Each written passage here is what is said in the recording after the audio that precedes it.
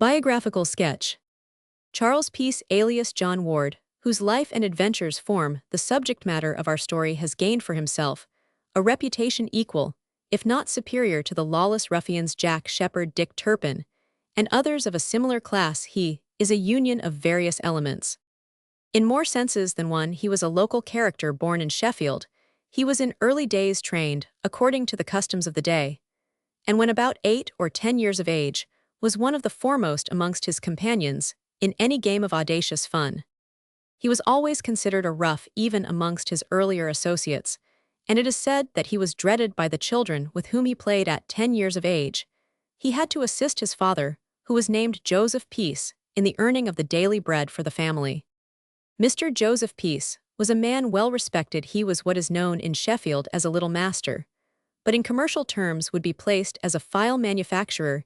He had a large family, and amongst his children was this lad, who has achieved such notoriety in the world. Charles Peace from his very boyhood was wild. It is said that there was no adventure to be undertaken in regard to which he had any fear, neither did he require twice telling when he was requested to lead the way in any mischievous plot. Mr. Joseph Peace was a man of religious inclinations, and was a member of the Wesleyan body. He occupied a house in Georgia Street, Langsett Road, a thoroughfare which is now known as Gilpin Street. He had a taste for music, and played the bass at the Wesleyan Chapel, Allerton. When 10 years of age, Charles Peace commenced to take lessons on the violin, his instructor being his father, who rather prided himself on the way he could play the double bass. His son Charles was a diligent pupil, and ultimately, having acquired a proficiency in the instrument, he started in life as a sort of successor to Paganini fiddling, most successfully on one string, and only failing to achieve some distinction, because he lacked the patience which was necessary to make the stage his field of fame. Yet he was always an artist. If he did not discern for himself a sufficiently splendid career in art, amateur violinists who lived in the neighborhood of Greenwich, Peckham, or Blackheath had sufficient reason to regret Mr. Charles Peace's devotion to music. They found that some undiscovered burglar was abroad who had a good taste in the selection of fine instruments. Mr. Peace indeed had a passion for violins, and if he spared a service of plate, sometimes, he was never known to leave a really good fiddle behind. He was distinguished, too, by his general cultivation, and by his devotion to the fair sex. As his good fortune grew, so did the number of inamoratas increase, yet he never seems to have really deserted the wife whom he married. In housekeeping, his taste was luxurious, and he invariably moved into more aristocratic neighborhoods, as he prospered in the art and mystery of burglary, and here comes out the singular phase of his character. There is no doubt his fame and fortune as a housebreaker culminated in the period between the Bannercross murder and his apprehension at Blackheath, but he appears to have previously enjoyed a reputation as a cracksman. How does it happen, then, that he could settle down to the life of a picture-frame maker at Sheffield? The circumstances would not be so mysterious if he had not really made picture-frames, but it appears that he actually worked at the trade. There is some mystery here which requires to be explained. It is difficult to believe Peace turned honest in a fit of repentance. He would in all probability have some other object which has not yet been made clear. But indeed Peace's character in Sheffield is altogether in singular contrast with his character, as exhibited elsewhere. His behavior to the Dysons, as it was described in Mrs. Dyson's evidence, was very much like that of a lunatic. There appears to have been a singular absence of motive both for his general conduct and the murder which he is said to have committed. Instead of being the ingenious and cautious Charles Peace of the London burglaries, he is simply an indiscreet and violent criminal. Equally in contrast was his behavior on the 2 occasions when he appeared in the prisoner's dock in London. He was whining and supplicatory in Sheffield.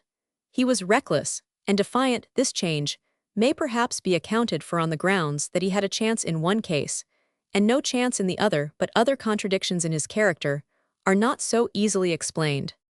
Without doubt, he was a cunning, bold, and fearless scoundrel of the old heroic type.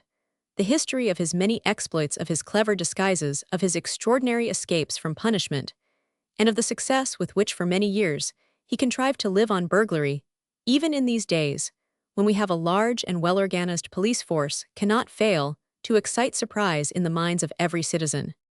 His career is almost unique in the annals of crime, Not only the boldness and skill which he showed in committing his depredations, but his remarkable success in eluding the vigilance of the police, must be regarded as being altogether uncommon. Working entirely alone in his burglarious course, he seemed to command success. We are told that even dogs felt the influence of his power, and failed to give any alarm on his approach. As for locks, bolts, and other means of security, Peace simply laughed at them. If he made up his mind to get into a house, he got into it, and the booty which he appropriated was exceedingly valuable. Probably many of the stories which are told of his exploits have only an element of truth, but the substratum on which they rest is doubtless constituted of actual facts. Scarcely less remarkable than his success as a burglar was the skill with which he contrived to escape detection by the police. Although he had been living openly in London, walking even into Scotland Yard itself, he was not recognized as Mr. Dyson's murderer, and his eventual detection was owing to the accident of his capture at Blackheath.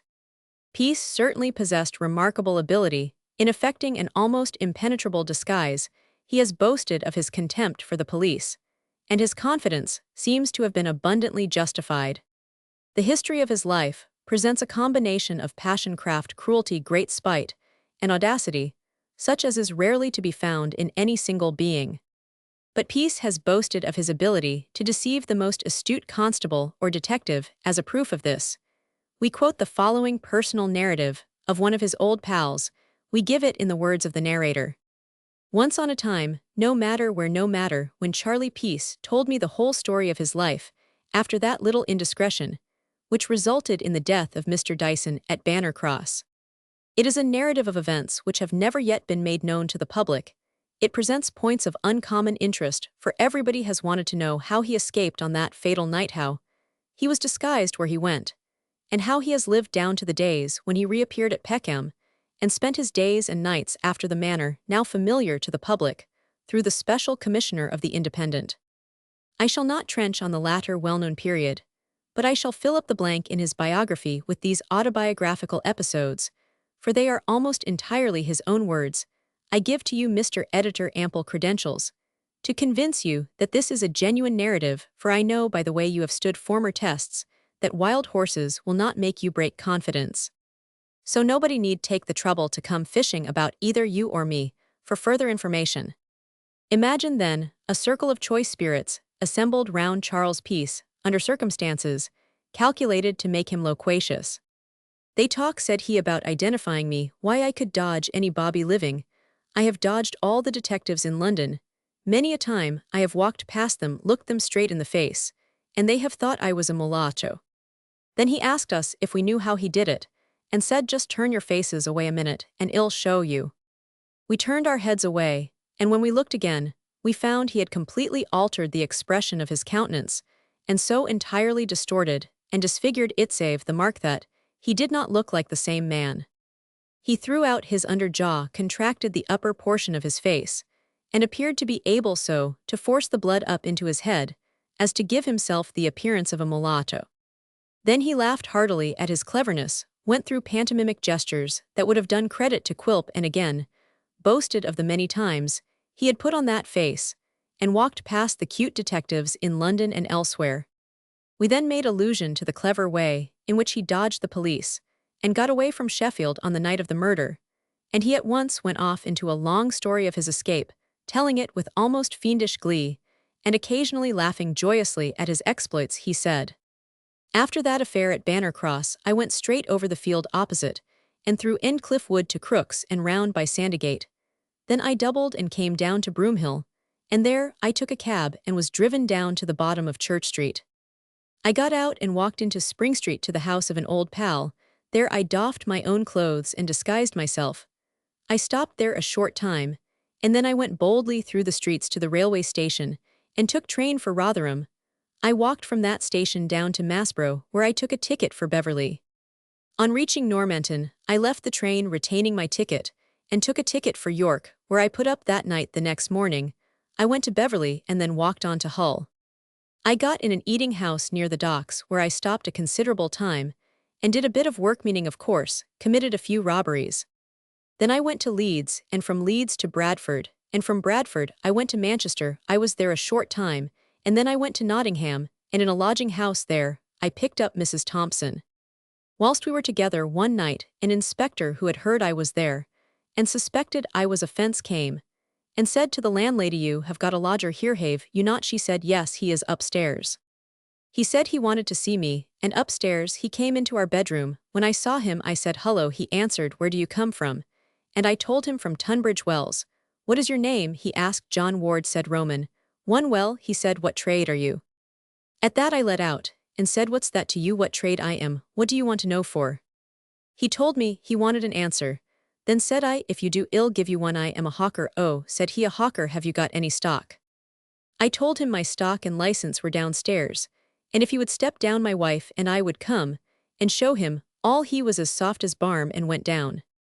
I said to Mrs. Thompson, I must hook it, and hastily dressing myself, I bolted through the window, and dropped into a yard where I encountered a man who was surprised to see me. I told him there was a screw loose, and the bobbies were after me with a warrant for neglecting my wife and family. I asked him not to say I had gone that way. He promised he would not. To leave the yard, I had to go through the passage of a public house, and at the door stood the landlady. She was frightened to see me without stockings or boots on, but when I told her the same tale as I had told the man in the yard, she said it was all right, and I passed on. I took refuge in a house not 40 yards from that I had left, and in a short time, I got the woman who kept it to go for my boots, and she brought them.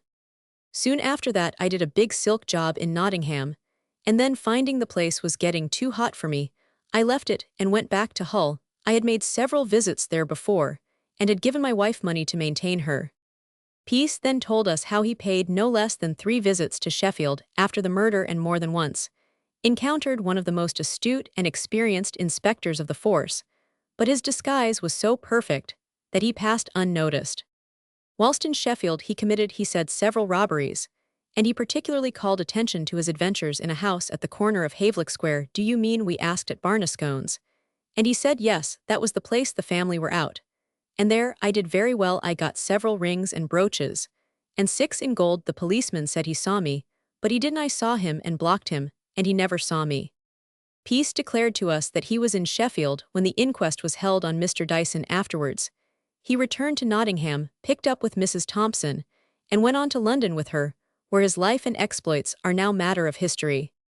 Peace went on to mention the names of several Sheffield people whom he met at different periods in London, and that part of his astonishing story has been confirmed in a remarkable degree by one of the persons himself. More than a quarter of a century ago, he worked in Sheffield with Mr. William Fisher in those days known as Bill Fisherand. They remembered each other very well. One day Mr. Fisher was walking across the Holborn Viaduct when he saw the well-remembered figure approaching him. Their eyes met, and Mr. Fisher exclaimed, "That's Peace." He turned to look again, but Peace had disappeared as if by magic, and was nowhere to be seen. About a week after, Mr. Fisher was going down the steps leading from Holborn to Farringdon Street, and about midway he again encountered Peace. Mr. Fisher gave information to the Sheffield police, and the news was sent to Scotland Yard that Peace was in London. But what said Peace was the use of that when I could walk under their very noses and not be recognized? Again a demoniacal grin overspread his face, and again he went through a series of pantomimic gestures and set us all laughing. It has been conceded that he could be exceedingly good company when he liked, and we assure you he had our attention whilst he related these the most extraordinary chapters in his history. The personal appearance of Peace is thus described by one who paid a visit to Newgate while the burglar was awaiting his trial. He is a man about 5'3" in, with white hair on his head, cut very close and bald in front of the head, but the razor had lately done this. His eyebrows are heavy and overhanging the eyes, which are deeply sunk in their sockets, a chin standing very prominently, and, as if to make it more so, the head was thrown back with an air of half self-assertion, yet half caution. The lower part of his cheekbones protruded more than was their wont in years gone by, but he had apparently some bruises recently, and had had his whiskers shaven off since he was last seen at Sheffield.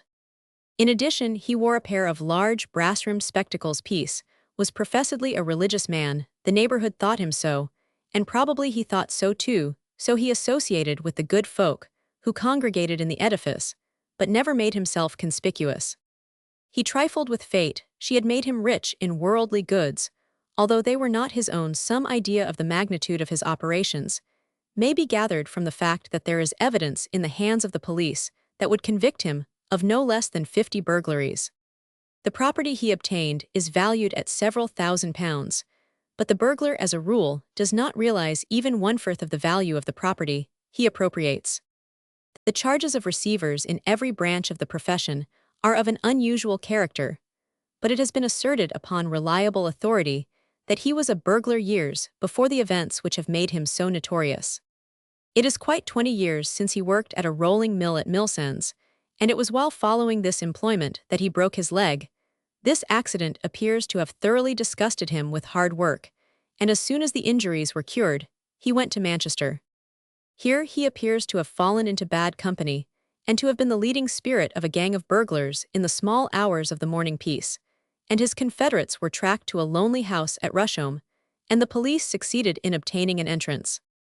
After a desperate struggle, peace was secured, and a great quantity of the stolen property was recovered, but not before the officers had been severely handled at Old Trafford. He was sent to penal servitude, but he played the good boy and was let out on a ticket-off leave. After his Old Trafford sentence, he returned to Sheffield and took a small shop in Kenyon. Here he used to amuse his acquaintances by showing them the dexterity with which he could pick the most stubborn lock. He soon resumed his old courses and made the acquaintance of Millbank. The career of the notorious culprit, whose doings are chronicled in this work, furnishes the novelist with a moral. It will be clearly demonstrated to those who peruse these pages that sooner or later justice overtakes the guilty, and that it is impossible for the most astute and cunning scoundrel such as Peace has proved himself to bestow escape punishment. A life of crime is always a life of care, for the hearts of the guilty tremble for the past, for the present, and for the future. The author of the Life of Peace reprobates in the strongest degree that species of literature whose graduates do their best to cast a dignity upon the gallows, and strive to shed the splendor of fascinating romance upon the paths of crime that lead to it, make genius tributary to murder and literature, to theft to dignify not the mean but the guilty.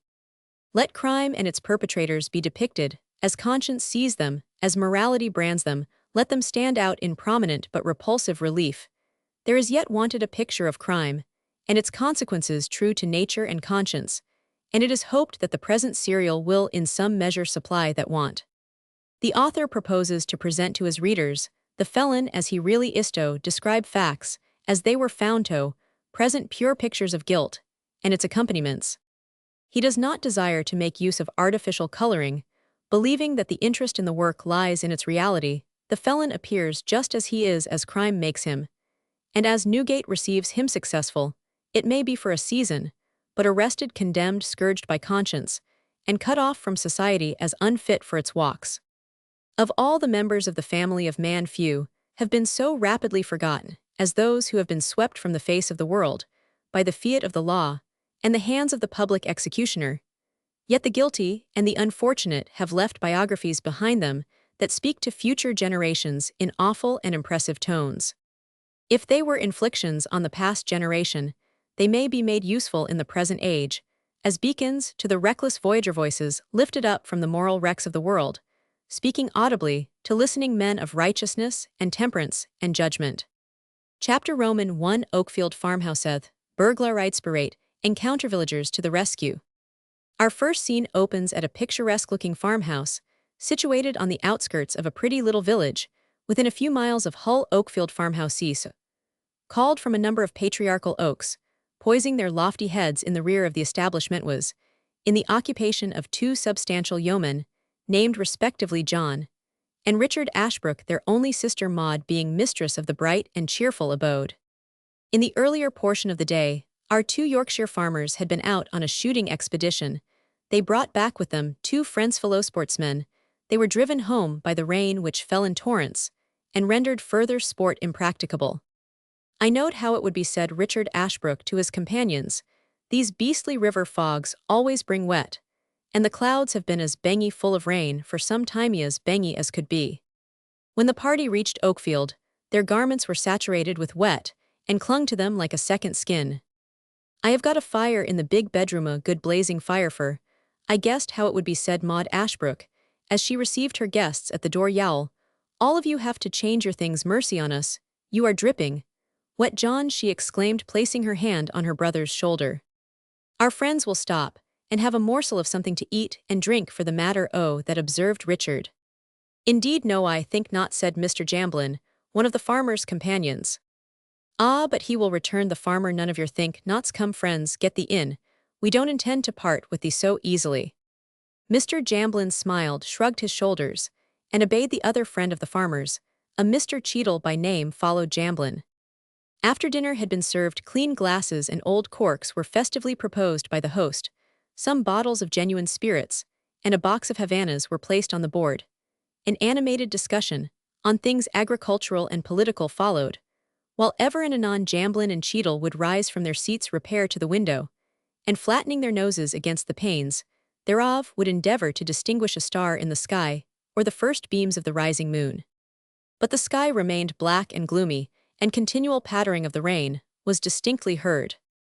"It's no good, my fine fellows," observed Richard Ashbrook. "You are in for it, the rain has set in for good, so you had better make up your minds to stop where you are. Any port in a storm, as my uncle, the captain, used to say. Nobody will ever expect you home such a night as this." "You are very kind, Ashbrook, but—" "Oh, bother your buts, I tell you I've got a couple of beds for ye. They are small iron bedsteads, both in the same room, but you don't mind roughing it for one night, surely?"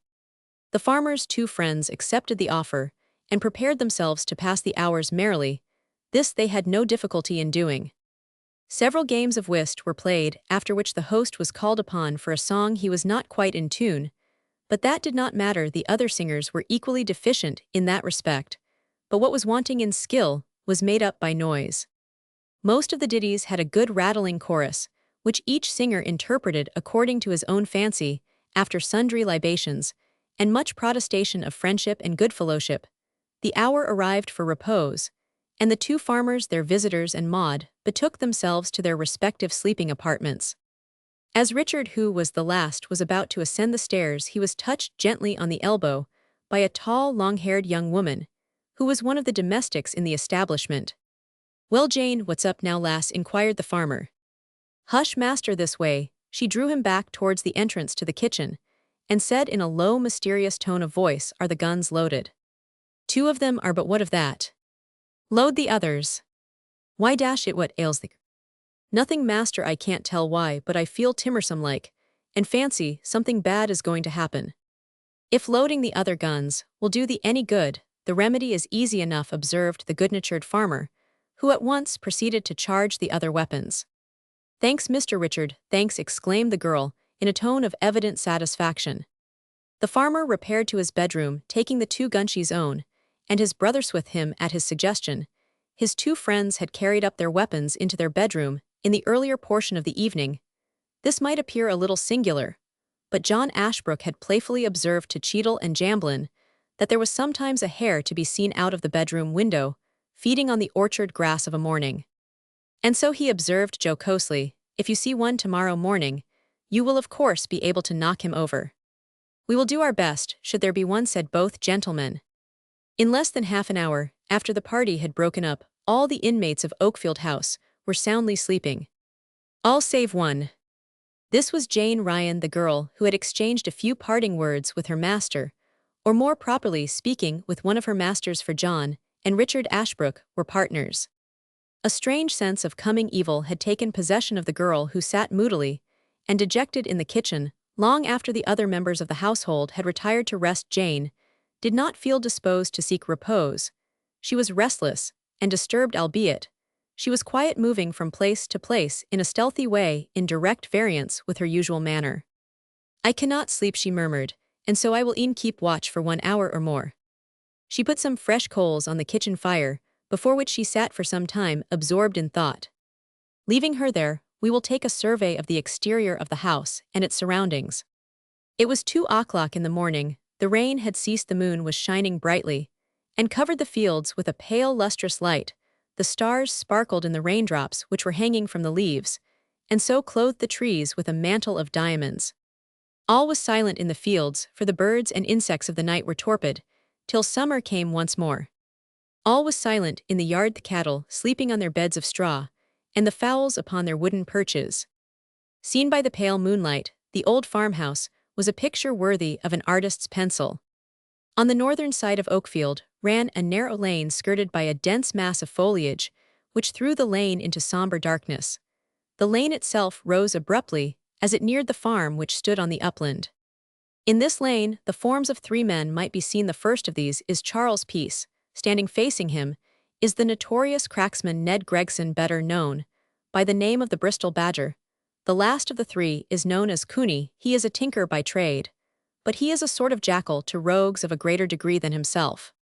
The three men are in close converse. They had come suddenly to halt, as if doubtful as to their course of action. "I tell yer it's right," as the male observed the tinker in a tone of confidence.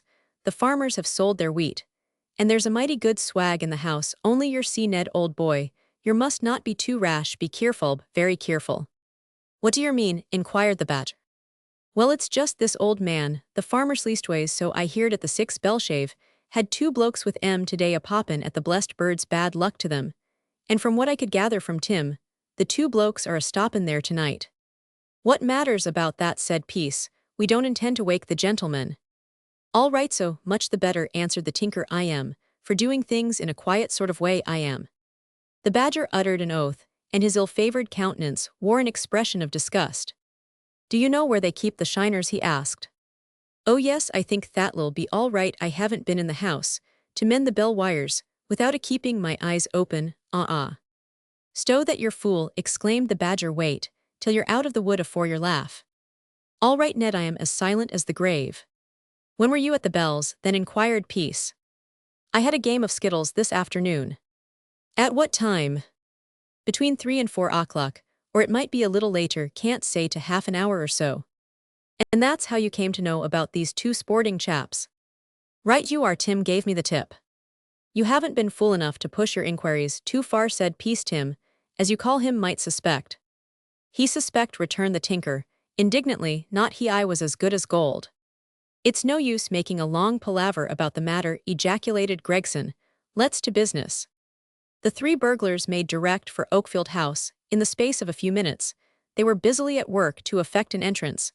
But they found this by no means so easy a task as they had imagined. The windows and doors of the habitation were carefully secured, and although they knew it not at the time, there was one inmate of the establishment keenly alive to every movement. This was Jane Ryan, who was aroused from her lethargic reverie before the kitchen fire by a sound which was new to her ears. Jane started and rose from her seat. "I said something was about to happen," she murmured, pressing her hand against her side. "I could have taken a Bible oath of it."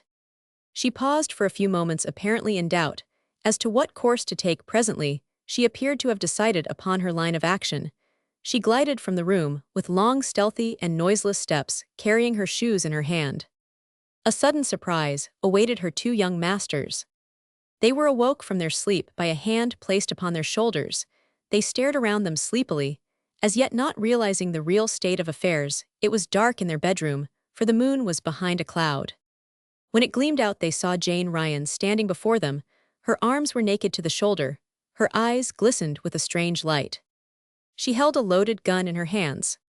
The Ashbrooks were perfectly bewildered when they beheld this strange apparition, awaking them in the silent hours of the night. "Jane," exclaimed Richard Ashbrook, suddenly calling to his mind the warning given him in the earlier part of the night by his faithful and devoted servant Jane. "What's the matter? Speak, girl." "Hush," she murmured, placing her finger on her lips. "Make no noise, or it may be fatal. Listen." Both the farmers listened till their ears tingled, but they could hear nothing. A thought crossed the minds of both almost simultaneously, that the girl was to use the expression they made use of afterwards off her head. The brothers stared at each other in mute astonishment. "I can't hear anything," said John Ashbrook. "Don't speak, master, but watch and wait. You will hear," said Jane in a low whisper. She was standing as if in anxious expectation, on hand raised to her ear, the other grasping the fowling piece. The two Ashbrooks listened again, and as the moonlight ebbed slowly from the room like a great white wave streaming back towards the sea, they heard a thin scraping sound, which was unlike anything they had heard before. This mysterious sound was followed by deep and heavy blows. "Are you satisfied now?" said the maid. "What is it?" they inquired. she answered in a low, hoarse voice. Robbers, burglars, assassins. The two farmers stole hastily, but silently from their beds. Jane immediately left the room. They at once proceeded to arouse Mr. Cheadle and Jamblin. All this was done as noiselessly as possible. When the four men were up and dressed, Maud Ashbrook joined them, declaring that she would not leave the side of her brothers upon any consideration. They left the door wide open, and all crouched together in a corner. The sound of the burglars' tools soon ceased, a sign that they were worked by practiced hands. Indeed, no more skillful cracksmen existed at this time than Charles Peace. The Badger and Kenneth, two first-named men, have never been surpassed. The farmers and their friends silently awaited the movements of the robbers, who had without doubt by this time effected an entrance into the house. The party in the bedroom stood prepared for any emergency. All cocked their guns. "Let us have no firing except in self-defense," said Mr. Cheadle. "There are 4 able-bodied men here, and it must go hard with us if we cannot hold our own. I shan't be at all particular about peppering the scoundrels, whoever they may be," returned John Ashbrook. "A set of lawless midnight marauders, fellows of their stamp, do not deserve pity or consideration." They now heard muffled footsteps in the room beneath them, and immediately afterwards, similar sounds were heard on the stairs. They began to breathe a little quicker, and grasped their guns more tightly. A gleam of light fell across the threshold. They could see a slipper lying thereon that Maud had dropped. The burglars had probably perceived this, and thence argued that people were afoot, for the light disappeared, and they could hear whisperings outside the door. The big bedroom, as it was called, was a square chamber, barely furnished. The 2 bedsteads had been placed close to the window, on the left-hand side. Round and about these beds, the 6 besieged persons were crouched or seated. The moonlight poured in at the window in such a manner that while the whole of the opposite side, except one corner, was as light as day, the little nook by the beds was buried in impenetrable darkness. The one dark corner on the opposite side was formed by the chimney, which jutted out some little way into the room. They listened breathlessly for some moments, till they fancied that they heard a board creak inside the room close to the door, and at that moment, as if by magic, a voice issued from the corner of the chimney. "We are armed with loaded revolvers. If you come a step nearer, we fire." The lurid flash of a pistol flamed within the room, and they heard a ball strike sharply against the wall. Maud betrayed their hiding place with a shriek, and fell fainting in her brother John's arms. A loud report rang in their ears, and the room was filled with a thick sulphurous smoke. By the light of the powder's flame, when the first shot was fired, there was one who had seen the robbers face to face, once seen, not soon to be forgotten. The dark, cavernous eyes of the Badger had been distinctly visible to Jane Ryan, who gave a scream of triumph and revenge. It was but momentarily that she had caught sight of the forbidding features of the miscreant, but it was enough for her purpose. She leveled her master's gun at the supposed spot where the robber was, and as she fired, something fell heavily upon the floor. A shudder passed over them like a cold wind. They drew their breath, and heard the same whisperings outside the door. John Ashbrook placed his sister behind himself, and his brother. There was an interval of silence. They began to hope that the burglars had gone, when presently, they perceived something on the opposite wall. They watched it with fascinated eyes. It was a small dark shadow, creeping towards them along the wall. It was the shadow of a man's hand. Then they heard a harsh rustling sound, as if something was being dragged along the floor. The robbers were taking away the dead body of their comrade. They did not dare to move, for they knew the burglars were armed to a far greater extent than they were, and exposure might prove fatal.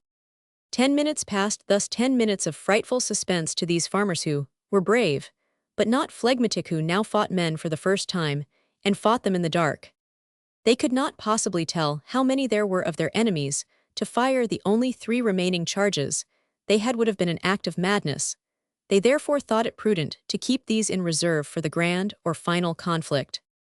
But the worst was over as far as the Oakfield housebreakers were concerned. Presently, the eager tramp of men's feet echoed from the road before the farm, and a dozen rough voices were heard bawling to each other. The besieged party rushed to the window and saw in the front of the house one of the village constabulary force, who was accompanied by a posse of strong-bodied youths of the immediate neighborhood. In addition to these, there were shepherds armed with crowbars, stablemen with their pitchforks, birdkeepers with their rusty fowling pieces, woodmen with their billhooks, and a tall relation of Jane Ryan's, with a substantial kitchen poker. The reports of the gun and pistol in the dead hour of the night had aroused the whole neighborhood. As may be readily imagined, the strong reinforcement at once dispelled all anxiety or doubt in the minds of the farmer's household. 3 men were instantly mounted and started off in the dark to the 3 nearest railway stations. The rest were invited into the kitchen to wait till daybreak. There had been an unprecedented number of burglaries committed at several houses in the neighborhood within the space of a few months. It was that the rustic population were so keenly alive when any signal of alarm was given. To capture the robbers was the wish of everyone assembled at Oakfield on that eventful night. With the first streaks of dawn, the party congregated in the yard and took counsel on the best means of pursuit. "If they have been carrying a body with them, they can't be very far off," said Mr. Jamblin. "They are lurking about somewhere hard by, I dare say," said the police officer. "Where's Jarvis?" cried. "Well, the carter he be the boy to find 'em for us, he catch 'em if they burrowed underground like a rabbit." "Would he?" ejaculated the policeman. "He must be a clever chap." "Aye, that he be," returned another rustic. "Have you got any more of his sort in this neighborhood?" asked the officer. The rustics made no reply. "Who is this Jarvis you were speaking of?" inquired John Ashbrook. "Jarvis, sir, why him as listed some years ago, and fought under Lord Clyde in the Injies arter, that they sent him to the other Injies, where the red men be, and they've taught him a power of strange tricks. He came here wi' us, but he's got lost since, or summat." "No, I bain't lost, Joe," said a tall young man whose left cheek was one great red scar, and whose face had been bronzed by no English sun. "Why, sure enough it is Jarvis," exclaimed Mr. Ashbrook. "Give us your hand, lad, sure enough I shouldn't ha' known ye they've knocked ye about so." "Aye, that they have, Master Ashbrook," returned the soldier. "But tell us, neighbor, what you can about this night's business." "You shall know all I know," answered the farmer, who thereupon put the soldier in possession of all the facts with which the reader is already acquainted. When he had finished, the soldier said, "Ill be bound for it, that the body of the dead or wounded man is not very far from here." "You think not?" "Ah, that I do. We came up so soon that they'd have no time to get far away with that load upon their backs, and most likely they've been forced to hide it in a slovenly way."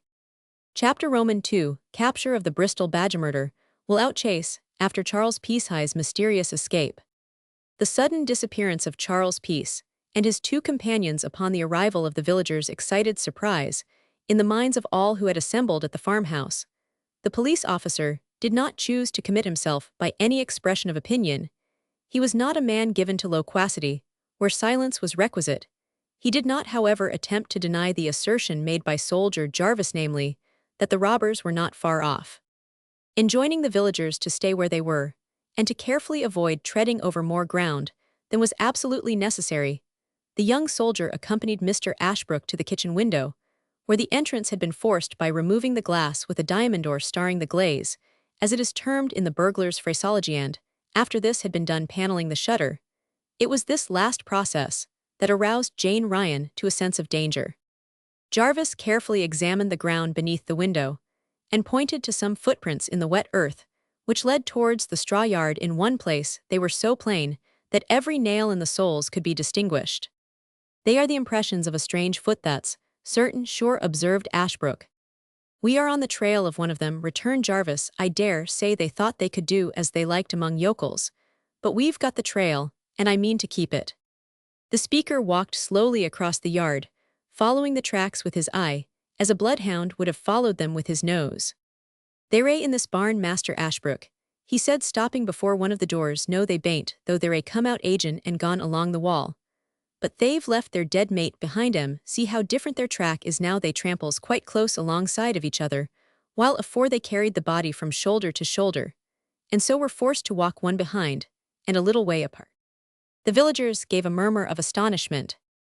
"Ah, he knows how many blue beans make 5, said the carter, as he took out the peg by which the folding doors were kept dosed. "I don't feel quite so sure about the footsteps," remarked the policeman. "They don't appear to me to tally with the others." "If I am mistaken, we shall have to try back," answered Jarvis. "Of course, it is just possible we are on a false scent. Ah, what is this?" The speaker pointed significantly to some drops of blood upon the straw in front of the barn. "What say you to that?" "Blood without a doubt," observed the constable. That's where they laid him down when they opened the barn door. I dare say most likely. The villagers were open-mouthed with wonder they won, and all voted the soldier a necromancer. The doors were flung wide open, and they sprang over the rack into the body of the barn. There had been some thrashing done the day before, and there was a vast heap of chaff just outside.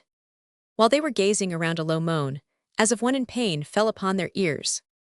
"Keep quiet, lads," exclaimed Jarvis, "leave this matter to me. And the constable, keep where you are, we can none of us tell what next will happen. Here's footmarks on the chaff and blood on it also," said the constable, who took a few steps further inside, whereupon his eyes lighted on the prostrate figure of a man lying in the corner on a heap of straw. He flashed his bull's-eye on the face of the wounded burglar and uttered an exclamation of surprise. The Bristol badger lay helpless and bathed in blood. Jane Ryan, who had followed the constable and Jarvis, gave a slight scream. "Don't take on so, woman," said the constable, "he's only got his deserts." Heedless of this observation, Jane went close to the wounded burglar and peered into his face. "Dost know who this here is, ill tell ye," she exclaimed in a voice of concentrated rage. "He's the murderer of my sweetheart. I should ha' known him out o' 10,000. There was a murmur of unmixed surprise at this observation. "What beast thee saying, Jane?" said the farmer, scratching his head. "Hast ever seen I am afore?" "I sure enough I have, master. It was not for nothing that I sat up this night. I knew summat was about to happen, but never guessed it would turn out like this." Gregson endeavored to rise to his feet, but the attempt was a futile one. He was too weak from loss of blood. "What has that false, wicked woman been saying?" he inquired of the policeman. "She accuses you of murder," was the brief rejoinder. "She's mad. I never saw her before." "What's to be done?" "Why, this man?" inquired the farmer of the constable. "He's my prisoner anyway," answered the latter. "Best see and have his wounds attended to, and then we will take him to the lockup. You charge him, I suppose?" "Yes, with burglary." "Attempted burglary," chimed in the cracksman. "And I charge him with willful murder," exclaimed Jane Ryan. Having said this, she folded her arms upon her breast and relapsed into gloomy silence. There she stood, colossal as an Amazon in her sublime strength, beautiful as a Judith in her just and fearful vengeance.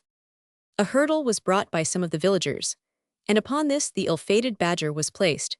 He was then carried into the farmhouse, not, however, before the constable had taken the precaution to handcuff him, for he was known to that astute officer as a ruffian of no common order. He was, however, run to earth, having been, in a manner of speaking, hunted down by a woman.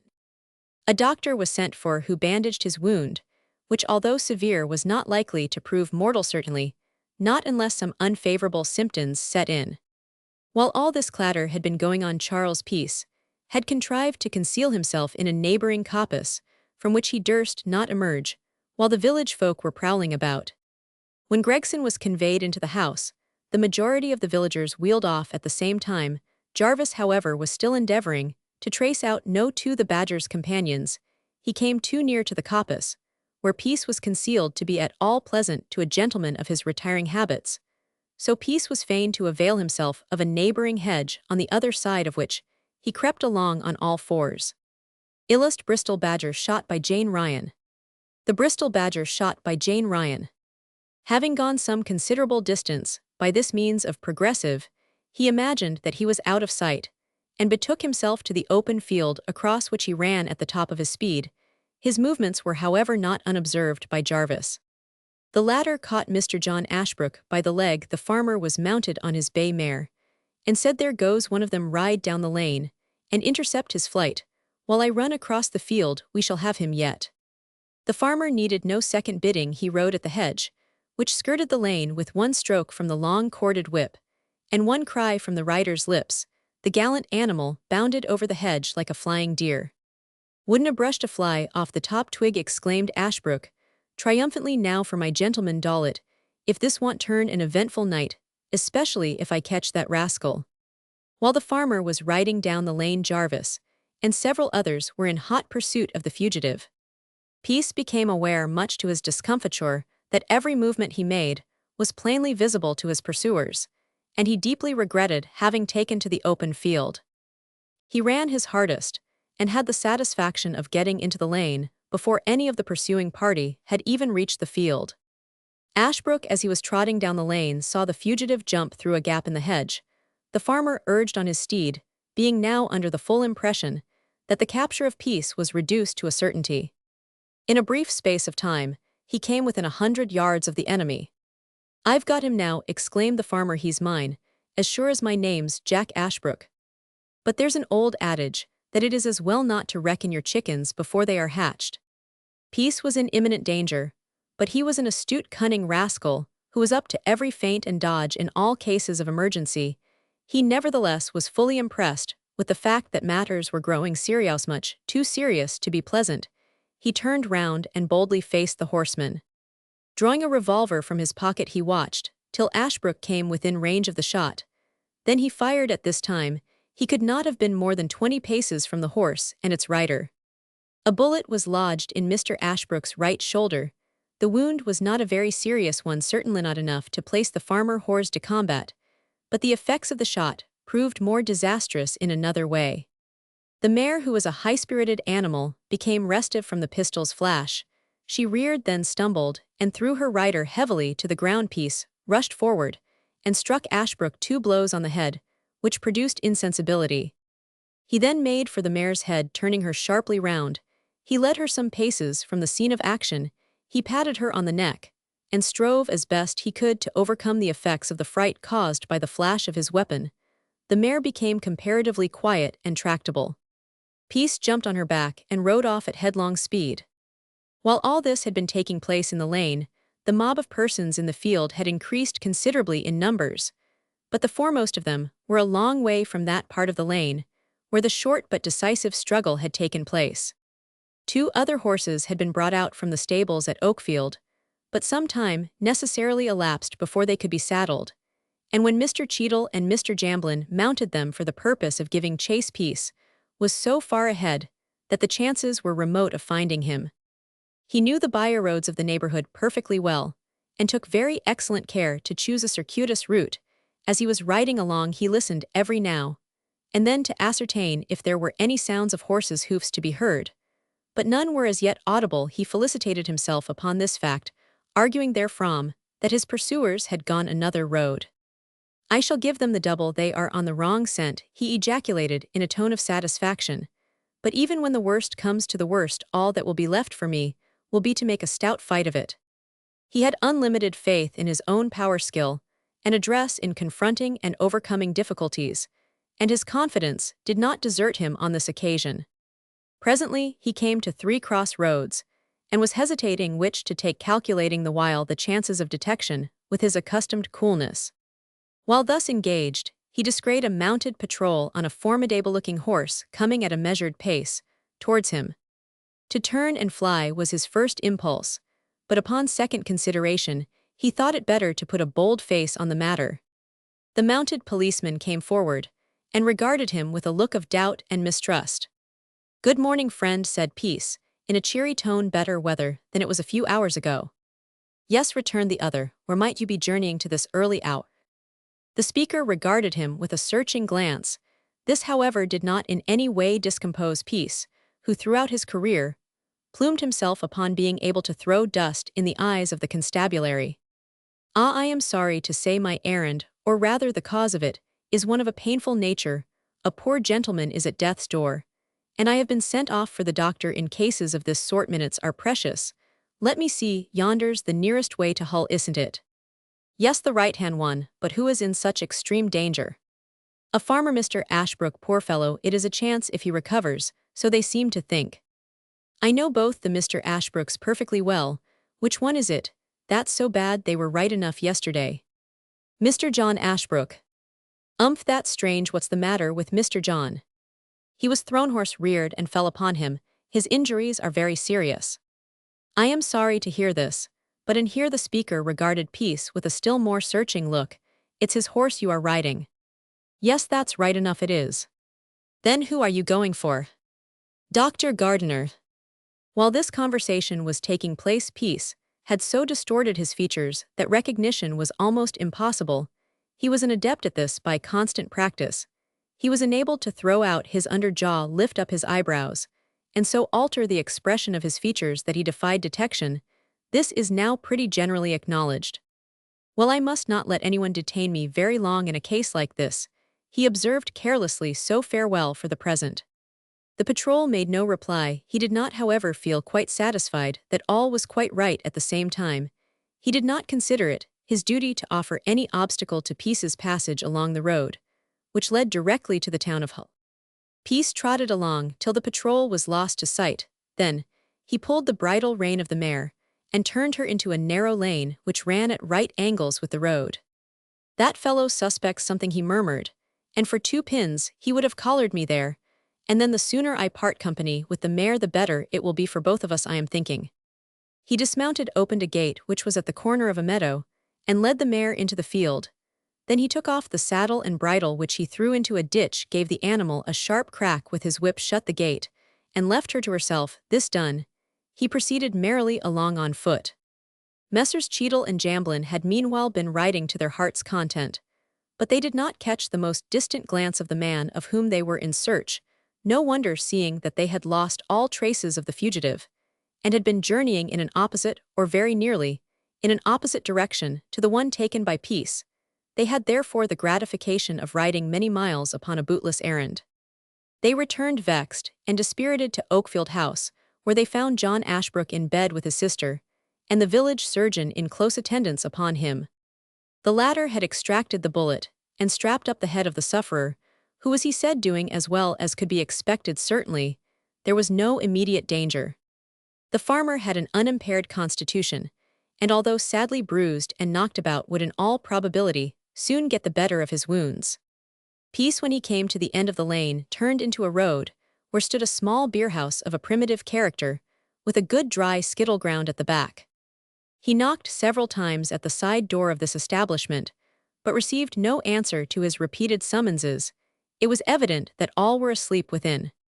He called the landlord by name with no better result. While thus engaged, a man came forward from the opposite side of the road, and said, "Why, what's up now, Charlie? Want to get in?" Peace turned round in some alarm, but was a little reassured upon finding the speaker was a friend of his.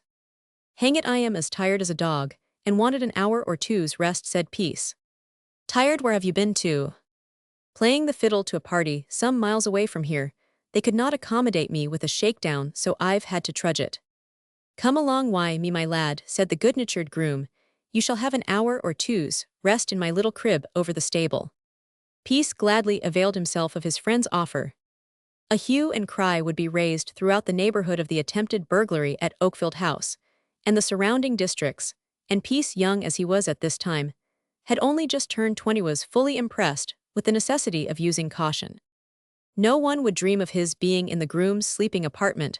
The latter informed him that he had to take the carriage up to London, and that he should not return from the metropolis for several days. "But that ain't of no kind o' consequence," said the groom. "You can sleep away to your heart's content, only when you do leave mind, and lock the door, you can give the key to the stable boy." "I am sure I do not know how to sufficiently thank you, Jim," observed Peace, in his blandest tone and manner. "There's no call for thanks, lad. You've done me a good turn afore now, and one good turn deserves another." Peace was conducted by his companion into the small sleeping chamber. "There you are," said the latter, pointing to the bed, "in less than half an hour. I shall be at the station. Make yourself comfortable. We shan't meet again for some days, that's quite certain, and so goodbye for the present." "Goodbye, Jim, and many thanks." Then, as the man was about to pass out, Peace said quietly, "Oh, by the way, there is no occasion for you to say you have seen me, or indeed I've been here. It's a little private matter I've been about, you understand." "A nod's as good as a wink to a blind horse," returned the other, with a chuckle. "No one will know anything from me, Charlie." After the departure of his friend, Peace was too disturbed in his mind to sleep. He watched from the little window of his dormitory the carriage and pair driven towards the railway station by his friend the groom. When the vehicle was lost to sight, he walked towards the door, took the key out of the lock, and fastened the door on the inside. In a few minutes after this, he stretched himself on the bed and sank into a deep sleep. The village clock had struck 11 before he awoke. He now began to consider his course of action. He felt perfectly secure from observation in his present quarters. No one would for a moment imagine that he was safely ensconced in one of the apartments of the stables adjoining a gentleman's house. He thought it best to watch, and wait. It would not do to be too precipitate in the dusk of the evening. He might creep out and get clear off.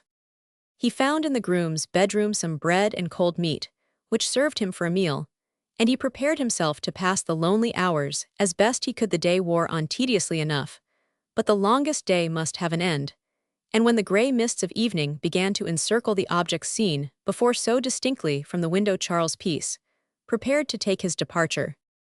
He disguised himself in so complete a manner as to almost defy detection. He made himself up as a hawker. He took the precaution to always carry a hawker's license, made out in a fictitious name. The license itself, however, was genuine enough. He heard, as he descended the creaking stairs, the boy whistling in the stable, agreeably to the directions he had received. He handed the key to the lad, at the same time dropping a shilling in his hand. The lad stared with astonishment, which was not unmixed with alarm. A few words from Peace soon reassured him. "But ye've been nation quiet all the day, though," said the lad with a broad grin. "People generally are quiet when they are asleep, my lad," was the ready rejoinder. "I suppose so."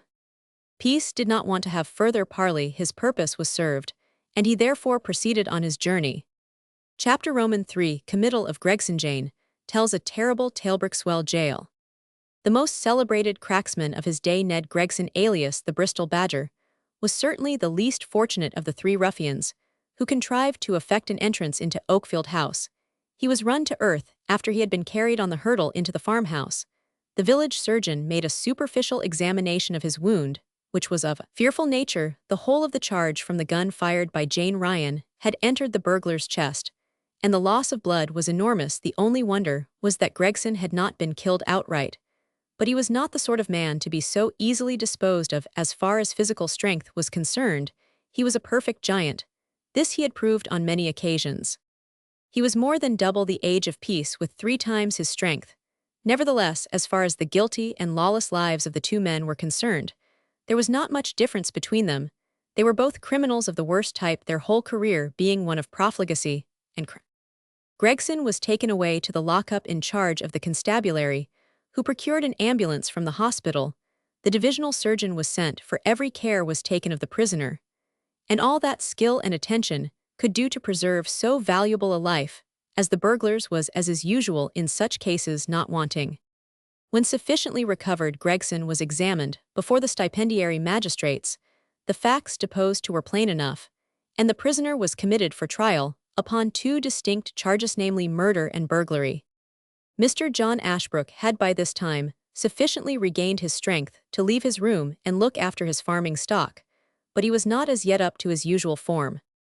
"This extraordinary charge of murder," said the farmer to Jane one afternoon, as he reclined upon the sofa in the front parlor, "it seems just like a romance. Strange that you should have recognized the ruffian by the pistol's flash on that eventful night. I should have known him out of 10,000. His face was as familiar to me as if I had seen him but yesterday." "Tell us all about it, Jane." "Well, master, it's a sad and sorrowful tale, which I have kept locked up in my own breast for ever so long. But it is but right you should know all about it." "Right, lass, right you are. Go on. What made you imagine that the house was likely to be attacked? You asked me to load the 2 other guns." "I did because I felt assured that danger was at hand." "Why so?" "I had a dream. I dreamt the same thing, and then I went over to Mother Crowther and consulted her. She can read the future, being a wise woman." "She is a wise woman, indeed, if she can do that," remarked the farmer with a smile. "What did she say?" "She consulted a book, cast my nativity, and told me that in less than 3 days I should see here or hereabouts the murderer of James Hopgood." "And who might he be?" "He is dead now. He was my sweetheart," answered Jane, hanging down her head. "Oh, your sweetheart, eh?" "Yes, before I came here, I lived at Squire Gordon's. A kinder master never lived. James Hopgood was a carpenter by trade. He had been doing some work for the squire, building some outhouses, and while the work was going on, he slept in the house." "How long ago was this?" It must be nearly 6 years." "You've been here over 4. "That's true indeed. It must be more than 6 years. I cannot say to a certainty, but they've got the data, the police have." "No matter, that's quite near enough. 6 years, or a little more. What happened then?"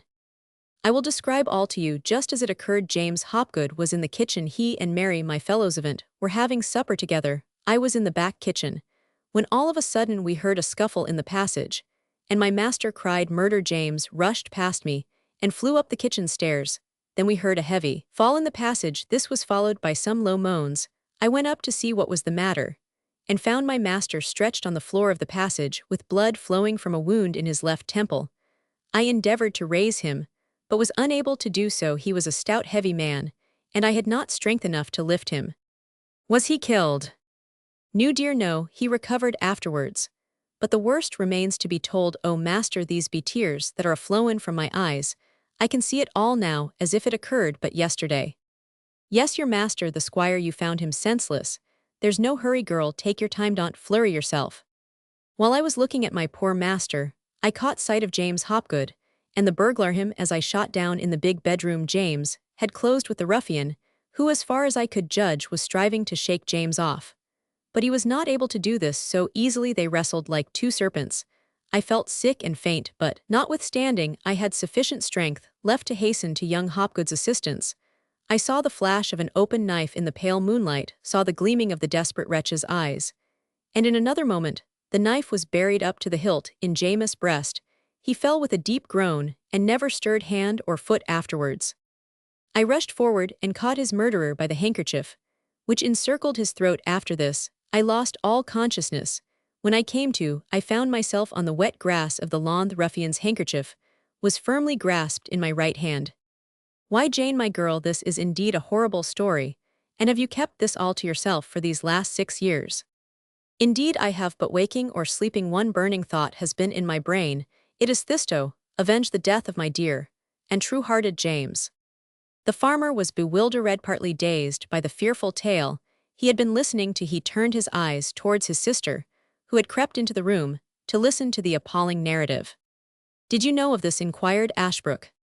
I knew a shocking affair of some sort took place at Squire Gordon's when Jane was there, but I never knew, till now, its precise nature. I understood that some young man was murdered. That is all. How and by whom I was never told. And was the man never discovered? An attempt was made to find him, I suppose, asked the farmer of his servant. Government offered a reward of £100. A description of the man was printed on handbills, which were sent, so they said, to every police station. With what result? With none, except the arrest of a poor harmless fellow who never set foot in the squire's house, and who had no more to do with the crime than you or I have. And the handkerchief? That I have kept. The knife also with which the murder was committed was picked up on the lawn. That too I have preserved. They are both now in the possession of the police. Ah, we shall bring it home to the deep-deed villain. I felt certain that sooner or later he would be caught, the murderin' thief. What became of the squire?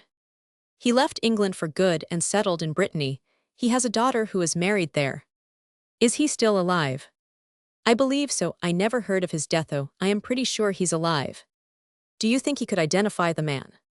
He told me after his recovery that he saw his features distinctly, and that he would be able to swear to him.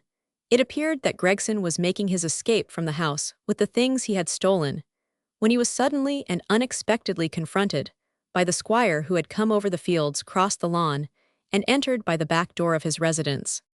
We've all of us had a narrow escape, said Maud Ashbrook, and it will be a warning to us for the future. I am glad Jane shot the fellow down, observed the farmer. She's a true-hearted, brave girl, not mind ye, but it would ha' been better for him to have fallen by the hands of one of us men. No, master, no, cried Jane in a deprecating tone. I am the most deeply injured, sick and sore of heart, I, who have sworn to devote the remainder of my life to discover the slayer of James Hopgood. I was the most fitting person to hunt him down. It has been done, and he will not escape now. Jane had given her evidence before the stipendiary magistrates in the clearest and most lucid manner. She swore positively to the prisoner Gregson, whose features she declared had not changed, since she saw them so distinctly on that fatal night. Her fellow-servant also identified the prisoner, whom she saw so, she averred, through the back parlor window at the time Jane had hold of him by the handkerchief. He was also recognized by several of the police as a well-known burglar who had been convicted several times.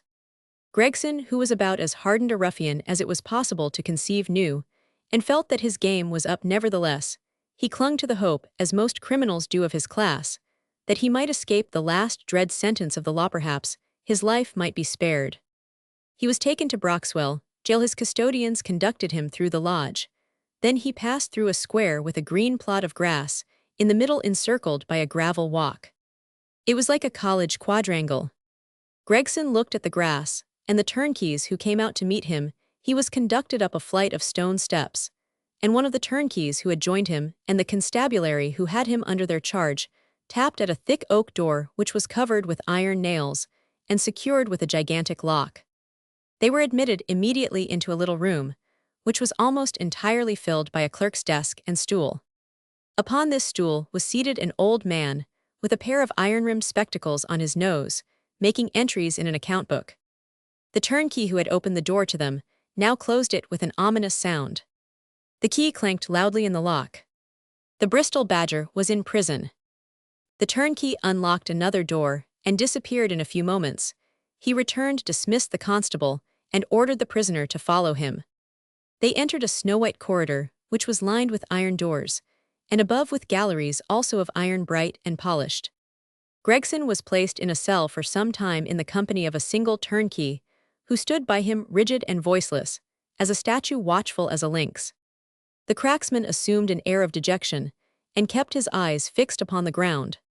He had only partially recovered from his wound. From this, a vast number of shots had been extracted, but several more, it was thought, still remained in the flesh. The burning pain in his chest had not entirely left him, although it was not nearly so insupportable as at first. Presently the door of the cell opened, and a gentleman in plain clothes came in. He had a ruddy complexion with a brown mustache and beard. Gregson recognized him. Immediately he was the governor. The recognition was mutual.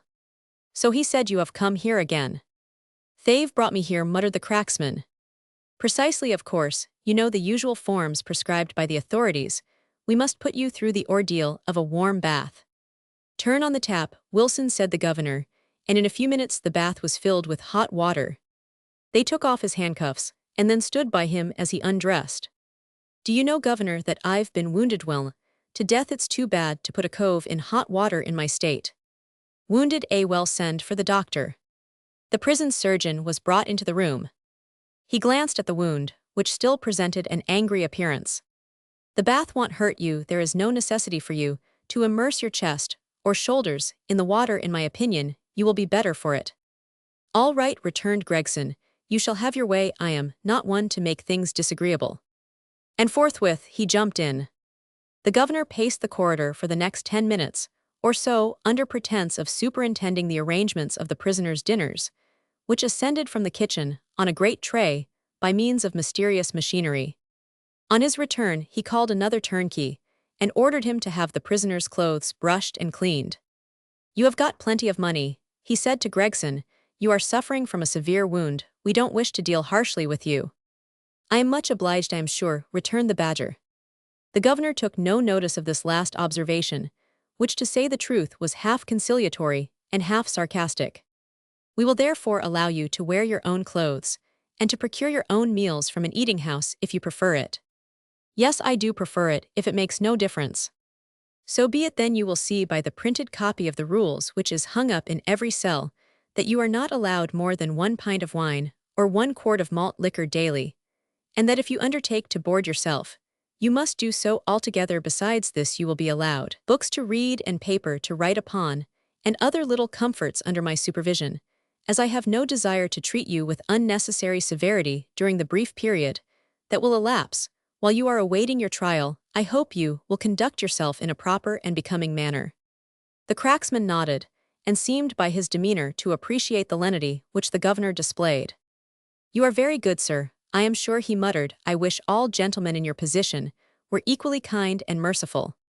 The governor bowed in a dignified manner, and then left the cell. The turnkey returned with Gregson's clothes, and stood by him as he dressed. He was then conducted to cell No. 15.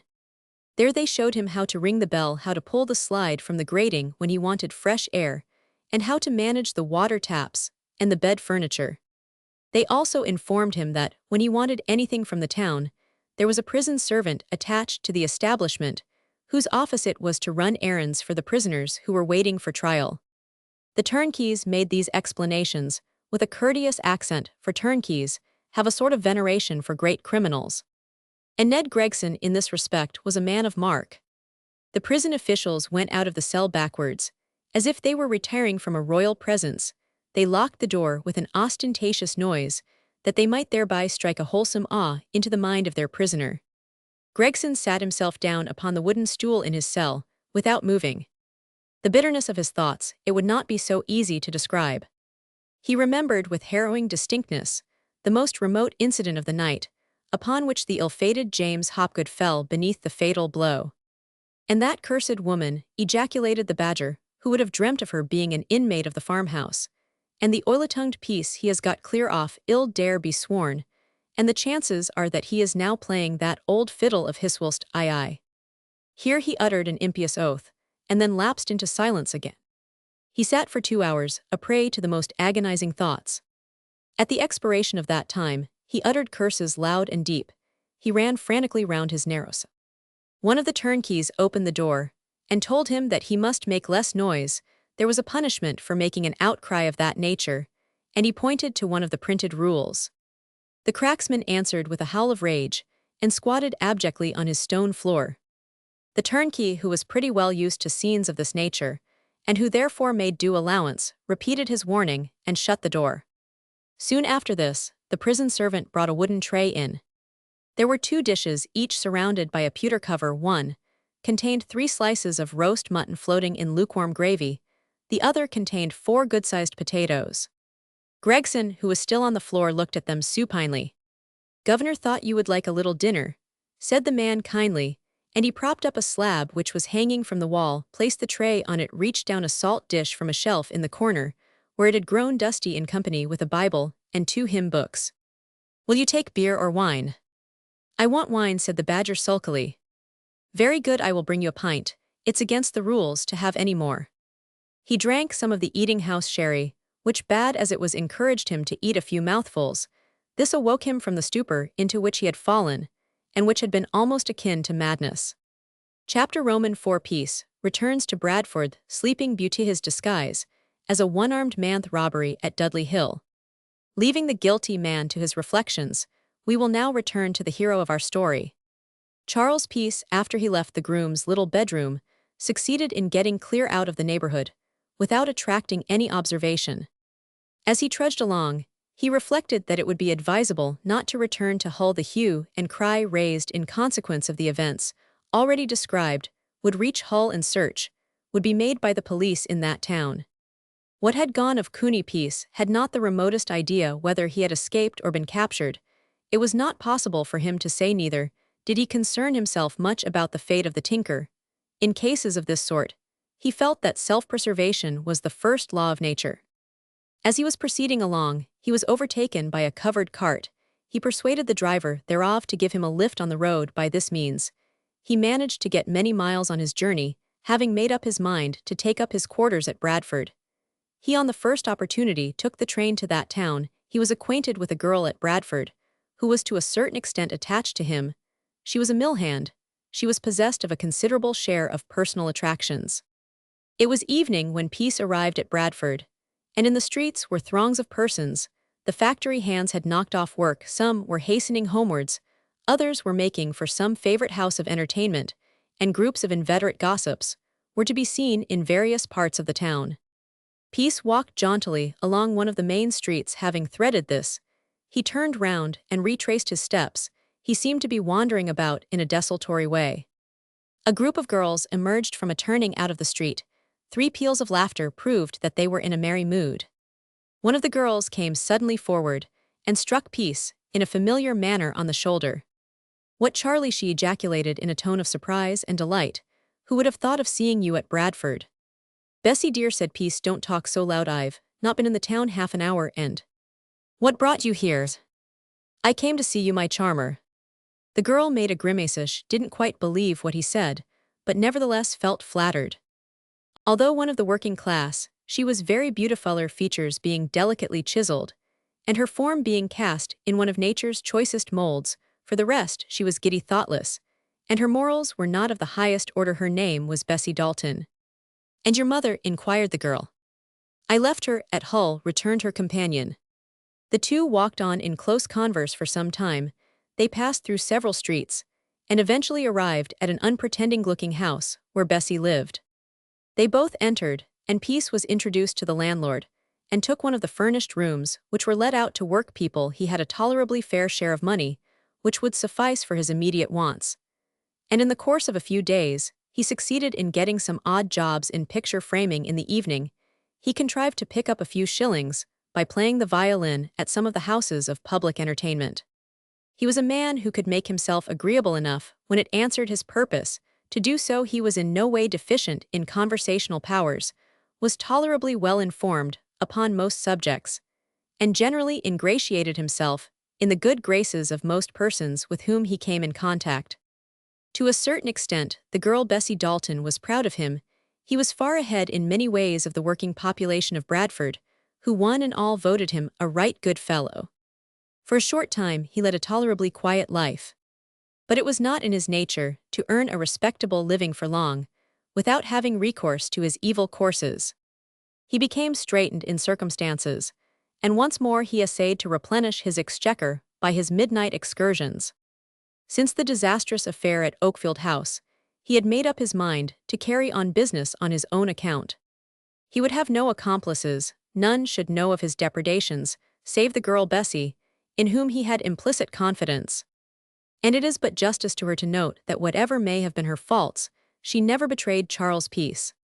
He was for the first time made up as a one-armed man. He had for a long time contemplated disguising himself in this way, and the better to carry out his purpose had molded a piece of gutta-percha to which a hook was attached. His hand, when drawn up, fitting into the socket of the gutta-percha. When this instrument, if it can be so termed, was on, no person in the world would have guessed that he was anything else but a one-armed man. Disguising himself after this fashion, and staining his face so as to represent a mulatto, he one night started upon one of his lawless expeditions. He passed quickly out of the town of Bradford, and made direct for a small but handsomely built house, just on the outskirts of Dudley Hill. The house, which was built of stone with bay windows, and a handsome portico in front, was in the occupation of a wealthy gentleman who was a retired milliner. Shrewdly guessing that a pretty considerable amount of movable property would be found within this habitation, Peace had determined to pay it a visit. Upon his arrival in front of the house, he opened the garden gate with a skeleton key, closed it again, and began to mature his plan of operations.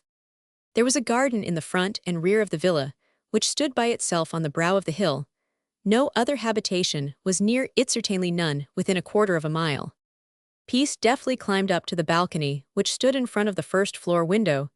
This balcony was half filled with evergreens, and these completely concealed him from any chance passenger, not, indeed, that there was a single living person to be seen abroad save himself. The windows were what is termed French ones. They opened in the center, and swung back on hinges like folding doors. He had not much difficulty in lifting the bottom bolt of these. The top one had not been pushed into its socket. He now had to operate upon the shutters. These were fastened by an iron bar which ran across them. Stooping down so as to conceal himself behind the evergreens, he began to bore holes in the shutters with a small centrebit. After working industriously, but at the same time as noiselessly as possible for some little time, he succeeded in making an aperture in one of the shutters sufficiently large for his hand to pass through. He then lifted up the bar and pushed open the shutters. In another moment, he was in the first-floor front room. He wore at this time women's cloth boots over which were galoshes, also women's, so that his footsteps were as noiseless as a cat's. He carefully closed the shutters after he had effected an entrance. Then he began, by the aid of his dark lantern, to make an inspection of the apartment, which was sumptuously furnished. It contained plate and valuables, which must be worth a considerable amount. Peace opened cupboards and drawers. In one of the last named, he found a bag of gold, and a roll of banknotes. An elegantly wrought silver cup, presented to the milliner by his workpeople, shared the same fate as the other articles, and taken altogether the valuables abstracted from this one room was a rich booty for the most rapacious mercenary burglar. Peace was, however, hungering for more. He passed out of the front room, and gently opened the door of the back. All was still. He entered, when to his infinite astonishment he found it tenanted. He stood transfixed with wonderment on a couch, the head of which was near the window was stretched a young female of such surpassing loveliness that even the callous heart of the burglar was touched. The pale moonlight streamed through the lace curtains and revealed a picture upon which the burglar gazed with fascinated eyes. The young maiden was in a deep slumber. Her head was thrown back, resting on one exquisitely formed arm. A long tress of glossy brown hair fell over her partially revealed bosom, and the moist ruddy lips were parted, disclosing the pearly teeth. The pose of the figure was perfect, and if there ever was a living personification of the sleeping beauty, most assuredly the lovely maiden, who moved the senses of the burglar to wonder and delight, was that one. Peace was spellbound, had never beheld in his life anything so matchless, so surpassingly beautiful. He stood speechless and immovable with admiration. The power of volition seemed to have entirely forsaken him. "How matchlessly beautiful she is," murmured the burglar. "What a paragon of perfection, indeed, indeed. I have never seen aught so fair."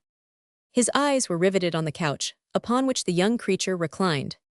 The room was furnished with all the appliances which wealth could supply, or taste could suggest. Every piece of furniture in that elegant apartment was of the choicest and rarest manufacture. It seemed to the enhanced eyes of the robber to be the personification of a Paphian bowerat, once bewitching, poetic, and almost fabulous. On the mantelpiece was a small clock of rare workmanship. This elegant timepiece was set with jewels which sparkled and scintillated beneath the rays of his lantern. Each picture that hung upon the walls was a perfect gem. The chairs were covered with brocaded silk, and the articles of virtu observable in almost every part of the bedchamber were too numerous to particularize. It will suffice to note that they served to make up an ensemble perfectly unique. But all these things paled before the luster and beauty of the sleeper. Much has been said about the might and majesty of beauty, and no one will deny that a lovely woman is nature's crown of triumph.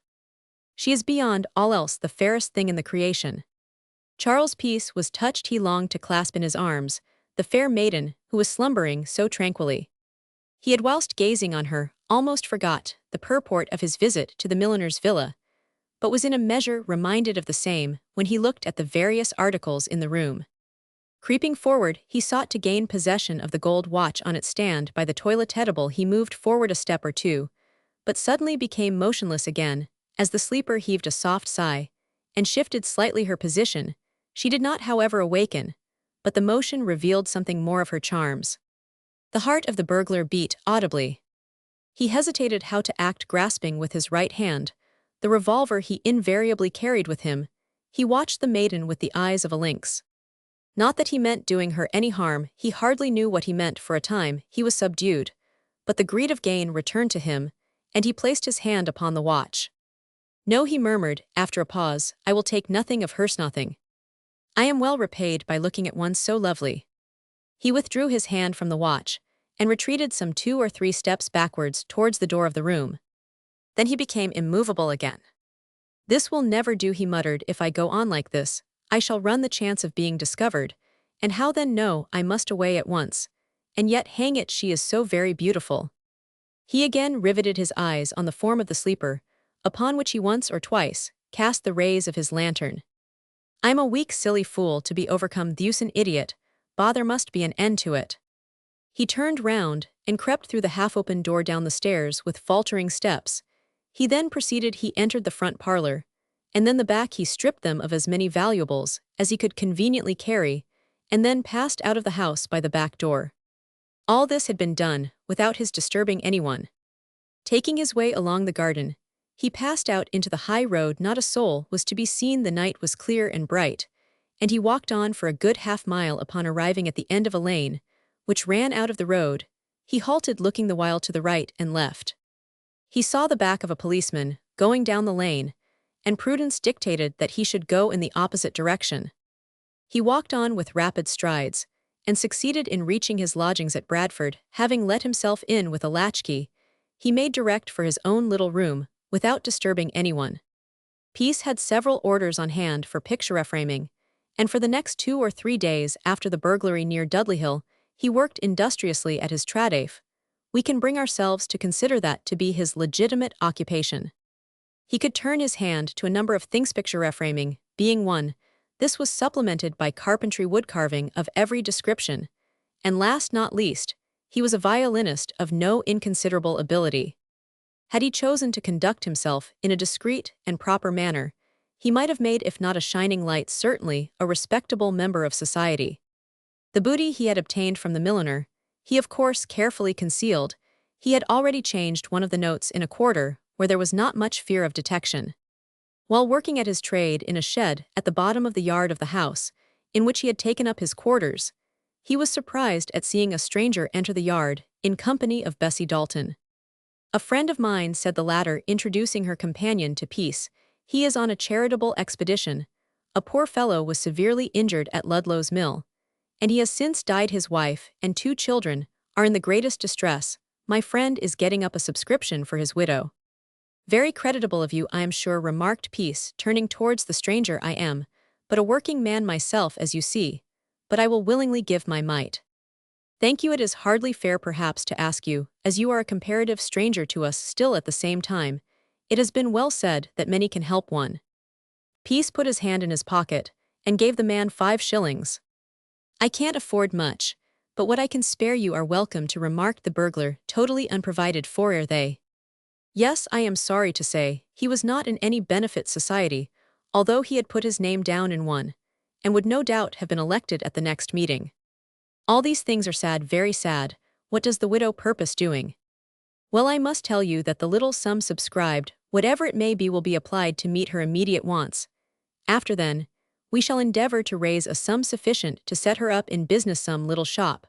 Perhaps her husband's employers have promised their assistance, and Mr. Knight, the organist at the church, has promised his services at a benefit concert we thought of giving. Not a bad idea. The rector will also give us his patronage, besides several other influential gentlemen in the town. And I am sure, Charlie, you will have no objection to give your services," added Bessie. "In what ways?" "Well, of course, I mean in the way of music. You can play the violin, you know." "Would you have any objections?" said the stranger. "No." 3. Illust Peace ransacking the drawers. Peace the burglar ransacking the drawers. "Not the slightest. If my services are of any use you may command me, but there must be the arrangement as to program, and the style of music also, whether you desire me to play a solo or otherwise. I am not able to say at present, but this can be arranged by those who understand these matters better than I do. I ain't much of a musician myself, although I am very fond of hearing music, either vocal or instrumental." "Have you any vocalists?" "We shall have some volunteers. Some of the choir will, of course, do some part singing. Besides, there are several amateurs, as well as 1 or 2 professionals, have agreed to come forward on this occasion. Oh, I dare say, we shall have a tolerably good muster. Mr. Knight presides at the piano, and he has consented to play the accompaniments to the vocalists." "No easy task," remarked Peace, "especially if he is not acquainted with the performers." "No, so he says. Would you like to see him?" "Who?" "Mr. Knight." "It will be necessary for me to do so before the night of the concert, otherwise we shall be all at sea. I will mention the subject. You will find him, I am sure, in every respect a gentleman, who, I dare say, will be happy to make the acquaintance of a brother artist." "I am obliged to you for your good opinion," said Peace, with a sort of bow, which was half obsequious and half satirical. "In the cause of charity, we are all of us brothers. And on what evening do you purpose giving this concert?" "As soon as possible. It would be as well, I think, to strike the iron.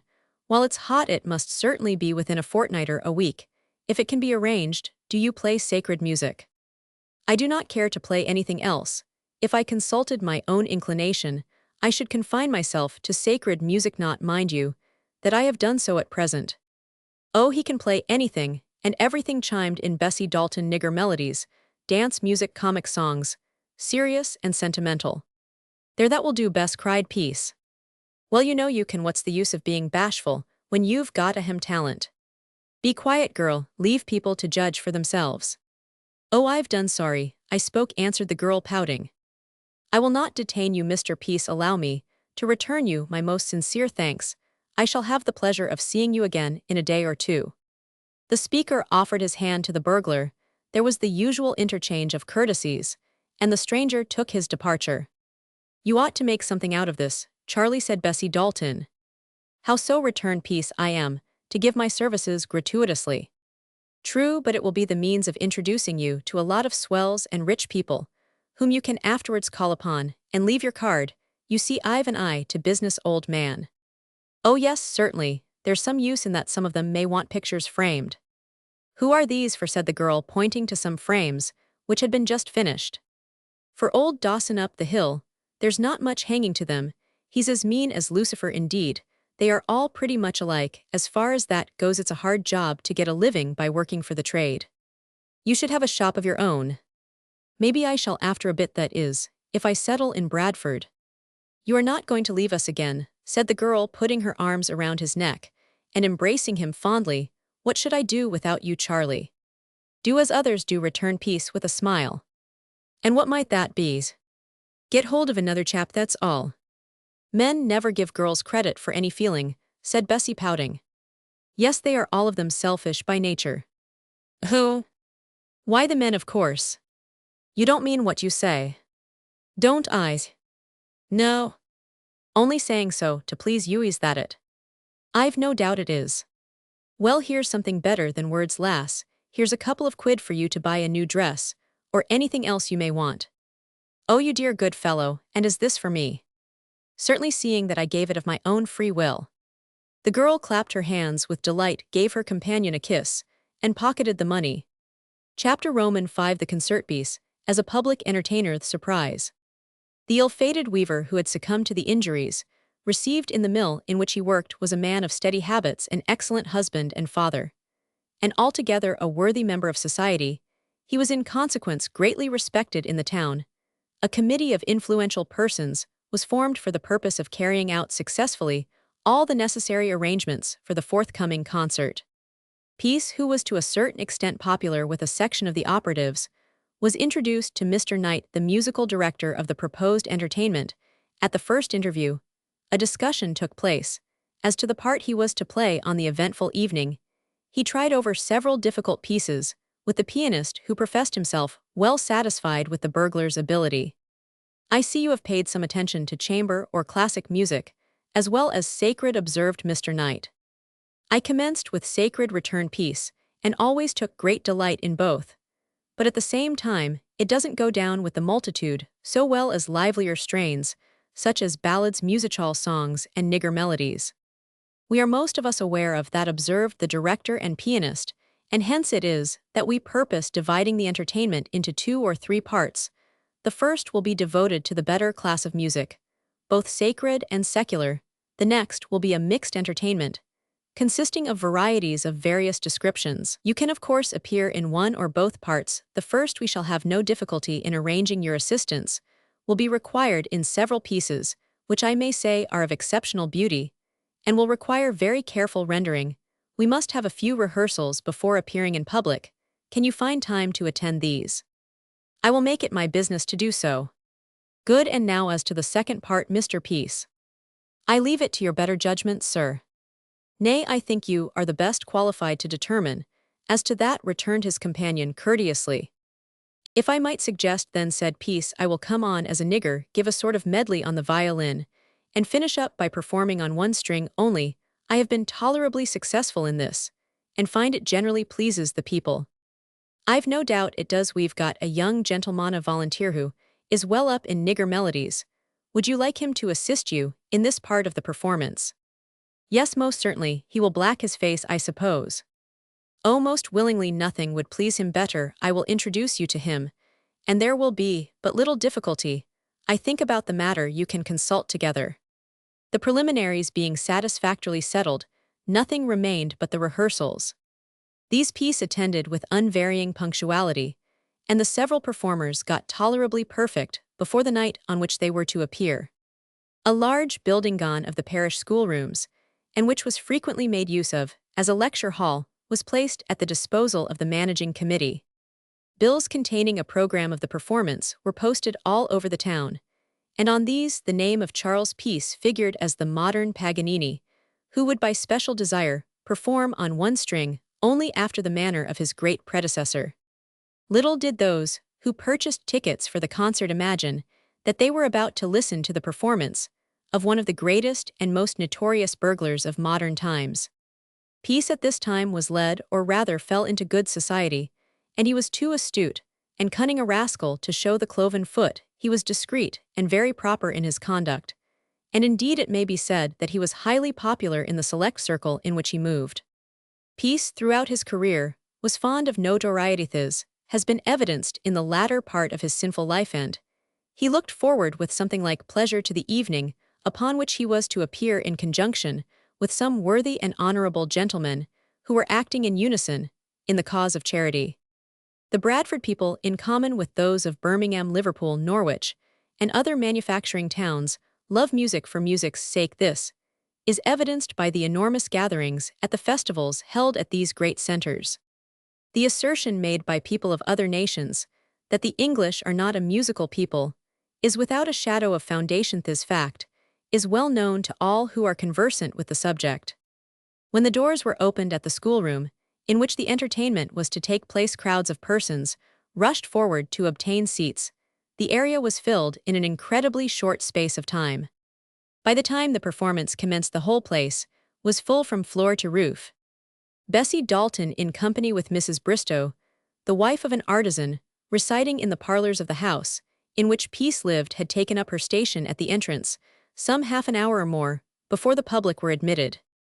Bessie and Mrs. Bristow therefore contrived to get a tolerably good position in the fourth row of the area. A young man, evidently moving in a superior class to themselves, had been of essential service to the two females in protecting them from the pressure of the crowd during their progress towards the entrance. He took a seat beside them. After waiting patiently for some considerable time, the audience began to be restive. Many began to hammer on the boards with their feet, while others clapped their hands. "Hush, silence, order," exclaimed several voices. "What are they making a noise for?" inquired Bessie of the gentleman by her side. "Oh, it is time the performance commenced," he answered. "And the people are getting impatient. They ought not to do so, seeing that the performers give their services gratuitously, and that moreover many of them are novices and perhaps appear publicly this evening for the first time." "Certainly," said Mrs. Bristow, "people are so inconsiderate, so unreasonable." These were stereotyped phrases, which the speaker was accustomed to make use of on every occasion. The gentleman merely nodded his acquiescence to the proposition. A burst of applause announced the appearance of a young man on the platform, who proceeded in a most deliberate manner to place the piano in a better position. When this had been done, he placed some music on the instrument, and drew forth a small music stand, which he furnished in a similar manner. Having completed these arrangements, he retired. A titter was heard in the house as he left. Nobody knew why or wherefore. Mr. Knight now came forward. He was well known to most of those present, and as a natural consequence, he was loudly cheered. He bowed and then sat down to the piano. He played a difficult piece by Mendelssohn in a masterly manner. It was too long to encore, so they contented themselves with applauding it. The performer still retained his position at the instrument. A group of choristers entered. These were composed of boys and adults. They sang a selection from the Messiah, in a way which appeared to give great satisfaction, some portions of it being encored. Two other performers now made their appearance, the first being Charles Peace, the other, a tall gentleman, whose name was not announced. He however bore in his hands a bass viol. Two chairs were brought forward in close proximity with the piano, and on these the musicians sat. After the usual formula of scraping and twanging the strings, one of Beethoven's magnificent symphonies was a decetto, use a newspaper phrase. It was played with great feeling, being in fact a gem to those who could appreciate first-class music. It was redemanded. "That was well played, was it not, sir?" said Bessie to the gentleman. "Oh dear, yes, highly creditable to all three of the performers, exceedingly good." While this had been going on, Peace appeared to be a little disconcerted. Despite the encore, he arose from his seat and was about to make a precipitate retreat, but Mr. Knight signified by a movement of his hand and head that the symphony was to be repeated. Notwithstanding this, Peace still hesitated. At length he returned to his seat. Many persons attributed his manner to timidity, and the tender-hearted gave him a vociferous round of applause by way of encouragement. They were however quite mistaken in their surmise. Timidity was not one of Peace's characteristics. There was another, and more potent reason for his trepidation. It was this. In one of the side boxes sat an elderly gentleman and a young lady. The features of the last named were familiar to the violinist. She was the beautiful and ravishing creature whom he had seen slumbering at the millionaire's house on the night of the burglary. She was within a few paces of him, being in one of the lower boxes, and she looked the very personification of female loveliness. Peace was bewildered. He did play his part in the symphony, and he played it well, but it was a desperate struggle to get through it. Any other man placed in a similar position must certainly have broken down. And as it was, Peace was very nearly doing so. He would have given anything he was possessed of to have been spared this trial, for most assuredly, it was the greatest trial he had as yet experienced. He had in a measure recovered his confidence when the symphony was given for the second time. Nevertheless, he kept casting furtive glances in the direction of the box in which the young lady was seated. The performers bowed and retired. 3 pieces have been successfully got through, and as yet there has been no apology, said a young man behind Bessie and her companion. What do you mean? Observed another of the audience. Why, only this, that in entertainments of this sort, where amateurs are to appear, there is generally some hitch, some mistake, and as a natural consequence, an apology has to be made. Oh, no doubt we shall have one before the evening is over. A young lady was now led on by the director. She had a piece of music in her hand, which shook and trembled like an aspen bough, agitated by a passing breeze.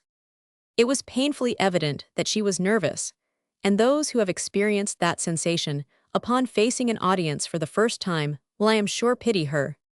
She was set down in the program for Haydn's canzonet, My Mother Bids Me Bind My Hair. Luckily for her, the piece in question has a lovely introductory pianoforte prelude. This gave the singer time to recover her first shock at seeing the sea of heads before her. There was no help for it. Had to commence. The prelude was over, and in faltering accents, she began to warble Haydn's plaintive music, but her throat was dry and husky, a thing by no means uncommon with nervous singers, and even the applause she received did not appear to lubricate it. It was evident she had a magnificent organ. I say organ advisedly, as it is a term invariably made use of by musical critics, and if they don't know who should, vulgar commonplace people would perhaps call it a voice, but that's no matter. Organ is the proper term, as Artemus Ward would say. The young lady, however, could not possibly display her full powers in consequence of timidity, yet she did contrive to get through the piece creditably. In the morning, she had sung it in Mr. Knight's room magnificently. But despite her shortcomings, the audience encored her. She, however, bowed and retired. There was a clamor for her return. The director had to rise from his seat for the purpose of bringing her back, but she declined. The clamor continued. Mr. Knight apologized and pleaded indisposition, a cold, and hence the young lady's inability to repeat the canzonet. The tumult was hushed. Charles appeared, was accompanied this time by a harpist. A trio for harp, piano, and violin. This proved to be a very taking piece. It seemed to give general satisfaction. It was encored. It was not, however, repeated, the performers substituting another in its stead. This was done to give a greater variety to the entertainment. After another song and a harp solo, the first part was brought to a conclusion by the choir singing a magnificent chorus from one of the oratorios. While all this had been going on, the young man or gentleman, it might be, who sat beside Bessie was unremitting in his attentions to her, and her companion, Mrs. Bristow, who, albeit a married woman, was not much older than the girl. In the second part of the performance, piece made a still greater impression on the audience, who applauded him to the very echo. After 2 or 3 popular ballads had been sung, he and another young man came forward with their faces blacked as a couple of nigger delineators after some patter, in which some old jokes were given. Peace commenced a mild and meek-like prelude on the violin, his companion, the while working vigorously on the concertina. The sounds he produced from his instrument were so novel, not to say bewildering, that the house was convulsed with laughter. He imitated animals, the shriek of the railway whistle, the noise of a passing train, and a variety of other noises, which were familiar to all persons present. After which he threw aside all the strings of the instrument save one, and upon this, he played a la Paganini. Of course, no one present had heard his great predecessor, and most persons took it for granted that the performance of the black gentleman before them was most wonderful. It was certainly received with greater favor than many admirably performed pieces in the earlier part of the evening. When the two niggers left the stage, there was a general clamor for their reappearance. They returned, and favored the company by giving a few more specimens of their musical eccentricities. The concert was universally acknowledged to be a great success. It was brought to a close by a well-known elocutionist delivering a parting address which a local poet had written especially as a conclusion to the evening's entertainment. The chairman of the committee then came forward and thanked all present for their attendance. After partaking of some of the wine and other refreshments provided for the performers by the managing committee, Peace prepared to take his departure. But he did not find it so easy to get away. There were so many persons present who sought to detain him. In addition to his brother artists, who were by this time loquacious enough, he had to run the fire of many of the townsfolk, who were very profuse in their thanks for the diligence and attention he had displayed in furthering the ends of charity. Some who had partaken pretty freely of the champagne went further and spoke in laudatory terms of his talent. He was of course greatly flattered by these encomiums, as many better men have been under similar circumstances both before and since, but he was uneasy, and was desirous of beating a retreat. There was good reason for this. The young lady, whose acquaintance he made for the first time at Dudley Hill, was among the throng of persons in the little room which had been placed at the disposal of the artists. There was something so heavenly and bewitching in the expression of the face of this fair young creature that Peace felt abashed and crestfallen in her presence. He found it impossible to meet the glance of her dark lustrous eyes, without quailing conscious of his own weakness. In this respect, he was fearful lest it might be observed by others. He therefore, upon the first opportunity that presented itself, passed out of the room unobserved, and crept along the passage towards the side door by means of which he gained the street. Then he breathed again more freely. He saw Bessie Dalton and Mrs. Bristow some distance ahead in company with a gentleman, and walked on quickly that he might overtake them, but his progress was checked by a shabby dilapidate-looking man addressing him. "Be your name, Peace, sir?" inquired that personage. "Maybe it is, and maybe it is not. What matters it to you?" "I've got a letter."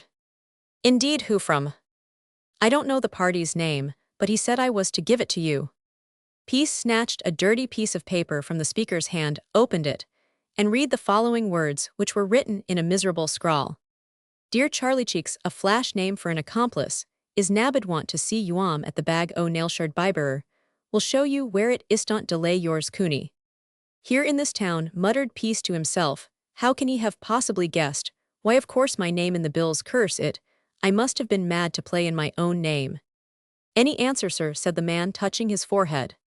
"Answer? Well, yes, I suppose, so he wants to see me. Where's this house, the bag o' nails?" "Not a quarter of a mile from here." "Very good then, I'll go at once with you."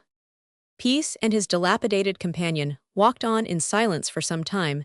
They threaded three of the dingiest and most miserable streets in the town. The locality was in consonance with the character of the tinker. "Do you know the person who gave you that letter?" said Peace. "I've seen him once or twice, before. I think don't know much on him. Governor does, I believe." Has he been long in the town?" "Came yesterday, I believe." They now arrived in front of a dirty-looking beer shop, which was the house they were bound for. The man who was potman to the establishment led the way in. He passed the bar, and pointed to a room in the rear of the premises. Peace entered. A solitary person was in the apartment. This was Cooney.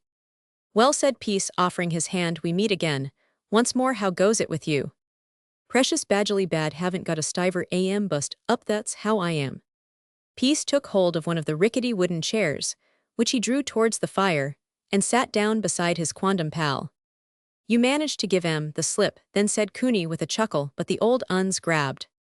"So I've heard. It was a bad night's work, altogether." "Aye, that it was." "How did you manage to get away?"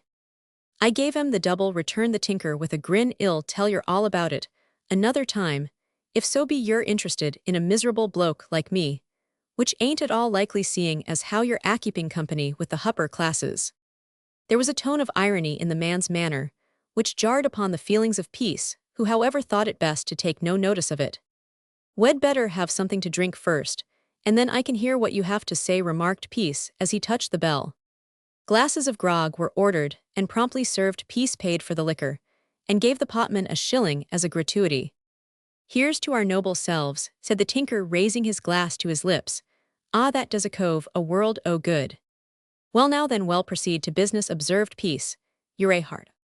I'm done up, bust up, and ha been pretty nigh starving, that's how I am.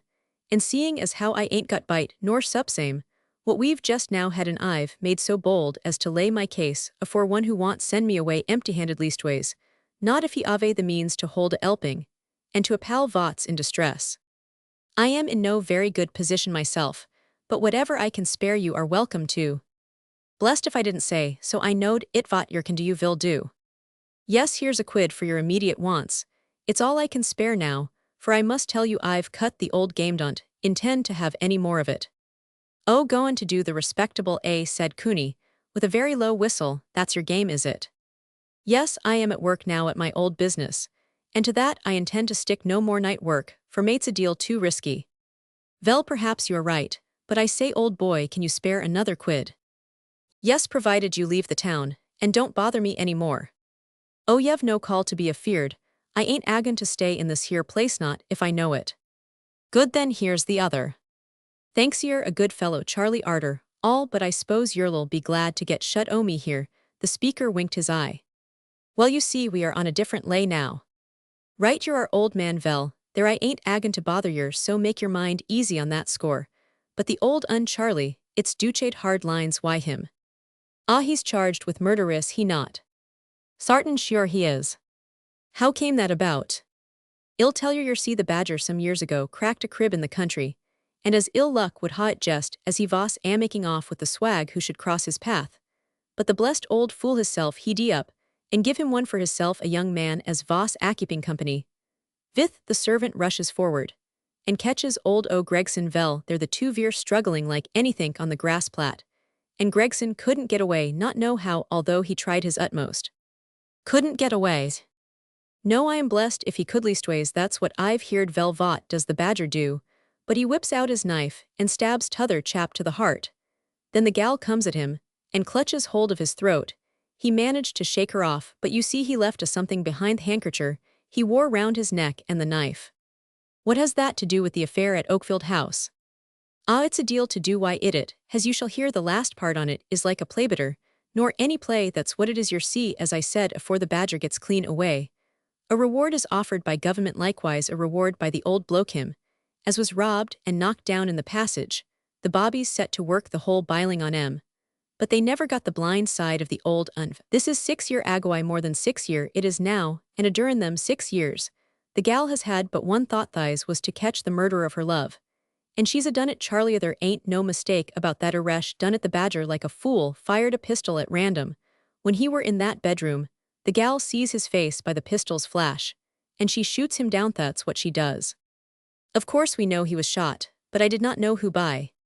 By the gal, I tell yer, she's been afore the magistrates, and has sworn to him like anythink, and she means to hang him, leastways it won't be any fault of hers if he doesn't swing. Ah, it's all up with the badger, said Cooney, with a sigh, at the same time draining off the liquor left in his glass.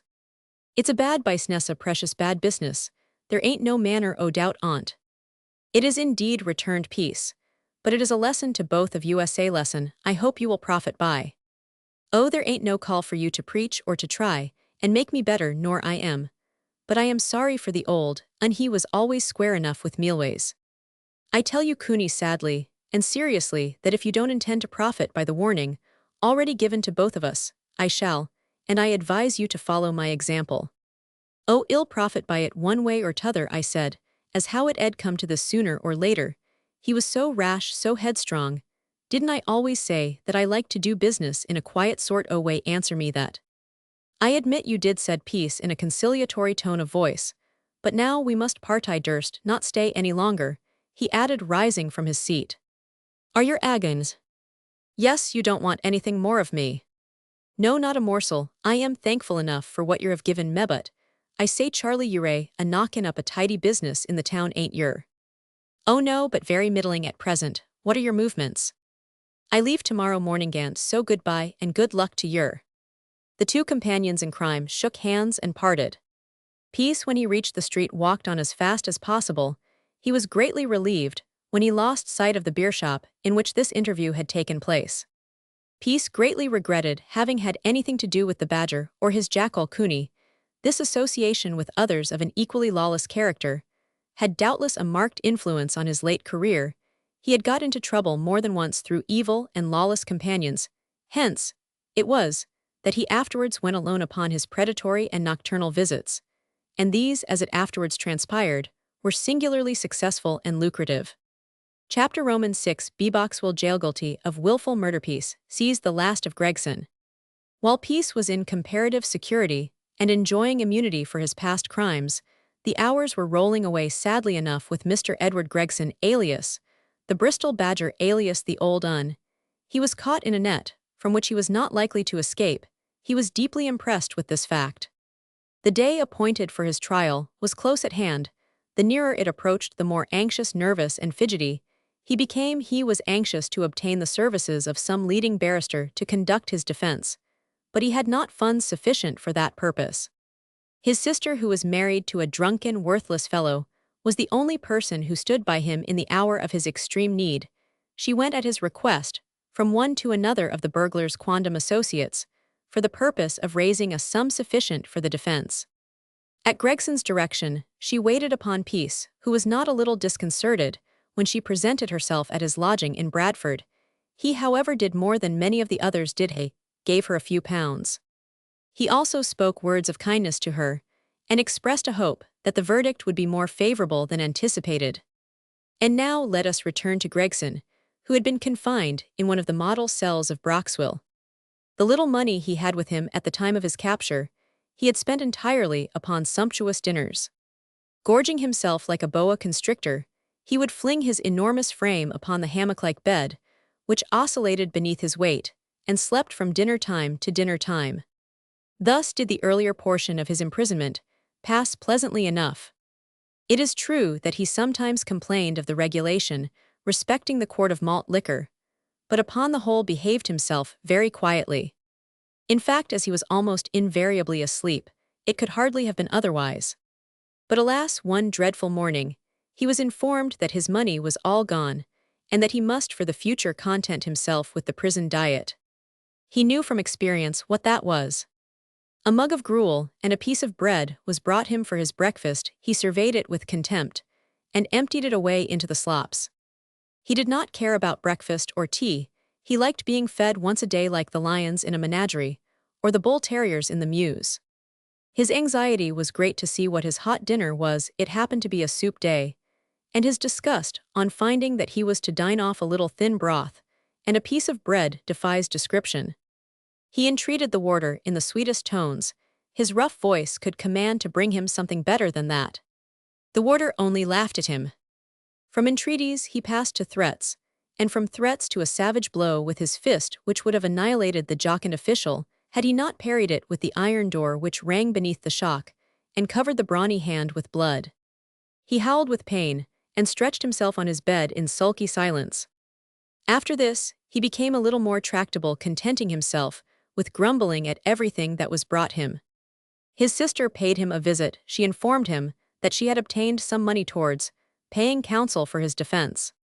Upon hearing this, he seemed greatly pleased despite his recklessness and bravado. He had become sad and serious as the time for the opening of the assizes approached. He still clung to hope, even as a drowning man might cling to a spar. At length the day arrived on which the trial had been appointed to take place. The facts connected with the charge of murder were simple enough. Jane Ryan, who had become by this time a sort of heroine, was the chief witness, but there were others who were to be called as witnesses for the Crown who to a great extent could corroborate her evidence. Jane, when placed in the box, was calm and self-possessed. She swore most positively to the prisoner as being the man who stabbed James Hopgood. She averred that she had a distinct and vivid recollection of every minute circumstance attendant upon the crime committed on that fatal night. The counsel for the defense, by a series of cross-questions and innuendos, strove to throw a doubt upon her testimony. But Jane never wavered for a moment. Her answers were clear and concise. Every word she uttered bore the impress of truth. Her cross-examination was continued for so long a time that it became wearisome. There was of course the usual wrangling between the advocates as to what was admissible as evidence. Objections were taken to some of the questions put to the witnesses, and an appeal was made to the judge, who overruled certain objections and admitted others. Jane's former master and her fellow-servant were the next. They both swore positively to the prisoner as the same person who stabbed the young carpenter. 8 other witnesses were examined, amongst whom were the 2 Messrs. Ashbrook and the policeman. The weight of evidence was clearly against the prisoner, and after retiring for a short time, the jury returned a verdict of guilty upon the charge of willful murder. The judge passed sentence of death upon the prisoner in the usual form, and Gregson, who did not display the slightest emotion, was taken back to Broxwell jail. Jane Ryan, who had borne up with wonderful firmness and fortitude throughout the trial, now gave way when the sentence was passed. She swooned and was carried out of court in a state of insensibility. "Poor gal," said Richard Ashbrook, "we none of us know what it has cost her to get through this day's business, poor lass. It's the recollection of her sweetheart that's done this. It can't be any sympathy she feels for that miscreant." "Ah, no, for it ain't that as does it," said a female attendant. "The poor dear soul has nerved herself up to go through a trying part, and she's broken down now. It's over, it's a chance, if she ever overgets this day's business." "She's none of your weak sort of bodies," observed the farmer. "Jane got a brave heart." "Maybe she has, sir, but the bravest of us are a little overcome at times," returned the woman. With care and attention, Jane Ryan was soon sufficiently restored to be taken by the good-hearted farmer and his relatives to Oakfield House. She was with good, kind friends, who strove in every possible way to restore her to her wonted health and spirits. But a canker-worm was at her heart, and those about her acknowledged to themselves that she was no longer the same Jane whom they had known in an earlier day. There were but a few grains of sand remaining in time's hourglass for the hardened criminal Gregson. The morning of his execution was at hand. Let us visit the street before Broxwell jail before the fatal day. It was Sunday night at 11 o'clock. The public houses had closed and forced the people into the air, which was rain, into the street, which was mud. A vast crowd was already collected before the jail, and were watching the ominous preparations for tomorrow. The new act for carrying out the last dread penalty of the law within the precincts of the jail had not as yet passed, and the public were permitted to see the last throes of the doomed. Now even the representatives of the press are denied that privilege. There were lanterns placed at intervals of several yards down the whole length of the street. Dark shadows might be seen flitting round these lights. The harsh sound of iron striking stone rose in the air. They were digging holes in the ground with picks and iron crowbars. At the end of the street, at the farther extremity of the prison, there was a yard surrounded with iron spikes. The door of this yard was open. Lights trembled in its mysterious depths. A group of men and women stood near it. A policeman was stationed at each side of the door. Occasionally men carrying large iron bars and wooden posts passed out. These, planted in the ground, were formed into a barrier that the mob might be kept at a certain distance from the scene of execution. Gradually, the group in front of the yard increased into a crowd. As at every quarter of an hour the church bell gave forth its solemn notes, they clung closer together and peered over each other's shoulders into that black space from which indefinite sounds were raised, and which was guarded so vigilantly by its 2 sentinels. They heard the noise of wheels and cried joyfully, "It's coming, it's coming!" But they became silent as, drawn by 3 horses, a strange vehicle passed them. It was a large square cart of enormous size upon 4 low broad wheels. It was painted black. It passed slowly up the street and halted before a small door which opened from the prison into the street. From the interior of the prison sprang 3 men in their short sleeves. They dragged with them a huge pole and erected it towards heaven. A low murmur ran through the crowd. This was a portion of the gallows. How strange and absorbing is the interest of every class in all that pertains to death. Many of those assembled round Broxwell jail remained there all night. These were of course the roughs. But it must not be for a moment supposed that the interest was confined to them. Numbers of persons belonging to the middle and upper classes had engaged seats at windows of those houses, commanding a good view of the scaffold. As the night wore on, the throng of persons diminished in numbers. There were however many around the apparatus of death, when the first few streaks of dawn were visible in the horizon. In an hour or so, after this people debouched from all quarters of the town, hurrying on towards the fatal spot. As the minutes flew by, the multitude increased. The salesmen of hot potatoes, coffee pies, and other delicacies were threading their way through the crowd. Some loud-voiced fellows began to cry out the last dying speech and confession of the notorious murderer Gregson, better known as the Bristol Badger. They recited some doggerel lines, as they took their way along, which persons of a powerful imagination might suppose to be the production of the wretched man who was about to die. The windows of the houses, commanding a view of the ghastly scene now, began to fill with people. In them, too many of the fair sex were to be seen. The crowd before the scaffold became denser. People, as is usual on occasions of this description, push and elbow each other. An English crowd is bound to do this. Where you're shovin' to set a tall youth to a brawny-looking man, who to all appearance was a navigator, just keep your elbows to yourself. It ain't my fault you're fool, said the navigator, it's the people behind who's a-pushing. Well then, you're strong enough, and can keep him back if you like. Don't you be so cheeky, young fellow, returned the other, you ain't everybody. Give him a dab in the eye, said a voice behind.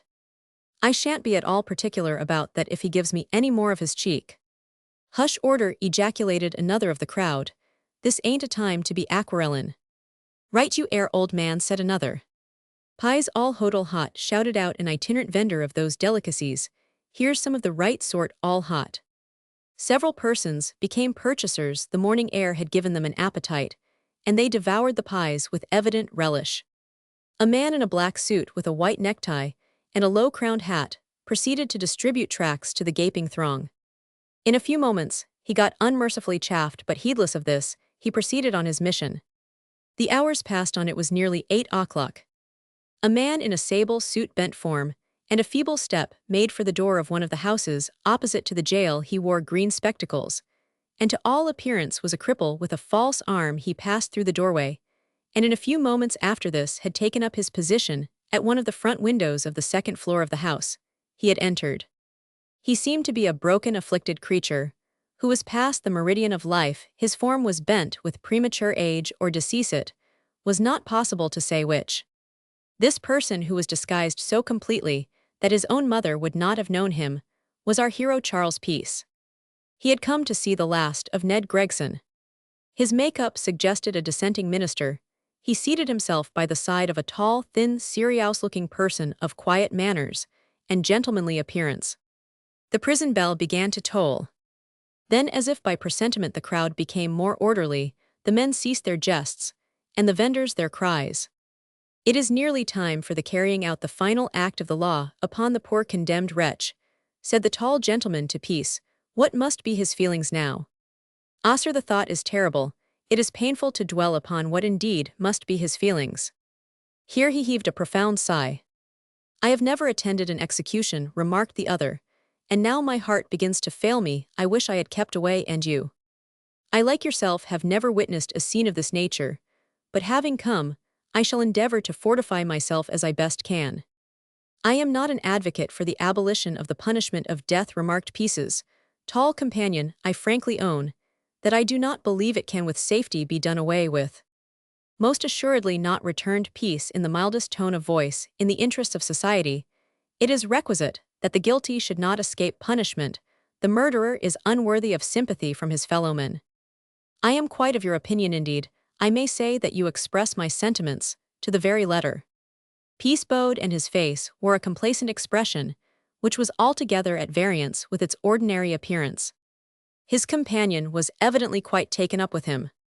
The man who is about to suffer has been convicted upon the clearest evidence of a most dastardly and cold-blooded murder. The circumstances which led to his discovery are a little singular, and indeed I might say romantic. So a neighbor of mine was saying, observed Peace. I am not acquainted with all the particulars. His companion gave a succinct but graphic account of all those facts with which the reader is already acquainted. How very singular, how remarkable, exclaimed Peace, adjusting his spectacles when his companion had ceased. A short, thick-set man with dark, piercing eyes, a close-cut gray beard, now appeared on the scaffold, at which he took a hasty glance. This figure presented a weird-like appearance. There he is, said several voices. "Who is that?" said Peace. Calcraft the hangman answered his companion. "Oh, indeed, what has he come for?" To see that the arrangements are made in a satisfactory manner, he has made one or two mistakes lately, and I think the old man is getting a little nervous. No force. Illustration: Peace escapes from the police. Peace escapes from the police and seeks shelter in a young girl's bedroom. It was quite true that Calcraft had had one or two mishaps, but these, it is said, were attributable to circumstances for which he was in no way responsible. He certainly fulfilled the duties of public executioner creditably for nearly 50 years, during which period he made use of what is known as the short drop. His successor Marwood advocates and makes use of the long drop, and many have affirmed that his mode for putting criminals to death is the most merciful of the two, but when doctors, I mean hangmen, differ, who shall decide? Calcraft has now retired. He is 79 years of age, and was when I last saw him in tolerably good health for a man of his years. The name of the gibbet's victims have been legion, for, until a very recent period, our penal code was most severe. We have hanged not only the murderer, the ravisher, and the incendiary, not only the burglar, the highwayman, and the forger, but the sheep-stealer, the petty thief, who purloined a roll of cloth or a loaf of bread from a shopcounter. If any nation ought to know how to hang it, should assuredly be the English. Decapitation has been a mode of death reserved for aristocratic culprits, although in the Halifax gibbet and the Scottish maiden some faint resemblance to the guillotine may be traced, but we have always obstinately refused to employ the machine adapted from the medieval types by the benevolent French physician, and have stuck manfully to the gallows. Formerly, the convict doomed to the triple tree used to be flung off a ladder. Then we grew more humane, and made him stand with a noose round his neck, in a cart which was drawn from under him at a given signal. Ultimately, in the middle of the last century, being under the necessity of hanging a lord the noble convict, was Lawrence Earl Ferrers, who had murdered his steward, scaffold with a trapdoor secured by a bolt, and flapping down from under the criminal's feet, was devised for the express accommodation of the murderous peer. This was in the reign of George Roman II, and we have not advanced one step since then in the way of hanging. The new drop is more than 100 years old, but nothing has been done to render the grim agency more efficacious.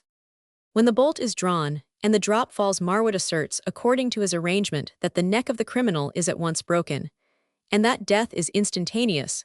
This is his theory, but in practice we believe that in 9 cases out of 10, the wretched culprit dies from suffocation. A murderer, it may be urged, deserves no better fate.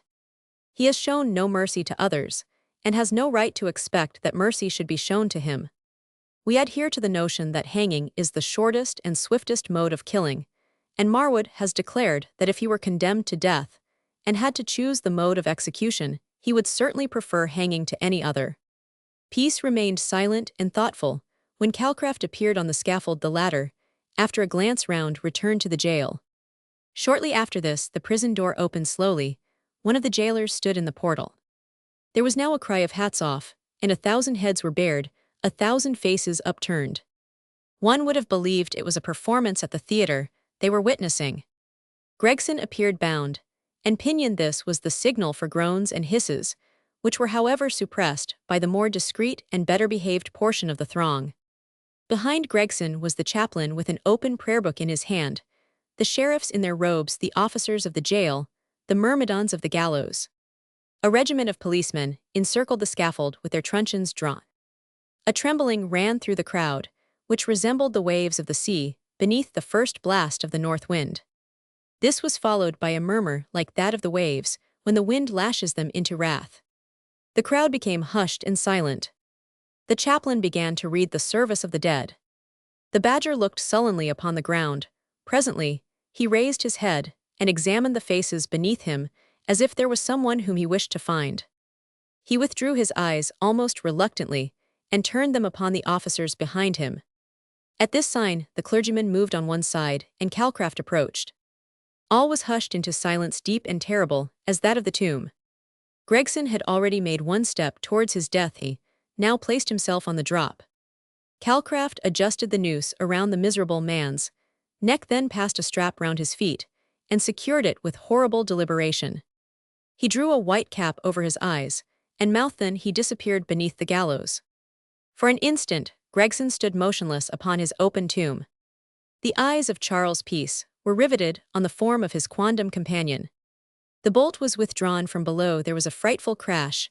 A black chasm opened beneath the feet of the culprit, whose body swung round and vibrated in the air. Then commenced those struggles, which we are informed are merely muscular and involuntary, but which nevertheless are sickening to behold.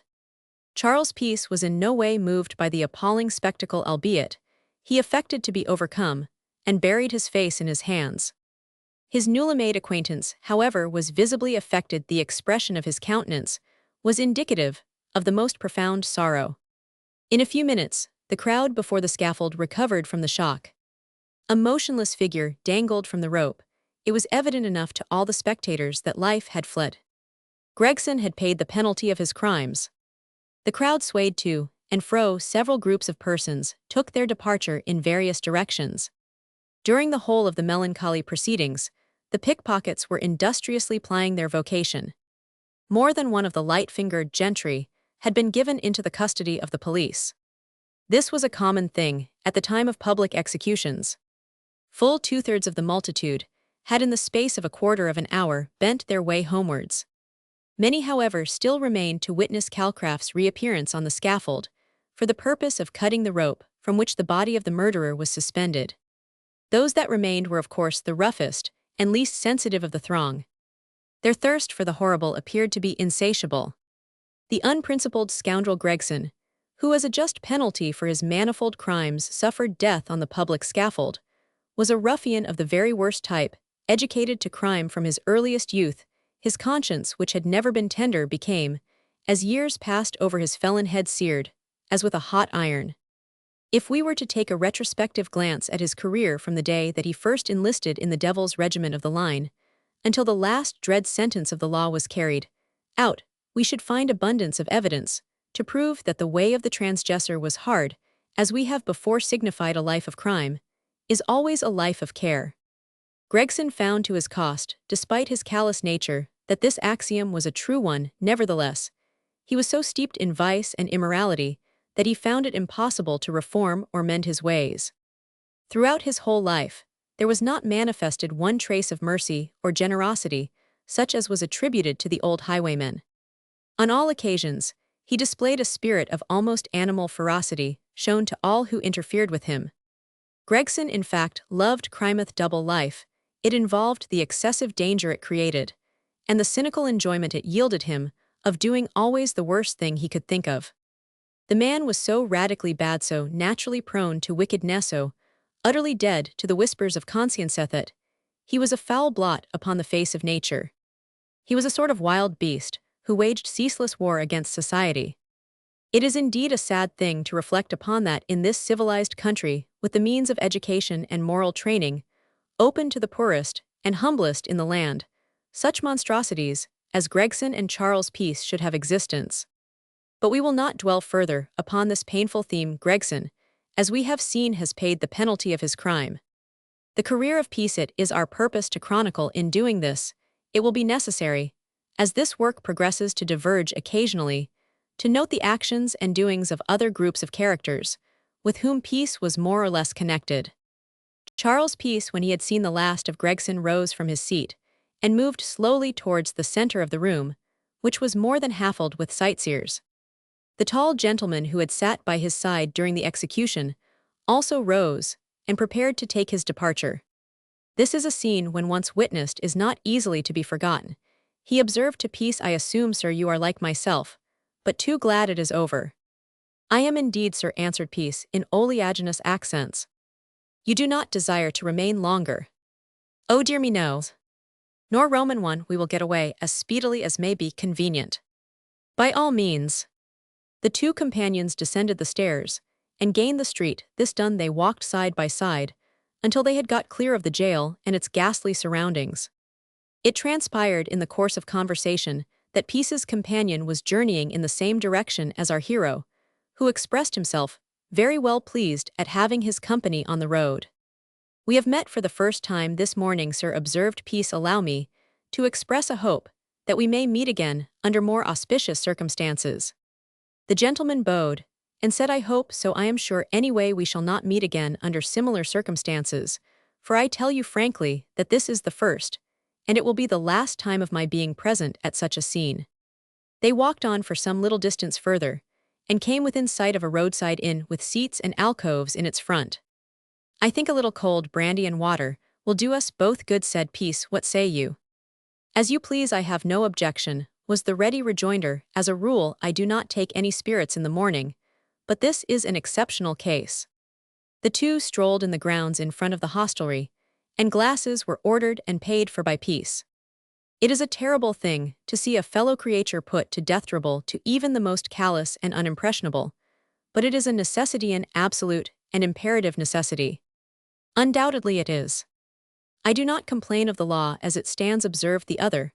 I think it a just and reasonable law, for the very least a member of a civilized community has a right to expect at the hands of his fellow citizens, should he fall by the blow of an assassin, is that his murderer, after being convicted by a jury of his countrymen, should be put to death. What say you? I am of the same opinion as yourself. I think the mischief arises, or has arisen on more than one occasion, by the injudicious use made of the prerogative of the crown. Villains of the deepest dye have been respited, while criminals of a lesser degree have been executed. This, I think, has materially weakened the effects of the punishment of death. It is not only unjust, but is manifestly injurious. It is by the reliability of punishment, b. the certainty that punishment follows conviction, that we can hope or expect it to act as a deterrent from the commission of crime. I have given the subject some consideration, and I could cite many instances in which the clemency of the crown has been made use of in an unjust and most injudicious manner. I am not so well up in the subject as you are, remarked Peace, who throughout his life was always ready to moralize. Still, at the same time, I see the force of your argument. Well, sir, I will instance a case which came under my own knowledge in the year 1844. I had a brother residing at Battersea, and when in the metropolis I was in the habit of paying him a visit once, or indeed, sometimes twice, a week. One evening, I was crossing Battersea Bridge on the left-hand side, going from the bridge road, when all of a sudden I observed a woman on the opposite side running along with her hands to her throat, from which a stream of blood was flowing. I was, as you can readily imagine, moved to an extremity of fear at the heartrending sight. The poor creature proceeded onwards with tottering steps, and did not stop till she had reached the Old Swan Tavern on the Battersea side of the bridge. This was kept at that time by a man named Goslin, who was a friend of my brother. And what followed? Inquired Peace. You shall hear, for I remember every incident in this fearful tragedy as clearly as if it had occurred. But yesterday the woman rushed in front of the bar of the Swan, and fell on the floor, deluging the place with her blood. Her throat was cut from ear to ear. I arrived at the tavern just in time to see her fall, and to also see her breathe her last. And who was her murderer? A man named Dalmas. It transpired in the course of the subsequent inquiry that he had been paying attention to the murdered woman, whose name was Macfarlane. She was a school teacher, and had half supported the odious wretch, who so cruelly and remorselessly took her life. And the motive? Jealousy, I suppose, said Peace. Nothing of the sort. The ill-fated woman Macfarlane was engaged to be married. She wrote to Dalmas, informing him of her engagement, to which he did not presume to offer any objection, neither had he any right to do so. Indeed, he clearly understood that she was about to make an alliance with a gentleman, which would place her in a much better position in life. Dalmas wrote a very kind letter to her, in which he requested her to meet him on the Middlesex side of Battersea Bridge, that he might bid her a last farewell, declaring that he was about to return to his native country, France, but did not like to leave without bidding her good-bye. She acceded to his request, and met him at the appointed time. The wretch proceeded to carry out his fell purpose unperceived, and while behind his victim he drew razor across her throat, and inflicted such a fearful wound that she did not survive many minutiae. Certainly, not more than 5 or 6 minutes. The wretch, after his barbarous act, coolly walked through the turnstile on the Chelsea side, and succeeded in making his escape. And was never caught, I suppose? Oh yes, he was. The police captured him in the course of a few days, and brought him in a four-wheeled cab to the Milmonroe police station. Strange to say, I saw him taken there. Well, to cut a long story short, he was tried, and convicted upon the clearest evidence. There was not the faintest shadow of doubt as to his guilt. Indeed, he did not attempt to deny it. The murder was cold-blooded, premeditated, and brutal most assuredly if any man ever deserved hanging certainly, it was the wretch Dalmas, for there was not one redeeming point in the whole case. Well, sir, what do you think happened? I cannot say. To the surprise of everybody, the fellow was respited. Why or wherefore no one could possibly tell. No one has ever been able to account for the strange caprice of the executive, I don't believe. There was an attempt made to even get up a petition to spare his worthless life. I don't believe there was a single individual, certainly none, that I ever heard of who was not perfectly assured at the time that the law would be suffered to take its course. Indeed, as far as I can remember, everybody was thunderstruck upon seeing it announced in the public papers that Dalmas had been respited. How very extraordinary, remarked Peace, and what became of him? Oh, he was of course doomed to penal servitude for his natural life. He is at the present time in Portland prison, dispensing the medicines. He was a chemist by profession. He has been kept all these years at the expense of the public. And the probability is that he has found himself much more comfortable during his incarceration than he did when earning or endeavoring to earn a precarious existence outside the walls of his prison house. It seems hardly possible. I have been giving you a plain narrative of facts, returned the other, and I can vouch for the truth of all you have heard fall from my lips. But this is only one of the cases I could cite to prove to you, or anyone else, the injudicious use made of Her Majesty's prerogative. A scoundrel who would be guilty of such an atrocious crime was utterly unworthy of the clemency of the Crown, said Peace. It seems to me most singular that mercy should be extended in such a case. It surprised everybody, none more than myself. I shall never forget the death of that poor creature in front of the bar of the Swan. It has made so lasting an impression that we have been, and still are at a loss, to imagine the sympathized misplaced sympathy, I may term it, for those who imbrue their hands in the blood of their fellow creatures. But I do not believe for one moment in the sincerity of anyone who endeavors to screen a murderer, observed Peace. Neither do I, sir, neither do I, ejaculated his companion. If it became a personal question, if a murder had been committed in their own immediate circle, they would be the first to demand the assassin's life. We have a practical instance of this in the Marquis of Beccaria, who, while the sheets of his work against capital punishment were passing through the press, did his best to get a servant hanged who had stolen his watch. It was evident to Peace that the topic was a favorite one with his companion, for he gave one or two more instances of a similar nature to Dalmas' case 1. After some further discussion, the two companions took their departure from the roadside inn and walked on towards their respective destinations. When the time came for them to part company, Peace's pick-it-up friend gave him a card with his name and address on the face, and said he should be glad to see him at any time he could make it convenient to call. Peace thanked him, and promised to pay an early visit. And so the two parted. When left to himself, Peace had more time to think over the sad event of the morning. Gregson's fate made an impression on him, but it is to be regretted that this was but of a transient nature. He was too fond of adventure, too prone to wrongdoing, to allow the miserable end of his brutal and guilty associate to take deep root in his heart, or have any influence over his future actions or way of life. He returned to his lodging, it may be a sadder, but certainly in no way a better man. Chapter Romans 7, The Old Farmhouse. Master Passion Jane. The winter has passed away, and spring has come again.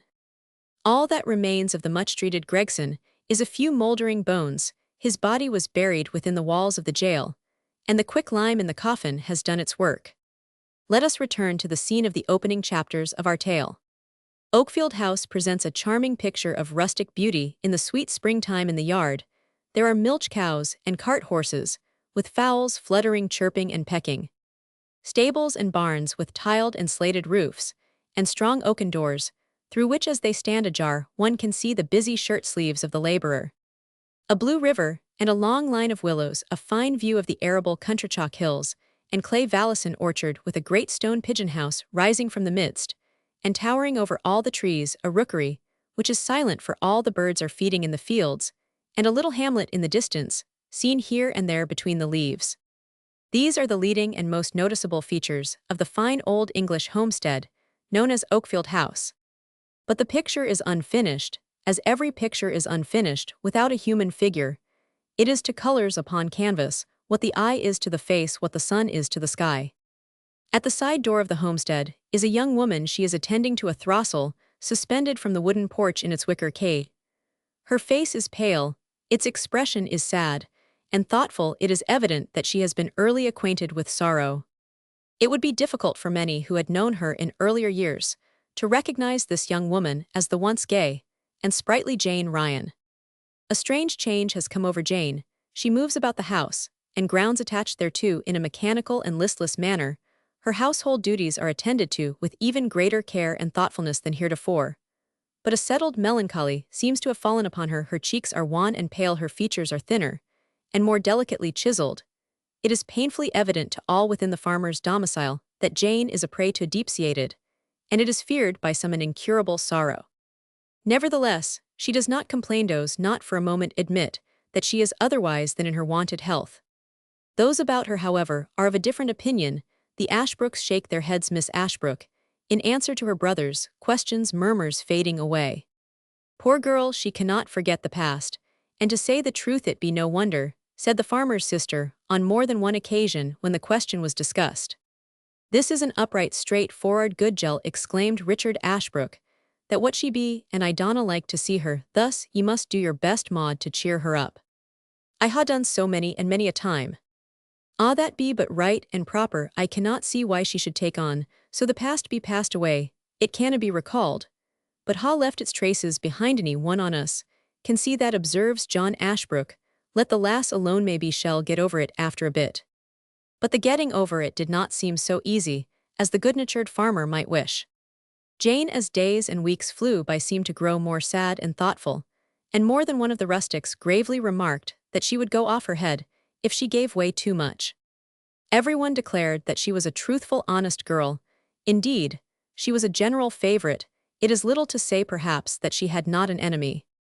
During the period which elapsed between the burglary and conviction of Gregson, she was looked upon as a sort of heroine, and numbers of well-to-do folks paid a visit to the farmhouse for the avowed purpose of making her acquaintance. This popularity or notoriety would perhaps be the better termed, did not afford Jane any gratification. On the contrary, she was ill at ease when in the company of strangers, especially so when allusion was made to the circumstances connected with the crimes of burglary or murder. She was a girl possessed of acute feelings, remarkably sensitive, though few persons would perhaps have given her the credit of possessing this latter quality, the reason for this being that she was reticent and undemonstrative. In addition to all these characteristics, she was deeply imbued with superstition, was, in fact, a fatalist, and believed that all things were preordained, and that it was useless for anyone to struggle against the decrees of fate. The good pastor of the village strove in vain to dismiss from her mind this idea. Jane heard all he had to say, but remained inflexible, affirming that her own life was a proof of this theory. Twice she dreamt that a burglary would be committed at Oakfield House. On the very night that it did take place, a warning voice told her that the murderer of Hopgood would be one of the burglars. This came to pass. It was in vain for anyone to deny the truth of these assertions, which, as we have already seen, were made manifest to wondering thousands, and it would be equally useless to deny, also, that similar warnings had been given in similar cases. The dead body of Maria Martin of Red Barn, notoriety, was discovered through the agency of a dream. This was incontestably proved upon the trial of William Corder, her murderer. We are not for a moment assuming that it would be wise of anyone to put trust in dreams, signs, or omens of any sort. Such an act would be the worst of folly. Superstition is a blight, a mildew, and a curse to all who come under its fatal influence, and to a certain extent, it was a blight upon the young life of Jane Ryan. She had borne up for years hopefully and trustfully in the full belief that the death of her lover would be avenged. Now that this had come to pass, Jane felt that her mission was fulfilled. She had little to care, for nothing to hope, and it mattered not to her how her future course was shaped. She consulted the wise woman who had prognosticated the appearance of Gregson at the farmhouse. The woman told her to forget the past and look hopefully to the future, which is about the best advice she could give. But Jane found it difficult to forget. A shadow had fallen upon her like a funeral pall. One afternoon, while sitting alone in the breakfast room of Oakfield, she met with a surprise. She had been at needlework. She put this aside, and leaning her head on her hand with her elbow resting on the table, she fell into one of those deep reveries which had been so frequent with her of late. A hand was placed on her shoulder whereupon she gave a slight scream upon looking up. She found Mr. Richard Ashbrook by her side. His brother John had gone with his sister to pay a visit to a neighboring agriculturist. The farmer smiled and said good-naturedly, "Why, Jane lass, the beast easily frightened." "I did not know anyone was here," she answered, "and I was a little startled, and that's the truth." "You've got very timorsome o' late, tell me, girl, what ails ye? Ye gets paler and thinner every mortal day, and ye see we are getting a bit concerned." "Oh, I am all right," she answered with a faint smile, "there's nothin' amiss wi' me." "Aye, but there is, Jell, I tell thee is getting in a bad way, Dollet. I do not want to see ye go melancholy mad." "Oh, I shan't do that, Jane," said the farmer in a more solemn and serious tone than he was wont to assume. "Ye been a-thinkin' and a-thinkin', till your brain becomes all of a whirl. Tell us, lass, what ails ye, and if anything can be done to put thee right, it shall be done. You know, Jane, we all o' us are as fond o' ye as if you were our own flesh and blood. Your troubles are our troubles. And well, what was I saying? Oh, you must not look like that." "How am I to look then?" "More natural-like." The farmer stood for a few moments after this, silent and thoughtful. Presently he drew a chair beside Jane's and sat down upon this. The girl was about to rise when he motioned her to keep her seat. She looked surprised but said nothing. There they both sat for a short time without exchanging a word. Presently Richard Ashbrook broke the silence, which was becoming painful and perplexing to both. "Ye must know," began the farmer, "that I ha something to say to ye, that be why I came here. I don't want to open old wounds afresh. But there is a reason for your droopin', as ye have been for ever so long a time, and I mean to know what it be." "I s'pose you can guess." "Maybe I can, but I want to have it from your own lips." "Oh, sir, ye don't want me to tell ye more than ye already know. Ye've mourning for one that be dead and gone, is that it?" The girl nodded her head. "I knew a tie could ha sworn it well, Jane. It is no discredit to ye still at the same time. Jell, thee knows that the wisest and the best of us cannot recall the dead to life, and to cherish a hopeless sorrow is neither wise or discreet. I don't wish to pain ye, but I tell ye plainly that you are altogether wrong. You are young, and although you have gone through a deal o' trouble, that is no reason why you should let the past embitter your life." "You are quite right, Mr. Richard, it shall not do so." "But it does, lass, anyone can see that it does. Tell me, do ye think yourself the same Jell as came here some 5 year and a half agon?" "I hope I am," she murmured. "Time has changed me a little, I suppose." "Jane," said Ashbrook, "we are one and all of us fond of ye. I had something to say that mustn't go unsaid. List, need not disgrace any man, and why'd be no discredit to any farmer, as the mistress o' his house's his wife do. Ye understand what I mean?" "Yes." "Well then, I don't want to see ye fade away before my very eyes, under my very nose. I can't, and won't stand that, and ye shall not if I can help it." Then he took her hand in his own, and said in a voice broken by emotion, "I love ye, Jane." Then he placed his other arm across her shoulders, and said no more. The pale cheeks of Jane Ryan were suffused with a deep flush of red. In another moment, they became paler than ever.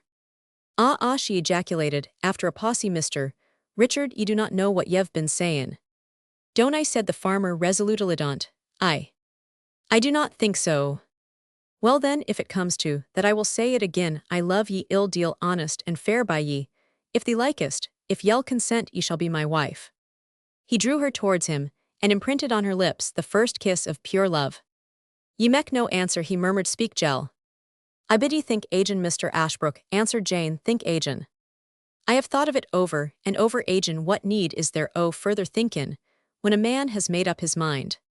"You are too good and kind to me, that's what you are," said his companion. "Much too good, and that be the truth on't. But my dear master, you deserve someone better than myself. And it may not be. My heart is bruised and broken, and it be a poor offering to any man seek someone more worthy of ye. Ah, Mr. Richard, ye make the hot scalding tears come to mine eyes, which ha been dry these many a year." She ceased suddenly, bent forward, buried her face in her hands, and burst into a passionate flood of tears. The farmer was touched. He was more than Thiesh was fairly overcome. He was quite unprepared for this violent demonstration of grief. "I be sorry I've hurt your feelings, Jane, truly sorry," he murmured. "Don't say anything to me, don't say kind things. Oh, how truly wretched I am," interrupted Jane. "Wretched?" he exclaimed in a tone of surprise. "I had never counted on this. And is an honest man's love a thing to be despised?" he said with something like indignation in his tone. "No, my dear master, it's a thing to be proud of," returned Jane, throwing her arms round his neck, and embracing him tenderly. "It wouldn't ought to make any girl proud and happy any but me." "Ah, that's it. What do you mean? You love another's. Now I am sure you do not mean what you say. I did love another him as is dead, and gone these 6 years ago and more. Ah, true, no one else." "Certainly not. It seems strange to me that you should ask such a question." "Does it?" said the farmer, musingly gazing at the same time abstractedly through the lozenge panes of the lattice window of the apartment. Then, after a pause, he added, "I donno, but what you beast right, I donno what made me ask such a question." He again became silent and thoughtful. He was dotingly fond of the young woman by his side, much more attached to her than he had supposed or indeed cared to confess.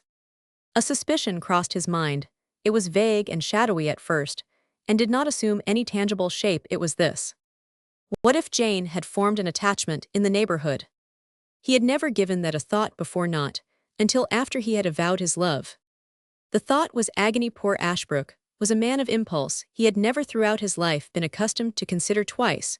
Before he spoke he was hasty, and at times brusque in his manner. For the rest he was as upright and honest as the day, and was quite incapable of doing a mean, paltry, or ungenerous action. Of all men in the world, he was perhaps the one least able to bear a disappointment, or a repulse from the woman he loved.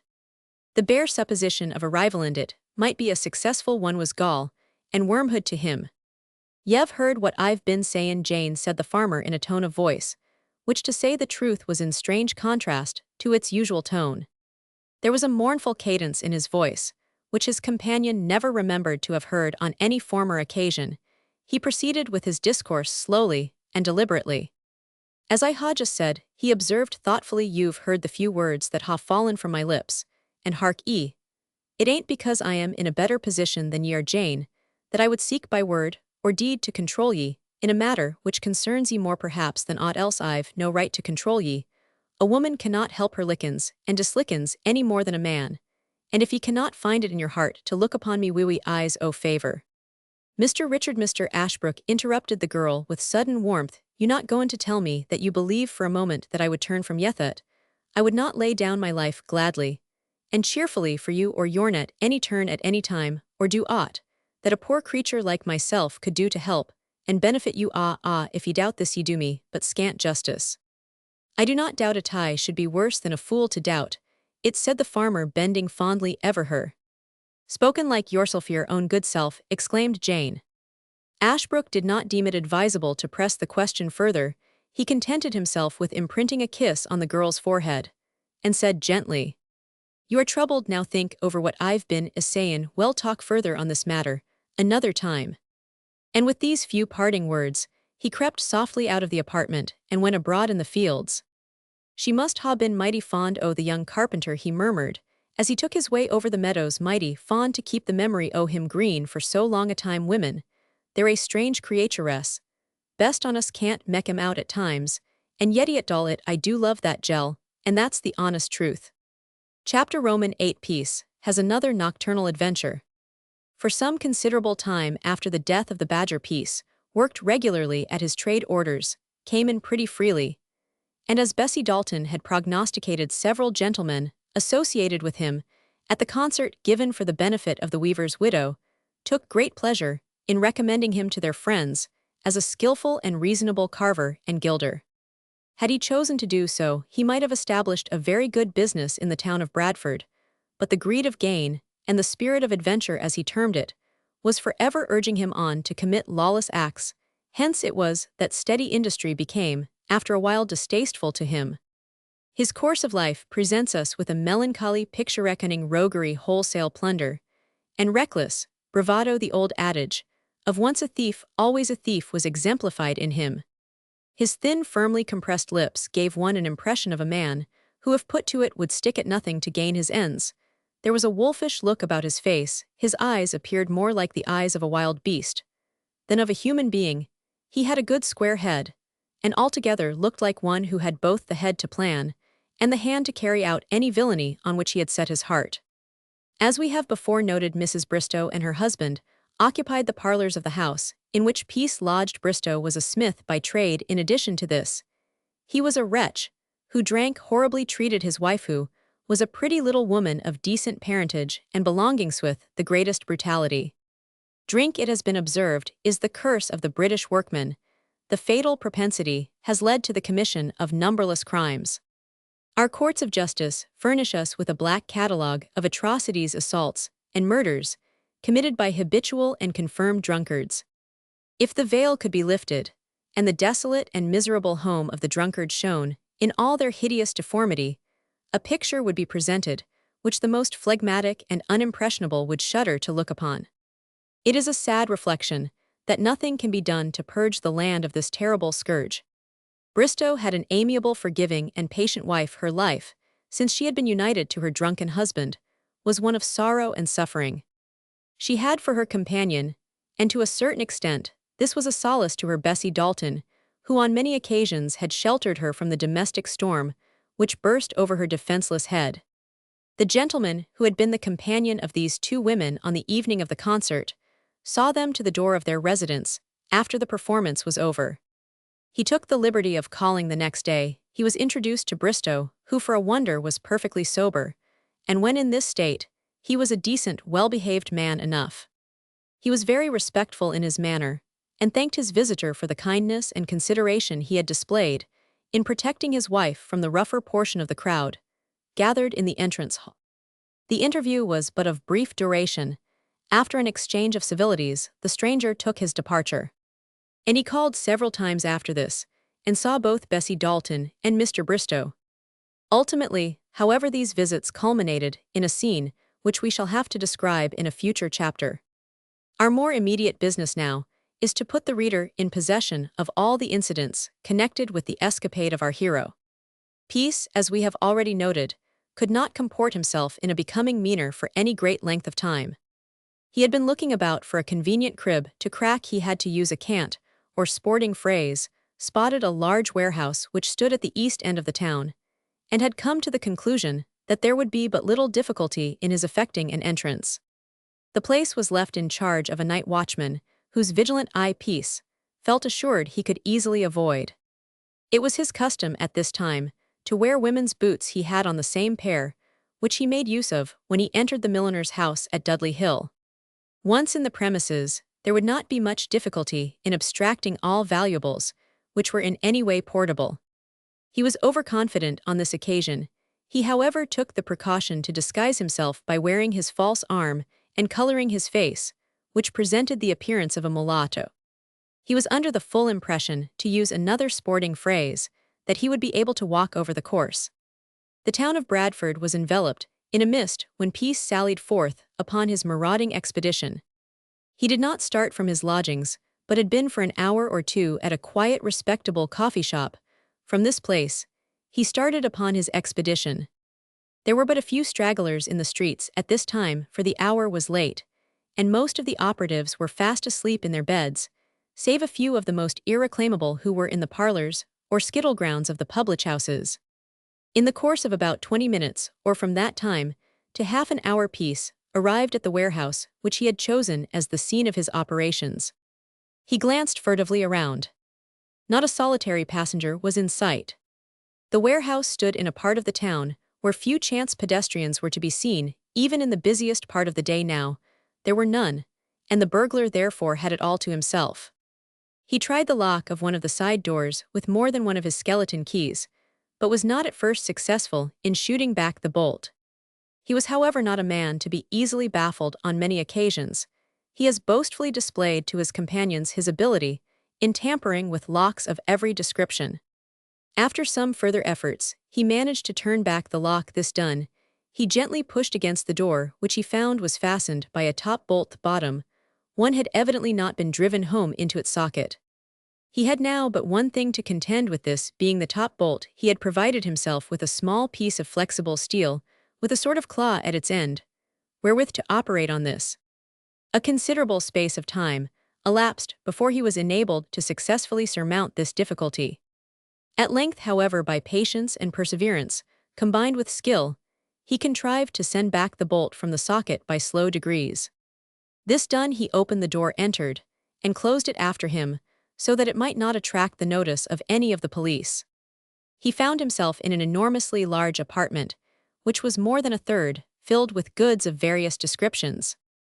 The windows of the warehouse were covered with dust and dirt, and the place was in comparative darkness.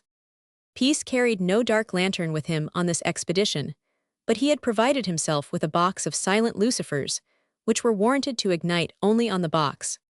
He struck one of these and was about to take his way up the stairs to make an inspection of the upper portions of the building, when much to his surprise and chagrin, he was confronted by the night watchman, who emerged from a wooden hutch in one of the corners of the warehouse.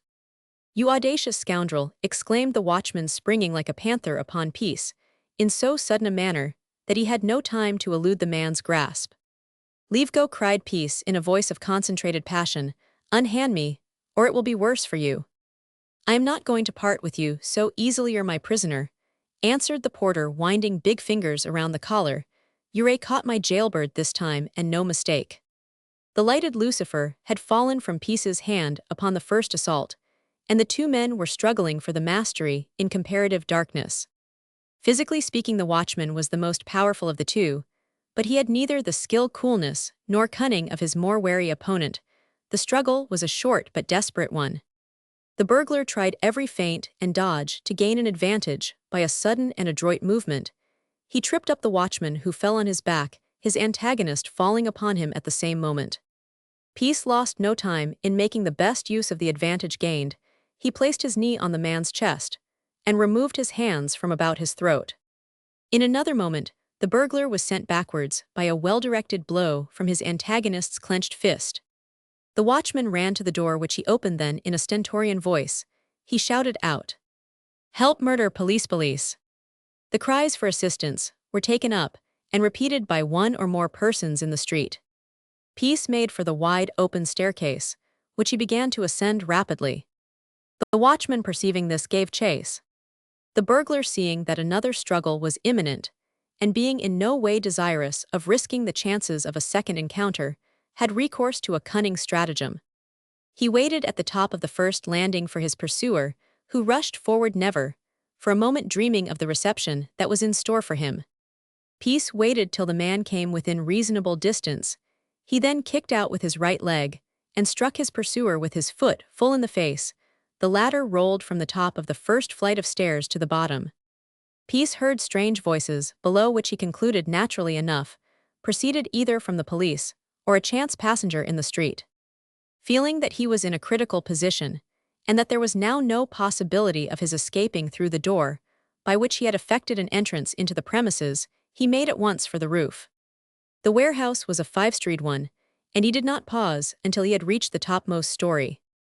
As he had anticipated, he discovered a trapdoor by means of which he could, in all probability, be able to reach the roof of the building.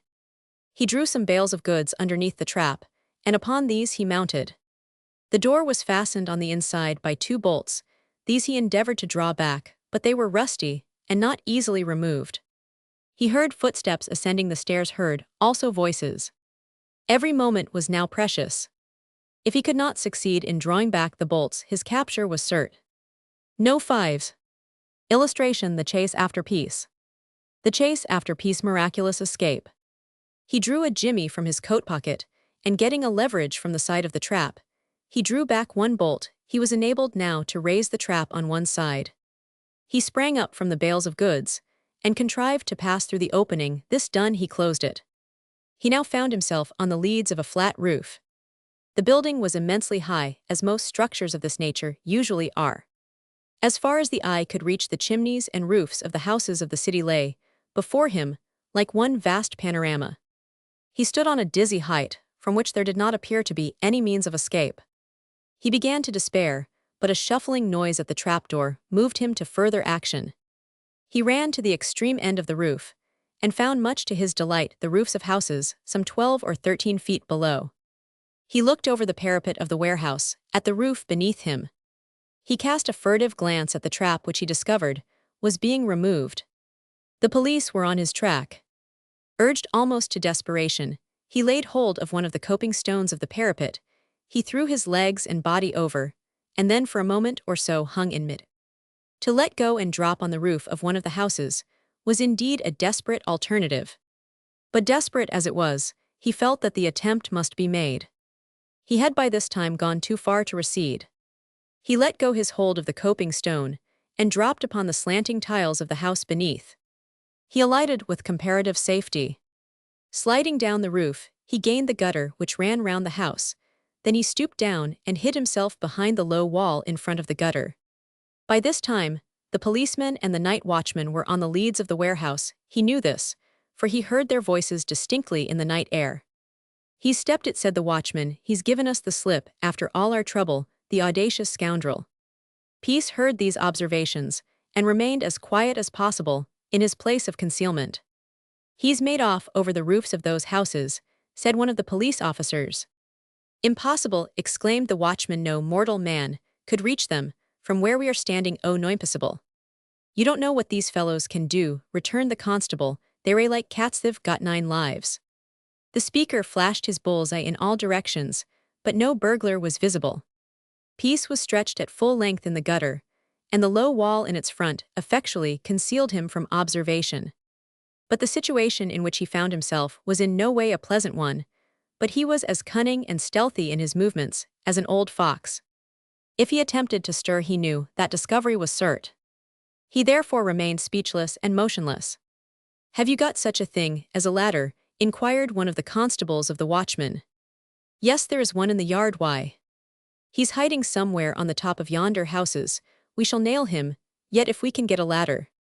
"Come down to the yard at once, if you think that," said the watchman. "An excellent thought. Come this way." The speaker and the 2 policemen retraced their steps, crept through the trapdoor, and hastened towards the yard in search of the ladder. Peace heard every word they had spoken, and was thereby apprised of their movements. He waited till he felt assured they had left the roof of the warehouse, then he peeped out from his hiding place. Not a soul was to be seen.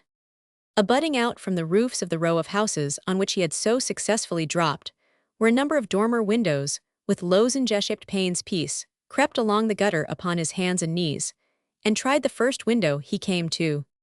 It was fastened. He tried another with the same result. Presently he discerned at no very great distance, off the faint glimmer of a light, from an adjacent window. He made for this at once. He opened it with the greatest care, and crept softly in. A young and pretty servant girl was partly undressed, and was about to retire to rest. She gave utterance to a faint scream, as the burglar entered her sleeping chamber, and modestly covered her neck and shoulders, which were bare, with a shawl. "For the love of mercy, how came you here, sir?" she inquired in evident alarm. "My dear young lady," said Peace in his most persuasive tones, "do not be alarmed. Take pity on a poor fellow who seeks your protection." "Protection? You must be some madman, or else a burglar." "I am neither at the present moment. I am in the depths of trouble. You can save me. Well, I am sure you have a kind heart. I can see that by your face, which wears on it a sweet expression. Oh, do take pity on me." He threw himself on his knees before her, and again pleaded in such an eloquent manner that the young woman was touched. She hesitated, not very well knowing what answer to make to such an appeal. "What trouble are you in then?" said she. "I've had a dispute, a quarrel. Blows have been exchanged, and if I cannot escape from the officer who is after me, I am a ruined man, ruined for life. You will have compassion on me. You cannot find it in your heart to refuse your aid to a distressed and afflicted man. What do you want me to do? If you are discovered here, my character will be lost. Go at once, or I will call for assistance." "Nay, you cannot mean anything so cruel. Sure you cannot," he exclaimed in a beseeching tone. "Will you go, sir?" "Yes, if you will only show me the way. This little affair will blow over in a day or 2. Matters can be arranged. But if I fall into the hands of the police, I am lost now. Do you understand? A miserable fugitive asking you to protest him. You cannot, you will not refuse. How can I protect you?" "Simply by this. The police are on my track. Let me out at the back door of the house. I can then make my escape. Now do you understand?" "What have you been doing for the police to be after you?" "I've told you, a quarrel, an assault." "You are a very strange man. I do not understand how you came here." "I'll tell you all another time. Show me the way to the back door, and I will go at once, and trouble you no more. Quick, no time is to be lost. You will do this, and heaven will reward you. But stay, here is something as a recompense for this little favor." He took a sovereign from his pocket, which he handed to the girl. She drew back indignantly. No, sir, she ejaculated, "I'll have none of your money." Very well, he answered, so be it, trust me. I shall find the way of rewarding you some other time now. Let me out. I run great risks, suppose my master or mistress should hear us descending the stairs. I will make no noise, they'll not hear us. The girl took the light and crept softly downstairs. Peace followed. The back door was soon unfastened, and the burglar imprinted a kiss on the hand of his benefactress. You can jump over the wall at the end of the garden and reach the court at the back, she whispered, now go. She closed the door and refastened it, then she betook herself to the window of the back parlor and saw her strange visitor jump over the wall into a neighbor's garden. He then climbed another wall and gained a side street beyond. Oh gracious goodness, how glad I am. He's got off. What an extraordinary man, she ejaculated. Poor soul, he seemed in the depths of trouble. I shall learn something more about the affair in the morning, I'll dare be sworn. She crept softly up the stairs and reached her own room without disturbing any of the other inmates of the house. Meanwhile, the police officers had obtained the ladder from the adjoining yard. This they reared against the side of one of the houses, which was in close proximity to the warehouse, from which Peace had so successfully escaped. The constables ascended the ladder, clambered over the roofs of the houses, but as the reader may readily imagine, they were in no way successful in obtaining sight of the fugitive, who by this time was far away from the scene of action. The policemen were much disconcerted, but were however not at all disposed to give up the search without further efforts. They observed the glimmer of the light from the window of the servant girl's room. The latter had by this time returned to her apartment in the roof, and was preparing for bed, when she was startled by a loud rap at the window. "Who's there, and what do you want?" said she in breathless accents. "Open the casement, a burglar is in the house, open at once." "Don't be afraid, girl, we belong to the police." "But I am very much afraid, and that's the truth," returned she, unfastening the window and throwing it wide open. "Good kind gentleman, for the love of mercy, tell me what's the matter." The constables made no reply, but sprang into the room. The girl drew back in undisguised alarm. "It's most disgraceful to force an entrance into my bedroom, that's what it is," she ejaculated petulantly. "Now, young woman," said one of the constables, "answer me truthfully, have you seen a man making his way over the roof?" "Certainly not, with the exception of you and your companion. You are the only persons I have seen. No one has been here." "Why, goodness me, no, haven't I told you so already?" "You're quite sure of that?" "Quite sure." The policemen glanced round the apartment, looked under the bed, in the cupboard, and in short, everywhere they could think of. "Strange," ejaculated policeman, "no one." "Most remarkable," returned No. 2, "where can he be hiding?" "Can't possibly tell." Then turning to the girl, he said, "Hark, ye young woman, a burglary has been committed in the adjoining warehouse. The robber has escaped, and we have reasons for believing that he has sought shelter in this house." "A burglary!" exclaimed the girl, giving utterance to a loud scream. "What have I done that I should be treated thus?" Having said this, she burst into tears. The door of the bedroom was opened, and a tall gentleman with a thick gray mustache appeared with a drawn sword in his hand. He had hastily huddled on his clothes, and was swathed in a long dressing gown. For the rest, his countenance was indicative of rage and indignation. He was a retired Indian officer. "What is this noise and altercation about?" cried the half-pay captain, regarding the constables with a malevolent look. "How is this, that the sanctity of my private abode is thus violated? Speak, dost thou hear?"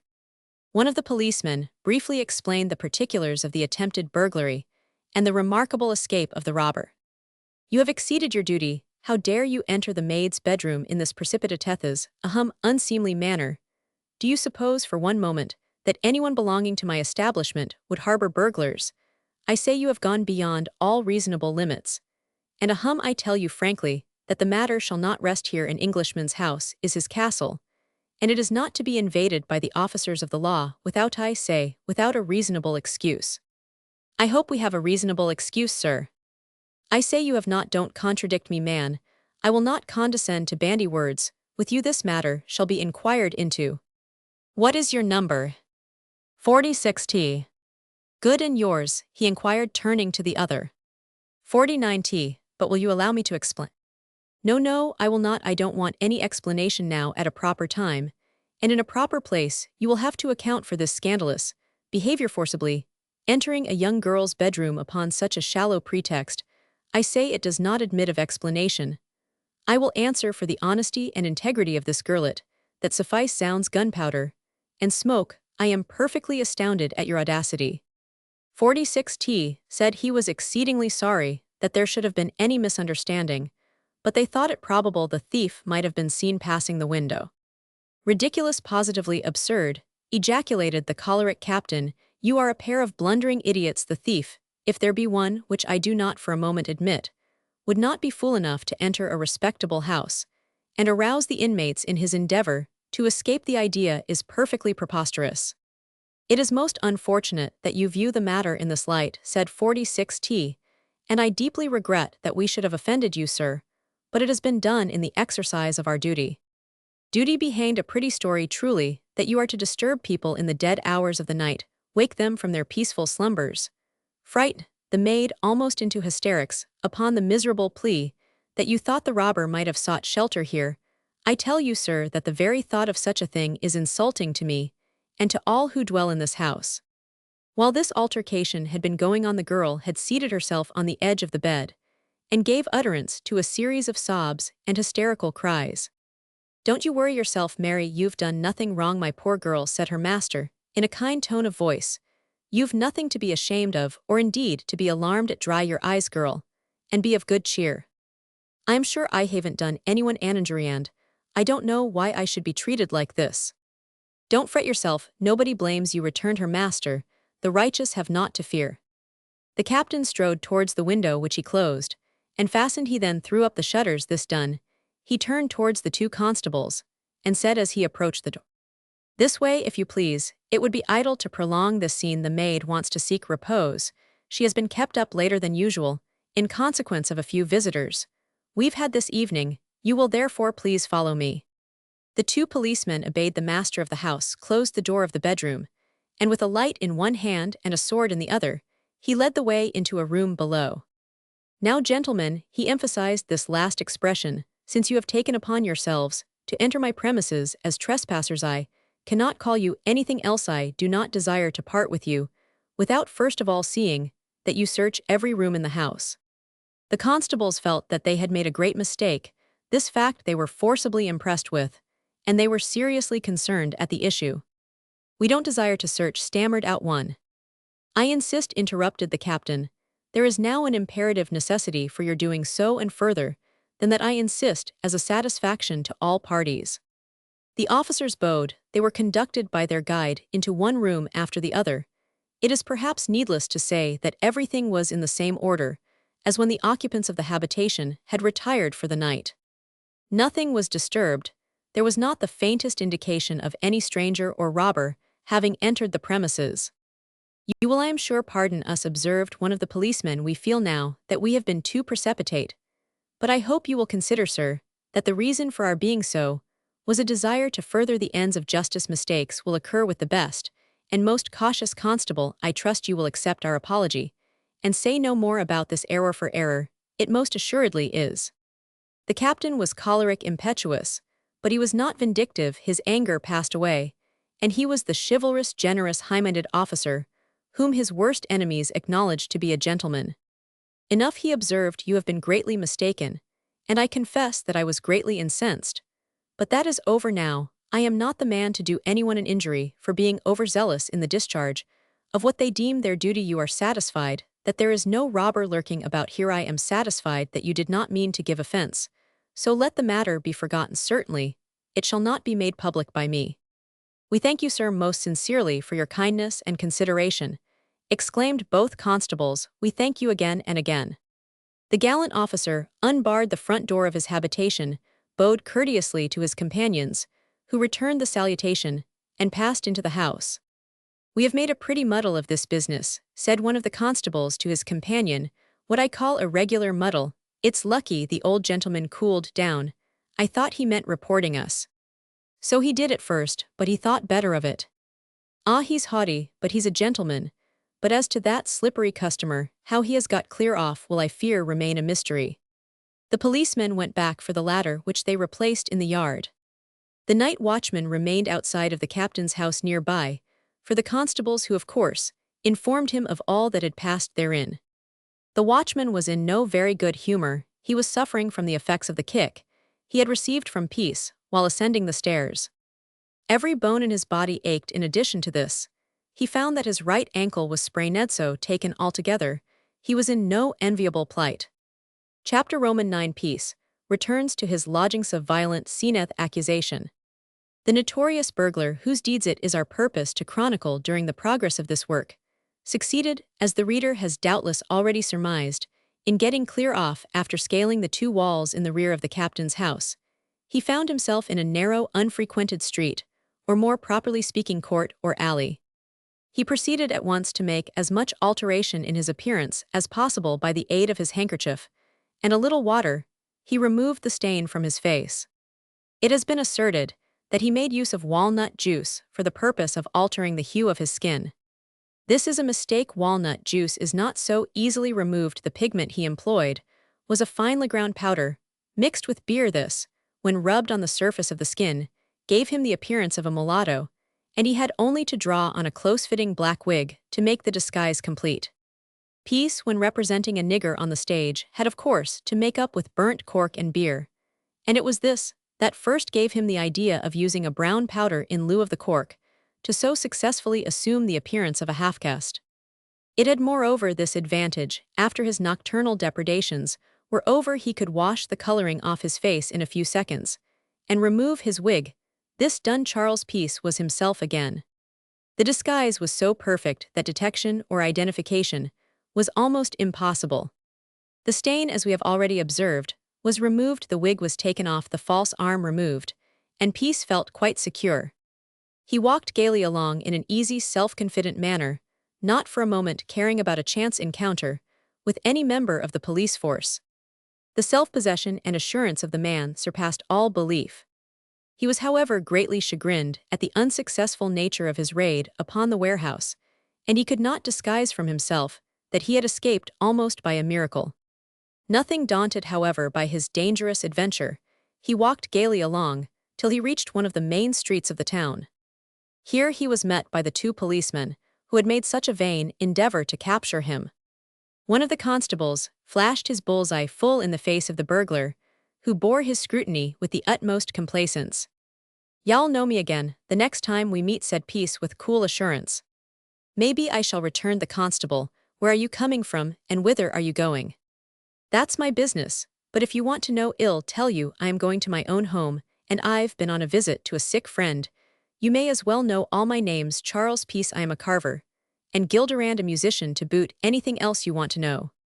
"Have you seen anyone pass as you came along?" "Well, no one in particular." "Oh yes, there was a dark-looking man, a mulatto. He appeared to be with one arm. He was running at the top of his speed." "Which way did he go?" asked the policeman eagerly. "He ran down that street second, turning to the left." "How long since?" "Not a minute ago." The 2 constables made off in the direction pointed out by Peace. "Good," ejaculated the latter with a grin. "I hope you will find the gentleman."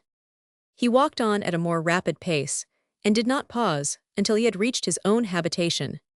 He let himself in as usual with his latchkey, and crept softly upstairs. For the next few days, he worked industriously at his business, and behaved in a proper and discreet manner. 1 or 2 of his friends, or rather patrons, paid him a visit, and gave him fresh commissions, and he deemed it advisable to keep as quiet as possible, till the excitement consequent upon the attempt at burglary had somewhat subsided.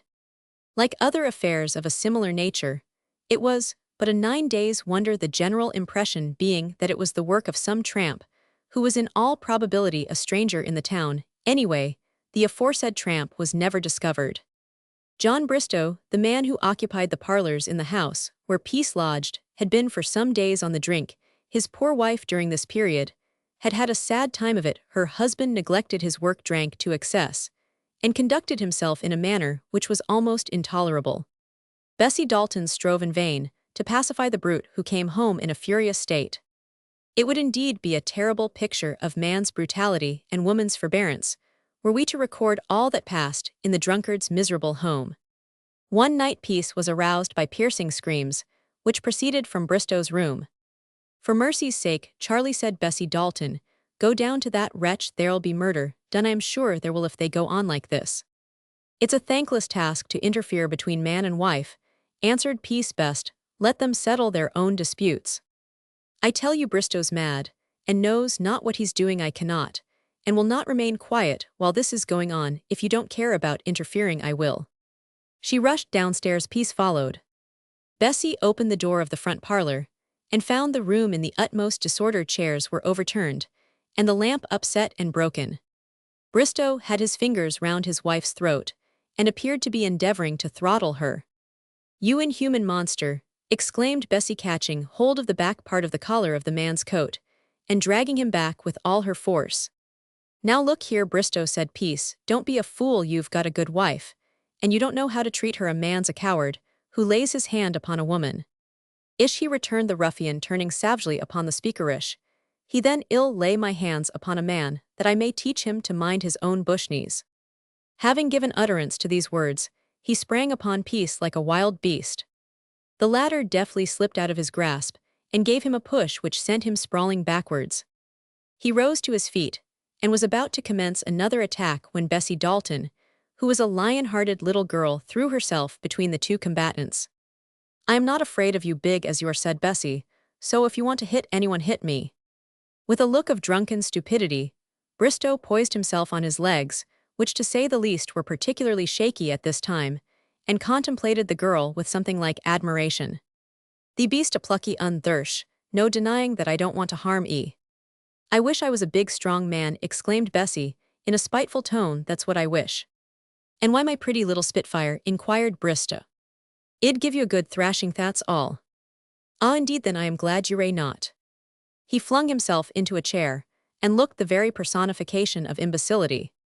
"You ought to be ashamed of yourself, Bristow, upon my word, you are a disgrace to the neighborhood." "Am I," said the man with a short jerk of his body, and a stupid nod of his head, "a disgrace, eh?" "Certainly you everybody says so." "Look here, I ain't agon to stand any o' your cheek blow me, if I don't know nor any of your preaching, either what are you I should like to know." "1,000 times better than you are," exclaimed Bessie Dalton. Ish he this was said in a drawling tone, and jeering manner. "Yes he is." "I am not so sure about it, why Lord love your gal, don't ye know, what he ish a burglar do ye hear a burglar?" Had a bombshell exploded in the room it could not possibly have caused greater consternation than did this declaration. Peace was pale with rage. "You infamous liar," he exclaimed in a voice of concentrated passion, walking up to the speaker, and shaking his fist in his face. "Were it not that I respect your poor illused wife, were it not that you are in a beastly state of intoxication, I would fell you to the earth." Bristow laughed derisively. "Yow you fell me to the earth," he repeated in a sneering tone. Peace by this time was wild with fury. Seeing that a desperate scene of violence was likely to take place, Mrs. Bristow flung herself in front of her husband, and said in a deprecating tone, John, for mercy's sake, do not make so foul a charge." Then turning to Peace, she murmured, "Take no notice of what he says, Mr. Peace. Do not heed his words, he knows not what he's saying." "Don't I?" returned Bristow with another jerk, and a nod. "Don't I ain't to be gammoned, if you are I know my way about." "Silence, hold your tongue, John, do be quiet." "You think I am a fool I s'pose," said Bristow, in continuation. "How about that young swell, that lad of a chap, as comes here, be he arter you, or Bessie? I am a fool, am I?" "Abuse me as much as you like, I am used to it, but don't take away other persons' characters," ejaculated the miserable wife. "Oh, Mr. Peace, hell be sorry for what he's said tomorrow, take no notice of him, pray don't for my sake." "For your sake I would do much, but he will have to answer for this, not now perhaps, for he is not sober, but he will have to answer for it, and that he will soon know to his cost." "Shall I? Oh, very good, ill answer for it, whenever you like." "John, be quiet," urged the unhappy wife. "Well then, send for something to drink." "You've had enough." "Have I then? I'll have more," exclaimed Bristow, rising from his chair, and staggering towards the door. "Who's got any money? Have you got any, Mr. Burglar?" Peace, who was standing near the door, lost all command over his temper. He struck the man a terrible blow between the eyes, which felled him like an ox. The women both screamed with fright. A policeman who was passing entered the parlor, and found Peace and Bristow wrestling like two athletes. "Now then," said the constable, "let's have no more of this, or I'll lock you both up." He parted the two combatants, who stood glaring at one another like two wild animals. "He took me unawares, and gave me a prop atween the eyes," said Bristow, who was by this time a little sobered. "He's been beating his wife, the wretch," said Bessie Dalton, "been trying to throttle her." "Do you charge him?" inquired the policeman of Mrs. Bristow. "Oh dear no, he was not sober at the time. I don't want anyone to be charged. I told yon chap that he were a burglar, and he didn't like to hear the truth," ejaculated Bristow with a chuckle. "The man's mad drunk's been creating a disturbance the whole of the evening, and because we came into the room to prevent murder being done, he's been as insulting as possible," said Peace. "He ought to be locked up to prevent him from doing further mischief. Will anyone charge him?" "No, there's no charge, policeman," answered Mrs. Bristow quickly. "Well, I'll tell you what it is, if I hear any more noise, or row, I'll lock you up upon my own responsibility." This last speech was addressed to Bristow. "All right now, we understand one another," answered the latter in the same sneering tone which he had adopted during the whole of the evening. He was maudlin drunk, mischievously disposed, and tantalizing. "I'll have no more to say to the worthless vagabond," remarked Peace, preparing to leave. "You must use your own discretion in dealing with him. But before I go, I must tell you that he is a dangerous character, and a nuisance to the house, and indeed to the whole neighborhood." And with these words our hero strode out of the apartment, being in no way disposed to prolong a scene which might compromise him. He felt that the time had arrived for him to beat a retreat. He adopted this course from strategic reasons. There was no telling what further might fall from the lips of Bristow, who was evidently mischievously disposed. Peace therefore made for his own apartments upstairs. Bessie Dalton, however, chose to remain in the parlor to defend her friend Mrs. Bristow, or Sophie, as she called her. The policeman, who was a very efficient and worthy member of the force, gave the inebriate a long lecture. He was well acquainted with the character of the latter, as disturbances and scenes of violence were unhappily but too frequent. After the departure of Peace, Bristow toned down. He said to the constable that he had been a little hasty, had been in fact worried about one or two matters within the last few days, but that he was sorry he had lost his temper. He could see it all now as plainly as a book. Still, at the same time, he declared that he was not going to stand any more of that fellow's cheek. Of course, he alluded to Peace, from whose blow he was still smarting. Indeed, one of his eyes was blackened, although probably he was not aware of this at present. The policeman, after a few more words of warning, left the two women and Bristow to settle their differences as best they could. Soon after this, Bristow went to bed, and in a few minutes was sleeping soundly. The house was quiet for the remainder of the night. Chapter Roman 10. Peace hastens up to London, cunning Isaac the Jew Fenseth, visit to Sheffield. The words that had fallen from Bristow could not be forgotten by Peace, who began to be seriously concerned. He was quite unable in any way to account for the expressions made use of by the ruffian in the parlor. From whence could he have obtained his information? Had it been noised abroad that Peace was the man who effected an entrance into the warehouse, or had Cooney been in the town and split upon him? Some mysterious agency had been at work. Bristow could not have dreamt that he was a burglar. He was too besotted and stupid a man to divine it from anything he had seen. Somebody must have given him secret information. These thoughts passed rapidly through the brain of our hero. "This place is becoming too hot for me," murmured Peace, while working in his shop in the backyard. "Some enemy is at work, and to remain here much longer would simply be an act of madness. No, I must away, and that too as speedily as possible. But I will not let anyone know my intentions, no, not even Bessie. That Bristow is a dangerous fellow. When the drink is in him, he cares not what he says." Peace had concealed in his rooms a number of valuable articles, which were the proceeds of his burglaries. He did not care about running any risk by disposing of the same in Bradford. Neither did he feel disposed to leave anything behind when he quitted the town. He therefore packed them as closely as possible in a hair trunk, which he had procured for the purpose. All this was done as quickly and secretly as possible, while Bessie Dalton was away at the mill, where she worked. When she came home in the evening, she found Peace busily occupied in the shop with his picture frames. He appeared to be as cheerful as usual, but he was maturing his plan of operations. On the following morning, he paid the landlord his rent together with the amount due for the week's notice, alleging that he had just received a telegram announcing the fact that his mother was in London dangerously ill, and that he was therefore compelled to hasten to her bedside without further ado. The landlord did not for a moment doubt the truth of this statement. Peace put his traps in a fly he had hired and was driven to the station. He took the first train to London, arriving in the metropolis in the early part of the afternoon. A four-wheeled cab conveyed him to Whitechapel. In that classic locality dwelt a Jew with whom Peace was well acquainted. He had on more than one occasion disposed of his ill-got wares to the Israelite in question. The Jew was called Cunning Isaac by the professional gentleman who had dealings with him. Peace was driven to a coffee shop near to the Jew's residence. Here he engaged a bed, his trunks were safely deposited in the back room, he had some coffee in the public room, and in the dusk of the evening, he proceeded to the Jew's house carrying with him in a large bag the greater portion of the property he had brought with him. "Ah, Mr. Peace, your servant, I am happy, and proud to see you. Vat can I do, for you have you anything in my vay business, is bad worry bad it, ish nothing stirring, but stagnation as our friend, O'Callaghan used to say. You just stop your clatter, Isaac, and don't call me by my name in a public shop. What I have to say to you must be said in your own private room. Certainly, my dear friend, certainly this way if you please." The burglar was conducted into a large back room, which presented the appearance of an old curiosity shop. It was crammed full of articles of almost every conceivable description. "There, now take a chair, and make yourself at home. I am happy and proud to see you," ejaculated the Jew, rubbing his hands together. "There's quite enough of that. You're about as glad to see me as I am to see you," observed Peace. "Vel then, we won't say any more about it. Let's to business. You've got something for me, I dare say."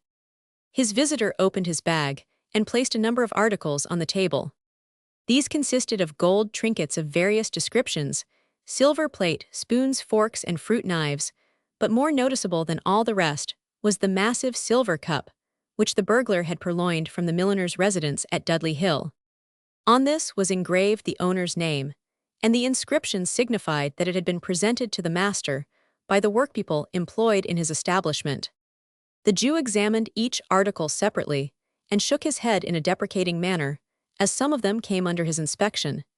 This was a way he had so that he might thereby depreciate them in the eyes of the party who offered them for sale. Some young hands were taken in by his manner, which, to say the truth, was never very encouraging. "Oh, I see," plated he would ejaculate when handling a genuine silver article, which he would push on one side, as worthless. These little pleasantries were habitual with him. It is a well-known fact to those who are acquainted with the subject that the burglar or thief never realizes half, nor indeed, in many instances, a third of the value of the property he purloins. The sacrifice he has to make in obtaining ready cash for the same is enormous. The Jew fence, as he is termed, who purchases the goods obtains by far the largest booty, and this is done with but little risk. The receivers as a rule are seldom captured and brought to justice, it being at all times most difficult to prove their guilt. "Well said." Peace, after the Jew had finished his scrutiny of the various articles. "Will they suit you?" There are some good things among them, but ash to the others. Vel, I don't care much about them." "Don't have them, then," returned his companion. "I'll have them all at a price." "Yes, I understand what that means. At your price, about a quarter of their value." The Jew regarded the speaker with a half-angry glance. "I give the utmost I can afford at all times to my friends, especially indeed Mr. Peace. I often lose by my purchases. Business ishpather, or no buyer's money is tight. You don't know how hard it is to get rid of goods, some especially now. There's that presentation cup. Vet can I do with it? See the risk I run in." "Get out," cried Peace, testily. "Put it in the melting pot. Risk be hanged. You can't gammon me, you old sinner." "Oh Lord, to hear him talk, it's as good as a play," said the Jew, once more rubbing his hands together. Then suddenly changing his tone, he said, "Tell you vat, I'll give you £50 for the lot." "Very kind of you. I am sure £50 for goods that are worth 150 in weight of the silver alone." "Ah, but you forget the solder. You never thought of the solder. Besides, I must have some little profit. I can't live on air." Peace knew perfectly well, when he paid a visit to the establishment, that there would be a long time lost in haggling before he could get a moderately fair offer from Isaac. He had come prepared for this. "I won't take 50 or anything like it," said Peace, putting some of the articles back in his bag. "You're vaunted. I know where I can get more, and not far from here either. Vir ish at tellus vir at ishville he pie of me." I am not going to let you know where it is. Will you take 60? There's a good offer I shall lose by them. Peace shook his head no, he would not take 60. Ultimately, a bargain was struck, and Peace accepted £7 to £5 for the articles, and he esteemed himself particularly fortunate in realizing that sum. Ah, that's a pad job about the badger, very pad job, poor fellow, he was bowled out at last. He was too headstrong. It was partly his own fault, so I've been told, remarked Peace, as he passed out of the shop. He slept that night at the coffee house, and on the following morning took the train to his native town, Sheffield. He called on his mother, and found her in her accustomed health and spirits. It is said that he was her favorite son, but we have no positive proof of this. Soon after his arrival in Sheffield, he wrote a letter to Bessie Dalton, in which he informed her that he had left Bradford for very excellent reasons. The place had become too hot for him, and a change of air was necessary for his health. This, he asserted, was his only reason for leaving. His love for her, Bessie, was as strong as ever. Nevertheless, there was an imperative necessity for them to be separated for a while. He, however, sent her a small sum of money occasionally, and bade her keep up her spirits until they met again. He had brought with him a sum which would suffice to keep him for some little time, and before this became exhausted, he knew pretty well how to obtain more. But for some weeks after his arrival in his native town, he was much more careful than he had been heretofore. He picked up a very decent living by playing the violin at various houses of public entertainment in the town, and to all appearance, he was a well-behaved, proper sort of young man enough.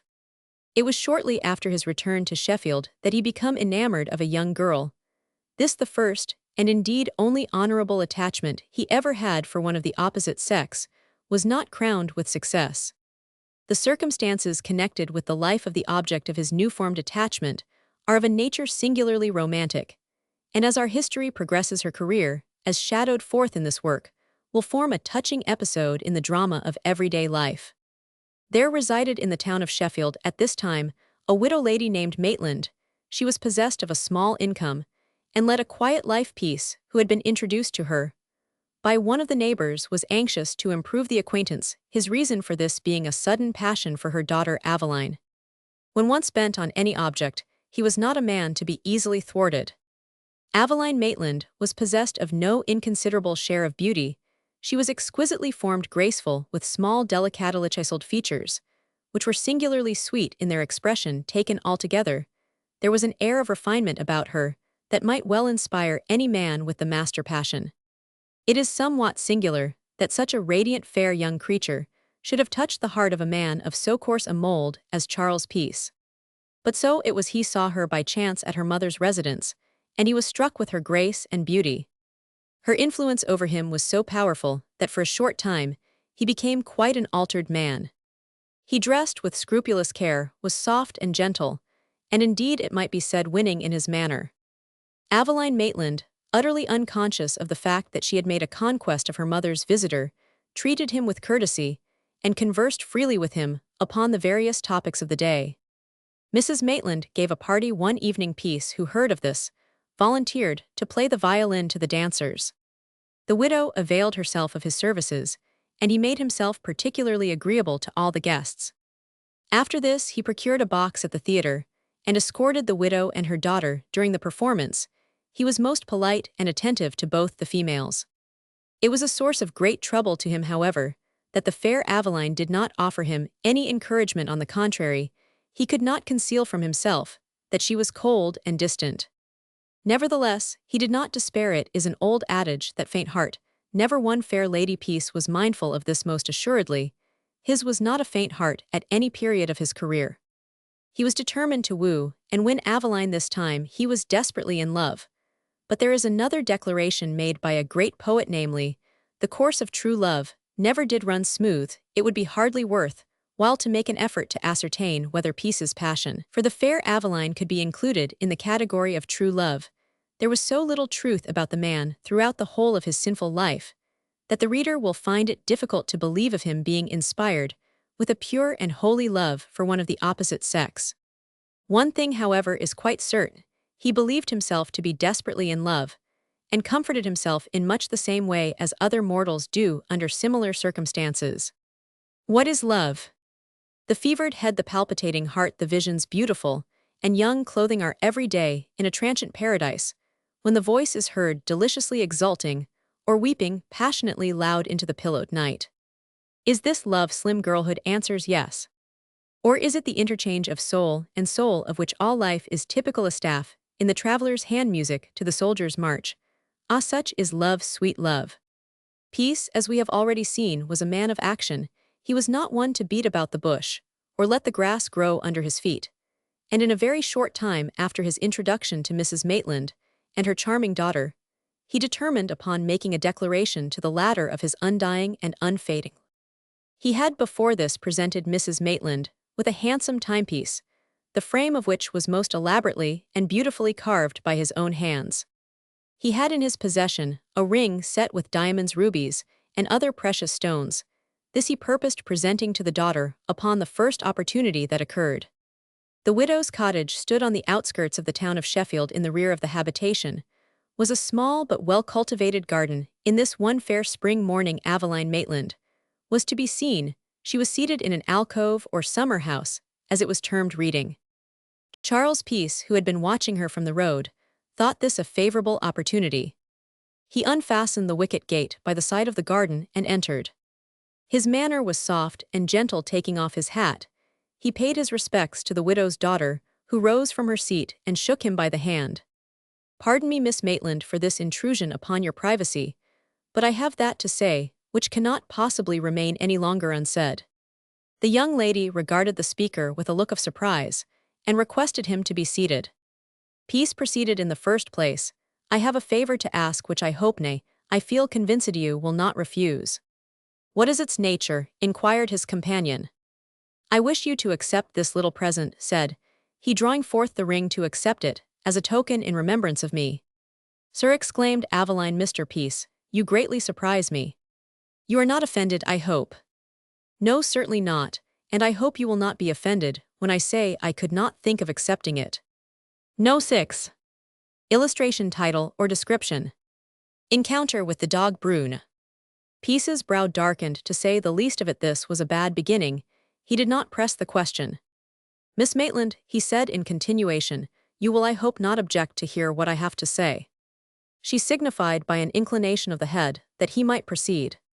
"Well," said Peace, "I don't know whether you have been able to divine my feelings, or to guess the secret which is locked up in my heart, but I feel that the time has come for me to be outspoken, from the very first moment I saw you. But one absorbing thought haunted me, a mighty and overpowering passion took possession of me, and held me in bondage.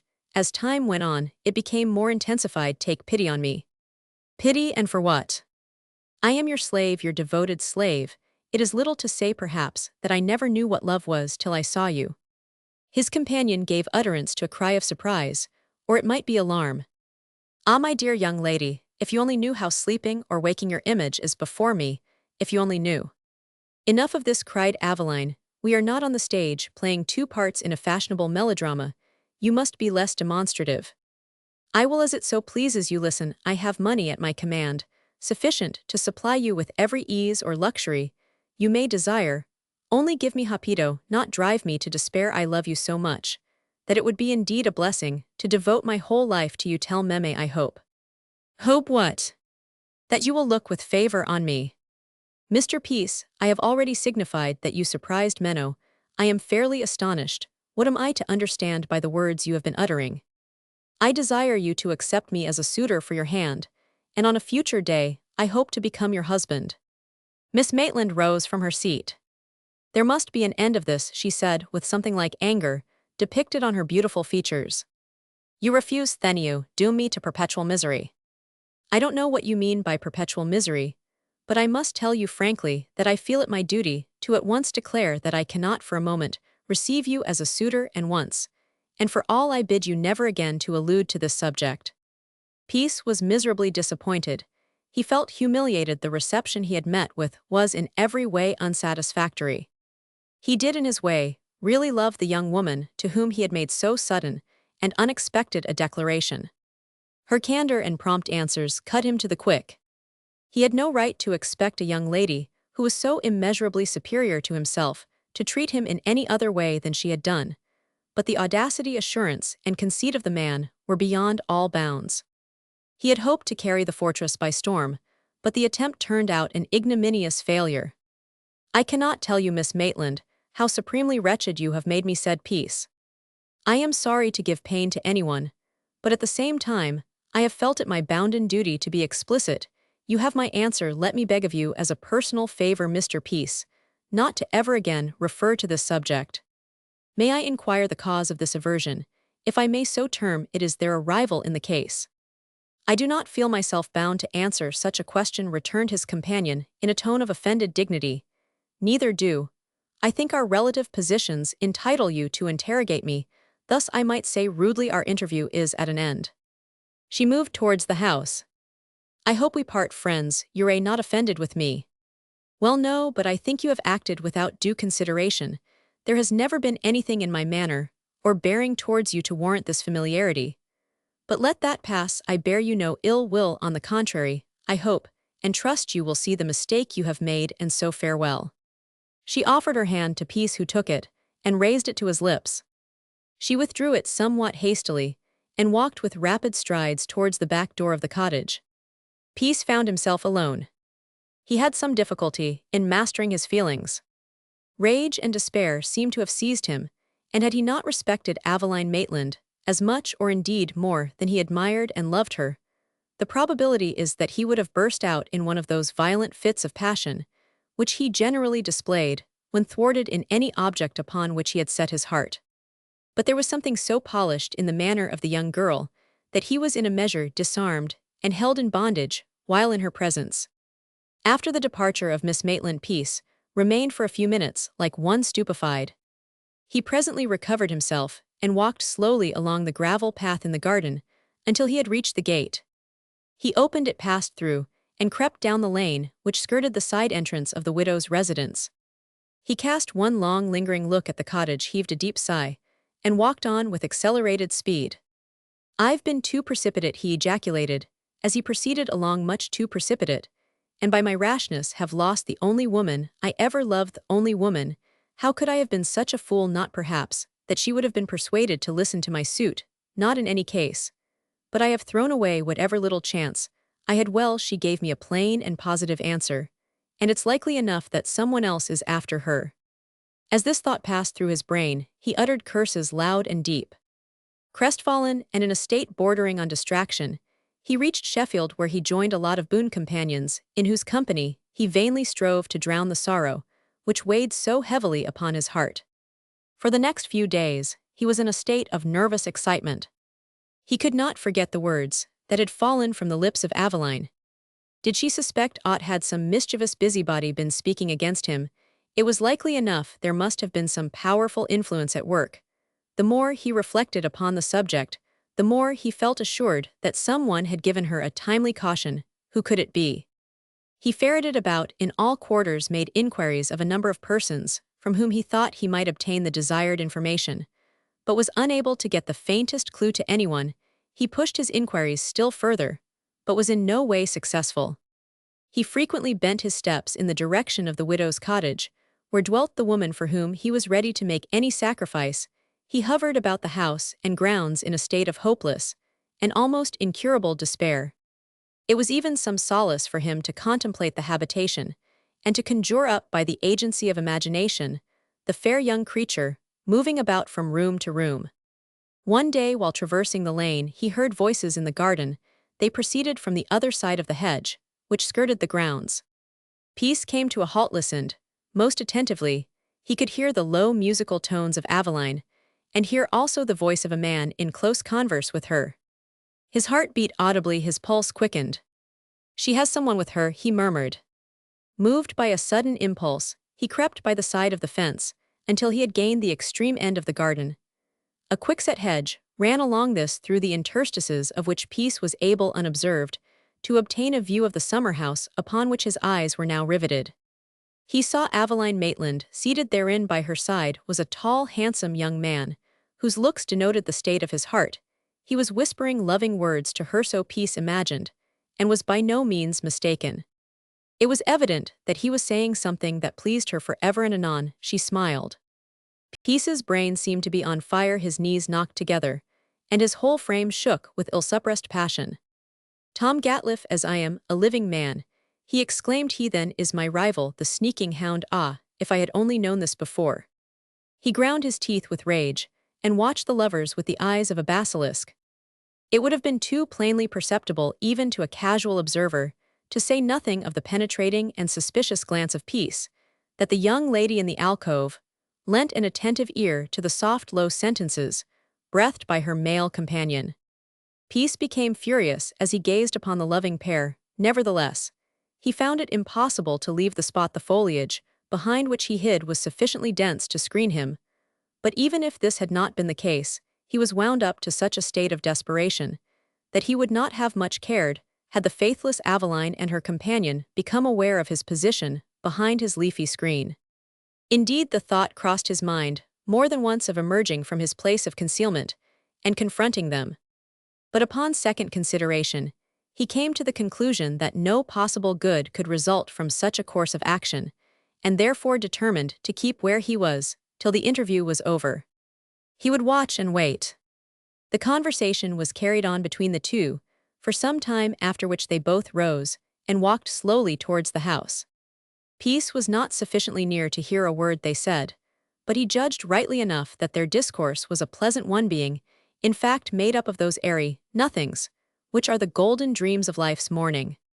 The situation in which he found himself was, to say the least of it, a most trying one. It would have proved to be so to the most apathetic, but to a man of Peace's temperament it was all but insupportable.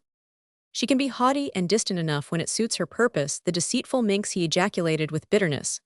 But at other times, she can be all honey, ba plague on them, both. That mealy-mouthed Tom Gatliff, with his fine set speeches and goody-goody manner, has turned the gal's head. That is the reason of her flouting me the other day.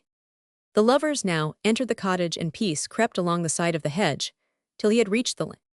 He sat down on a neighboring stile and began to reflect. If a chaotic mass of fugitive thoughts rushing through an overheated brain can be called reflection, what should he do? How should he be avenged? Was it possible to break the golden fetters which bound the two together? These were questions he found some difficulty in answering. He had known Tom Gatliff from boyhood. Indeed, at one time they were schoolfellows. He was jealous of him even in those early days, for Tom was a diligent pupil, and in every way so superior to Peace that, as a natural consequence, they were never at any time what might be called pals. He was always a proud, conceited upstart, exclaimed Peace, always thought a deal of himself, and went in for the virtuous, and looked down upon me with something like contempt. That was bad enough, but worse has followed. Stolen from me, the only girl I ever loved. I hate the fellow, curse him. He rose from his seat and walked rapidly down the lane, muttering anathemas against Gatliff and all his belongings. This did not appear to satisfy him, so he turned round and retraced his steps. He had no settled or defined purpose in so doing, and indeed he hardly knew why he turned back, unless it was occasioned by a reluctance to lose sight of the cottage in the occupation of the widow. He was so restless, so little himself, that he acted altogether in an erratic way. In the course of 10 minutes or so, he caught sight of a solitary figure at the extreme end of the lane. Peace came to a sudden halt. To all appearance, from what he could make out, the solitary messenger was none other than the detested Tom Gatliff. In a minute or so after this, he was assured of this fact. With rapid strides, the young man hastened along. Peace waited. This was just what he desired. His face was distorted with passion and wore on it a demoniacal expression. Heedless of the coming storm, young Gatliff walked merrily along until he caught sight of the malevolent countenance of his quarrelsome schoolfellow. "Ah, it's you, is it?" said Peace with inexpressible disgust, both in his tone and manner. "You, eh? What's the matter, my friend?" inquired Tom. "Friend be hanged," answered Peace. "You're no friend of mine. What do you do crawling about here? Tell me that. Oh, you may put on one of your sanctimonious looks, but it won't deceive me. I say again, what do you do here? Upon my word, Peace, you conduct yourself in a strange manner. Has anyone offended you?" "Never you mind whether they have or not. You are lurking about here for no good purpose. Where have you come from?" "Well, from the house of a friend of mine." "You are full of friends. Everybody's your friend, I suppose. Is your friend's name Maitland?" "You are quite correct in your surmise. It is." "I thought so, and I suppose, if I may make so bold as to inquire, it is not so much the widow who has attracted you to the house as the daughter." This was said in a tone of bitter irony. What if I refuse to answer impertinent questions? You will refuse, you dare not answer them. You're a mischief-making, lying, canting humbug. It is you, and none but you who have poisoned the mind of Miss Maitland. Against me, Charles Pisto, you hear. Tom Gatliff was perfectly astounded. As Peace gave utterance to these last words, his countenance seemed to darken with the darkness of a curse.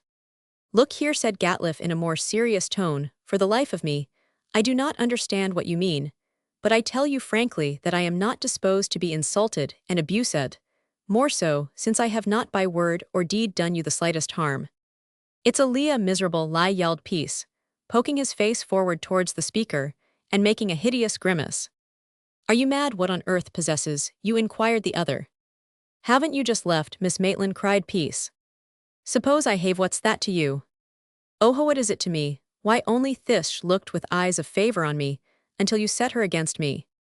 Looked with favor on you, said Gatliff, with ineffable disgust. Me set her against you? Why, Peace, you are beside yourself. Listen, I have known the Maitlands for years, and long before you set eyes upon either, was the accepted suitor of the daughter, and neither you nor any other man shall come between me and Aveline Maitland, not even a peer of the realm. Don't you fancy you're going to carry it off with a high hand, you despicable crawling reptile? Exclaimed Peace, in a paroxysm of rage. There's not a word of truth in what you've been saying. I know full well who I have to thank for turning her against me, none but you. With these words, he rushed at Gatliff like a wild beast. He wound his fingers around his throat and endeavored to throttle him. In his fury, he foamed at the mouth, and had he been possessed of a weapon, doubtless something serious would have happened. Gatliff was a tall, athletic young man who in fair fight would be able to overcome Peace with the greatest ease. He had stood his taunts and insults with commendable good temper, but there is a limit to the forbearance of the most patient man. He caught Peace round the waist, lifted him up, and threw him from him with the greatest ease. Peace picked himself up and rushed forward again at his antagonist, who by this time had become a little angry. He delivered a well-directed blow on his opponent's chest, which knocked him backwards. Finding that he was overmatched, Peace picked up a large flint stone, which he hurled at Gatliff, who was seriously bruised in the thigh from the blow. He rushed rapidly forward and, clutching Peace by both arms, he pinioned him and rendered him powerless to do further harm for the present. Let go, coward, let go, exclaimed Peace. It's you who are the coward, you spiteful, vindictive little brute. You ought to be ashamed of yourself, that is, if you have any shame in you. Think yourself lucky you've escaped a good thrashing, for it's what you deserve, said Gatliff. Peace made frantic efforts to release himself, but he was unsuccessful. Gatliff, in addition to having great personal strength, had on more than one occasion carried off the prize as a wrestler. He was a quiet, well-disposed young man enough, and was at all times the very last to quarrel, but when once aroused, he was well able to take his own part. Are you going to leave go? Cried Peace, after a series of ineffectual struggles. Not unless you promise to behave better. I won't promise, you'll die first. Very well then, I shall keep you prisoner till a constable comes, that's all. A constable? Yes, a policeman. Will you promise? What? To conduct yourself like a sane person. I won't promise anything. I hate and despise you for a sneak as you are. You were always an abusive, audacious fellow, even as a boy, returned Gatliff, and a man who knows you as well as I do must be a fool to take any notice of your blustering. Two farm laborers, who had witnessed the conflict from a neighboring meadow, now came forward and proffered their services to Gatliff. You've got a bit of a madman, ain't ye, master? Said one of the men. Maybe he's escaped from his keeper. You impudent wretch, ejaculated Peace. What be going to do? Why, him, said the other rustic. He deserves ducking in the horse pond. That be the best way to serve him. He's flung a big stone at ye, said the other. Better take him to the police station. Oh, there's no occasion for that, answered Gatliff. I think he may go about his business now. If he's got any sense, he will do so at once. And with these words, he left go of Peace, who deemed it advisable not to attempt any renewal of hostilities. Now go your way, said Gatliff. You are smarting under some real or imaginary wrong, hence it is, I suppose, that you have fallen foul of me. I haven't done with yow, depend upon that, cried Peace. You've got the better of me now, I admit, but that does not settle the difference between us. Get away, you stupid fellow, returned Gatliff, you don't suppose I am afraid of a man like you? Be off. And give me no more of your impudence, for if you do, I tell you candidly, you want escape again, with a whole skin." Peace made another hideous face, after which he jumped over the stile, and threaded his way through a narrow pathway, which ran by the side of a cornfield. Gatliffe watched him for some little time, then turned towards the two farm laborers and laughed. "He's a spiteful, vindictive rascal," said he. "There's no doubt of that." "He be vicious, and I should say from the look on a bad lot," observed the ploughman. "There ain't much on I am, but what there is all fire and brimstone, and it don't take much to set it alight." Chapter Roman 11, the propulsive Maitland becomes communicative. Humiliated and crestfallen, Peace returned to his old haunts at Sheffield. He solaced himself by writing a long and affectionate letter to Bessie Dalton, of whom he had taken but little notice for some time past. Now, he endeavored to make amends for his neglect. The excuses he made for this were, as a matter of course, mainly drawn from his own imagination, which, as far as false statements were concerned, was at all times fertile. He mixed freely with his boon companions, and played the violin nightly at one or more of the sing-songs held at the public houses in the town. He had the gift of the gab, as it is termed, could converse glibly enough upon most topics, in addition to which he had quaint sayings and amusing ways, which went far towards ensuring him a cordial reception from the frequenters of the houses he chose to honor with a visit. In many ways Peace was a remarkable man. He was a consummate scoundrel from the outset to the close of his career, but he could be, when he chose, a very plausible one. Had he not been this, he could never have imposed upon so many persons as he Roman 999. But despite his well-affected hilarity, grief lay heavy at his heart when he thought of the beauteous Aveline Maitland. Her image was forever presenting itself to his vision. "But she's far beyond my reach," he would murmur. "She never would have listened to me under any circumstances. No, she's too far removed from such as me." The more he thought over the matter, the more he became impressed with the fact. The only wonder is that he had not arrived at this conclusion from the very first. His successful rival Tom Gatliffe had been on terms of the closest intimacy with Mrs. Maitland, and Aveline, his love for the latter had grown with his growth, and strengthened with his strength. He positively worshipped the fair young creature who had so enslaved him, but for a long time he had remained silent upon the subject, which engrossed his whole thoughts. Young Gatliffe belonged to what is called the industrial class, but he had received an education superior to the generality of men in his station of life. He was by trade an engineer. Patient, self-reliant, and industrious, he had won for himself a good position in one of the leading firms in Sheffield. His employers had great confidence in him, and he was a young man who gave early promise of pushing his way in the world. He was steady, frugal, and had already saved a considerable sum of money. He had of late become more persistent in his attentions to Aveline. The end of this may be readily divined. He avowed his love and proposed. Aveline did not refuse. On the contrary, she accepted him upon the condition that he was to broach the subject to Mrs. Maitland. The young engineer was in an ecstasy of delight at his success so far. Soon after his encounter with Peace, he bent his steps towards the widow's cottage and sought an interview with its mistress. Mrs. Maitland shrewdly guessed the object of his visit. She conducted him into the front parlor, closed the door, and sat herself down in one of the armchairs, motioning her visitor to be seated in another. "My dear Mrs. Maitland," said Gatliffe, "it is indeed a subject of most serious import as regards my own happiness, which has occasioned me to seek you for a long time past. I have been attached to your daughter. Possibly you might have guessed this." The widow nodded. "Ah, as I supposed. And Aveline?" "I have told her all. Told her that a great golden blaze of light seemed to fall upon me when I first beheld her. I love her, and have avowed my love. She bade me seek you, bade me ask your consent. That is why I am here. I see and comprehend most fully you love one another well, Mr. Gatliffe. You are not the first man who has been struck with Aveline, but let that pass. I esteem and respect you, and as far as I am concerned there will be no impediment in the way. I think you too worthy a fellow to offer any objection to you. Have my consent. As far as that is concerned, consider the matter settled. But there are other considerations," she added, in a more serious tone. "Considerations," he exclaimed. "Possibly you allude to my position in life." "Oh dear me, not for a moment." "Pray explain, let me know the worst," he ejaculated, in evident trepidation. "In the first place," answered the widow, "I must inform you that Aveline is not my daughter."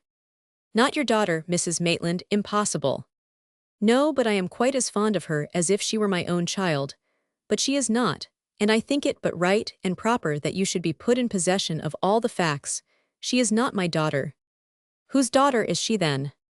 "That I cannot tell you. I have adopted her, and brought her up from infancy." "I am indeed surprised." "That is no more than I expected. Listen, you are perhaps not aware that I was at one time matron to the Derby Infirmary. It was while acting in this capacity that I first met with Aveline, who was then between 2 and 3 years old. There had been a collision on the line, many persons were seriously injured, while some were picked out of the carriages dead. One poor lady was brought into the infirmary in a dying condition, when discovered, strange to say, a little girl, supposed to be her daughter whom she clasped in her arms, was found to be uninjured. They were both conveyed to the infirmary. The mother was in a state of insensibility. After she had been attended to by the surgeon, she rallied a little, and murmured once or twice, in a half-dreamy state, the word Aveline. The child answered to the name, and went to the bedside of the sufferer. We endeavored to get the poor lady to tell us who she was, but she was too ill to speak, and the doctor forbade us making any more inquiries for the present. It was a pitiful sight, for you must understand that there were many other poor creatures besides her who required immediate attention, and of course it was the duty of myself and the nurses under my direction to see to them without a moment's delay. While thus engaged, one of the nurses came to me and whispered in my ear that the lady in bed No. 14 had breathed her last. I hastened to the spot and found that her words were but too true. The child was crying, and I directed one of the women to take it into the house I occupied, and tell Rebecca, my servant, to take charge of it till I came. And its mother had passed away. As I have told you, many others succumbed to the injuries they had received. Most, nay, indeed, I believe all were identified by their relatives, all, save the lady and her child. For these no claimant could be found, not the faintest scrap of intelligence reached us from any quarter to give a clue to their identification. The lady to all appearance belonged to the upper class. She had a sweet face and features of delicate mold, but who she was it is not possible to say, neither do I think it likely now that we shall ever ascertain. Goodness me, how singular, and had she nothing about her to denote who and what she was? She wore round her neck a double gold locket, containing the portrait of a gentleman on one side. On the other was a likeness of the deceased lady, and in addition to her wedding ring, she wore one with a motto and crest inside it, a description of her and the child together with the jewelry she had on appeared in the list of the dead and missing in the public papers at the time, but no one came forward to claim either the living or the dead. "Can such things be possible?" exclaimed Gatliff. "My dear sir, they are of frequent occurrence. If we could know the number of missing and unclaimed persons, which every year furnishes us with, it would surprise most people. But what I am telling you now are simply facts which have come under my own observation." "And the mother, what became of her remains?" "After every effort had been made to discover her relations, and we had given it up as hopeless, my husband paid for her funeral, and he said at the same time that he would never part with the child. Poor dear soul, he kept his word. She was by his bedside when his gentle spirit passed away. He almost worshipped Aveline, and she was equally attached to him. She has been indeed more than a daughter to us." "And have you the locket and the 2 rings?" "They were kept in the hospital for some years, but upon my retiring I begged them of the governors, and they at once gave orders for them to be handed over to me. I have them now." "And do not intend to part with them, I hope?" "Certainly not. I consider they belong to Aveline." "Why, Mrs. Maitland, this is indeed an extraordinary story. I have thought it a duty incumbent on me to furnish you with all the particulars, if after hearing them you are still disposed to have Aveline." "If," ejaculated the young engineer, "you do not for a moment suppose I have any desire to cancel our engagement. No, my dear madam, it is an additional reason for my cherishing and protecting her." "Well, Tom, I hope, nay, I am sure you will make her a good husband, and I frankly admit if it had been left to me to select one for her, I should have chosen you." Gatliff sprang to his feet, put his arms round the speaker's neck, and kissed her fondly. "Tush, tush, you silly boy," said the widow, "what do you want to be kissing an old woman like me for?" She was, however, not in any way angry with her companion. "Is Aveline a Christian or surname, do you think?" queried Gatliff. I took it to be a Christian name, from the fact that the mother called her child to her bedside by it, and the little thing answered to it with the greatest alacrity. It is her Christian name, now shall not change it when she marries, I suppose, added the widow with a smile. I shall never call her by any other, you know, Mrs. Maitland. I am but in humble circumstances, but I have enough to give my dear Aveline all she can desire, and I hope in a short time to be more prosperous. Ah, as to that, riches are not everything, though many persons think they are. I do not, however. By the way, Tom, do you know that Mr. Peace made Aveline an offer? Yes, I've heard so, but she wouldn't listen to him. No, I candidly confess that I had rather a good opinion of him at one time, not as a suitor for Aveline, but I thought him good-natured and kindly disposed. Probably he may be so. But I have very much altered my opinion with regard to him, very much. Indeed, returned the widow with forcible emphasis. Gatliff refrained from offering any remark. It was evident from his manner that he did not want to dwell further on the subject. Aveline now entered the room, whereupon her lover rose and embraced her. "It is all settled, dearest," he exclaimed, in a tone of delight. "You will learn the full particulars from Mrs. Maitland. So you have been having a tete-a-tete, it seems." "Yes, we have, my child," said Mrs. Maitland, "and a very satisfactory one it has proved to be." "I am glad of that," murmured Aveline. "You both seem well pleased." Young Gatliff thought it was time to take his departure. He was elated with the successful nature of his interview with the widow, and thought it best to leave her alone with Aveline. Chapter Roman 12, The Burglary at Woodhillen, Unexpected Meeting.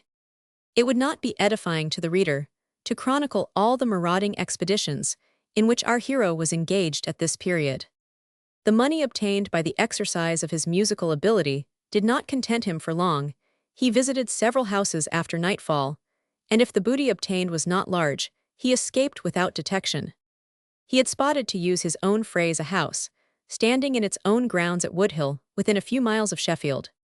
The place seemed so isolated, and looked so tempting, it being in the occupation of some rich person, that Peace determined upon paying it an early visit. At the back of the house was a conservatory.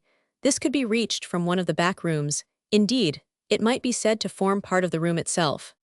Peace, who had noted all these things when passing the place in midday, had determined upon his plan of operations.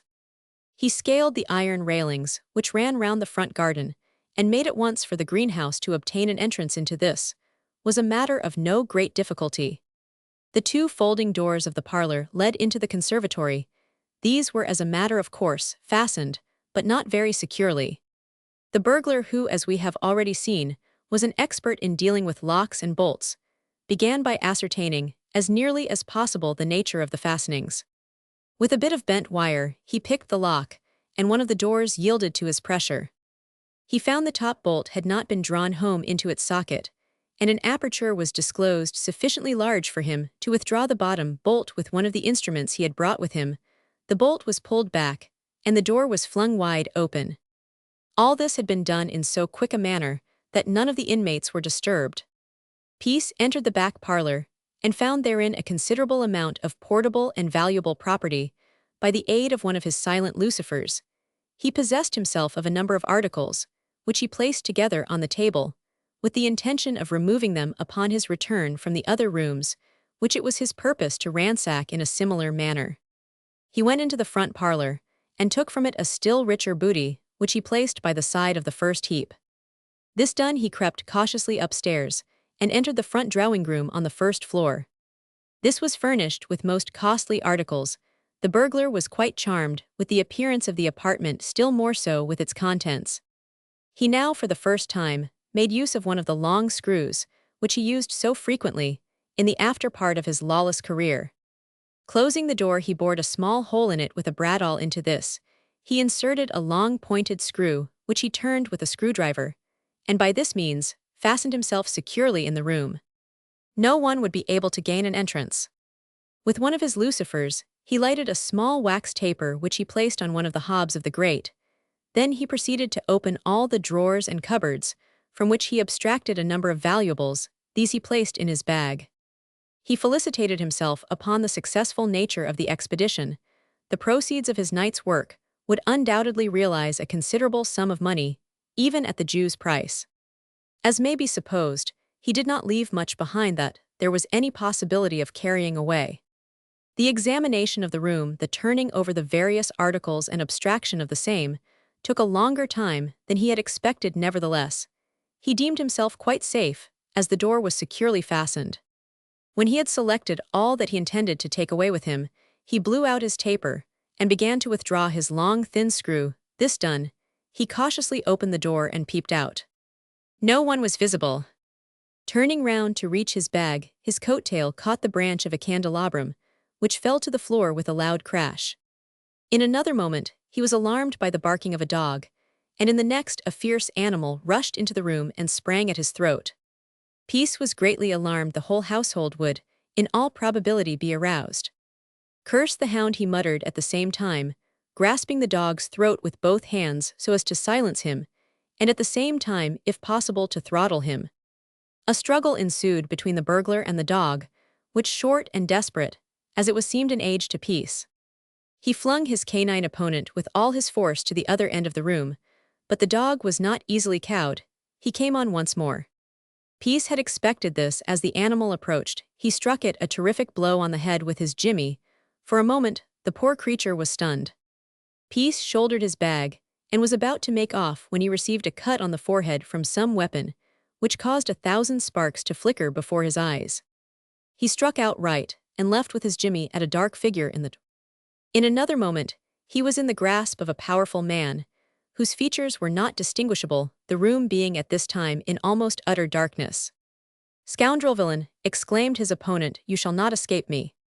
Peace made no answer to these expletives. He had but one thought, those being to get away. He struggled desperately and fought like a tiger.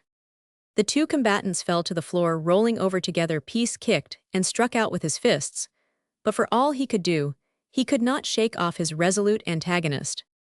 The dog, who had now in a measure recovered from the blow, set up a loud barking. He, with a noble instinct, rushed to his master's assistance and caught Peace by one of his legs, who kicked the animal savagely with the other. "Down, Brunadown, boy," ejaculated Peace's opponent.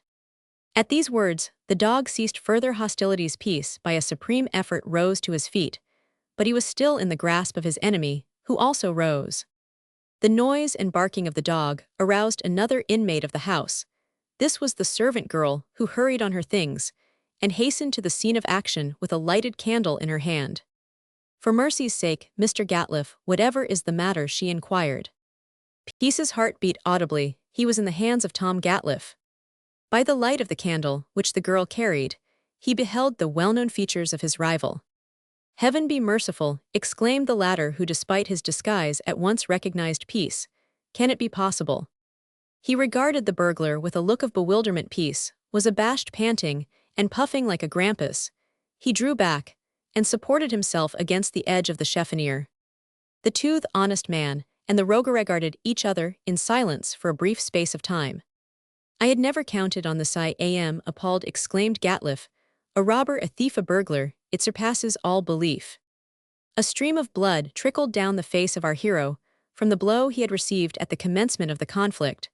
But he was heedless of this. The exposure, the terrible discovery made by young Gatliffe afflicted him more than aught else. "What have you to say for yourself? Can it be possible that you have sunk so low as this? I can hardly realize the fact, which however is but too evident. I would that some other person had made this discovery." "It's no use making fine set speeches," returned Peace. "Here we both are. It is not a pleasant meeting for either of us, but we must make the best of it." "What has been the matter?" inquired the girl. "Shall I go for James, or a policeman, or what?" "You had better go for a policeman, but stay, where is James?"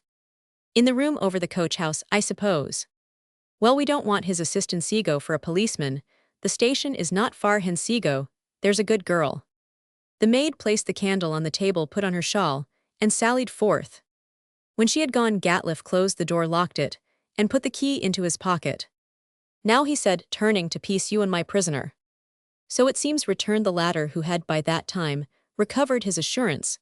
"But may I inquire what you do here? You are not master of this house, are you?" "I am not, but one of my employers is. He's away in the country, and during his absence, I have taken charge of the premises. Insolence will avail you, but little. You might have got me into trouble, imperiled my position, Almost ruined Mehed, you got clean away with the things you have purloined. But I've not got away, and it's no use supposing I have interrupted peace, it is a bad business. But can't be helped. Do you mean to tell me that you are going to hand me over to the police? It is my duty to do so. Duty be blowed. Look here, we've had a word or two. You've robbed me of the only woman I ever cared for. It's driven me to distraction. That's what it's done, else I shouldn't be here. It is all your fault. But there, I bear you no animosity. Let bygones be bygones. I tell you I've been driven to distraction. Do you hear? Yes, I do. Well then, if you are the same generous Tom Gatliff as I knew years ago, you won't be hard upon your old chum. What would I give to be out of this difficulty?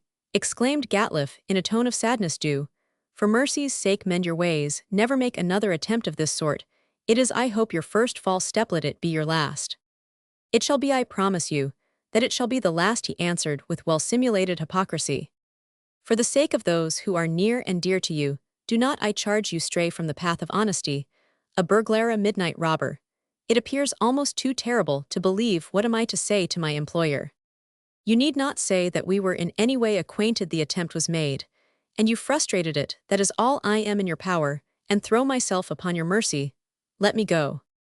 If I do, justice will surely overtake you sooner or later, unless you mend your ways.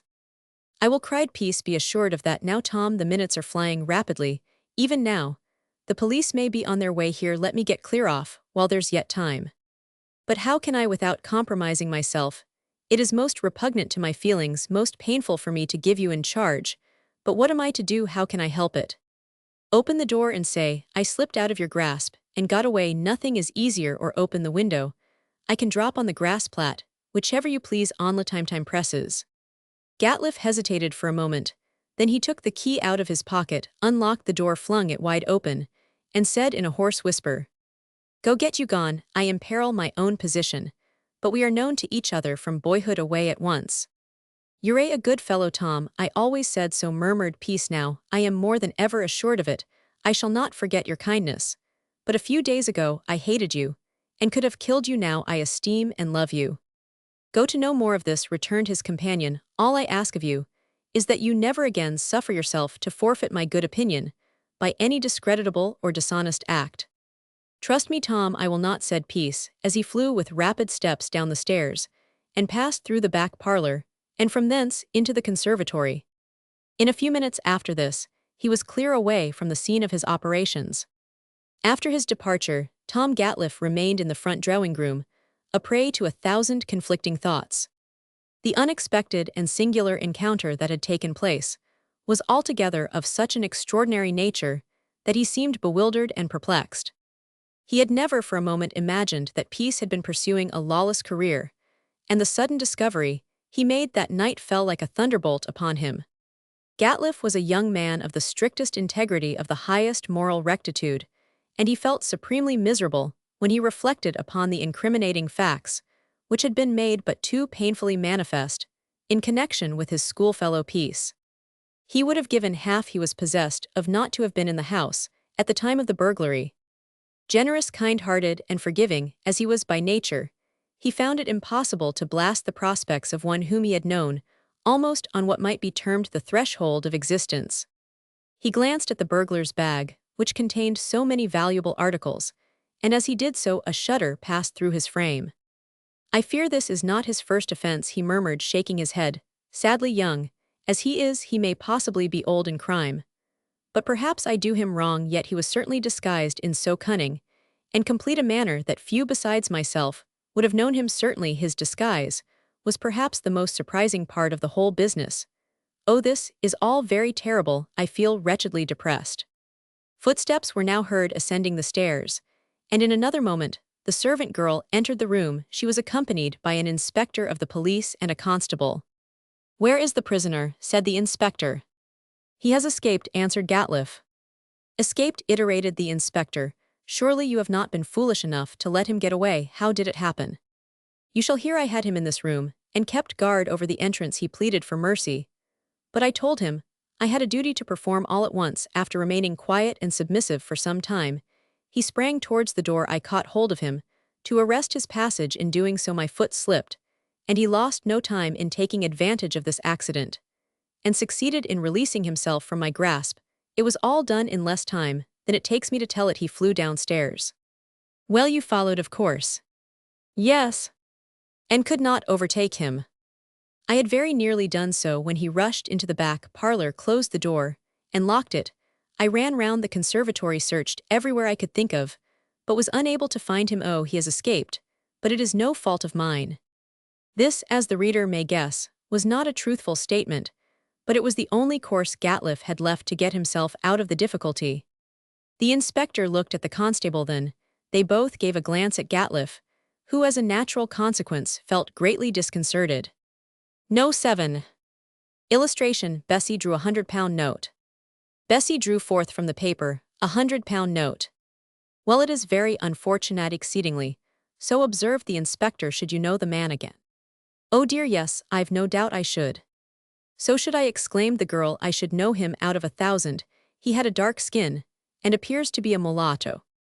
Is that so? This last query was addressed to Gatliffe. Yes, she's quite right, that was what he appeared to be, half-caste, a Creole or mulatto. Ah, several burglaries have been committed by a man of that description. I am much mortified at his having made his escape. It is indeed very much to be regretted, but it is no fault of mine. I hope you don't think it is, said Gatliffe. I don't say it is any fault of yours, returned the inspector testily. I only say it's unfortunate, that's all, confoundedly unfortunate. When you've bagged your bird to let him fly away, I say again it's unfortunate. But talking won't mend the matter, let's search the house, Jawkins. This was addressed to the constable. You see this, remarked Gatliffe, pointing significantly to the bag. The constable opened it, and drew forth one article after the other, in the usual systematic and professional manner, invariably adopted by gentlemen of his profession. He meant walking away with a tolerably rich booty, observed the inspector. Ah, he knew his business, not the least doubt of that. Gatliffe was ready to sink through the floor, he was so abashed and humiliated at the contemptible part he had been playing, which was, to say the truth, altogether foreign to his nature. After the bag had been emptied of its contents, the police officers proceeded downstairs. They were followed by the young engineer and the servant girl. The other pile of valuables was discovered on the table in the back parlor. These, of course, underwent inspection.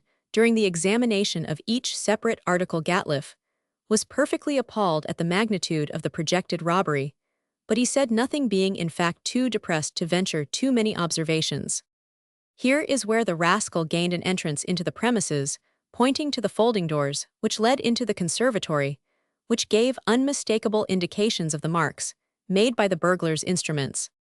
A rapid and rigid search was now made in the grounds, both in the rear and in the front of the house. But no burglar was discovered.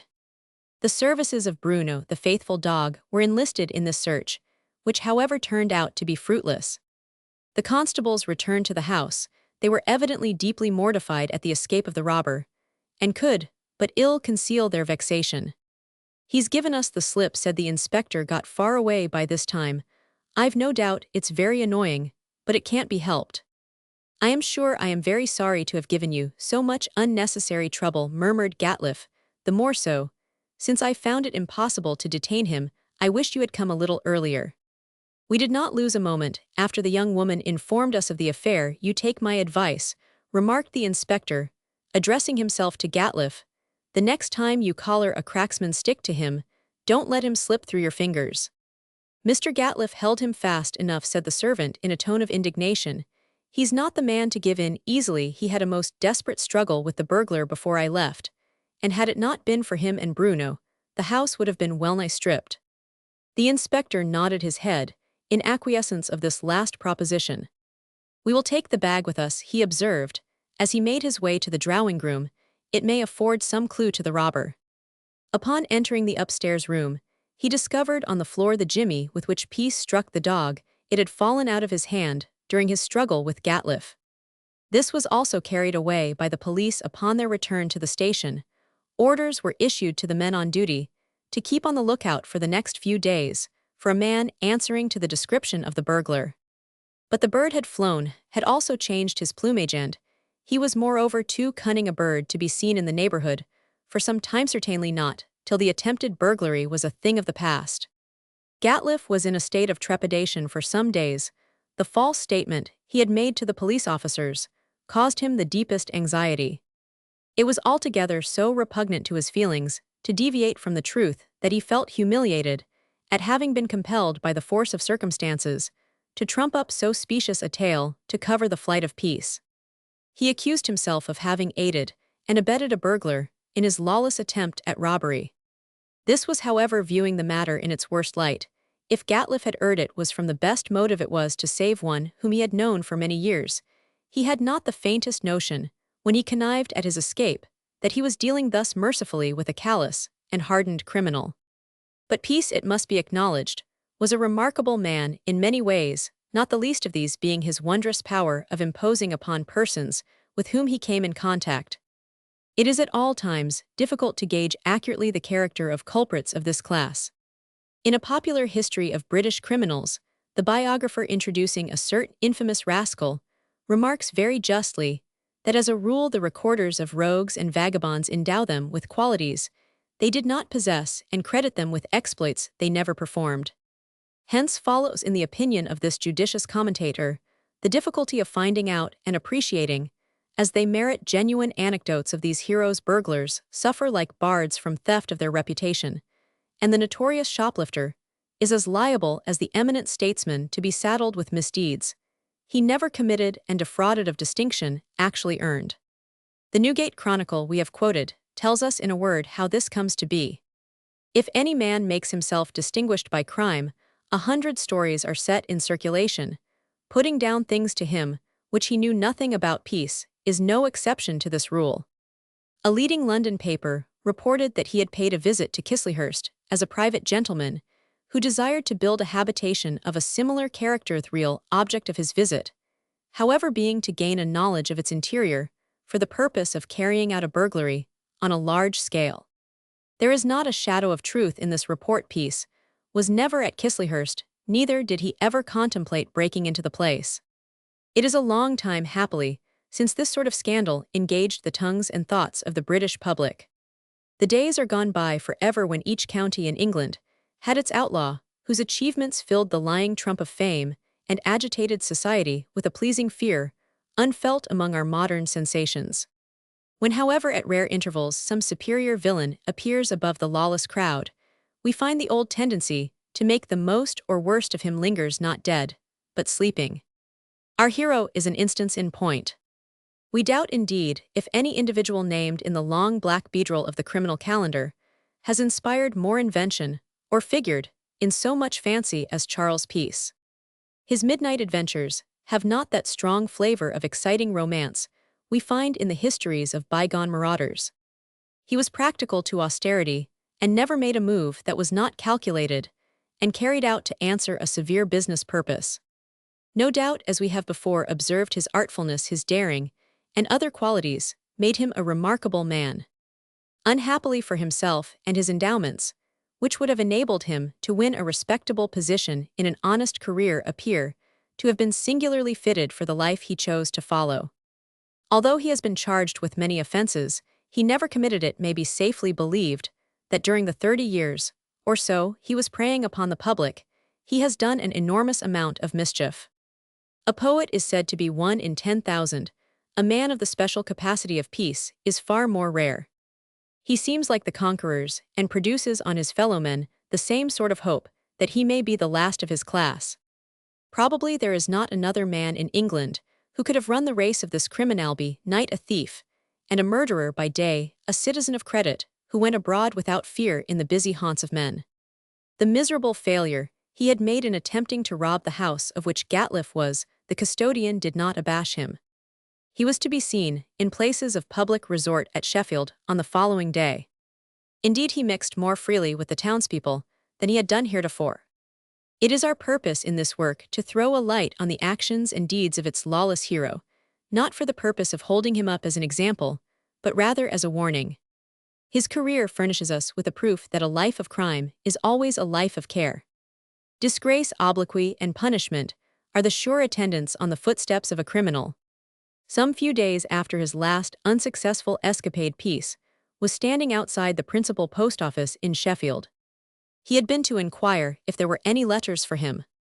He expected to receive one from Bessie Dalton, who, in accordance with his instructions, directed her epistles to the post office to be kept till called for. Peace had received several, but for some little time past, none had arrived. He was debating with himself as to the cause when, much to his surprise, he descried Tom Gatliff hastening on in the direction of the spot where he was stationed. It was not possible for him to avoid being recognized, and to say the truth he had no desire to do so. He waited till Gatliff came up to him. His countenance denoted that he was a little concerned at the rencontre. Gatliff posted some letters, and then turned towards Peace with a look of deep sorrow. "You remember the promise given to me on that terrible night," said Gatliff in a whisper. Peace nodded.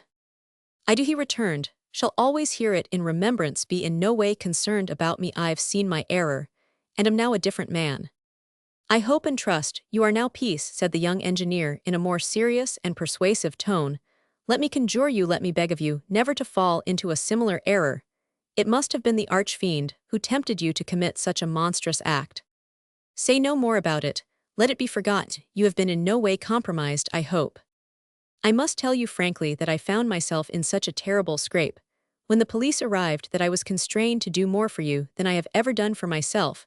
I had to tell a most deliberate falsehood. But let that pass. You will, I am sure, be mindful of your promise. You are young, possess ability, and may yet win a good position in life. But do not be tempted. If you are in want of money at any time, drop me a line, and what I can spare in the way of a loan for a short time, you are welcome to. Only do not, I charge you, attempt to rob or plunder. I am sure I wish to be everything that's kind to you, but lately, I have heard things which seem to strike me with horror." "What have you heard?" "I will not pain you by repeating." "Oh, don't mind that. The plain truth is at all times the best." "What have you heard?" "Well then, if you must know, the police informed me that there had been several burglaries committed by a person answering to your description. And surely, you are not fool enough to believe such a statement. They always say that they think it so clever, my description. Indeed, they won't tell me so.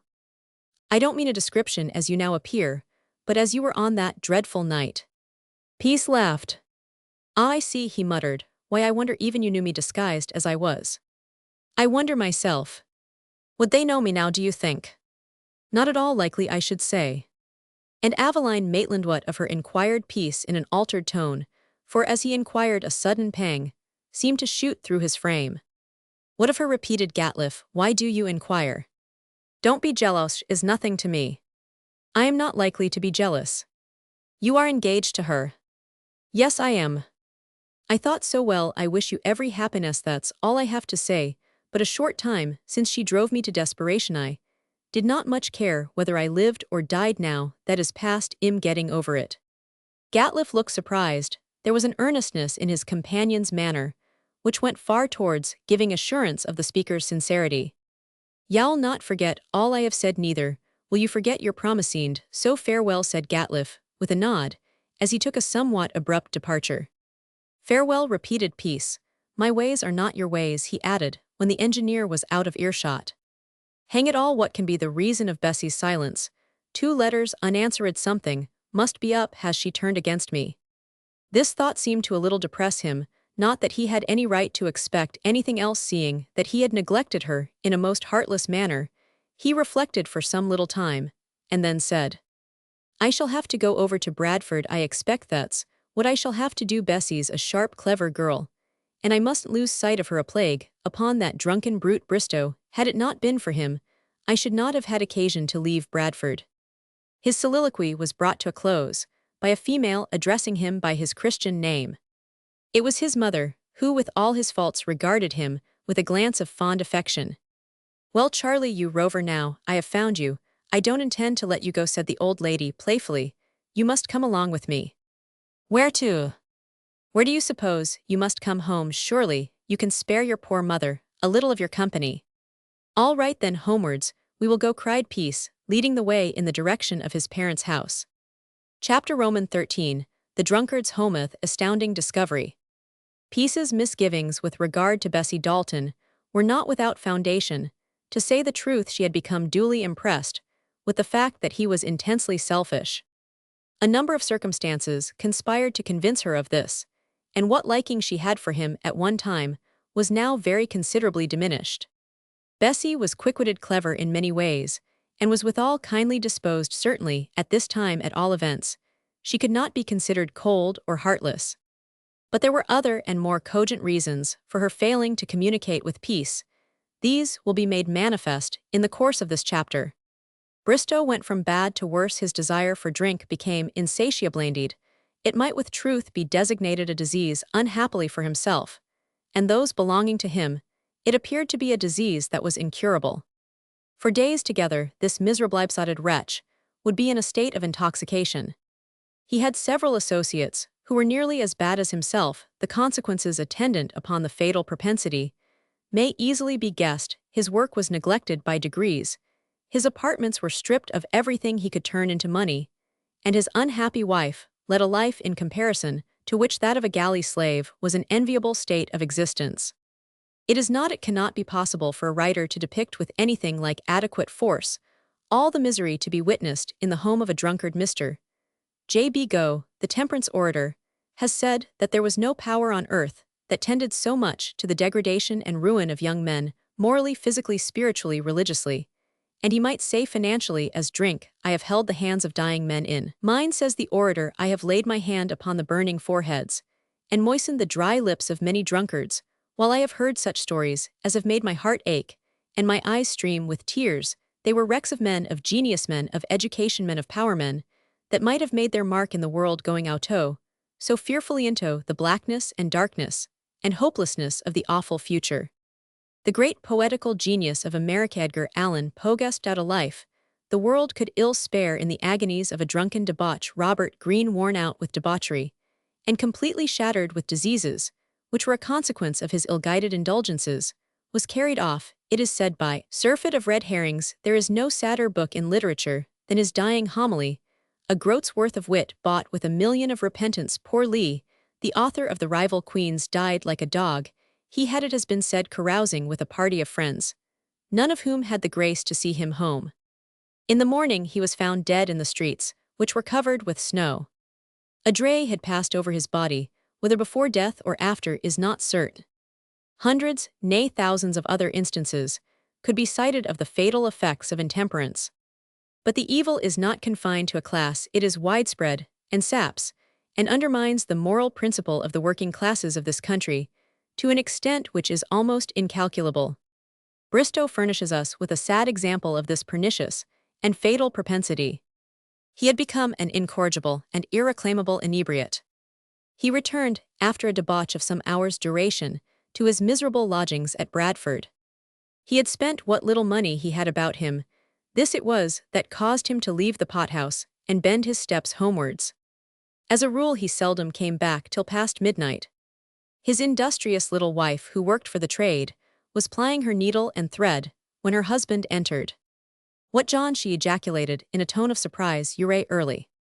"Am I?" he ejaculated, flinging himself into a chair. "S'pose I am. What of that? I am not wanted that it." It was very evident from his tone of voice, as well as his manner, that he was in a quarrelsome mood. His wife made no reply, but kept on with her work. "You're a deal too good for Mayu, are," he muttered. "Pity you threw yourself away upon me." Still no reply. "D'yer hear what I am sayin'?" shouted out the ruffian in a louder tone. "Of course I do." "Then why don't you answer?" "I have answered." "No, you haven't, leastways not in a proper manner. D'yer think I'm a stock, or a stone? Curse it, you're always at workleways." "I suppose there's no harm in that." "I say there is," he returned with a nod. He was bent upon fastening a quarrel upon the woman, but did not know very well how to begin. "I'll put my work on one side," then said his wife. "Oh, go on, don't mind me. I am nobody, haven't been anybody for a long time past." Here he burst out into an idiotic laugh. Seeing the mood he was in, his wife abstained from making any observation. This had the effect of aggravating him. "Has that fellow been here today?" he inquired. "Who do you mean?" "That mealy-mouthed sneaking chap. You know who I mean well enough." "No, he has not, or at any rate if he has I have not seen him." Not seen him indeed, I don't believe it, it's a lie." "You can say what you like, and believe what you like for the matter of that. Don't you give me any of your cheek, my lady. I ain't a-going to stand it, do you hear?" Yes. Very well mind what you are about I am. Not a fool I know all about your little capers. I say he has been here. If he has it was without my knowledge. Silence, don't contradict me. I won't stand it, exclaimed the ruffian, bringing his fist down upon the table, with violence. You're not going to gammon me, mind you that. He rose to his feet, and moved towards the fireplace after looking on the mantelpiece. He went to a chest of drawers which stood at the further end of the room. He opened one drawer after the other, and in one of the small top ones he discovered a paper packet, which contained a few shillings in silver. He drew it forth, and was about to thrust it in his pocket, when his wife sprang forward and grasped his hand. John, she ejaculated in a tone of terror, what would you do? Give it to me. I shan't do anything of the sort.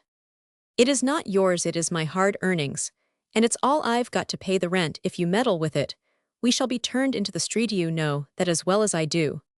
Let go, I say, he ejaculated. I'll soon show you who is master here. Let go, will yer?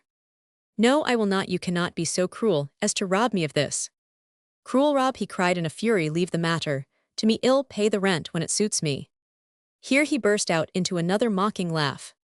John, said his wife in a beseeching tone, you are not going to serve me like this. You shall not spend this money in drink, not if I die for it. Oh ho, indeed, you are likely to die, let me tell you that, if you don't mind what you are about. Mrs. Bristow was in an agony of despair. She knew perfectly well that if she suffered her husband to depart with her little hoard, there would not be the most remote chance of her seeing it again.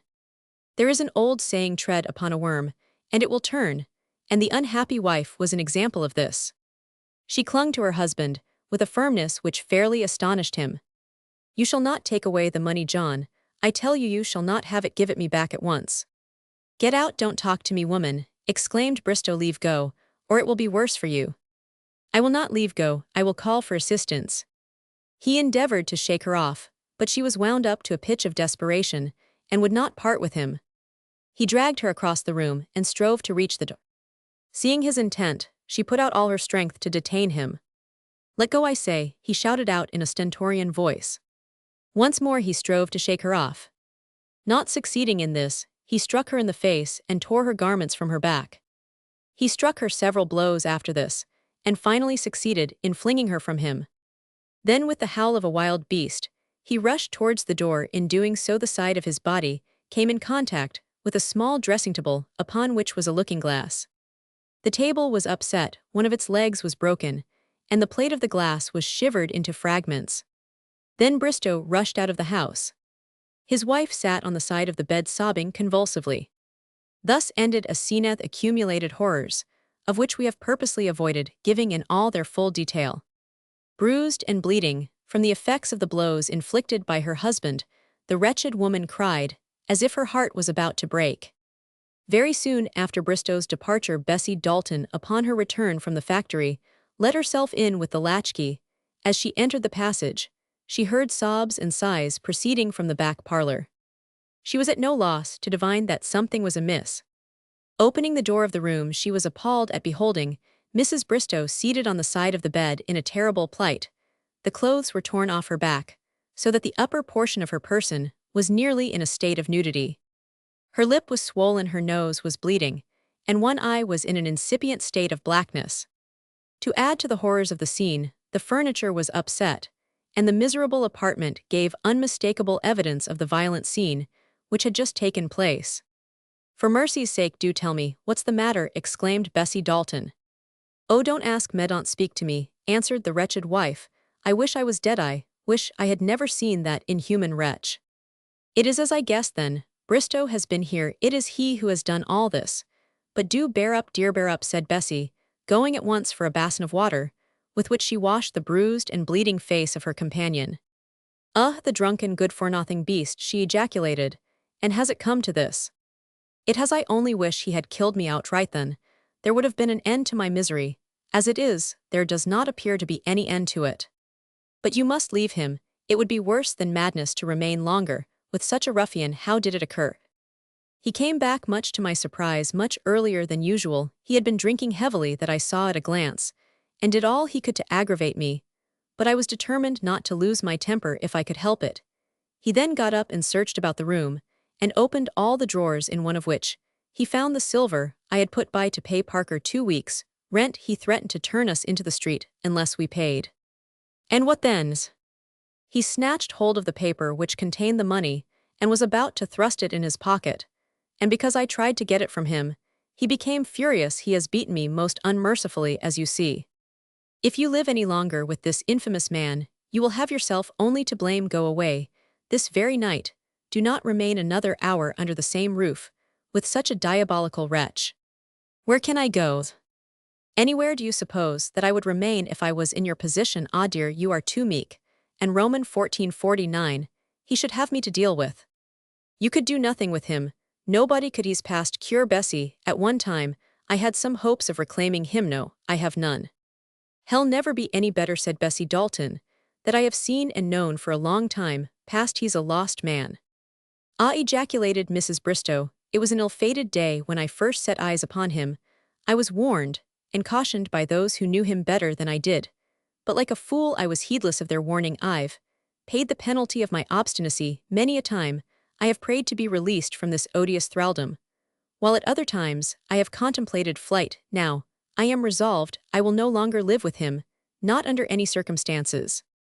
Well spoken. I am glad to hear these words fall from your lips, dear, said Bessie, putting her arms round the neck of her companion, and kissing her fondly. Your words give me hope and comfort. Do not change your determination. Go this very night. Go at once.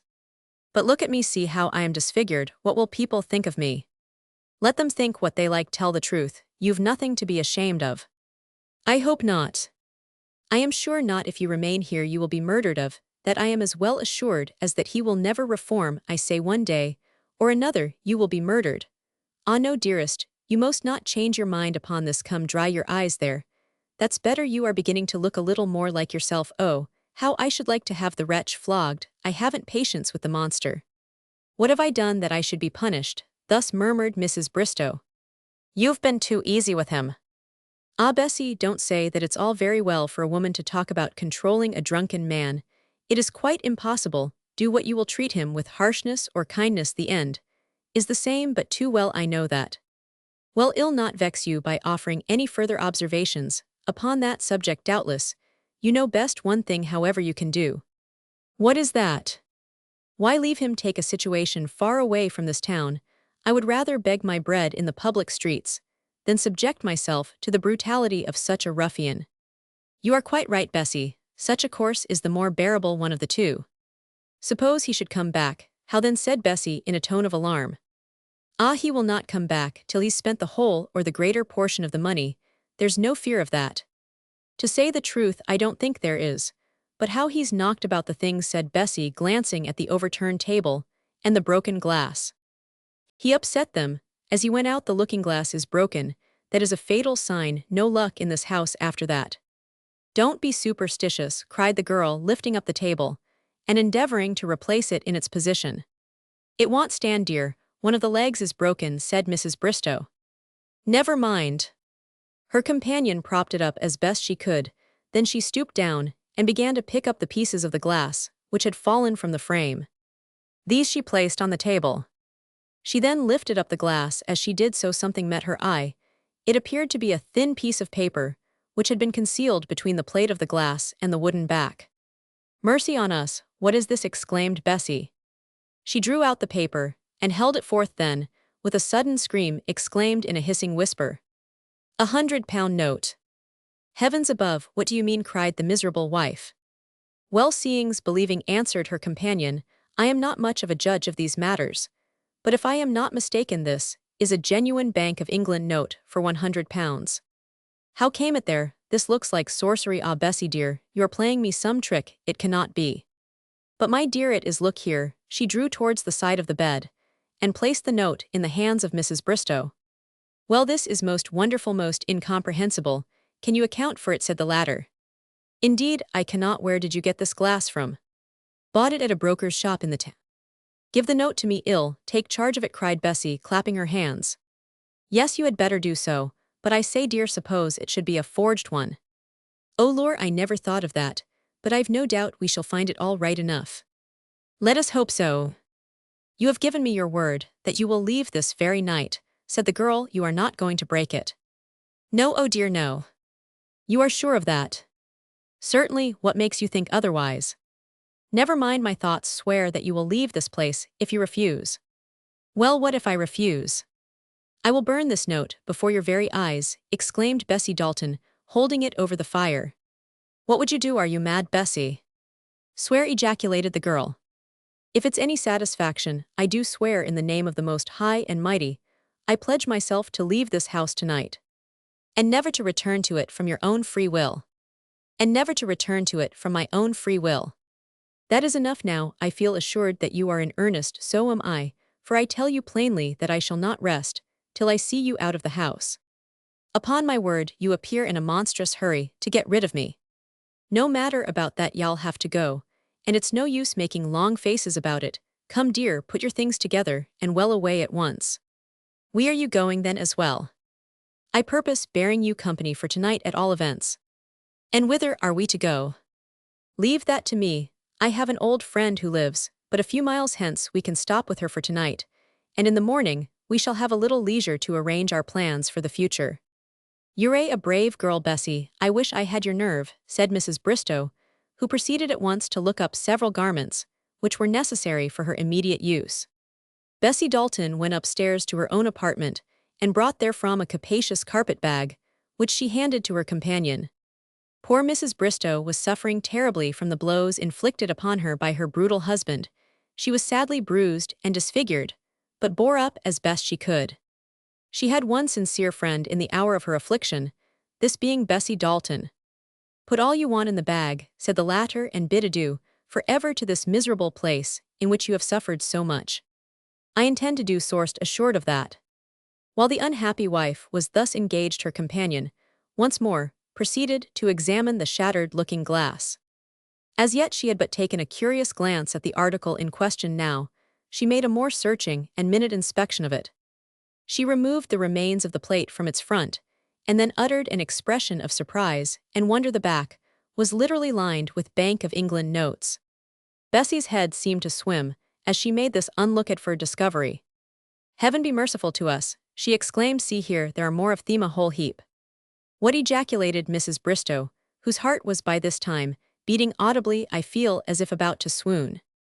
Bear up, dear, said her friend, you have nothing to fear, but everything to hope. Here are several notes for £1,000. You are an independent woman, and the possessor of fabulous wealth. Be of good cheer, a bright future is before you now. We know what to do. I feel quite overcome, completely prostrated. Can it be? Is it possible, or is it all deception? Never you mind, we shall soon be able to ascertain all about this wondrous gift, presented to user rather to Yowby Dame Fortune. I tell you there are notes for thousands, and you are rich, immensely rich. I find it hard to believe. No matter, you will soon believe it. But where in the name of all that's wonderful can all these riches have come from, said Mrs. Bristow, passing her hand across her aching forehead. Will you leave the matter in my hands? Of course I will. Very well then, so be it. There is a mystery about this affair, which neither of us for the present can fathom. That we may take for granted, but the property belongs to you, and for the present I will take charge of it. Do so. You are much more quick-witted and clever than I am, and I need hardly say I would trust you with my life.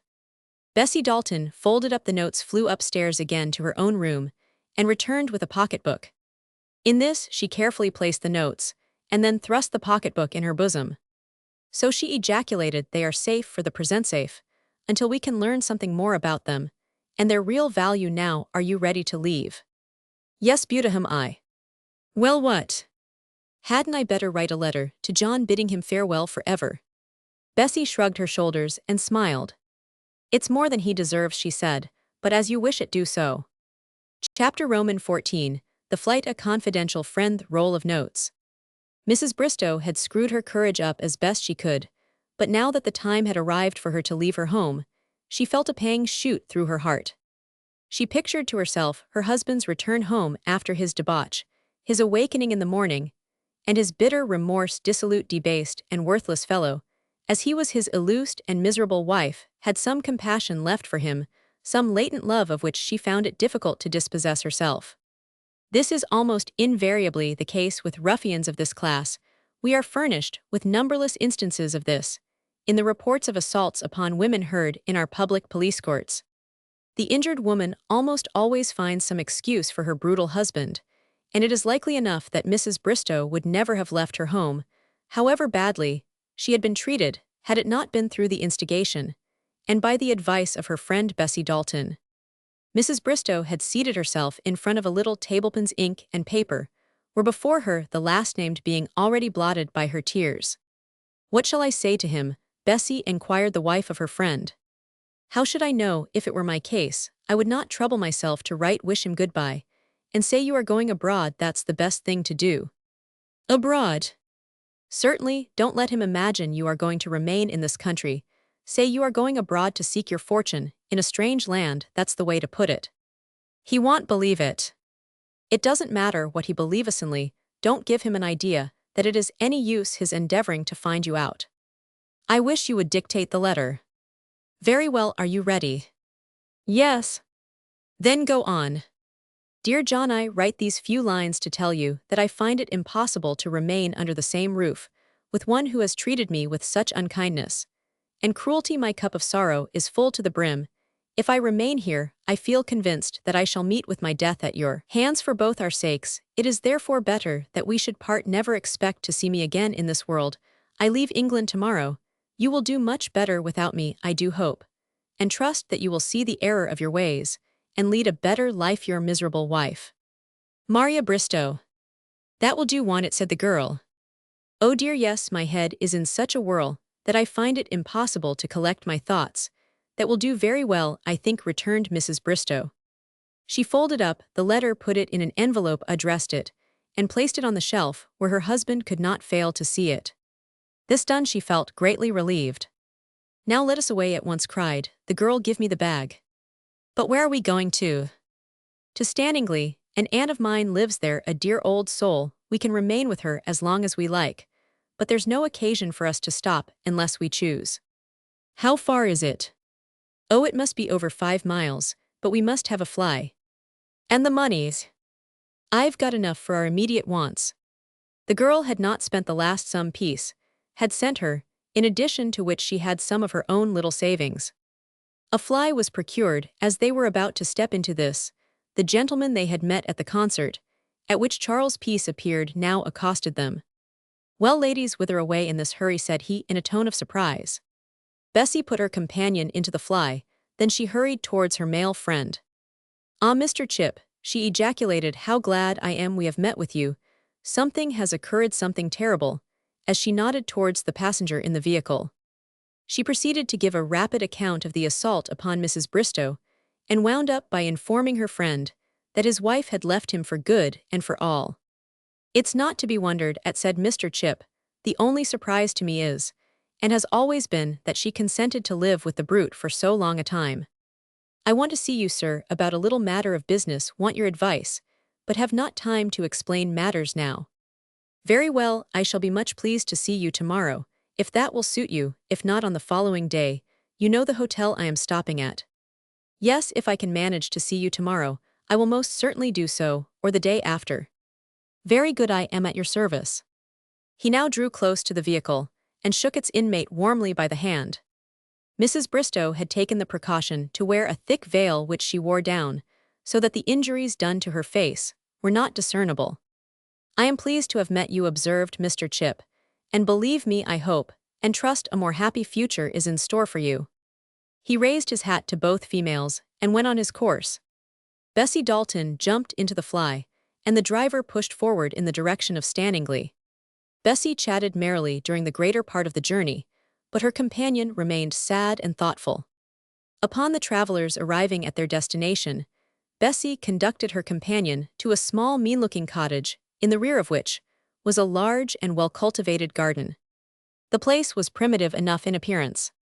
Bessie Dalton unfastened the front door, which was opened with a small latch, and entered the parlor. An exclamation of surprise, which was not unmixed with pleasure, proceeded from its solitary occupant. "Why, Bessie, lass, who ever thought of seeing you?" cried a well-known voice. "My dear aunt," said Bessie in reply, "I have brought with me a very near and dear friend of mine, Mrs. Bristow, of whom you have often heard me speak." "You are welcome," observed the old lady, addressing herself to her visitor. "I am much pleased to make your acquaintance, my niece, has made me familiar with your name. Sit down. The speaker handed a chair as she made this last observation. The three women were very soon on the best of terms, and an animated conversation was kept up for the best part of the evening. A frugal supper was served by the hostess and Bessie Dalton, and Mrs. Bristow shared the only spare bed in the establishment. They had, however, but a short period of rest, that night, both being in too great a state of excitement to make sure of unbroken slumber.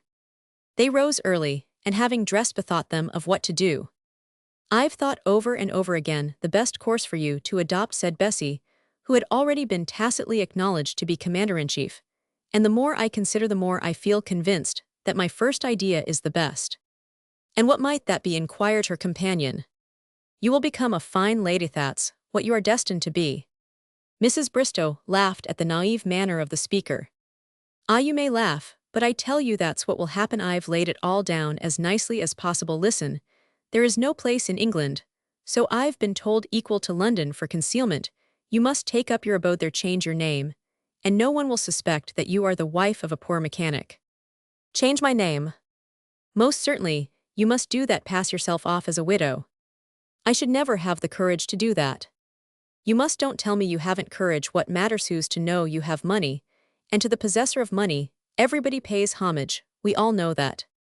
"You certainly are a most extraordinary girl," observed Mrs. Bristow, in a reflective manner. "What in the name of goodness could have put such thoughts into your head?"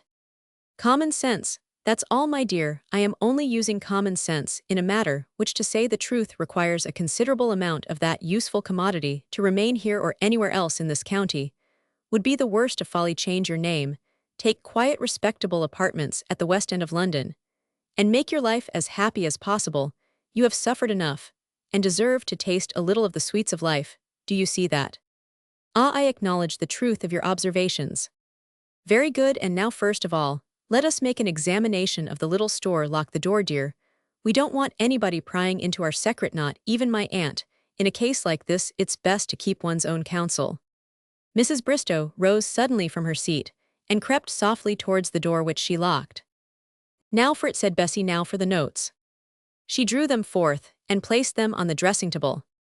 The first upon which her eye lighted was a note for the sum of £1,000. This was followed by many more for a like sum in addition to these.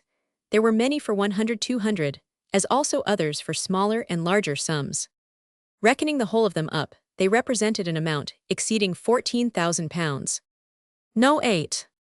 Illustration: the younger servant struck Peace. The younger servant struck Peace with the mop, and laid him senseless. The two women were astounded at the prodigious sum. "What say you to that?" inquired Bessie.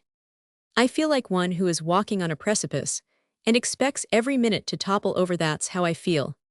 "Y'all get used to it in time." "Oh, y'all get used to it, believe me." "But are the notes genuine?" "I do not doubt it for a moment. You had now better take charge of your own property, sew them up in your stays. That will be the best plan, till we see what can be done with them." "But where can we get notes for so large an amount changed without exciting suspicion?" "That will require a little thought. It won't do to be too hasty in a matter of this sort. If one note is good, they are all right. Depend upon that. I have an idea." "What is it?" "You've got one for £50. "Yes." "I will ask Mr. Chips to change it. He'll have no objection to oblige either of us." "But he'll want to know where we got it from." "I will tell him, my dear. A legacy. A legacy, don't you see? It was bequeathed to you by a relative. I have promised to see him either today or tomorrow. I will take this note with me." "As you please. I leave it to you. Indeed, without you I know not how I should get on at all." Having agreed upon this course of action, Bessie Dalton, in the earlier portion of the day, started off for the town of Bradford, leaving her friend in charge of her aunt. The looking-glass in which the notes were found was originally in the possession of an old miser named Nathan Schreiber. He was a refiner and dealt in metals of every description. In addition to this, he was a usurer.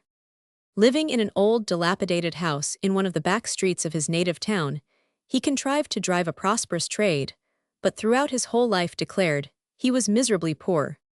He was plagued by a number of poor relations, some of whom it is believed robbed him. Anyway, in the last closing years of his life, he was under the impression that his rapacious relatives would send him out of the world before his time. This thought haunted him by day and by night. He was eccentric to the last degree. He grew old and feeble, and prior to his last illness, he unfastened the back of his looking-glass and laid the notes carefully on the silvering at the back of the plate. This done, he replaced the backboard in its original position and felt a grim satisfaction at glancing at the glass on the table by the side of his bed, upon which he shortly breathed his last. As a matter of course, after his decease, the house was pretty well filled with his relatives. A search was made for a will. None could be found. The effects he left behind, however, realized a considerable sum. The distribution of this was the occasion of a wrangle, and the acrimonious feeling evinced by some of his heirs was in no way creditable to them. The property left by old Schreiber was sold by public auction. A tradesman in the town bought several articles of household furniture. Among them was the looking-glass containing the notes. The tradesman afterwards became bankrupt. His furniture was sold off, and a broker bought 2 lots, in one of which the glass was included. Mrs. Bristow afterwards purchased it of the broker for the sum of 15 shillings. The end of this we have already seen too. When Bessie Dalton reached the hotel at Bradford, she inquired for Mr. Chip, and was at once shown into a room where she found her friend seated. She entered into a full description of the assault on Mrs. Bristow, and wound up by informing him that the latter had left him for good, but did not as yet know where she was to take up her quarters. It would appear that Mr. Chip had, for some reason, which was best known to himself, been desirous of continuing the acquaintance of the 2 females he had met for the first time at the concert, given for the benefit of the weaver's widow and children. He had paid frequent visits to the house in which Bessie and her friend resided, and had at all times taken great interest in them, and therefore Bessie, who was the most self-possessed of the 2, had no compunction in seeking his advice on the present occasion. "She's had a legacy, a little money left her," said Bessie, "and my advice is that she sees no more of that wretch of a husband of hers, but go up to London at once, and see if she can get something to do. The best advice you can give her. And I've brought with me a £50 note, which we don't know where to get changed. Perhaps you can oblige us." She handed him the note, not, however, without some misgivings.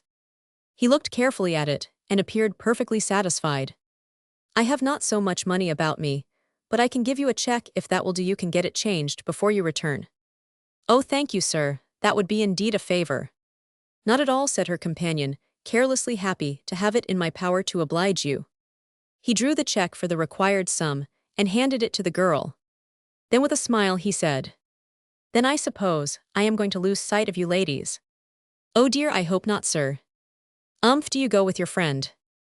"I have not decided as yet. Poor thing, she is sadly borne down just now, and needs someone to be with her. I suppose I had better see her on her journey." Mr. Chip nodded assent to this proposition and murmured, "Yes, it would be better for you to do so." "You see, we are not at all busy at the factory," said Bessie, "and I can be well spared for a short time at all events." "It does not appear to me that they are busy anywhere," observed her companion. "I shall not remain much longer in this town, but return to London before next week is over. Have you heard or seen anything of the fiddler?" He alluded to Peace, whom he had since the night of the concert invariably designated as the fiddler. "I have not heard from him lately," answered Bessie carelessly. The gentleman smiled, but made no further inquiries. Bessie now took her departure, and bent her steps in the direction of the bank. Upon presenting the check, she elected to take the amount in gold.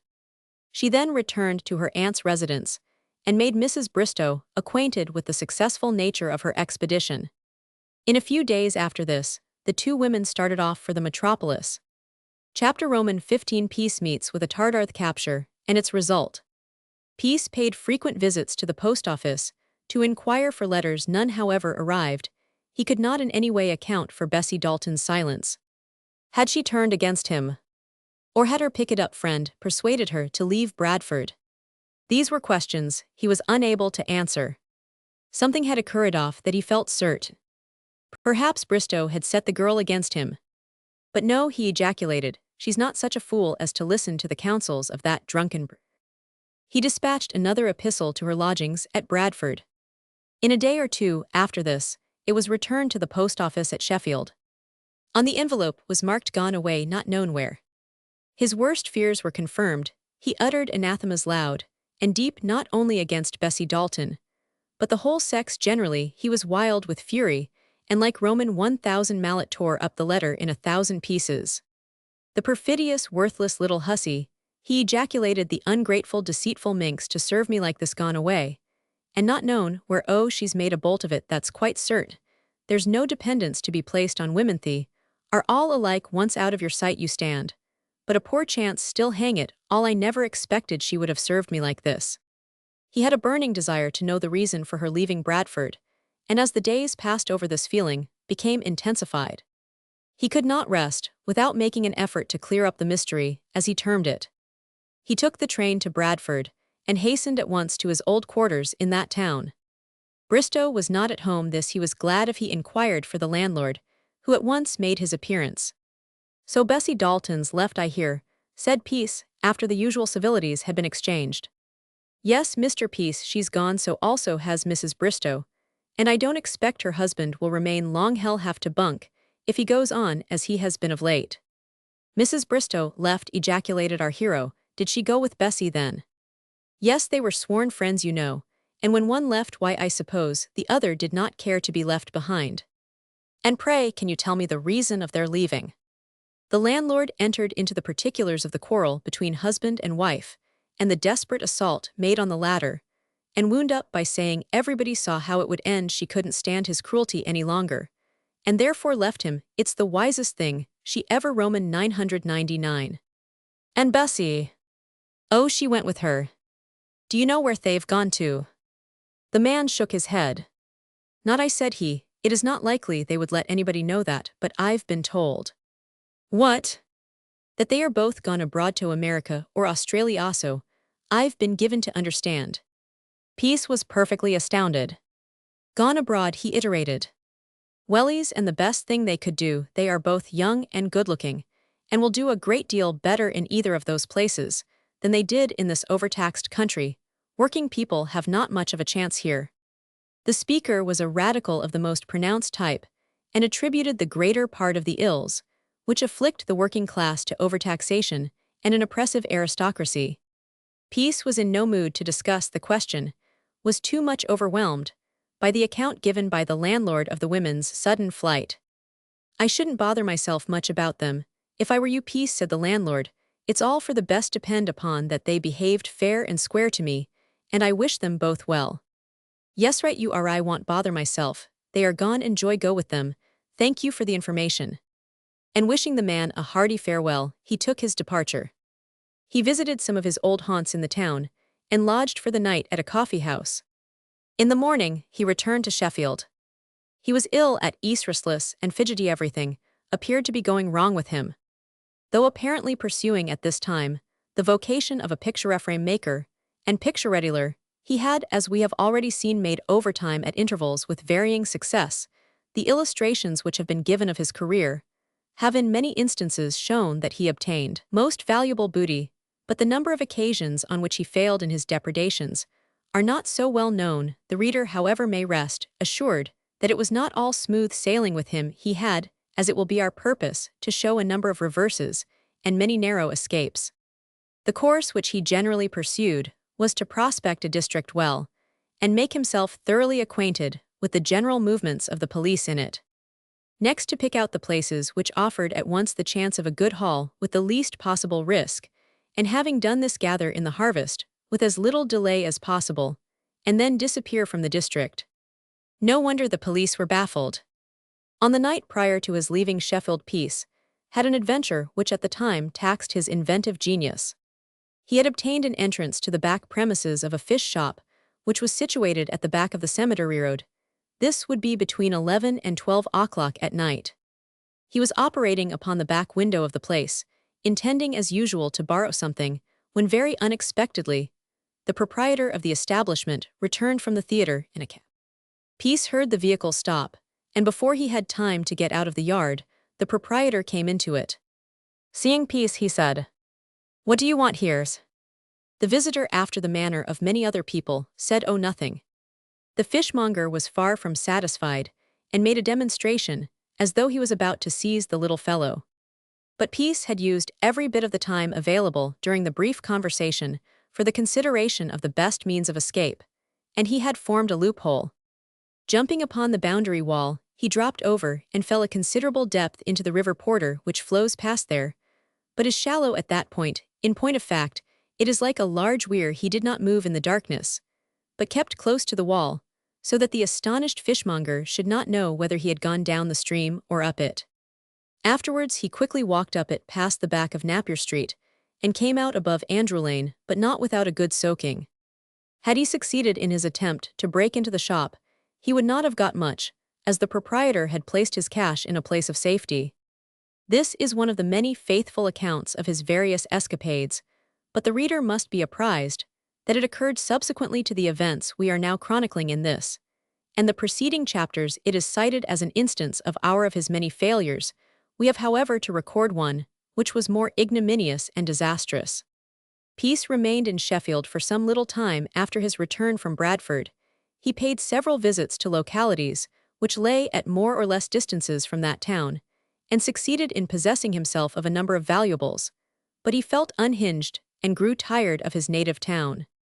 Once more he paid a visit to Hull. The Oakfield House burglary, described in the opening chapters of our work, was no longer fresh in the recollection of the inhabitants of that town, and Peace felt quite sure that he would not be recognized by any of the constabulary.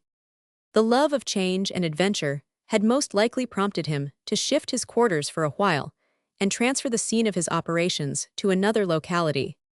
Soon after his arrival in Hull, he began to look out for the places most available for his purpose, and contrived to commit some daring robberies without detection. He had noticed a small villa which stood on the outskirts of a village, a few miles from Hull. The house was far removed from other habitations. It was very tempting, not to say inviting, to the burglar. Peace had played his violin at a beer shop in the neighborhood. That is how he came to notice the Gothic cottage, as it was termed.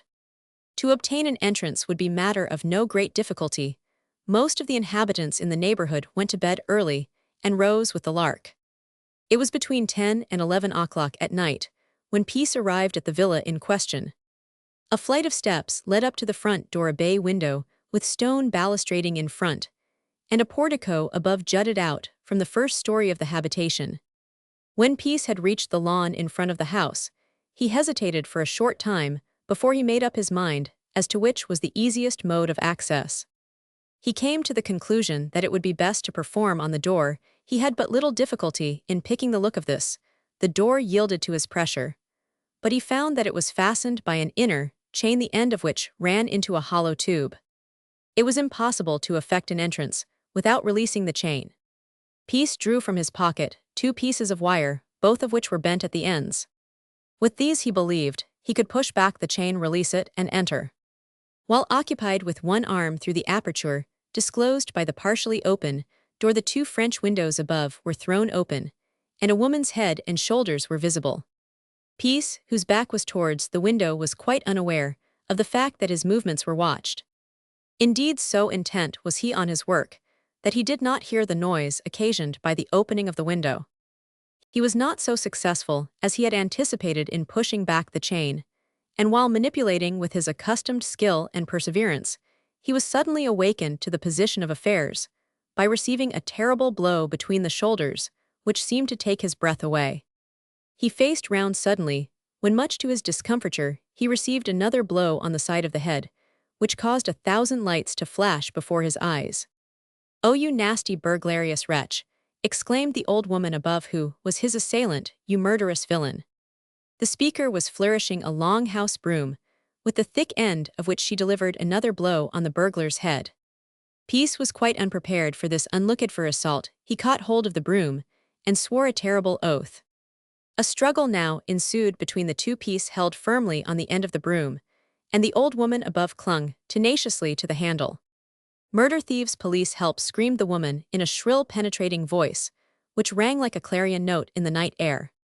"You nasty, ugly, good-for-nothing thieving scamp," she continued, "you hideous, murderous wretch." Peace was terribly bruised. A noise, as of rushing waters, was in his ears, and his temples throbbed and ached most terribly. By a violent effort, he wrested the broom from the hands of his assailant. He was wound up to a state of fury, and lost his usual prudence. To be so unmercifully beat by a woman was positively intolerable. In all his adventures, he had never been so cruelly used. But he would not be baffled, would have reprisals. He jumped on to the top of the stone facing of the balustrade, which ran in front of the house, and broom in hand, struck a defiant attitude. "Don't you think to master me, you vile, dirty slut," he ejaculated. And with these words, he aimed a blow at his enemy, who very prudently retired into the interior of the room. The only effect the blow had was to smash one of the front windows. "If I can only get in," muttered Peace, "I shall be all right. Ill soon silence that old Jezebel without doubt. She has been left in charge of the house. Ill give it her worth her money. When I do get in, curse it how my head aches." He balanced himself on the top of the stonework, as deftly as a acrobat. Then, he caught the edge of the balcony with the big end of his broom, and was preparing himself for a final spring when another actor came upon the scene. A buxom servant girl appeared at the open window. She was armed with a mop. Seeing that Peace was about to scale the balcony, she threw out the mop, much the same as a Zulu does his spear, and delivered such a terrific blow on Peace's face that he was hurled back, and fell upon the gravel path in front in a state of insensibility. The old woman and her maid were masters of the field. Their foe remained prostrate and helpless in front of the citadel. Again the cries "Help, police" rose in the air. They resounded far and near. The servant girl now brought to the window a pail of dirty water, which she threw over the vanquished burglar. This had the effect of restoring him to consciousness. He made an effort to rise, but he was so dizzy, so utterly prostrated, that he was almost helpless for a time. The mistress and her maid had the prudence not to sally forth till assistance had arrived, for they were by no means certain as to the real state of the enemy. He might after all only be shamming, and it would not be advisable to risk an engagement in the open field. They had recourse therefore to sound the alarm by repeated screams and cries for assistance. Much to their delight, a constable opened the garden gate and flashed his bull's-eye in all directions. By the light of his lantern, he discovered Peace stretched on the garden walk. "Now then, get up, man," said the constable to Peace. "I can't," exclaimed the burglar. "I am all but killed by those she-dragons." "You can't lie here all night. Get up, I say. What have you been doing?" "Oh, don't ask me," said Peace in a whining, hypocritical voice. "Those infamous—" "Don't listen to what he says," policeman interrupted the old lady. "He was breaking into the house, but we caught him just in time. Only just in time." "Do you charge him?" "Certainly, take him in custody, of course. I charge him, dirty blackguard." Another constable now presented himself, and the two carried Peace into the back parlor of the little cottage. He presented a most pitiable appearance. 2 great bumps as big as an egg were visible on his head. In addition to this, his nose was bleeding, and a scar was observable on his face, this last being from the effects of the mop, which had been handled so dexterously by the servant girl. He was moreover wet to the skin from the contents of the pail. He had never been so cruelly dealt with before. With his head between his hands, he groaned and moaned, in a most piteous and abject manner. "You've got the worst of it this time, old man," said one of the policemen. "Are you sufficiently strong to walk to the station?" "Me strong, I feel as if about to breathe my last," cried Peace. The two constables conversed apart for a little time. Then one left the house. He returned with a pony cart.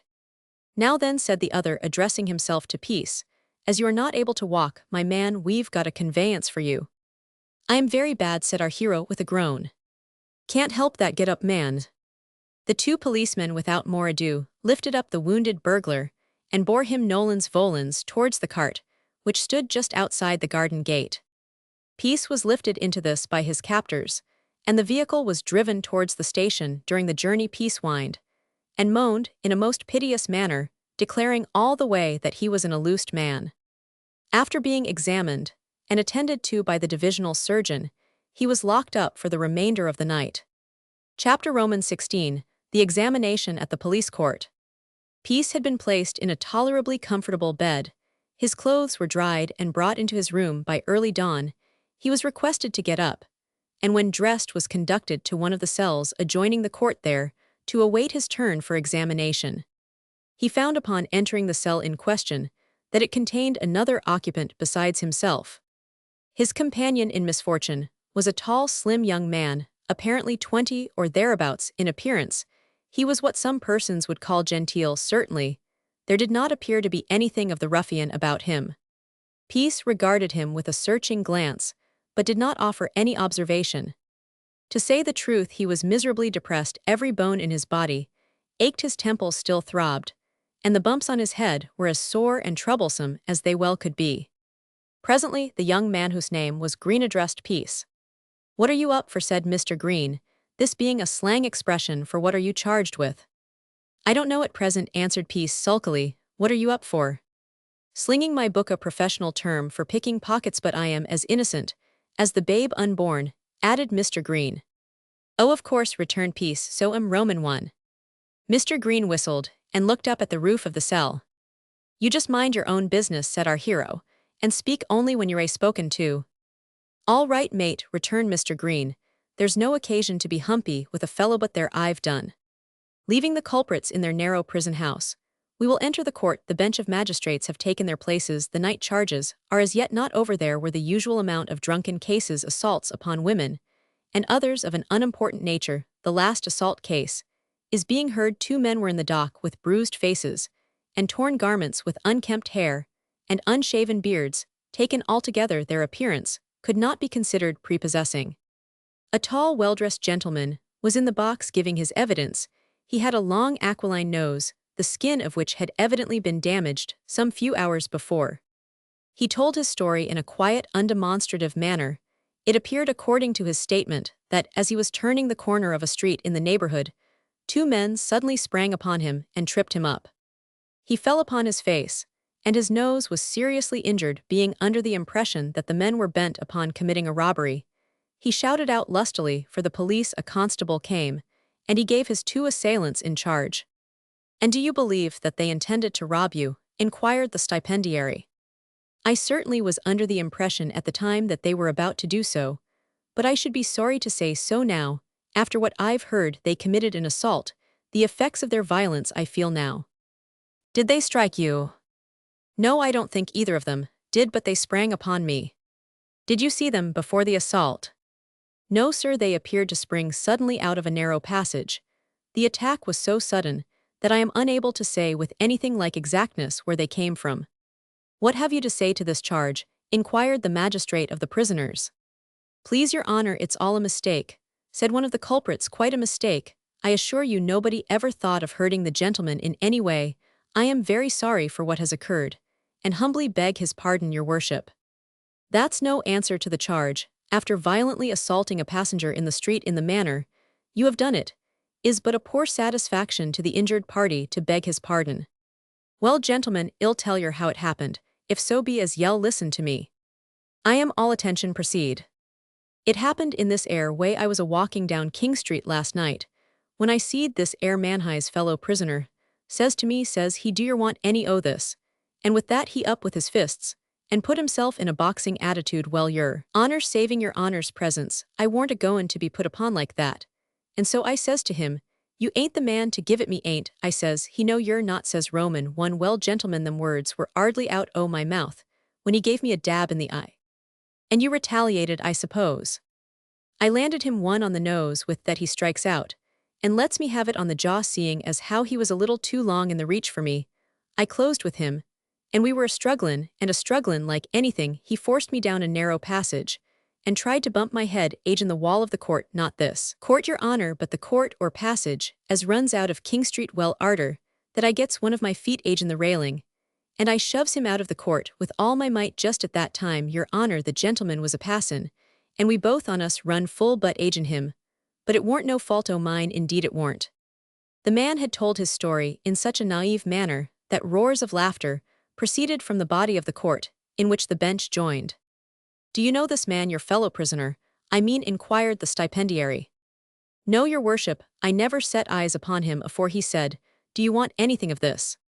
"What have you to say to the charge?" said the examining magistrate, addressing the other prisoner. "I am very sorry, gentlemen," returned the man. "What he said is all true enough. We were having a mill, and the gentleman append to be coming by, and that's how it was. I've never been in trouble afore, gentlemen." "What are you? What's your occupation?" "I am a groom, your worship." "You are a pair of silly, troublesome fellows, and ought to be heartily ashamed of your conduct.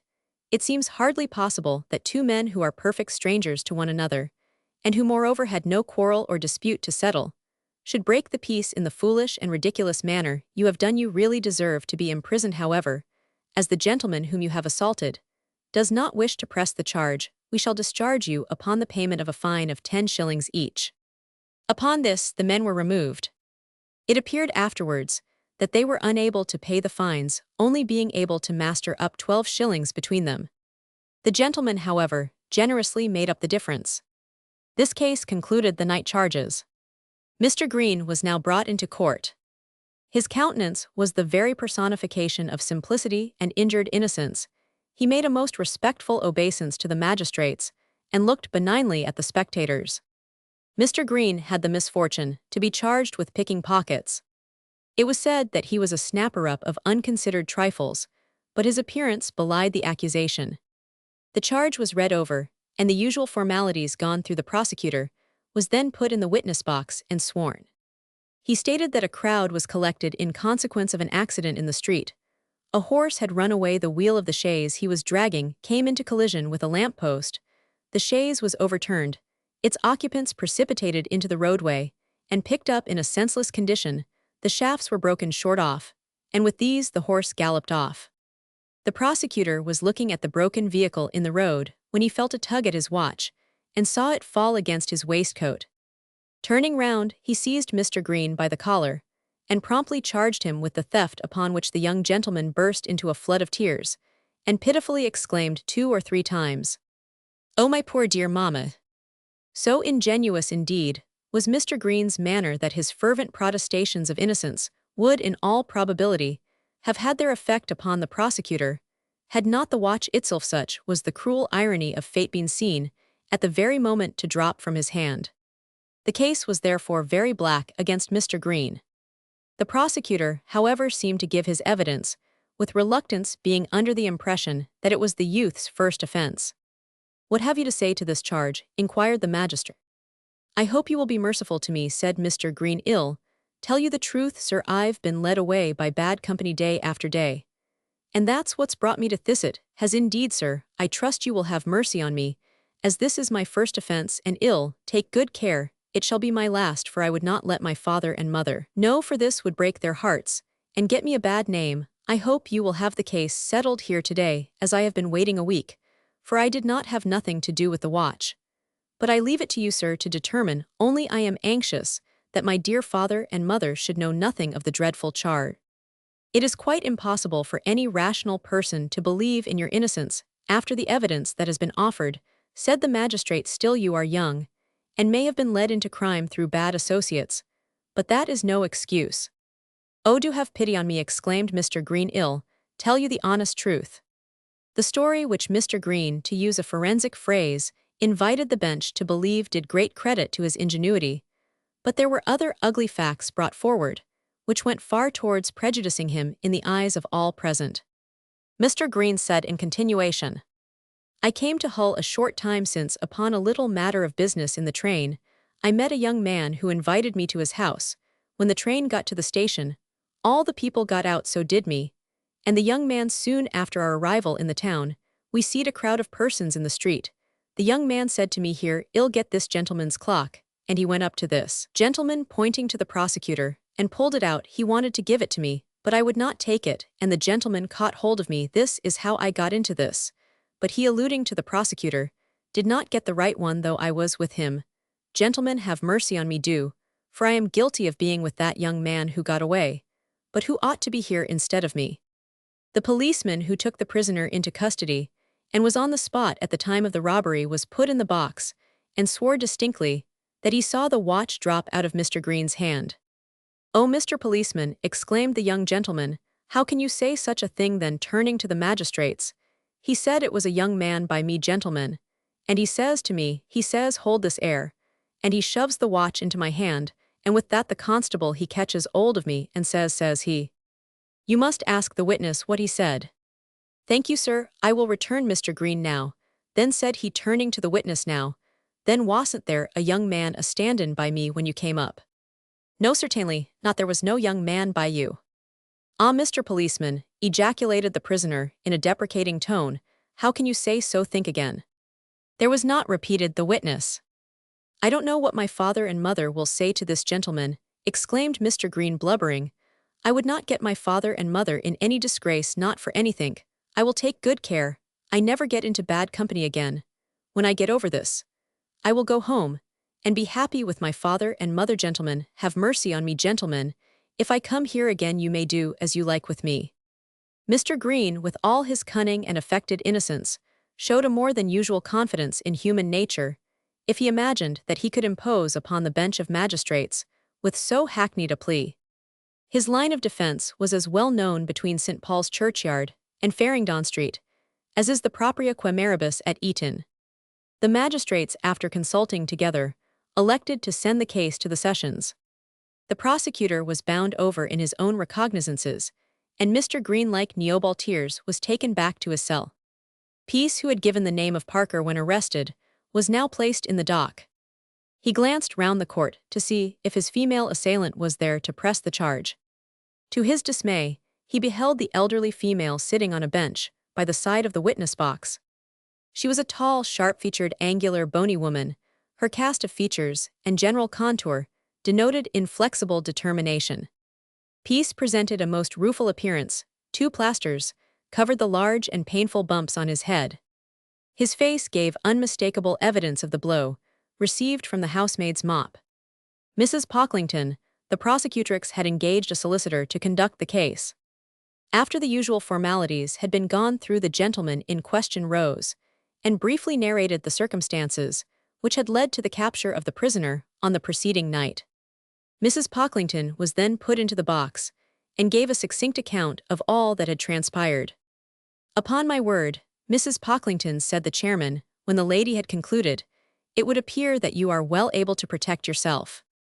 "I hope I am," returned Mrs. Pocklington sharply.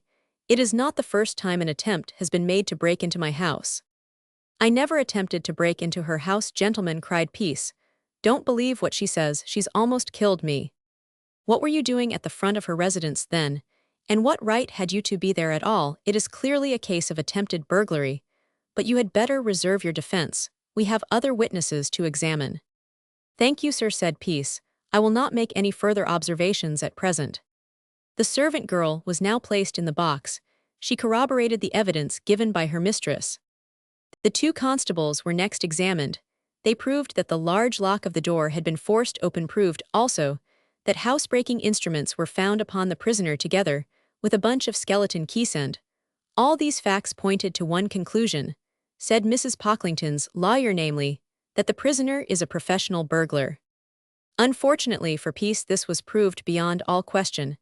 A detective was placed in the box who said he knew the prisoner well, that he had undergone 1 month's imprisonment in December 1851. Peace denied this in a most positive manner. Nevertheless, his assertions had but little effect upon the bench, who decided upon sending the case for trial. "I've been punished quite enough, I should think," ejaculated Peace, "considering I never intended to rob the house, but—" "If you take my advice," said one of the stipendiary magistrates, "you will reserve your defense. Anything you say now will be given in evidence against you, and it will in no way affect our decision. If you have a legal defense, reserve it till your trial comes on at the sessions. Do not prejudice your case by offering any observations." "I am obliged to you, sir, for your advice," returned Peace. "I have a defense, but if you have decided upon sending it to the sessions, it is no use of my speaking now. Before I go, however, I hereby solemnly declare that that wicked old woman has not spoken the truth. She has committed perjury." "Don't you dare to insult me, you nasty, ugly little villain," exclaimed Mrs. Pocklington, rising from her seat and shaking her umbrella menacingly at the speaker.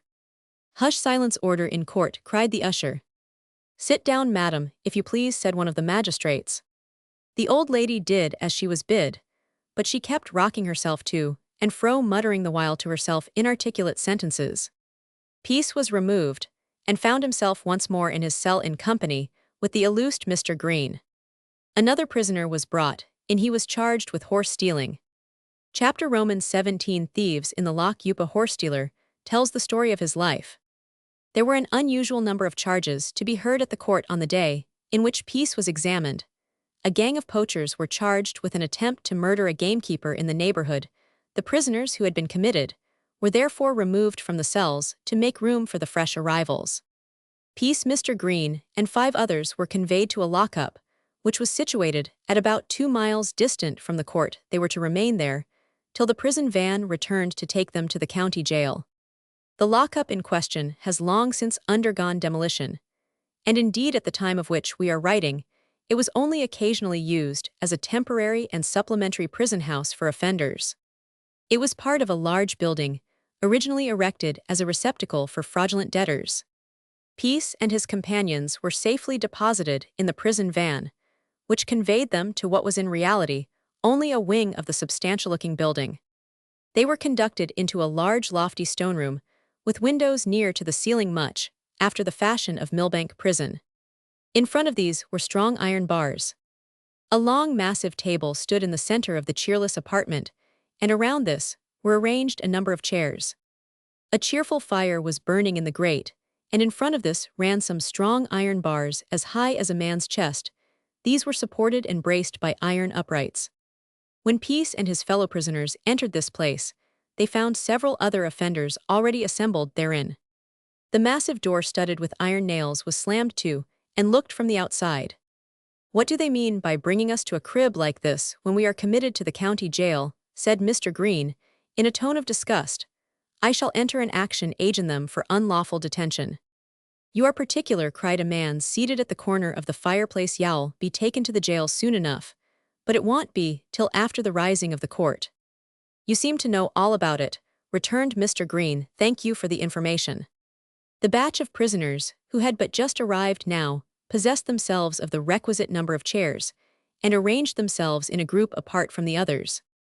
There was a dead silence for some time after this. Peace was moody and thoughtful, and every now and then regarded his companions with a furtive glance. He did not recognize any person with whom he had been previously acquainted. "You all of your look confoundedly down in the dumps," said the man who had been charged with horse-stealing. "It's no use giving way. Make your miserable lives as happy as you can. That's my motto." The man who gave utterance to this speech was about 35 years of age and 5 feet 7 in height, with a remarkably firm-knit frame. His face was bronzed, his hair and eyes were jet black, the former hanging in ringlets over the latter. His mouth was coarse and sensual, his legs were slightly curved, which added to the general strength of his figure. He wore a sloped-cut dark green coat with metal buttons, a striped vest, which hung halfway down his thighs, over which were broad-striped corduroys, buttoned over the top of the knees, with loose cloth leggings having gilt buttons to match. On the whole, his appearance denoted a groom possessing great muscular power, and a bully of ferocious determination, who would not hesitate a moment to carry out any undertaking in which he had embarked. For the rest, he did not appear to be depressed by the situation in which he found himself placed. He was cheerful and loquacious. "Listen to me, mates," said this personage, rising from his seat. "If, as our friend has said, we are to remain here till the rising of the court, we shall, I am afraid, find the time hang heavily on our hearts.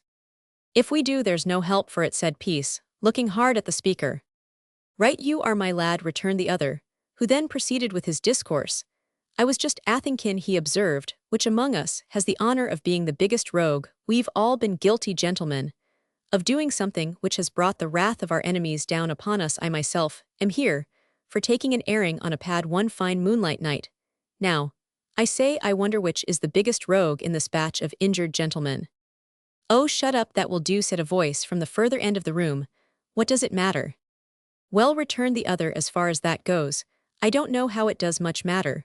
But it ain't in my nature to sit still like a dummy, when in such good company as I now find myself. Let us relate to each other our own lives and doings, it will amuse some on us." "You begin with yours," then said Peace. "You've got the jawing tackle on, and won't stand still for want of words. I dare say I am quite willing. What say you, gentlemen?" There was a murmur of many voices, and some of those present expressed their willingness to listen to the story. "Good, then, here goes to keep the game alive. I can say I am not related to any of the hupper classes, leastways, not as I knows on me impression, being that I was born under a hedge. I am a gypsy. This I dare say you have already guessed well. Let me tell you, a gypsy's life is not without its charms. I believe I was cradled on a horse or a donkey, but this is what I've heard other people say. No nines. Illustration, you nasty, ugly little villain. "Don't you dare to insult me, you nasty, ugly little villain," exclaimed Mrs. Pocklington. My earliest recollections bring to my view 7 or 8 whooped tents on the skirts of a common 8 or 10 stunted sorts of horses, and 5 or 6 donkeys, with here and there a fire on the ground, kettles hanging over them, hitched on a cross-stick supported by others fixed in the ground. Myself, with 4 or 5 other children of my own age, might be seen rolling on the grass just washed and refreshed by the morning dew. There ain't that a picter, but Lord love you, them days are past, and the honorable race of gypsies are rapidly passing away before modern improvements, as they are termed, and be hanged to them. Ain't it a picture-y gypsy encampment? I only ask ye that. It is without a doubt quite a picture, said Peace. I see you are a sensible man, sir, remarked the gypsy, but let me proceed with my story. As I grow up, I was reckoned the best climber and runner in the camp. My elder brother Ralph undertook my education. Well, says he, one day come along with me, he took me to a pond at the remote corner of a common, when he laid me down on my face across the edge of the bank. He then covered me with briar, and giving me proper instructions, went and drove the geese all that way quietly to the spot where I lay. As they waddled to reach the water, I from under the boughs grabbed at their legs, and secured 2 on 'em. Didn't I have a tuck-out when I got home off one of the geese? There was a roar of laughter at this part of the narrative. After this, I got on fast in life. New scenes, every day opened to me, and horse stealing became part of my business. We attended races and fairs, where the girls of our camp told fortunes. The old women set up togs for the children to throw at 3 shies, a penny, my brother, and others followed the thimble and garter rig, while I and father at times skirted the towns and villages to job swap horses. Sometimes I was sent off with a horse 50 miles away from his former acquaintances, there, to await the arrival of our clan. When I was 15 years of age, I could ride and leap a oss with any jockey in the kingdom. A oss I liked better than anything in the world, and a prad has got me into my present difficulty, but it can't be helped. It happened one day, as my brother and I were taking 4 chopped osses to a fair, we never ventured into a market with a prigged prad. A pack of hounds crossed the road, and presently a lot of swells came leaping over the hedge arter them. One of the last of these, togged, in a scarlet coat, came rolling over the oss slap at Ralph's feet. "Hallo," said Ralph, "a regular spill." Over went the oss on the t'other side into the field. "Shall gallop home," said the huntsman. "No, she won't," said I, and away I goes with my pony arter her. Well, I had a good chase, but I nabbed her, and getting into the saddle slap, I gallops back and took the hedge and ditch like a good un into the road, where Ralph was rubbing down the swell. "Good lad," said the huntsman, "why, he can ride a bit." "Ride," said Ralph, "I believe you, master." "Try her again," said the swell. So I puts the mare over the hedge and back agin like a buck in full chase. "Well done, excellent, you're a brave boy," exclaimed the swell cove. "Do you want a place, my lad?" "I could do very well with one, sir," I answered. "Very well, if you do come to my stables," said he, and with that he handed me his card. Well, arter he had gone, I thought of what he said, and the next day I ran over to the gentleman's stables, when I met a chap cleaning a curb chain. "What do you want here?" said the man. "I want to see your master," I replied. "Do you?" he returned, with an impudent, mocking laugh. "If you take my advice, youngster, you'll just hook it." "I shan't do nuffin of the sort," says Roman one. He laid hold of a long riding whip, and told me to be off. "Don't you think I am afraid of you, big as you are?" I says. With that he aimed a blow at me with the whip. I dodged on one side, and caught hold of the lash. We had a tussle. I wrested the whip from his hand, and gave him a sharp blow over the legs with the butt end of the weapon. Arter this, we had a settle. I floored him twice, when up comes my new master. "Leave the lad alone," said the swell, addressing himself to my antagonist. "You're a deal too fast." "He tried to break my leg," answered them. "I've seen the whole affair from the garden. You were the aggressor," said the gentleman, who then bade me follow him into the house. He took me into a fine room in which were seated several gentlemen, I suppose they called themselves, and found them to be a fast lot. But I was a little surprised to hear them my lord, my master, and he Sir Edgar and Sir Thomas them. Well, the upshot of it was that they made bets that I would lick the groom whom they called Andrew. We had a setto. The fight lasted over 25 minutes, and I was declared victor. After this, I had a chair among the swells and drank wine out of a tumbler, and the footman brought me some sandwiches, while they talked of a lot of things in slang that puzzled me. I understood, however, that horse racing, steeplechasing, and dog fighting were the main subjects of their discourse. "You give a rare account of the aristocracy," said Peace. "I've had pretty much to do with them," returned the gypsy. "Well, the first night I went to bed in my lord's house, I couldn't sleep a wink. The bed was so soft and uncomfortable. I got up early and cleaned out the kennel. About 11 o'clock, my lord and his friends came down the yard. 'Well,' says he, 'have you had a look at the stud yet?' 'No, my lord,' says I, 'your chaps wouldn't like that.' 'They'll have to learn better manners,' said my lord. He then had all turned out 8 or 9 on 'em. There were, hark, I said he to the men, 'this is my training groom,' pointing to me, 'so, for the future attend to his orders, as coming from me put up the bar and bring out Redfern Curband. And B-swing, we are going to have some leaping now,' he said, addressing himself to me. 'There will be some crack steeple horses here presently, and you must see what you can do with them. Jump up, and give these a breathing before the others arrive. Have the saddle put on which you like.' 'I don't want a saddle, my lord,' says I, and up I jumped on a grey horse, named Custard, as I afterwards learnt.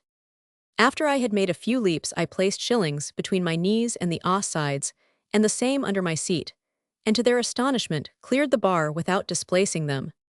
My lord was evidently delighted. He drew me on one side out of earshot of the rest, and said in a whisper, 'You shall be my steepler race jockey, but mind, don't show all you can do at present.'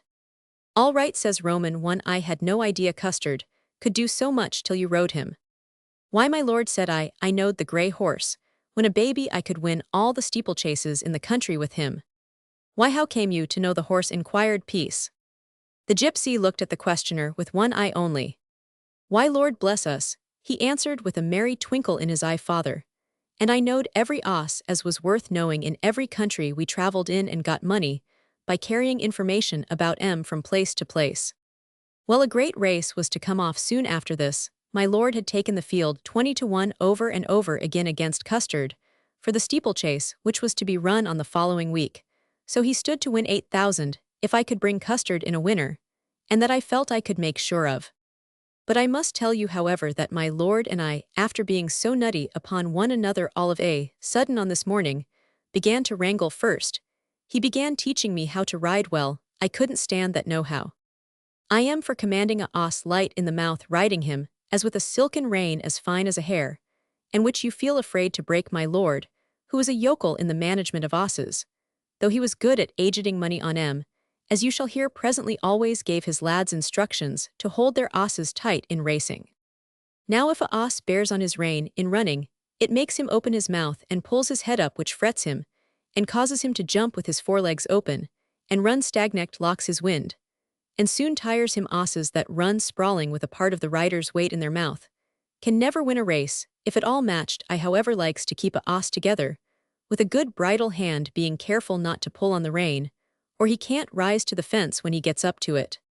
Arter a deal of argufying for some time, his lordship gave in, and told me I had better ride as I liked. Well, I did have my own way, and the consequence was that I won 4 races with Custard, and a rare swag of money did my lord make. He was entered for the 5th race. Well, you must know that a few days afore this came off a great bull-headed man, who was a bruiser by profession, and a scoundrel by nature, come and says to me, 'Look here, well, can't Custard, and you lose the race that's coming off. It's all right, you are to lose it.' So his lordship says, 'Oh, indeed, that's to be the little gammes,' it says Roman 1. I can't give you an answer at present, my noble. So I goes to my lord, and blows the pumping, and all about the losing game. 'Well,' said my master, 'whatever the gentleman meant, of course the bruiser tells you to do, you must consider as my orders. You will be well paid.' I didn't like the task, but there was no help for it. I was bound to obey, but Custard didn't seem to see it, and he would have run the race so at the last leap. But one I tumbled off and left him to do as he liked, and of course he lost it." "What a dirty piece of business," said the man by the fireplace. "Disgraceful," exclaimed Mr. Green, "you ought to be ashamed of yourself." "It wasn't nice," said the gypsy, "and went against the grain when I was limping across the field, as if I was hurt. Didn't my lord swear at me like a good un afore everybody?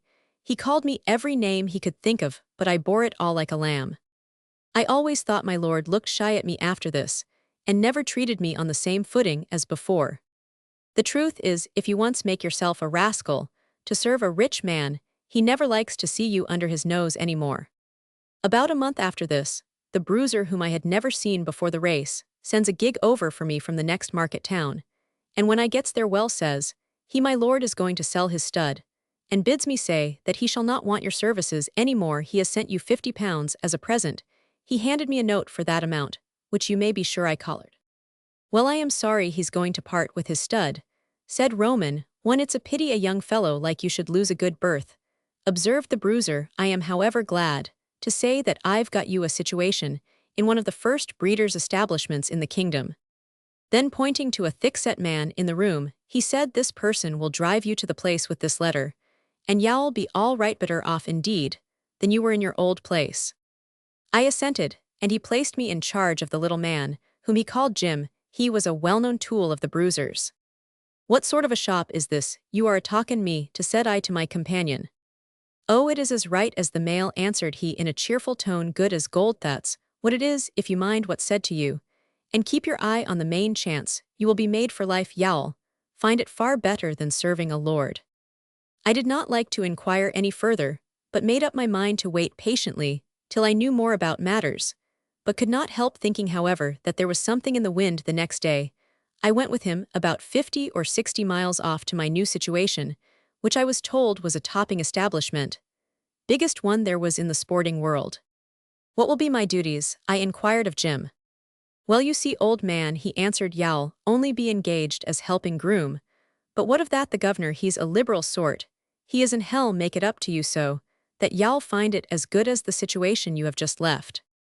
Well, I was installed in my new office, and found things comfortable enough. I had not been there more than a fortnight, when Master Jim again made his appearance. He was mighty friendly, took me, and treated me to a rattling good dinner, which I washed down with a plentiful supply of wine.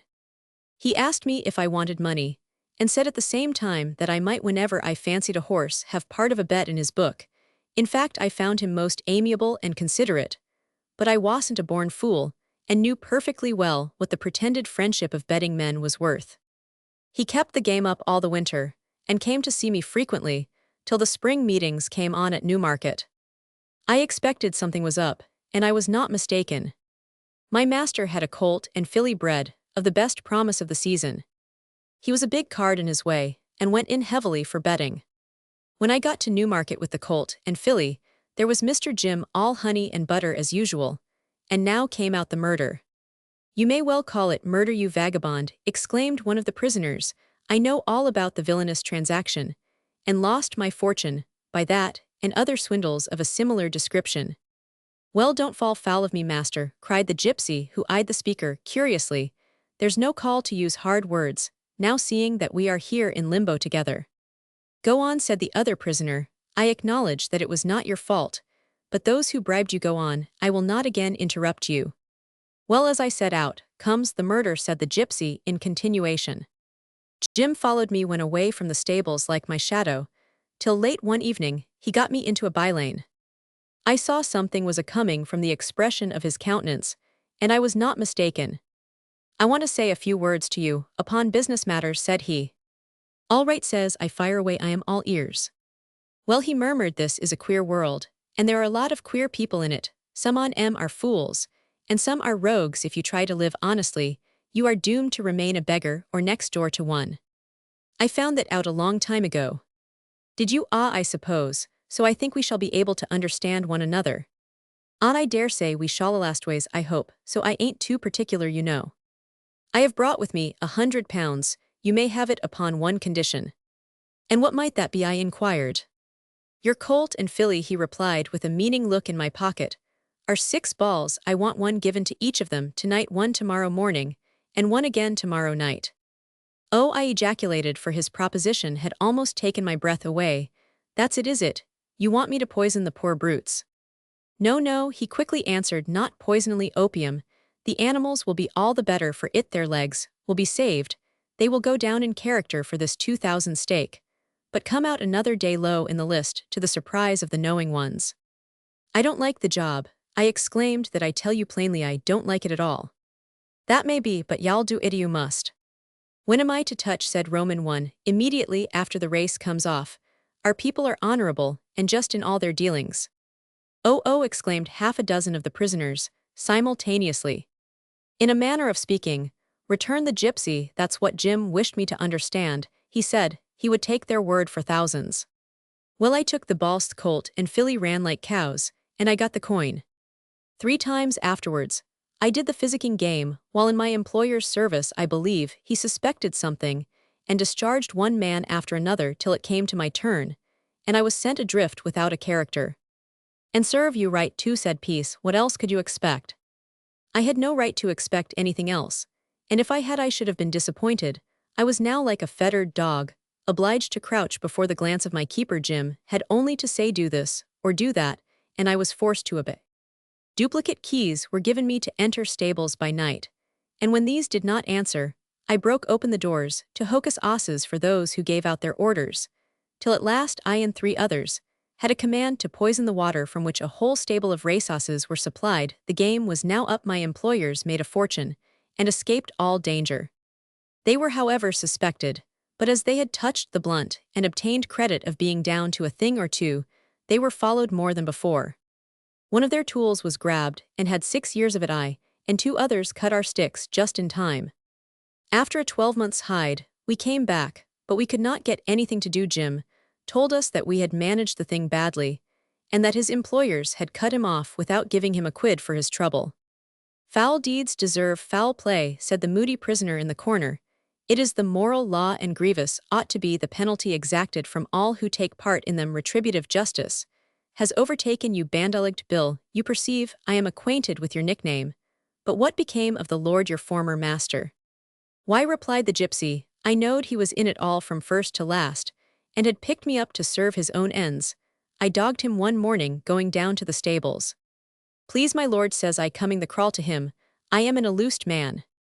Indeed, and who has illused you? Will, he asked as if he had been my best friend. So I took courage and up, and told him all. And who is Jim Dempster, said he, when he had heard me out, looking as innocent as a blessed saint. Why, the agent of your friends, who belonged to the big betting firm, where I was after I left you. Jim is the little man you spoke to the other day at Ascot about the running of Butterfly.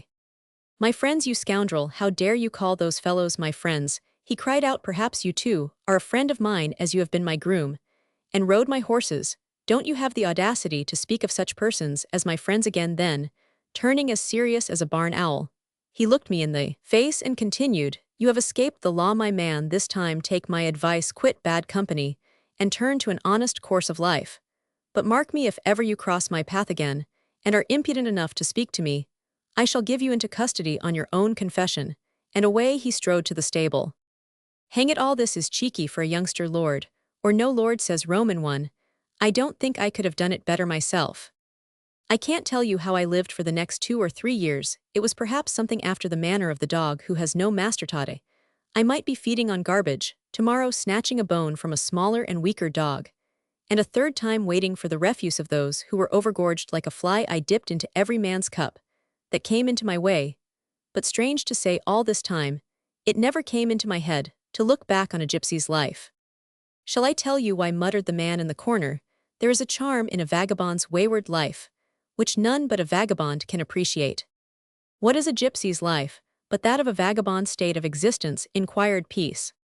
True, returned the other, granted, but not precisely in the same degree as the one he had been following. He had known what a wayward life was in the country, but the town loafer's life was new to him, and brought fresh charms. As charms, I will call them. There is positively a fascinating spell in a life of monetary casualty, which is a mystery to those who are well provided for in life.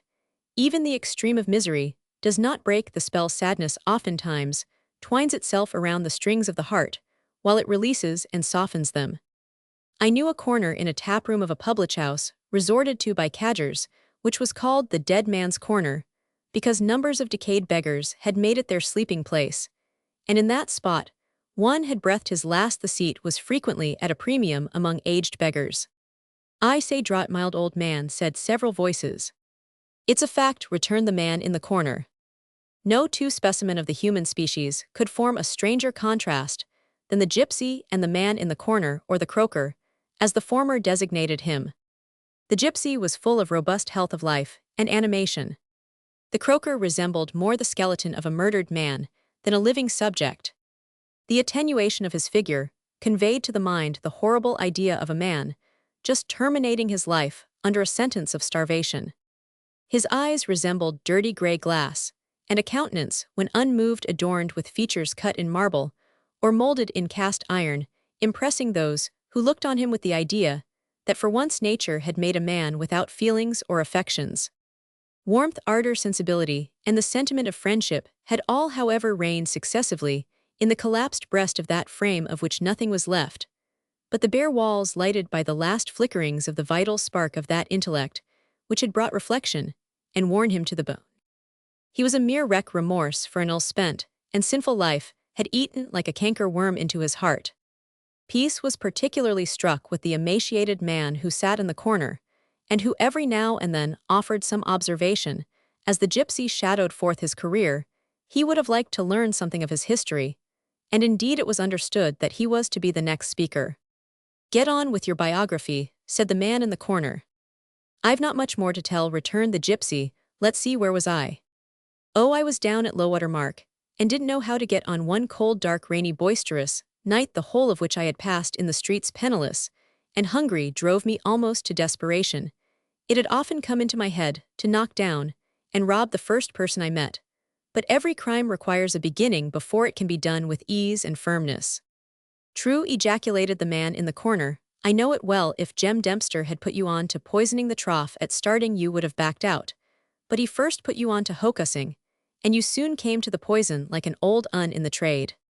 "Cease moralizing," called out several of the auditory. The morning was dimming the already dimmed lamps, when at the corner of Park Lane I saw a chap who had been in the stables with me. He recognized me, and spoke a few words of comfort. After I had told him my story, he did more than thish, lent me a little ready cash. He informed me that he was in a good situation, being groom to a gentleman in North Audley Street. He was a right good sort, and stood by me like a brick, helping me in every way he possibly could during the time I was out of collar.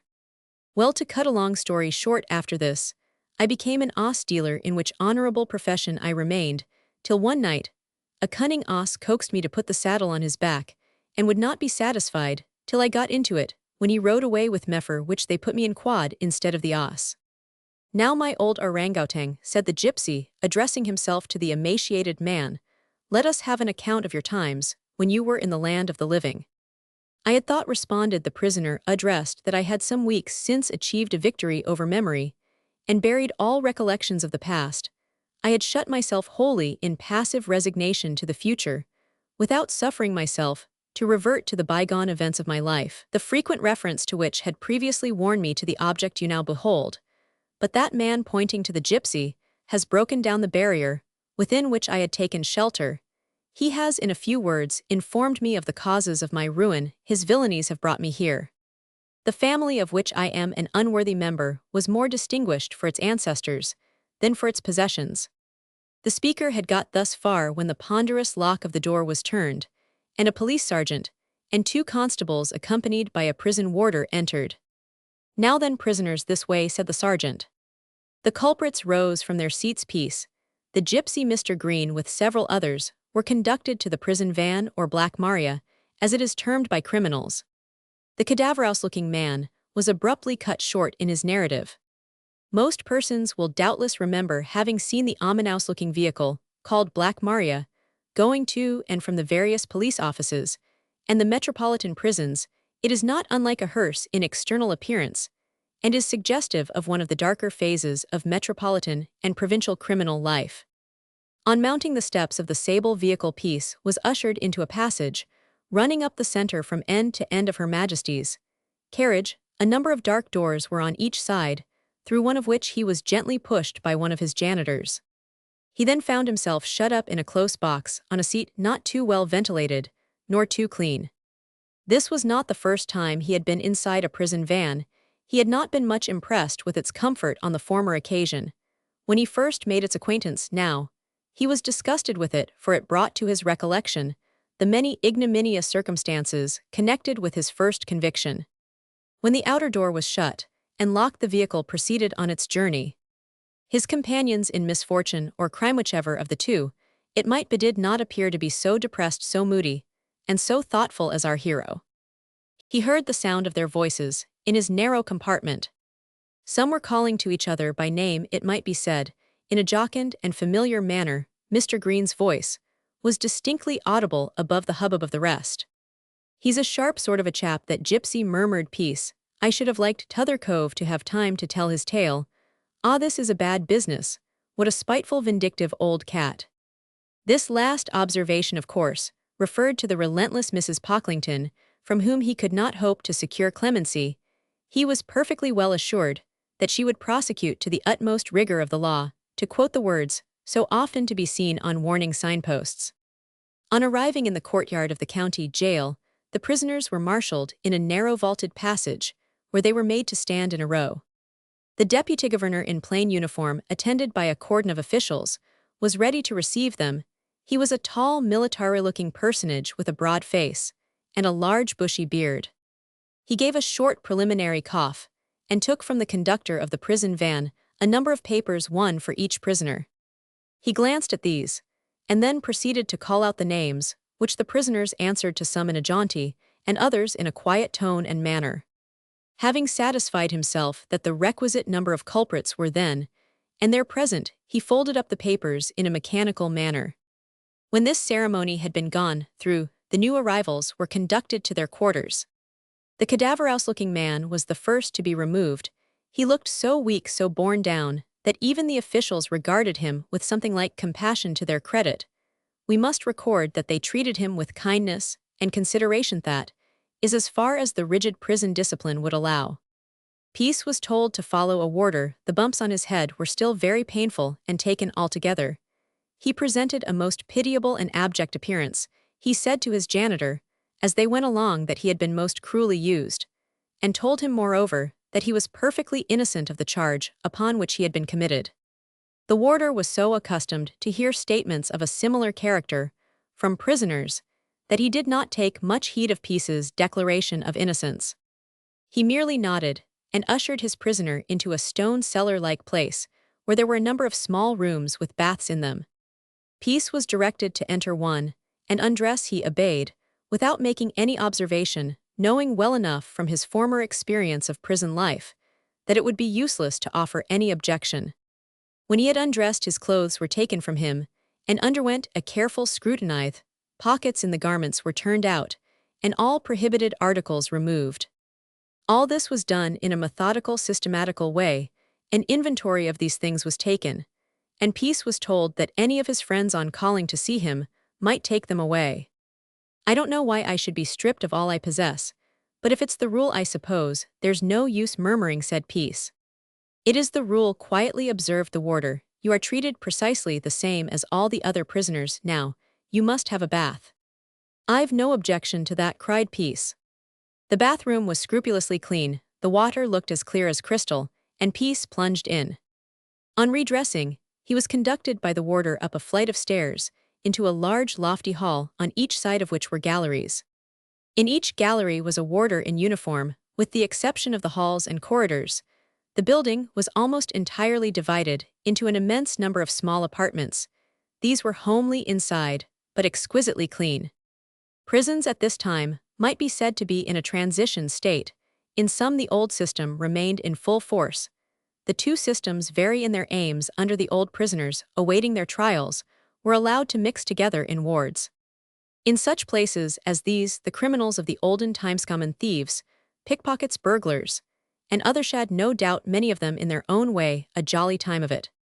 They were supplied with provisions by their pals and relatives, and were not compelled to live on prison fare. As many as 20 would be found at times in one of these wards, under the old system, which were nurseries of crime. So it is said that the old hardened felon, contaminating the young and inexperienced. Then, as now, the prisoners did not do any labor before trial, but after conviction, they were sent to correctional prisons. Under the new system, the prison is intended to be a penal hospital for the cure of diseased and contagious souls. The one in which Peace found himself was of the latter class.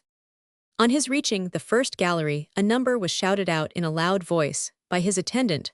One of the warders came forward and conducted Peace to his cell. He was told what to do in case he wished to speak to a warder. It was pointed out to him by his custodian that everything was clean and in its place, and that he was expected to keep it so.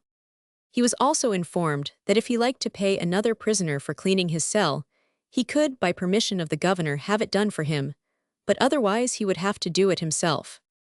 All these matters he knew, but he did not care to say, so he also knew by heart the printed list of rules, to which his attention was next directed. He said he was too ill to clean his own cell at present, and would rather pay another prisoner to do the work. He was very clever at shamming illness, but on this occasion he really was in a weak state. The door was shut with a horrid discordant sound, and Peace, then, was fairly caged, and felt miserable to the last degree. He remained for some time moody and thoughtful. After a while he rose from his seat, and proceeded to examine his narrow prison house. It was a stone or brick-arched room some 14 feet by 7. The furniture was in no way superfluous. A bedstead, consisting of the side walls of the apartment, polished steel staples, were fixed in these walls 2 on each side, at an elevation of about 2.5 feet. The occupant's mattress has 2 short steel hooks at each end. These are hooked into the staples, so he lies across his abode. A deal table the size of a pocket handkerchief.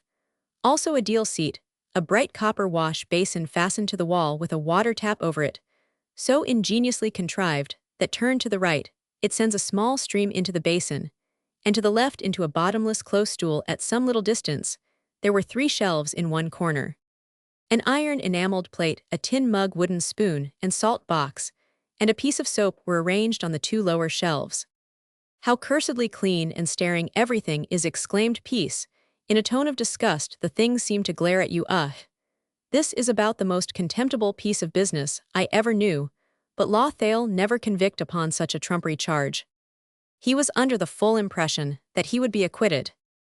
A great many people are committed by magistrates for trial that are not found guilty.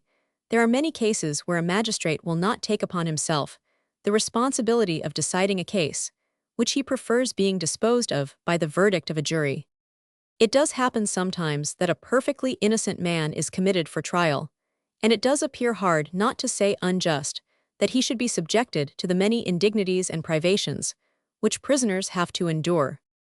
The law holds that every man is innocent till he is found guilty, and there should certainly be some better arrangement in respect to prisoners who are awaiting their trial. We question much whether it is advisable for them to be sent to the same prison with others who are convicted. Many a man at the close of his trial has left the court without a stain upon his character, yet he has had to pass through a painful ordeal which possibly he will not forget for the remainder of his life. This ought not to be. Men untried should be treated very differently from the way they are so long as they are kept secure from escape. The main object of their detention is effected. But a man who is unjustly accused, sent to prison, and afterwards proved innocent, bears with him the unpleasant reflection that some mischievous and evil-disposed person is sure to be found, who will whisper mysteriously to others, "So-and-so was charged with larceny, but he was acquitted." With some persons, the very fact of having been accused would be prejudicial, but these are things the reader may perhaps exclaim, it is not possible for the wisest of us to prevent. Granted, but that is no reason why every precaution should not be taken to protect the innocent man. These observations, however, do not apply to such hardened offenders as Peace, who is included in the category of habitual criminals, or, to make use of a stronger term, professional thieves. Chapter Roman 18 Prisoners, awaiting trial. The Sisaspice's defense. Peace, as may readily be imagined, deplored having made an attempt to enter the Gothic cottage in the occupation of Mrs. Pocklington. He came to the conclusion that that was one of the most stupid things he had ever been guilty of. His first night in the county jail was by no means an agreeable one. The first night in any prison is generally one of bitterness and gall to the unhappy prisoners, but our hero felt humiliated at the contemptible part he had been playing to be knocked about by an old woman until he was rendered nearly senseless, and in that state to be captured without even making an attempt to escape was most aggravating. The more he reflected upon the matter, the more humiliated did he feel. His sleep was broken and disturbed during the greater portion of the night. At 6 o'clock in the morning, he was aroused by the resonant sound of a large bell. He arose and hurried on his clothes. The door of his cell was thrown open by a stalwart warder who passed on to make room for the deputy governor, and another warder. This last-named personage carried in his hand a large book. "Do you wish to see the doctor?" inquired the governor. "Thank you, sir," returned Peace. "I do not think there is any necessity, for that I am better than I was. The bruises on my head are less painful." "And your cell, do you intend to clean it yourself, or procure a substitute?" "I'll do my best to clean it." The name he had given at the police court was now entered on the list in the warder's book. 2 brushes were then given him with which he was directed to polish the floor of his cell, and the warder instructed him as to the regulation mode of stowing his hammock and mattress on the shelf, and folding up his blankets and rug. All these details are easy enough to those who have been accustomed to manual labor, but they are, of course, very hard to one who has been gently nurtured or moved in a respectable sphere of life. This is why prison discipline falls with such unequal force upon different classes of culprits. To a navigator, excavator, or laborer of any description, the treadwheel is a mere trifle in comparison to the effect upon those who have never been used to manual labor. Every morning Peace had to go on his hands and knees and polish his cell floor, as well as wash and scrub the table, stool, basin, and every article in the room. This was not a particularly hard task to him, while to others it would have been one of infinite labor. When the brief interview with his jailers was over, his breakfast was served through the little trap in the door. It consisted of a pint of gruel and a slice of bread. A starving man will eat anything, it is said, but I expect many of my readers would have turned aside in disgust at the breakfast. Peace devoured it with something like a relish. There can be no possible reason for denying unconvicted prisoners the luxury of a cup of tea or coffee for their morning's meal.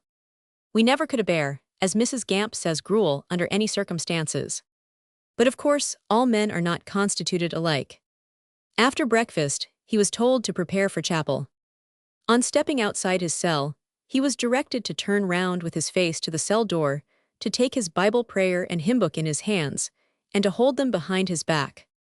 This again is an unnecessary piece of assumption on the part of the prison authorities, when dealing with an unconvicted person. Indeed, for aught they know, may be as innocent of the crime laid to his charge as they are themselves. He had ample opportunity of contemplating the outside of the door, and seeing how the various mysterious appliances connected with it were worked. Being of a mechanical, and in many respects ingenious turn of mind, he was naturally interested. He regarded with great curiosity the spy-hole over the trapdoor, and was at no loss to comprehend how it was constructed. It was evident enough that the inmate of the cell could not see any person on the outside, but it was equally clear that a watcher outside could command the entire range of the prisoner's apartment. A number of prisoners were assembled. In the passage, Peace was told to join them.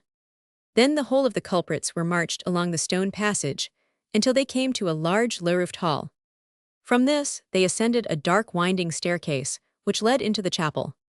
Peace observed among the motley group the gypsy Mr. Green, the cadaverous-looking gentleman, who was about to give the history of his life in the lockup, together with many others whose faces he recognized. The last named looked even more ghastly than ever. Nods were exchanged, but not a word was spoken by any of the prisoners. The chapel was a good-sized lofty room. In it were 2 large cage-large spaces, parted off with iron bars. Over these was a gallery, with a thick curtain in front, which had been constructed for the exclusive use of the female prisoners. In one of the cages were about 16 who had been tried and sentenced, and were waiting to be drafted off to the several prisons or convict establishments. All were cropped and shaven, clothes, every vestige of beard being removed, and their hair cut down to about an inch in length. They were clad in rough gray jackets, trousers, and vests with coarse blue-striped shirts. While the male prisoners were assembling, the female portion were coming into the chapel by another door, and sat in their own gallery, quite out of the sight of the male prisoners. 2 female warders sat behind the female prisoners, and 2 male warders took their station on each side of the males. The congregation was of a very motley character.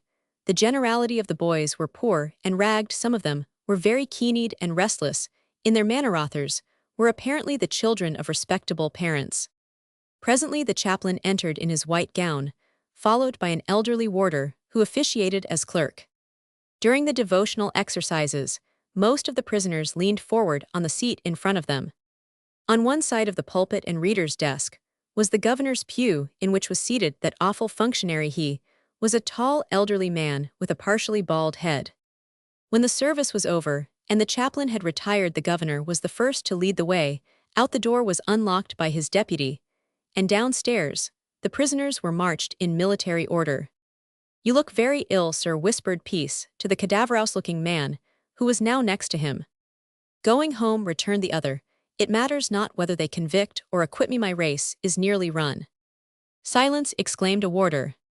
Not another word was spoken. The prisoners went along with their hands behind them, like so many schoolboys. The ceremony was humiliating to the last degree. Peace was directed to cross over to a little office, where the governor was standing. He was then told to take off his boots and stand under a post with numbers on it, with a sliding piece of brass in its center. It was a machine for measuring his height. This was recorded in a book by a clerk. He was then asked his name, his age, where born, the date of his birth, trade or profession, married or single, together with a variety of other questions, which in most cases were seldom answered truthfully. Nevertheless, it was a ceremony which had to be gone through. After it was over, he was introduced to the chaplain, whose room was in close proximity to the chapel. The manner of the Rev. gentleman was kind and conciliatory. He asked Peace if he could read and write. The answer was in the affirmative. "Have you got good legal advice?" inquired the chaplain.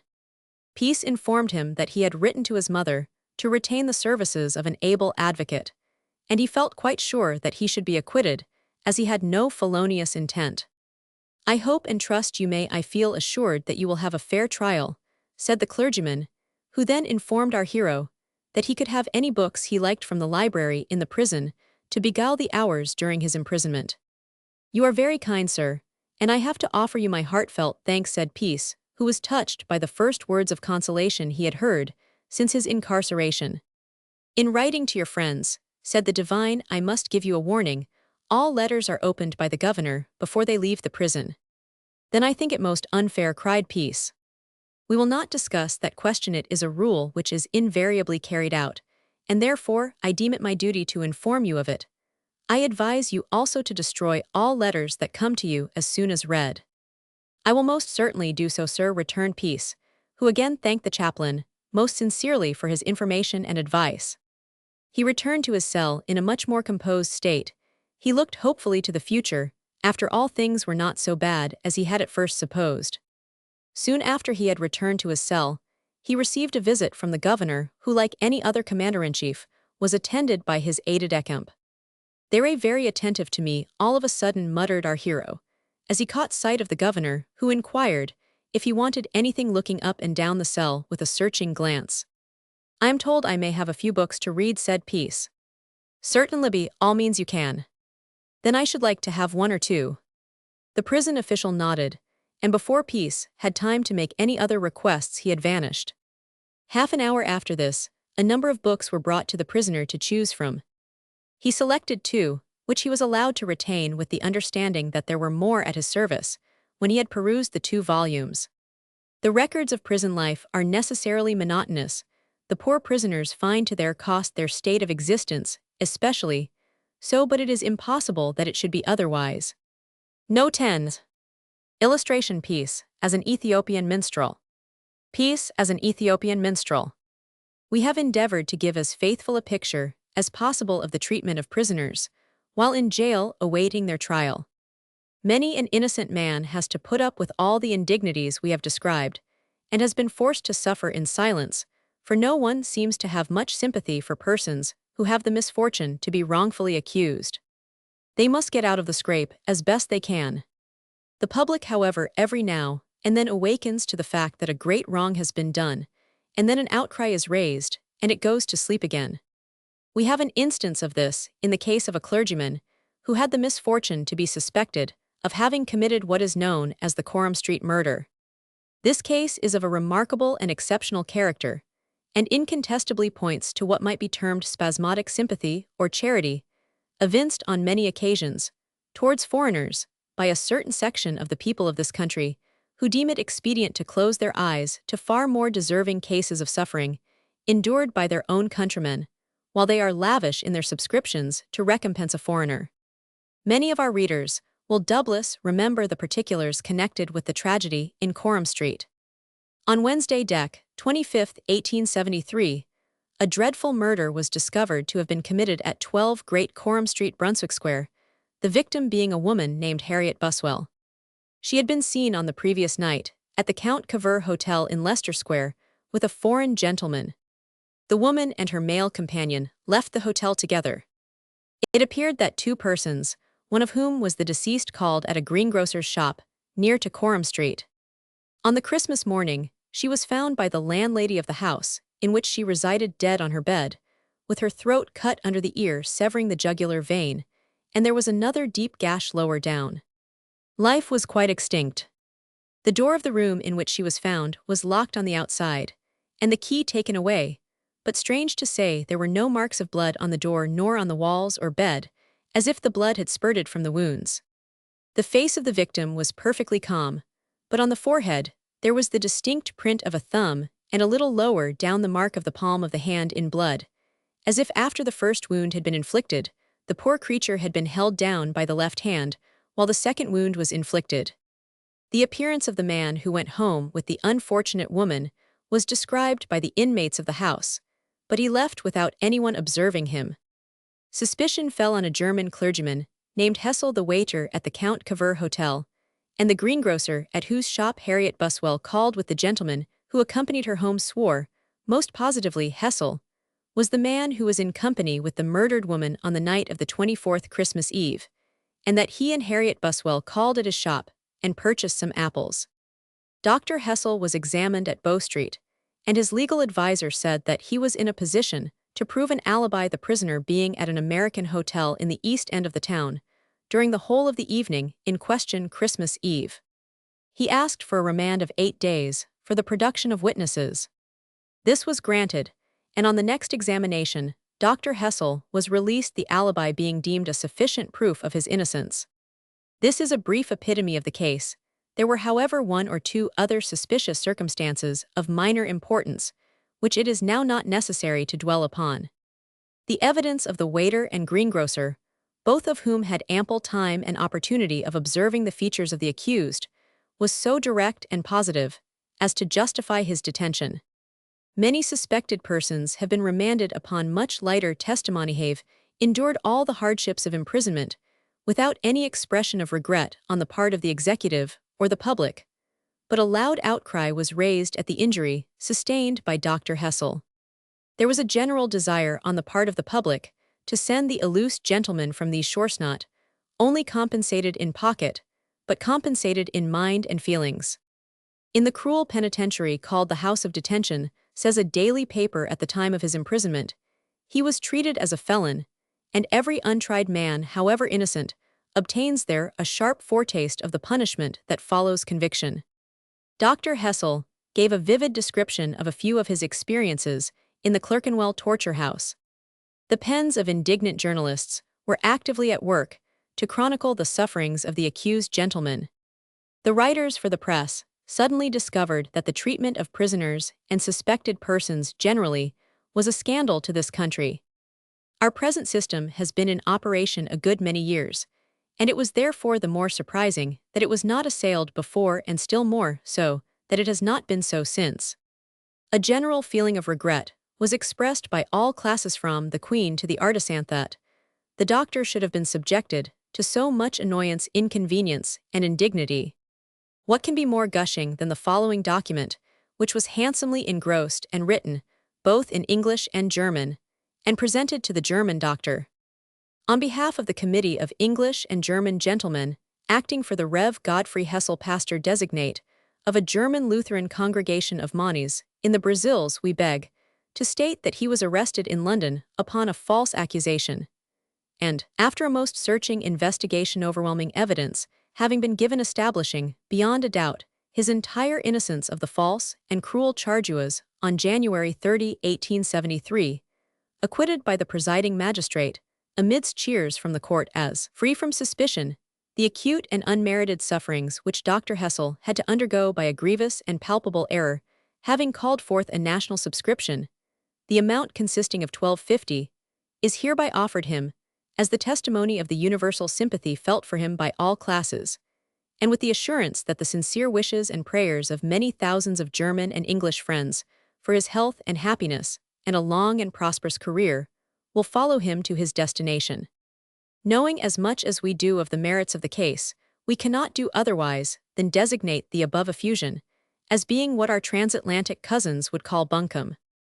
Upon the first examination at Bow Street, Dr. Hessel's legal advisor declared that there were 10 or a dozen persons staying at the same hotel as the accused, and that they were all engaged in distributing the various articles attached to a Christmas tree. It was not a little remarkable that some of them did not come forward to give evidence on the first hearing. 8 days were allowed to pass over, and on the second and final hearing of the case, only 2 witnesses were produced to prove the alibi. One of these was the night porter of the hotel, the other being a young German, who professed to be a personal and intimate friend of the prisoner. The murderer of Harriet Buswell has never been discovered. Indeed, upon the discharge of Dr. Hessel, the matter seemed to drop. No attempt was made to arrest any other person. As far as the unfortunate woman Harriet Buswell was concerned, her fate did not seem to affect people in the slightest degree, the only regret being that the reverend gentleman should have been wrongfully accused. Taken altogether, the Coram Street tragedy and the circumstances surrounding it must be deemed of an exceptional character. The sum of money subscribed on this occasion is without precedent in any case of a similar nature. Some years before this, a clergyman of the Church of England was convicted of indecent assault upon the testimony of 2 little girls. He was sentenced to a long term of penal servitude, for several years was imprisoned in one of our convict establishments, and was forced to endure all the hardships, labor, and misery to which convicts are subjected. It transpired afterwards that he was perfectly innocent. This was proved beyond the shadow of a doubt. The girls confessed that they had been tutored by their aunt to give false evidence, and that there was not a shadow of truth in any of their statements. The clergyman, the Rev. Mr. Hatch, was released, the girls convicted of perjury, and there was an end of the matter. The injury sustained by Mr. Hatch cannot be estimated with anything like accuracy. It is incalculable, yet we never heard of a single shilling being subscribed for this cruelly used gentleman, who was as guiltless as any one of the readers of this work. But we should bear in mind that he was an Englishman. Had he been a German, probably, the case would have assumed quite a different aspect. In referring to the Coram Street case, the Cologne Gazette said at the time that the English sympathy with Dr. Hessel had taken too material a shape to be altogether appropriate. Sympathy in itself was merited, but beyond that of repayment of costs and free fare to Brazil, no pecuniary recompense was due to the clergyman. We expect most of our readers will endorse the opinion expressed by the German journalist. Peace was never much of a reader at any period of his life, but during his incarceration, he relieved the tedium of the hours by perusing the volumes he had selected from those brought him from the prison library.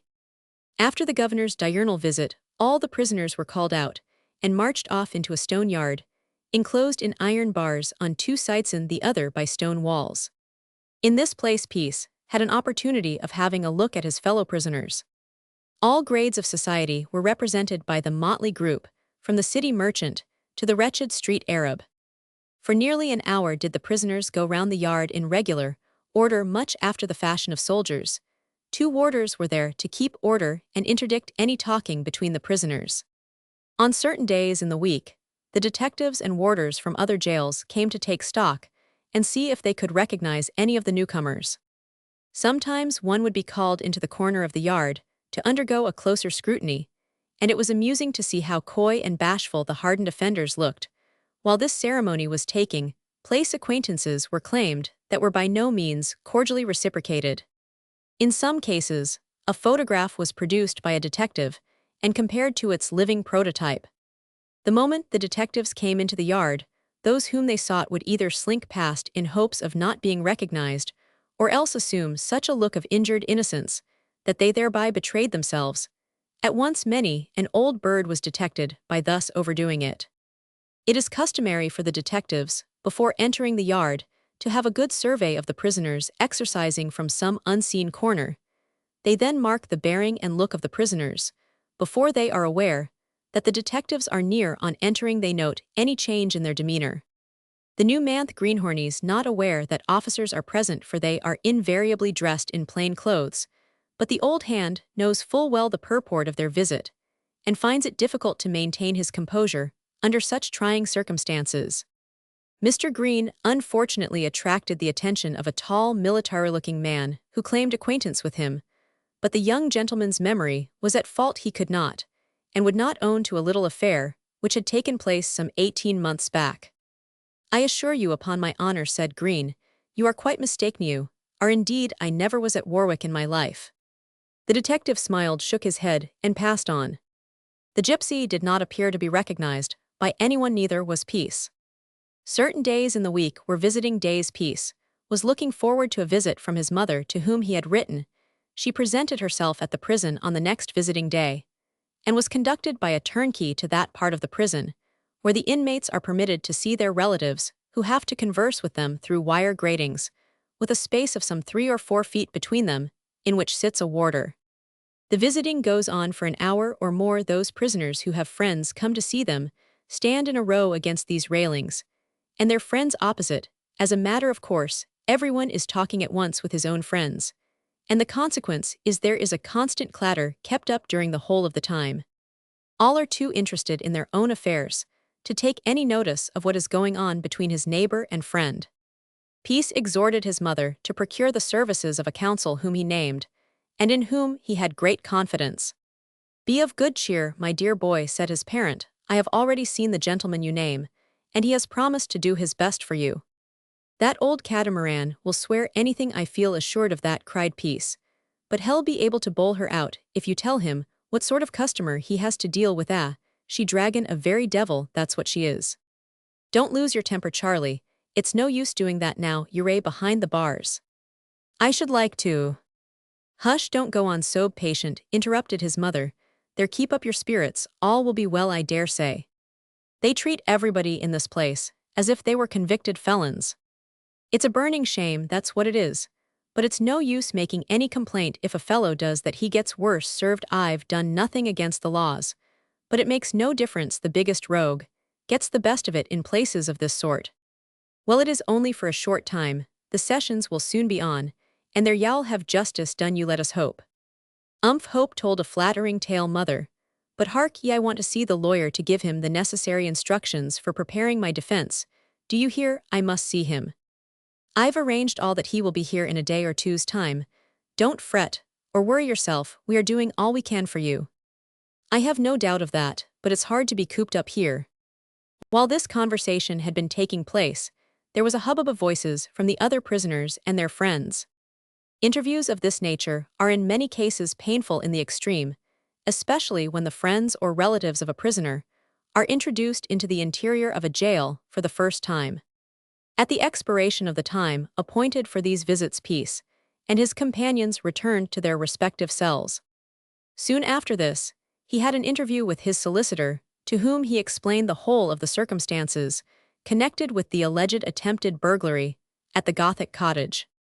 His legal advisor took notes for the preparation of his brief, and told his client that the line of defense he purposed adopting would in all probability be deemed an answer to the charge, and that he looked forward with confidence to an acquittal, unless some further incriminating evidence was presented in the course of the trial. "You have all the facts, sir," returned Peace. "But of course, there is no telling what that infamous old woman will swear." "Oh, we don't intend letting her have it all her own way," observed the lawyer. "Shall be subject to a searching cross-examination." Peace was in much better spirits after the interview with his lawyer, who had said in the course of conversation that it was as trumpery a case as he had ever had to do with. The day of trial at length arrived. The prosecutrix and her witnesses were in court when Peace was placed in the dock. After a few preparatory remarks from the counsel for the prosecution, Mrs. Pocklington was sworn. She deposed to the facts already known to the reader, her evidence being in substance much the same as that given before the bench of magistrates. Mr. Sergeant Jawkins rose and proceeded to cross-examine the prosecutrix. "When did you become aware of the fact that a burglar, as you are pleased to call the prisoner, was endeavoring to effect an entrance into your house?" "When I opened the drawing-room window." "And pray, madam, what was your reason for opening your window?" "I heard a scraping noise at the front door, and suspected there was something amiss." "And you saw the prisoner at the door of the house?" "Yes." which he was endeavoring to open. Certainly so, I imagined. We don't want to know what you imagined. Will you swear that he was endeavoring to open it? Now be careful in your answers. It appeared to me that he was doing so. The door was partly open. It was a dark night, was it not? Rather dark. And pray how long did you look at the prisoner before you struck him with the broom? Oh, not long. I should suppose not, but can you give us an idea how long it was? 5 minutes, or 5 seconds or more? It was not 5 minutes. Nearer 5 seconds, say. I can't say exactly, it was not long. And so, Mrs. Pocklington, you deemed it expedient to act promptly. You commenced a most vigorous assault upon the prisoner, without stopping to inquire whether he was a thief or a visitor. I was sure he was not a visitor. How could you be sure? Did you see his face when you first struck him? No, his back was towards me. Is it your practice to assault persons with a house broom? I object to that question, said the counsel for the prosecution, rising and interrupting his learned brother. They are all brothers in a court of law. Upon what grounds, Brother Matchley? Inquired Sergeant Jawkins. As irrelevant. I hope his lordship will rule that my questions are relevant. The judge signified that question might be put. It was again repeated. The witness said sharply, no, it is not my practice to do so. Then it is fair to assume that this is an exceptional case, said Sergeant Jawkins. You have not told us, Mrs. Pocklington, if you heard anyone calling out or shouting before you opened the window and commenced hostilities. I did not hear anyone call out. You are quite sure you did not hear a man's voice before you discovered the prisoner at the door of your house? I did not hear any voice. Is the prisoner a stranger to you? I never saw him before, to my knowledge. Is he also a stranger to your maidservant? I believe so. Really, Brother Jawkins, I think you are out of order. How is the witness to know whether he is a stranger or not to the servant? Ask the young woman herself when she is in the box. I thank you for your suggestion, Brother Matchley. It would be the best course. I have no further questions to put to the present witness. Mrs. Pocklington retired, and the servant girl was placed in the box. After she had deposed to facts connected with the case, she underwent a severe cross-examination, which took a humorous turn, eliciting laughter in the body of the court, which was, of course, immediately suppressed. When the examination of the police was concluded, Mr. Sergeant Jawkins rose for the defense. He said, My lord and gentlemen of the jury, I must confess that this case appears to me singularly weak, as far as the evidence for the prosecution is concerned. In point of fact, there is no proof whatever that the prisoner contemplated committing a burglary. The pugnacious prosecutrix came to that conclusion at the outset, and she has done her best to substantiate the charge, which, however, I submit is in no way proved. It is my duty to inform you that the prisoner declares that he had no felonious intention, whatever. According to his statement, he had on the night in question an appointment with a young woman to whom he is paying some attention. They walked about together for an hour or so, and he was led to believe that she was a domestic in service in one of the houses in the village. After he had parted with her, he went to the Running Horse, a well-known public house in the neighborhood, where he had some ale and a game of skittles. He remained at this place about an hour and a half, or it might be nearly 2 hours. He then left and bent his steps homewards. As he was proceeding along, he, according to his statement, observed the door of the prosecutrix's residence partially open. He entered the garden, went up to the door, and found it fastened with a chain, which he endeavored to slip back, being under the impression at the time that his young woman was inside. He called her by name several times, but received no answer. While thus occupied, he all of a sudden received a blow on the back. He turned round and was struck again on the head. It is not at all surprising to any of us that he should lose his temper after the infliction of a third blow from his female assailant. He naturally enough became furious. He wrested the broom from her hand and strove to get at her by springing on the balcony. Would he have done this if his intentions had been felonious? Not at all likely, I should say. He was then placed hors de combat by another blow from the housemaid's mop, a very little more, and the prisoner would have been killed outright, and you would have been spared the trouble of trying him on the present charge. Gentlemen, I submit to your consideration all these circumstances, which require your consideration. I do not believe for one moment, when you have weighed over the matter in your minds, you will ruin the prospects of this young man. Blast his reputation. It may be for life. Be returning a verdict of guilty upon such a groundless and trumpery charge, there is no proof of felonious attempt, no proof, whatever, that he was actuated by any other instinct than curiosity, in being at the door of the prosecutrix's house. I admit that he acted in a most imprudent and indiscreet manner, so have many other young men under similar circumstances, but I emphatically deny that he had burglarious intentions. Burglar's implements were found upon him. You should remember, Brother Jawkins, observed the judge.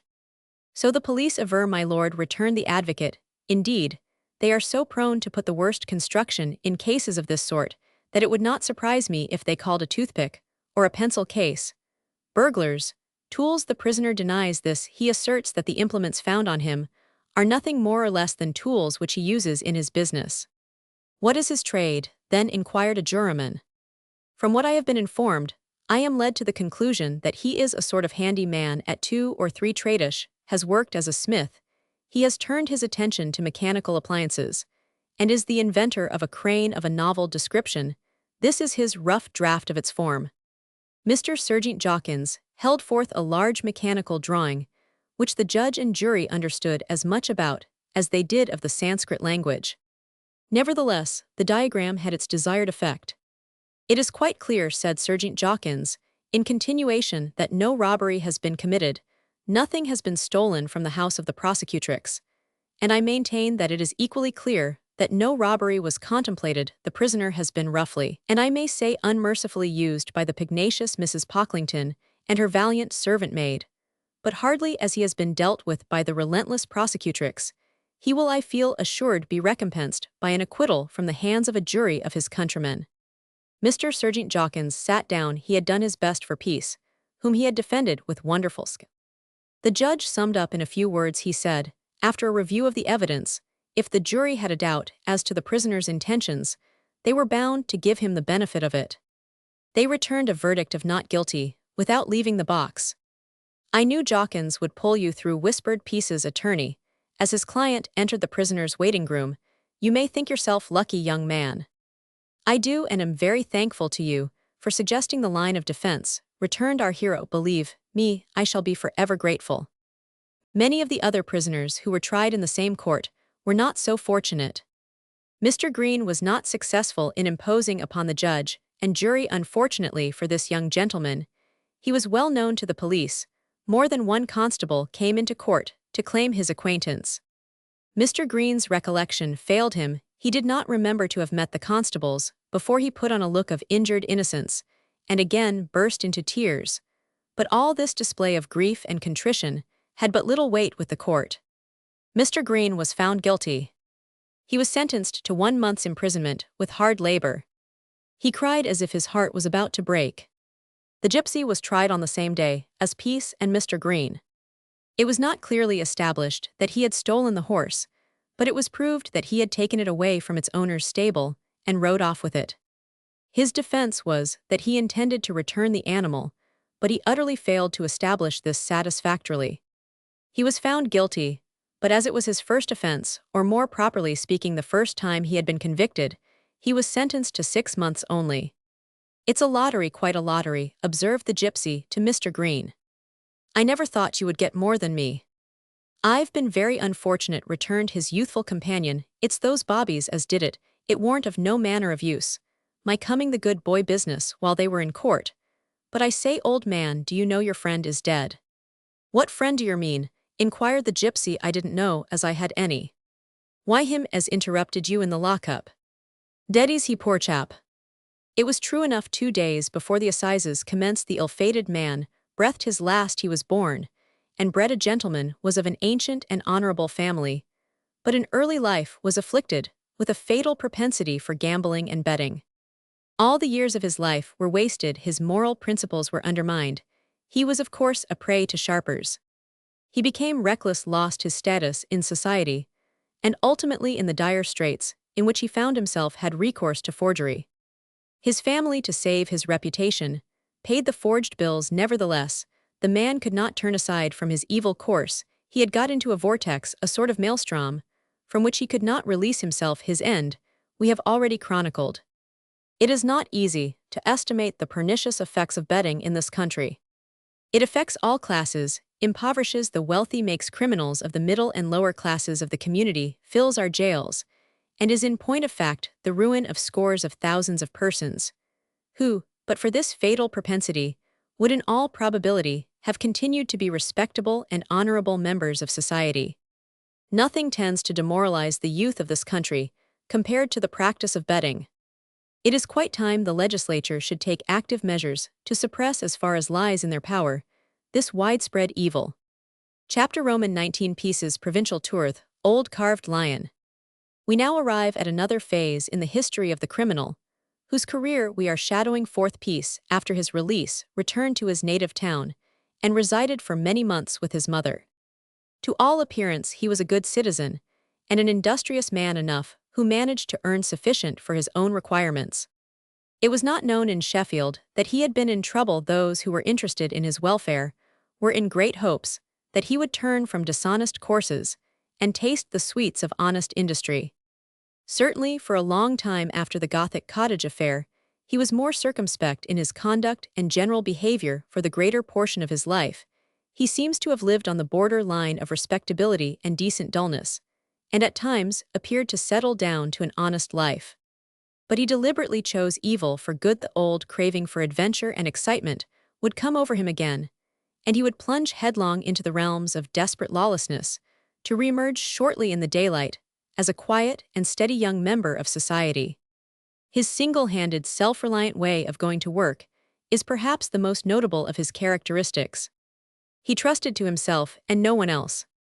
Whilst this saved him from the danger of weak and treacherous accomplices, it made much larger demands upon his audacity and self-possession. Thus it came to pass that thousands, for whom a vulgar career of crime and violence has no attractions, are compelled to feel some interest in a man who is almost unique in the annals of crime. It is not so much, however, for his commanding superiority in any one department of criminal activity, as for the rare combination of his various talents, that Charles Peace commands attention. He was a veritable genius who reached a high level of excellence in many branches of his profession. There have been more daring highway robberies and more extensive burglaries than any which he is known to have committed. But few men have caused more widespread terror or created more profound attention by the suddenness and the brilliant success of their exploits. It would be a great misfortune if the boldness and fearlessness of this bad man were to blind even the most thoughtless to the utter worthlessness of his character. In shadowing forth his lawless career, we are under the impression that it will act as a warning to those who peruse these pages. It will prove beyond all question the truth of the axiom that a life of crime is always a life of care. In nothing does his baseness more transparently appear than in his miserable apologies and self-justifications, with which his religious experiences are interlarded. Assuming, as we are anxious to do, that these pious utterances of his later days are not willfully insincere, they nevertheless betray an utter moral blindness.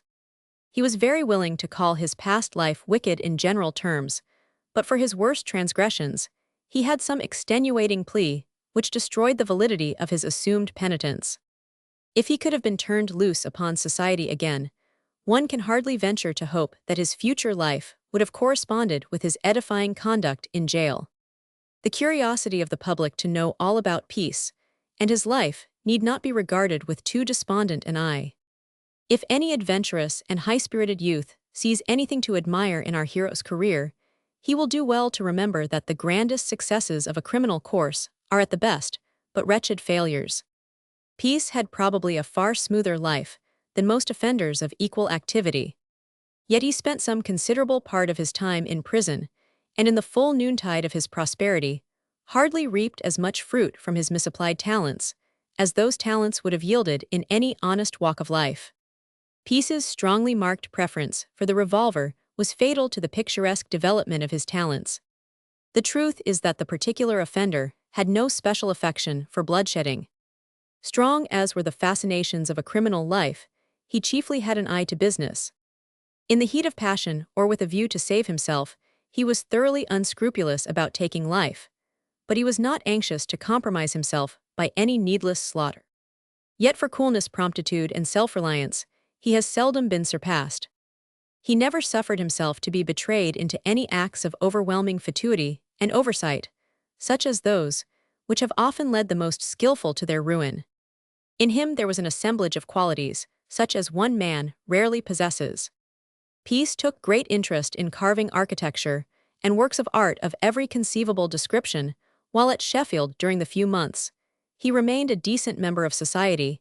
He paid frequent visits to the museums and other institutions, and he promised to compete for the prize in woodcarving in the forthcoming exhibition. But the old feeling for change and adventure came over him, and he determined upon leaving his native town. For a while business was not very brisk with him at this time, so he thought it advisable to shift his quarters. He had purchased a number of cheap, showy, attractive-looking prints, together with a large collection of photographs, many of which were copyright being reproductions from well-known pictures. In addition to these, he had a number of other photographs, which it would not have been advisable for anyone to sell, seeing that they rendered the vendor liable to imprisonment under Lord Campbell's Act. But this Peace did not much care about. He felt assured that he was well able to evade the law. Having renewed his hawker's license and packed up his goods in as small a compass as possible, he bade adieu to his mother and friends at Sheffield and set out on his pilgrimage. A wandering life was consonant to his general disposition and temperament. Shouldering his pack with his stout oaken stick and his dog Jip, he commenced his journey. It was only springtime, and he had the best part of the year before him. He paid a visit to Worksop, Huddersfield, Marlborough, and Barnsley, calling at several hamlets and villages of lesser note. He made a long stay in the last-named place. He met there a young man, who was a nigger delineator, as they term themselves in the advertisements, in a certain theatrical paper piece. Found in this person a congenial spirit, and they took a commodious room in the town, and gave nigger entertainments 3 nights in the week, namely Saturdays, Mondays, and Wednesdays. The 2 first were the most profitable, the working class being usually more flush of money. Peace and his brother artist were tolerably successful, playing on most occasions to a small profit. They would in all probability have continued these performances, had they not been brought to a close by Peace's companions signing articles of engagement with a troupe who visited the town on a provincial tour. Peace therefore left, and proceeded to the next town with his wares. In some of the places he visited, he was tolerably successful. He sold many prints and photos, and realized a fair profit. Sometimes he put up at a roadside inn, while at others he took lodgings in a quiet, respectable cottage for a few days. At this time, his life could not be considered in any way disreputable, was sober and industrious. It is true that during his peregrinations, he was in no way particular about disposing of prints and photos of a contraband nature, but he used a great amount of discretion in his dealing in goods of this description. It was towards the close of a bright autumnal day that he arrived, wearied and footsore, in sight of a roadside inn which stood halfway between 2 villages in Yorkshire. The sign of this wayside inn was the old carved lion. Over the fascia of the establishment was a wooden effigy of the king of beasts, who carved this hideous animal. It is not possible to say it was about on a par with others one sees in houses of public entertainment in the metropolis and elsewhere.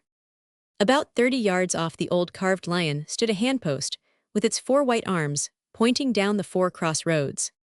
Some few years before there had been only one handpost within 4 miles of the spot, and that so defaced and overgrown with moss that it was impossible to decipher a letter. But fortunately, a nobleman who lived in the neighborhood happened to lose his way among the dark woods which encircled it, and did not arrive home till his soup was ice, his fish rags, and his sirloin of beef a cinder. An order was consequently passed by the bench that handposts should be erected in all the parishes under their surveillance at every cross road, and turning the expenses to be defrayed by the funds of the respective parishes. In rural districts, before any improvements are permitted to be made or nuisances removed, a human being must die or a person of note be inconvenienced. In the days of the defaced handpost, before railways were in vogue, the old carved lion had been a large coaching hotel, furnished with an unbounded amount of accommodation for man and beast. At the time we make its acquaintance, the landlord had turned small farmer and had aggrandized his stables into barns and degraded his spare bedrooms into lumber garrets. However, the good dry skittle ground still remained, and the hum of voices and incessant rumbling from within proved that this scientific game did not lack supporters. It was a low, cattled kind of place with benches down the walls, and at either end. On the opposite corners were two small tables, fitted with mugs and pipes.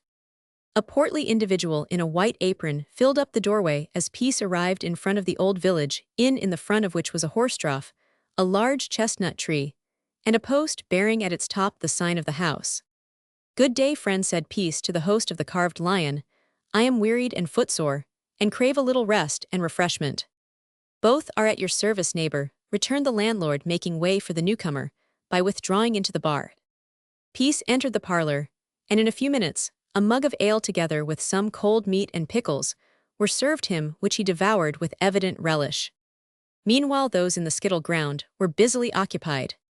"Come on, lads, another jeam," cried a lusty young fellow, with his sleeves rolled up to his shoulder.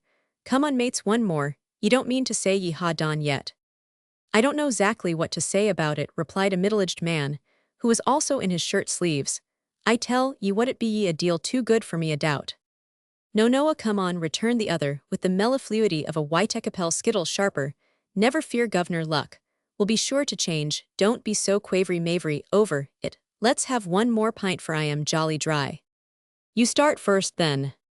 "Get out of my way, some of you chaps, and make yourselves look less," said the young man, in a voice prophetic of victory. Taking from the ground a wooden missile in the shape of a cheese, he poised it between his fingers as if it had been a pebble, and casting the whole weight of his body, pitched the ball towards the upright pins. It struck the front pin on the left shoulder, and pirouetting round the ring knocked all down. "Bravo, bravo," cried the rustics, knocking their great mugs against the table. "A floor." "That was a squiver," said one of them, "nothing like a flat ball to tittle 'em over."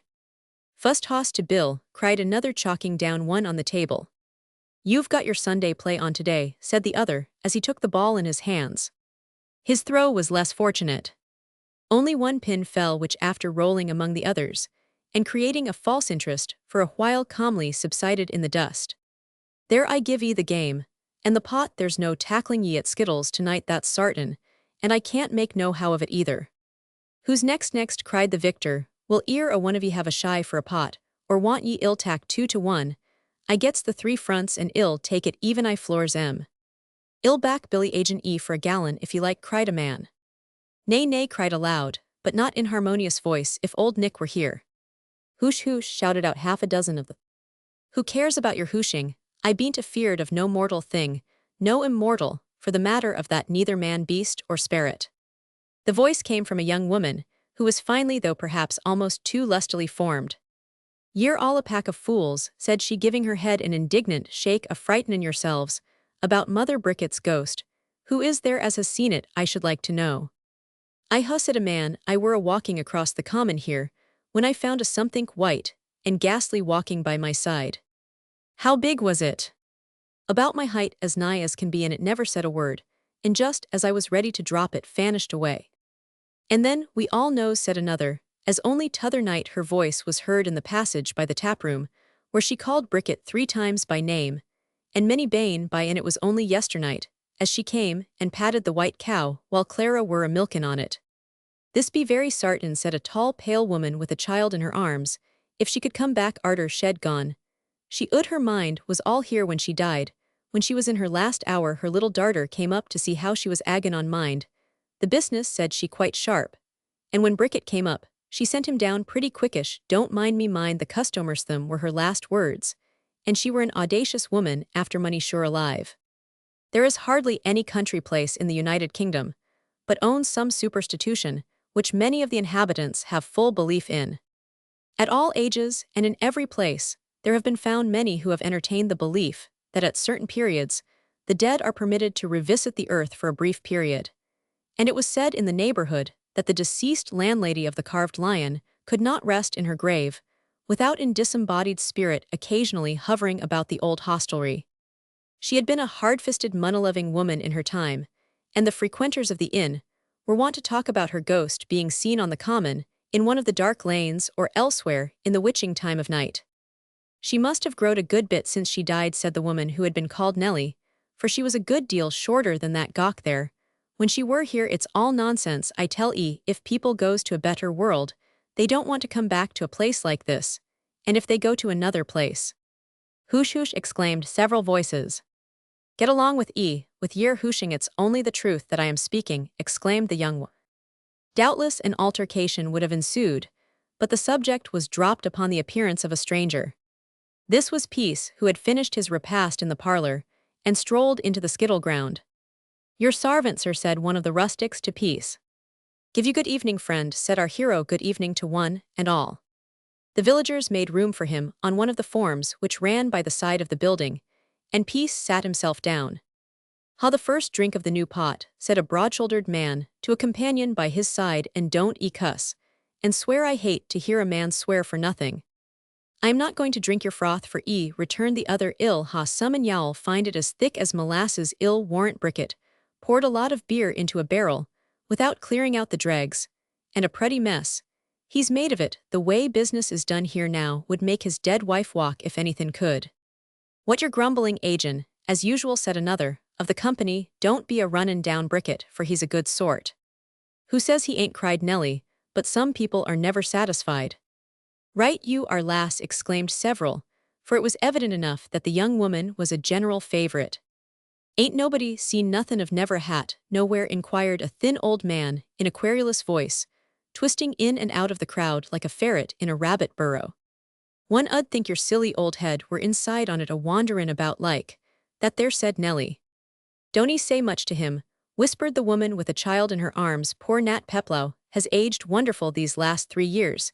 He don't seem like the same man. Ho ho, guffawed a rustic, there ain't much left of Nat now. Poor old hoss, poor old hoss. Once I eat the best of hay. And lived in a foine stall. But now I eats the short grass. As grows age in the wall. Poor old hoss, poor old hoss. Thee must die. Ah, ye may laugh and sing, said Nat, shaking his head, and his voice quavering. I mind the time when I used to troll that same ditty to grey hairs. It's right it should fall back on me now. Poor old hoss, chanted Nellie. But when I were young, I was as lissom as ever a young man. Here I bain't so strong now, as I should be though when my father were 80 years old.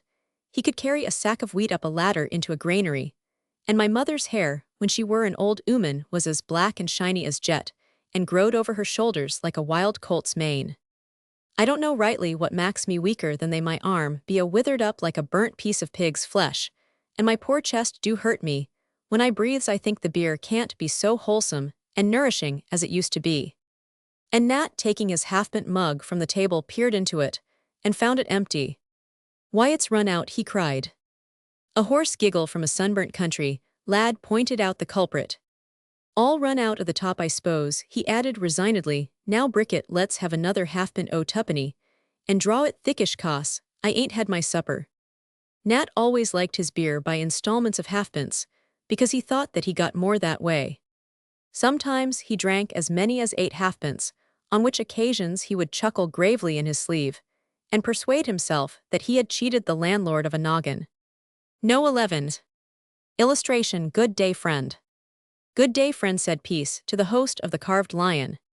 Peace had by this time become familiar, and on friendly terms with many of those who were assembled in the skittle ground. The young fellow who had been playing, when we first made the acquaintance of this establishment, asked Peace to have a game. Don't he play why him, master, said Nellie. He best too much for any on him here, and you want ha much chance why him, unless you are a good hand at the game. I am not much of a player, returned Peace.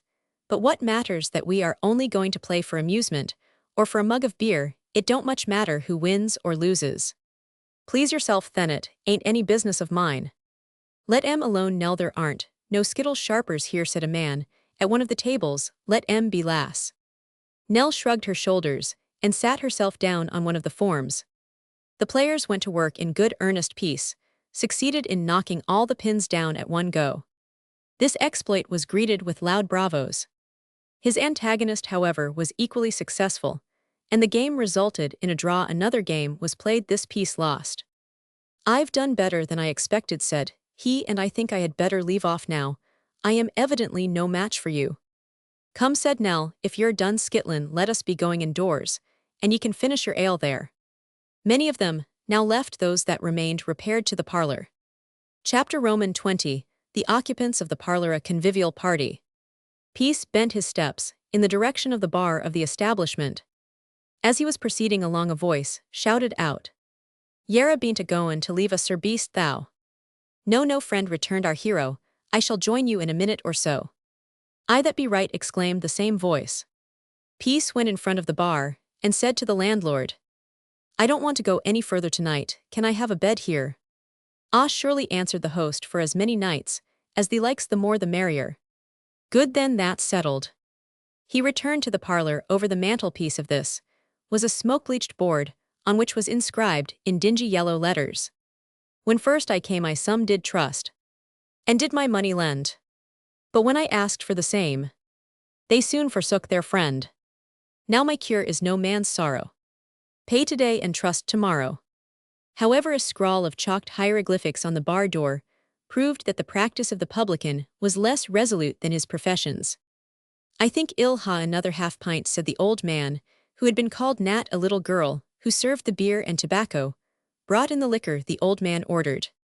"Ye've travelled a greatish distance, maybe," said one of the company to Peace, glancing at his boots, which were begrimed with mud and sand. "Pretty well as far as that goes. I can't say exactly how far I've walked, not knowing the ground." "Ah, I see a stranger to these parts."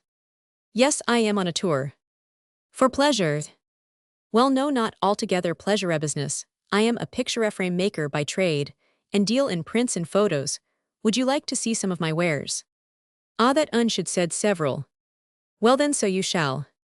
He was about to open his pack when a noise of footsteps was heard descending the stairs, and in another moment, the broad form of Farmer Wilmot filled the door. "Here, my lads," said he, "it isn't often I give you a treat, but as I've sold my what and got a good price for it, and as moreover this be my son's birthday, I'll give 'ee something to drink his health." He placed several pieces of silver in the girl's hand, and said, "Give it out in the sixpenny, my little maid, and then what they do drink will do good." The rustics gave a loud cheer, and thanked him again and again for his generosity. He appeared to be well known to all present with the exception of Peace, who never remembered to have seen him before. "Good be lads, and don't mek beasts on yourselves. Ale, in moderation, won't hurt anyone, but too much on it is good for no man. Good night to all." And with these words, the honest farmer mounted his grey mare, which was standing at the door of the hostelry, and trotted off in company with two friends, similarly mounted. "I be downright glad he sold his what," said one of the rustics. "He ain't all eyes and ears like some meesters, and he knows how to let a poor man off his first fault." "He was one of us once, ye see, sir," said another, addressing himself to Peace. "He's been taught to eat poor man's bread, and to do poor man's work, and he knows what it is as comforts a poor man's heart. It is only such as he as pities the poor. The rich and idle don't pity, know not what hard work, nor hunger, nor sufferin's like." "Aye, that be true enough," said Nat. "He's as good as gold, and his art be in the right place." "I hope he'll get home safe and sound," said Peace, "but I suppose there ain't many robbers about this part." "Lord love ye, non ever a one," cried several voices. "You've forgotten young Meester Boucher," quavered the aged Nat. "I be an old man, but I mind things better nor you do seemingly. He was a driven home from Bilstoke Fair, and just as he was agon up a bit of a hill with trees on both sides, he felt heavy on his chest as if he had a fit common on, only instead of a fit, it was a stout rope which two men held across the road, and tiddled him over out of his gig, and when he was down, they was on him in a minute, and plundered him of his watch and 10 yellow sovereigns.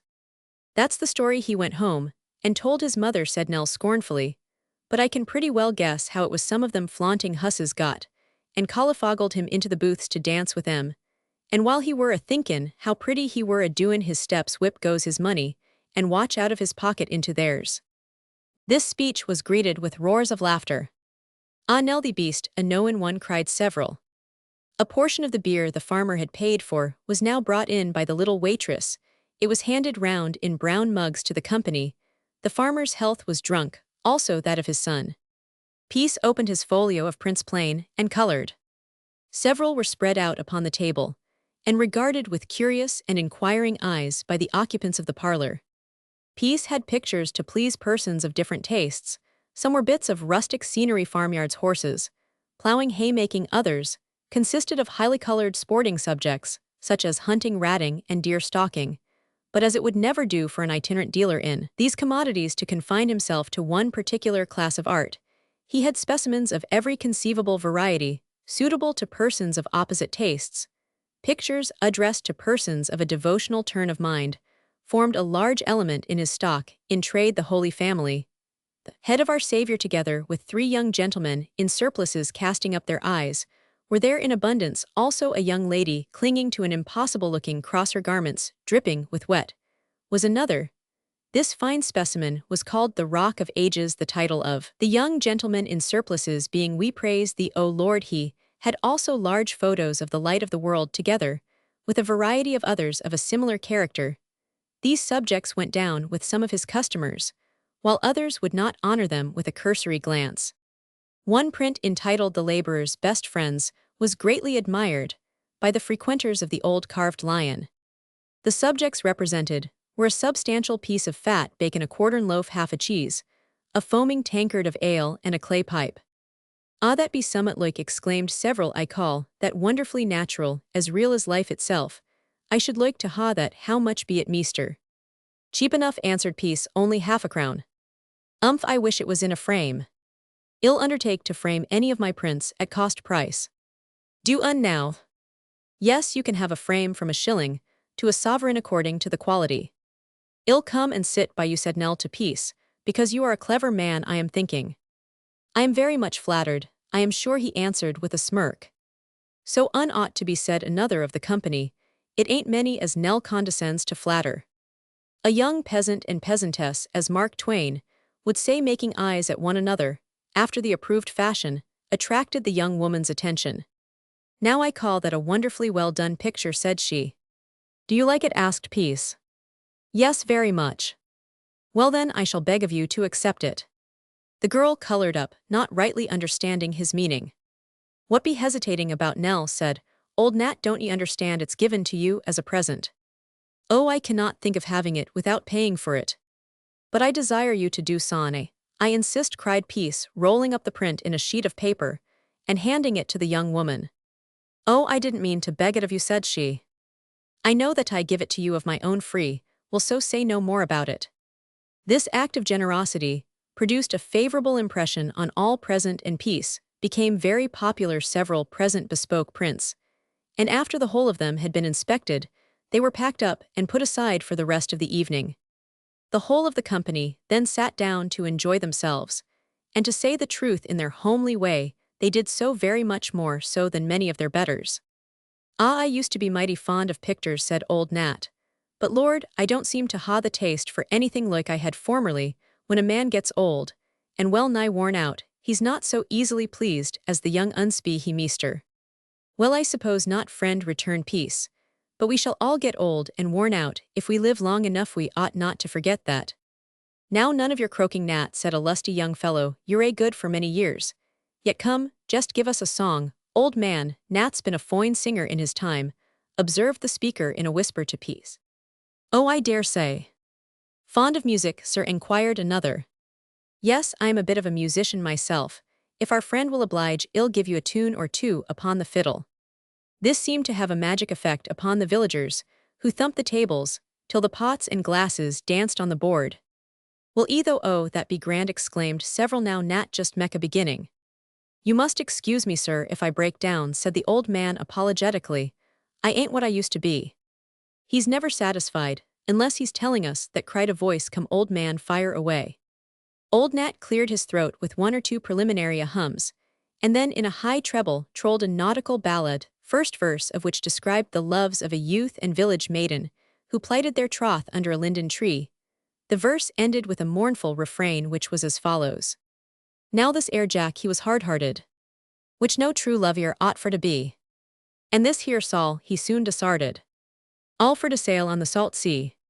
The words of the ballad described the anguished feelings of the forlorn and broken-hearted girl who wanders about her old haunts in the village in a half-demented state, for never a word does she hear from her cruel and heartless lover. There is, it would appear, very good reason for this, for the ship in which the young man sailed foundered at sea, and Jack was cast upon a tropical island, where he remained for 3 years. At the expiration of that time, he was taken on board a passing vessel, and returned home to find his Saul dead beneath the turf in the village churchyard. The pathetic ditty concludes thus: the young sailor is supposed to be addressing some villagers assembled in the churchyard. Says this air Jack with deep emotion. In this world, there's now no rest for me. My poor Saul's heart I've surely broken. All through my sailing on the salt sea. It was evident enough that old Nat must have had at one time a sweet and sympathetic voice, and even in his decline, there was something of it remaining. Anyone who has traveled through the rural districts of England and paid an occasional visit to old roadside inns cannot fail to have been struck by the quaint and curious ditties that are trolled by the villagers. Many of them are singularly characteristic. Where these extraordinary specimens of musical composition all come from for their name is Legionus perfectly surprising. In most cases, the singers never had a copy of the song they sang, and indeed, if they had, they would in all probability have been none the wiser, seeing that they were quite unable to read the notes.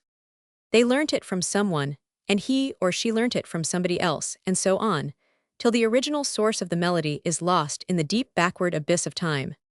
When we consider with how easy a transition we may pass from the accents of speaking to diatonic sounds, when we observe how early children adopt the language of their amusements, to measure and melody, however rudihin, we consider how early and universally these practices take place, there is no avoiding the conclusion that the idea of music is connatural with man, and implied in the original principles of his constitution. The principles on which it is founded, and the rules by which it is conducted, constitute a science. The same maxims when applied to practice form and art, hence, its first and most capital diversion is into speculative and practical music.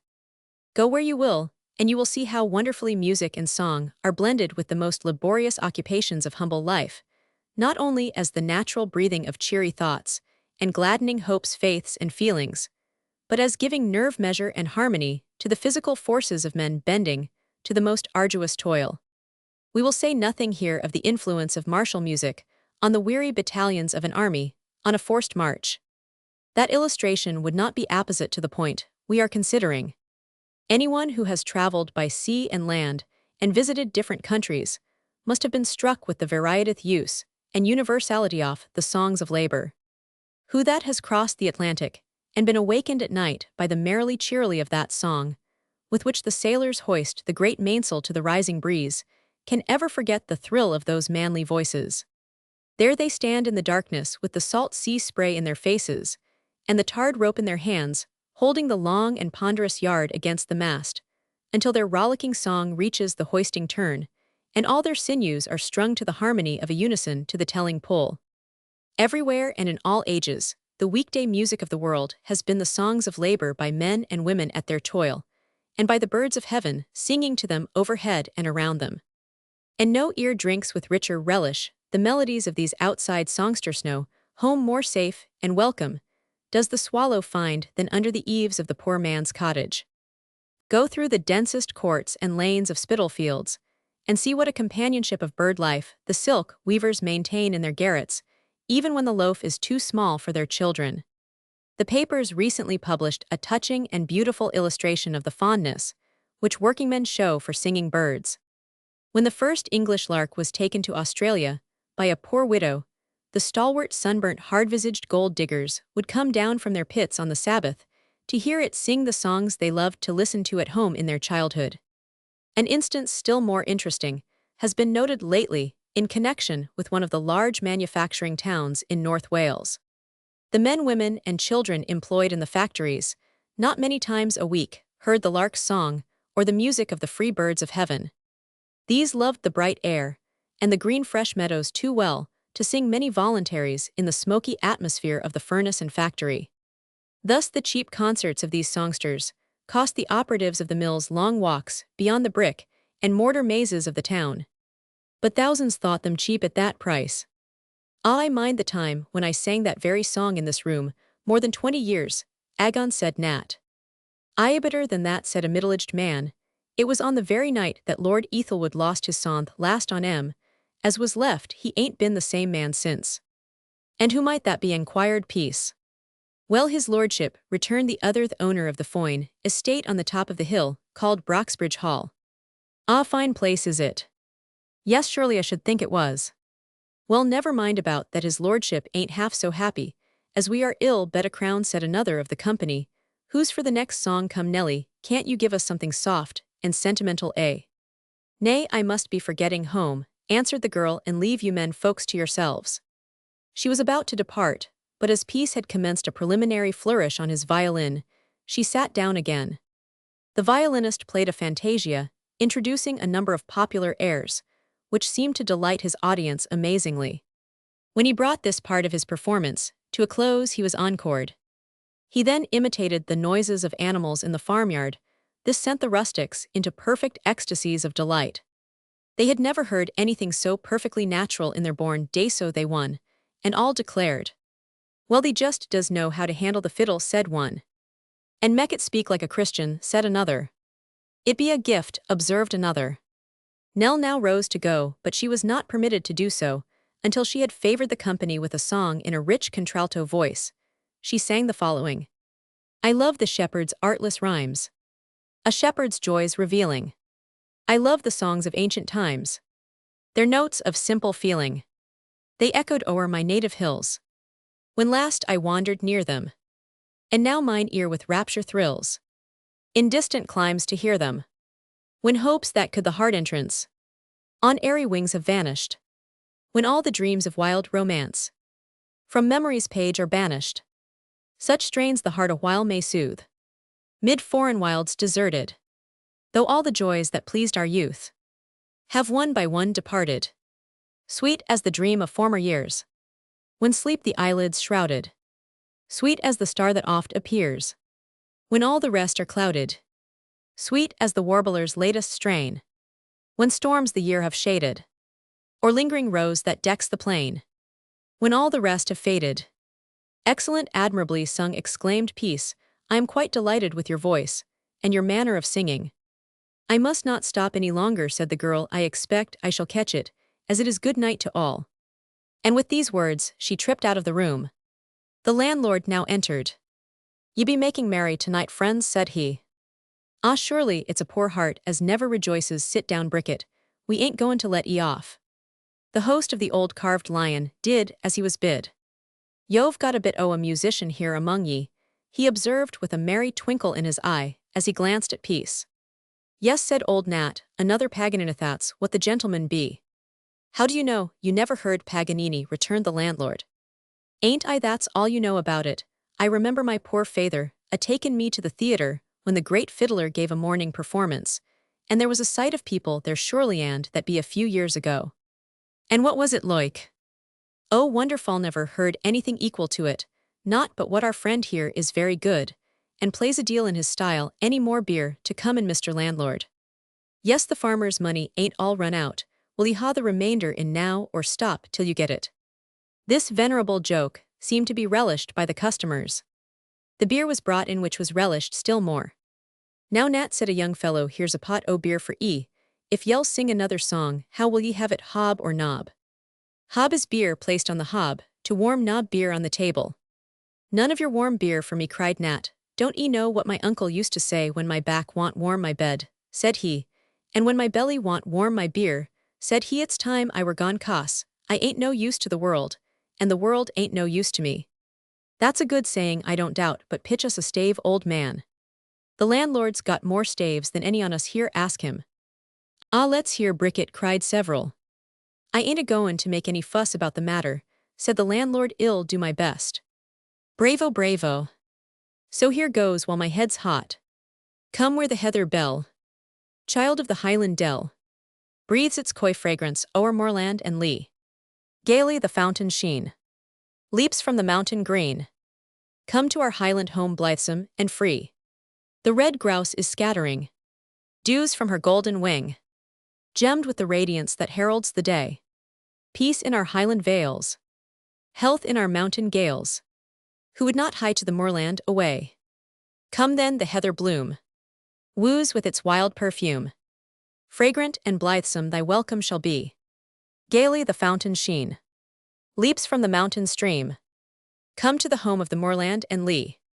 That's something like, Bricket, you've sung it better than ever, and it's a rattling good ditty, cried a voice, Here's your health and long life to E.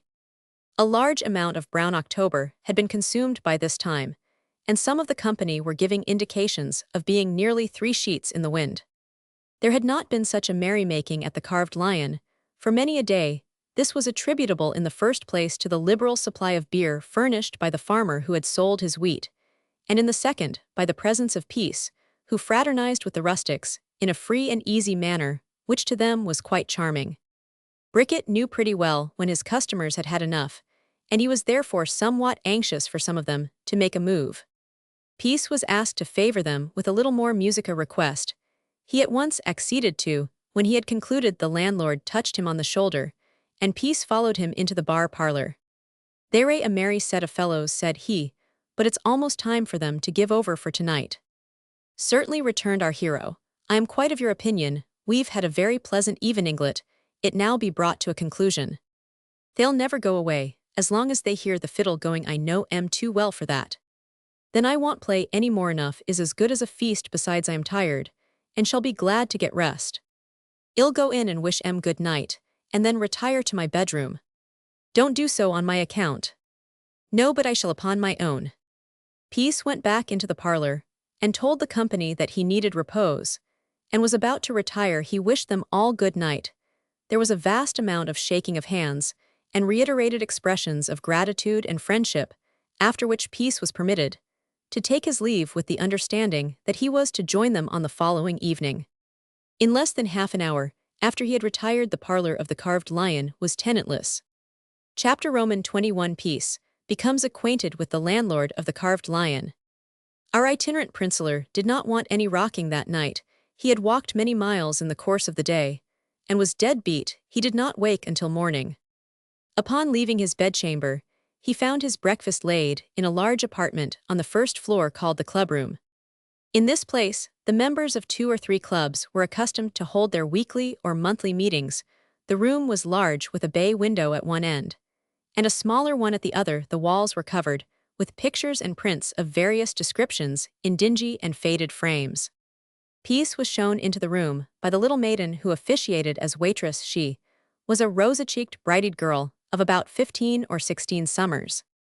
A substantial breakfast was served. This our hero did full justice to, after which he arose and examined the pictures on the walls.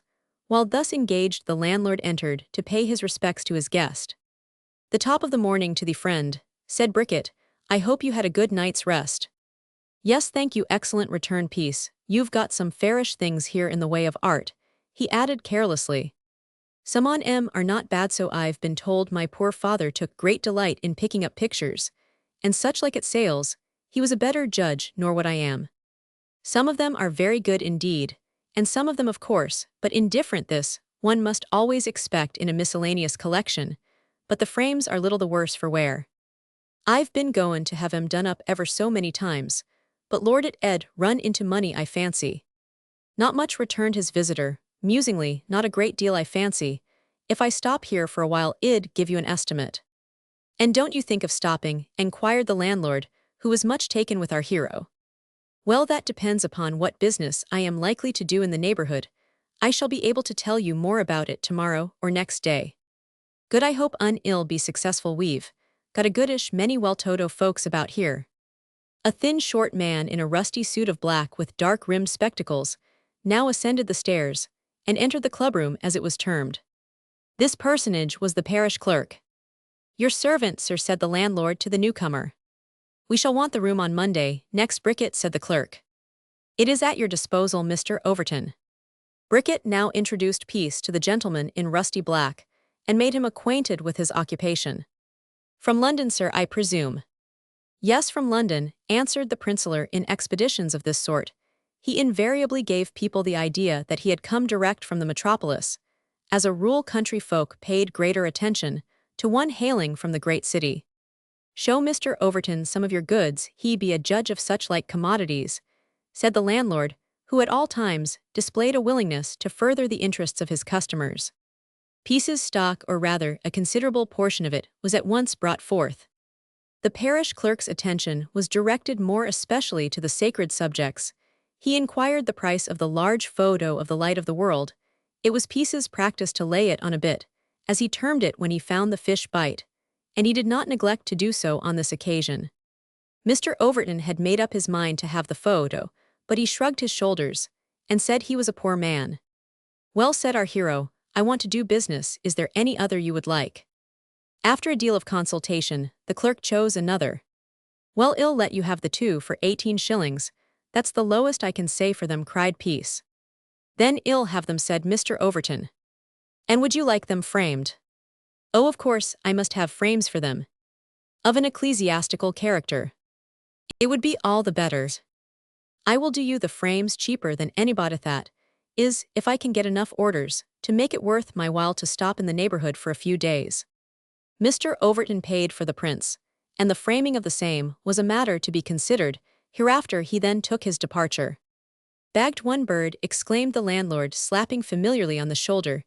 You mark my words, it'll bring ye luck, and you won't regret stopping at the old carved lion.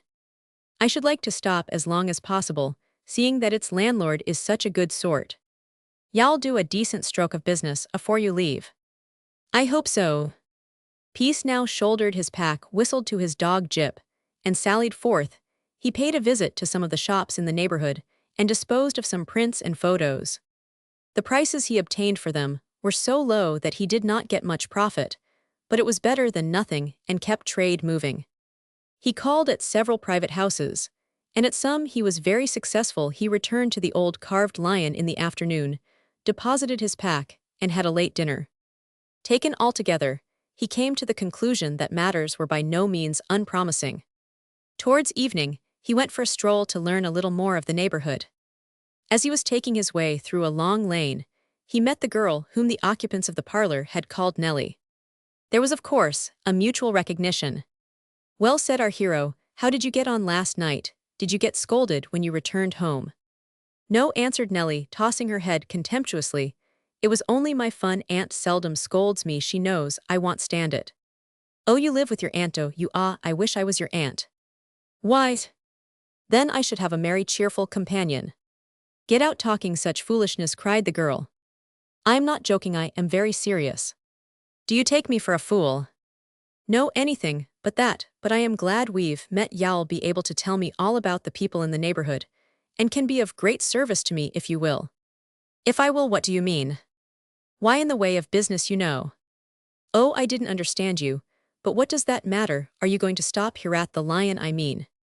I'm not going away, just yet. I want to see a little more of you. You are such a funny man, and tell such droll stories. Where did you come from? London, my dear, from London. Did you like the print? Oh yes, ever so much. Y'all like it better when it's framed. Bring it to the Lion, and I will frame it for you. What will it cost? Do you want to know? Yes. Then I'll tell you, if y'all pay for it now it will cost just this. He put his arms around the damsel's neck, and imprinted on her lips a kiss. They were ripe and ruddy, and he felt that he was amply paid. Oh, you wretch, exclaimed the girl, you've got the impudence of the old gentleman, you audacious fellow. I don't like you at all, not a bit. How dare you? Now don't be angry, my pretty Nell, said Peace, in a wheedling tone. For the life of me, I could not resist the temptation. Forgive me. You're a nasty, impudent fellow, that's what you are. While Peace had been indulging in this little innocent flirtation, a lusty young fellow had been watching the two from an adjacent meadow. He ground his teeth with rage, and clenched his fists in a threatening manner, but both our hero and the girl were ignorant of his being near the spot. Now, said Peace, whither are you going? What's that to you? There's no harm in the question, it deserves a civil answer. It's no business of yours where I am going. Perhaps not, but I say, Nell, I call you Nell, because I don't know you by any other name. Let me accompany you for a little way. I don't want your company, and won't have anything to say to you. But tell me where you live. I shan't. Ah, yes, you will. I tell you I want. You're a very unkind. I thought we were friends, but unhappy is the man who places trust in a woman. The girl looked surprised. Peace spoke in such a mournful tone that she hardly knew what to make of him. Was he in earnest or only jesting? Well, he added, if you won't have anything to say to me, so be it. These things are hard to bear. Get along, man, exclaimed the girl. What on earth are you talking about? Are you daft? I'll go my way and you go yours. So be it then, but y'all bring me the picture to frame. I have another, and a better one for you. Remember that. Good evening. Goodbye, Nell. You've got my name pat enough. Good night. She held out her handpiece, grasped it with ardor, and again bade her goodbye. She passed through the lane with rapid steps, watched her as she proceeded along. When she had gone a couple of 100 yards or so, he followed at a respectful distance. She's a charming creature, so impulsive, so ingenuous, but I won't bother her any more just now. She's a little nettled, but shall come to. I don't doubt that she's not one to bear malice, or to sulk either, if I read her character rightly. He let her go her way, and turned out of the lane into a bridle road, which ran at right angles with it. At this time, he had not the remotest idea as to who and what she was, but he knew there would not be much difficulty in ascertaining all about her either from Bricket himself, or one of the frequenters of his house. Peace walked about the locality for half an hour or more after the girl's departure, and noted all the leading residences in the neighborhood. Although but a village he had passed through, it was a long straggling one, and was more densely populated than he had first supposed. He now returned, and bent his steps in the direction of the carved lion. When within a couple of 100 yards or so of that well-known house of entertainment for man and beast, he was suddenly confronted by a powerful-looking rustic who sprang out of an adjacent copse. The fellow was an ugly-looking customer, and the expression of his ill-favored countenance denoted that he meant mischief. "Well," said our hero, "what might be your pleasure?" "You best the man I ha' been a-waitin' and watchin' for, and now I've got 'ee." "Much obliged, I'm sure, and pray now that you have got me, as you are pleased to term it, what may be the nature of your business?" "Ildall soon let 'un know, that," returned the rustic, turning up his cuffs, "I intend to ha' it out. Ye." Peace was puzzled to understand the man's meaning, or his intent. He was at first under the impression that he meant robbery. "If you are a footpad, I must tell you that you are much mistaken in your man. I am as poor as a church mouse, so let me pass without more ado." "Noa, I won't let 'ee pass, not afore I give 'ee something for yourself. Ye be a pretty varmint to be a talkin' liberties. Why, my gel." "Now look here, my man," said our hero, in a much more serious tone of voice, "I'll tell you frankly, I am not going to submit to impudence from an ignorant yokel like you, and if you don't get out of the way, I'll mark you big as you are your girl indeed. And who is she, I pray?" "You know well enough, don't 'ee think ye can gammon me. I tell 'ee yera, a dirty blackguard, that's what 'ee be." "You're an impertinent fellow. Are you drunk, mad, or what?" said Peace. "I'm neither, but 'ee don't come betwixt me and her, not if I know it. If you give me any more of your impudence, I'll chastise you on the spot." "Oh, oh," exclaimed the other mockingly, "you chastise, well, dang it, that be a good un. Well, soon see who's the best man of the two." And with these words, the speaker up with his fist, and delivered a straightforward blow. It was as strong as a horse's kick, and had it taken effect as the countryman intended, it would certainly have gone hard with our hero. The blow was well meant, but like many other well-meant things, it missed its mark. Peace, who had been expecting the attack, warded it off and sprang back some 3 or 4 yards. He then ducked his head and ran with all his force full butt at the chest of his powerful antagonist. The effect was magical. The man was sent reeling, and fell on his back full length on the hard road.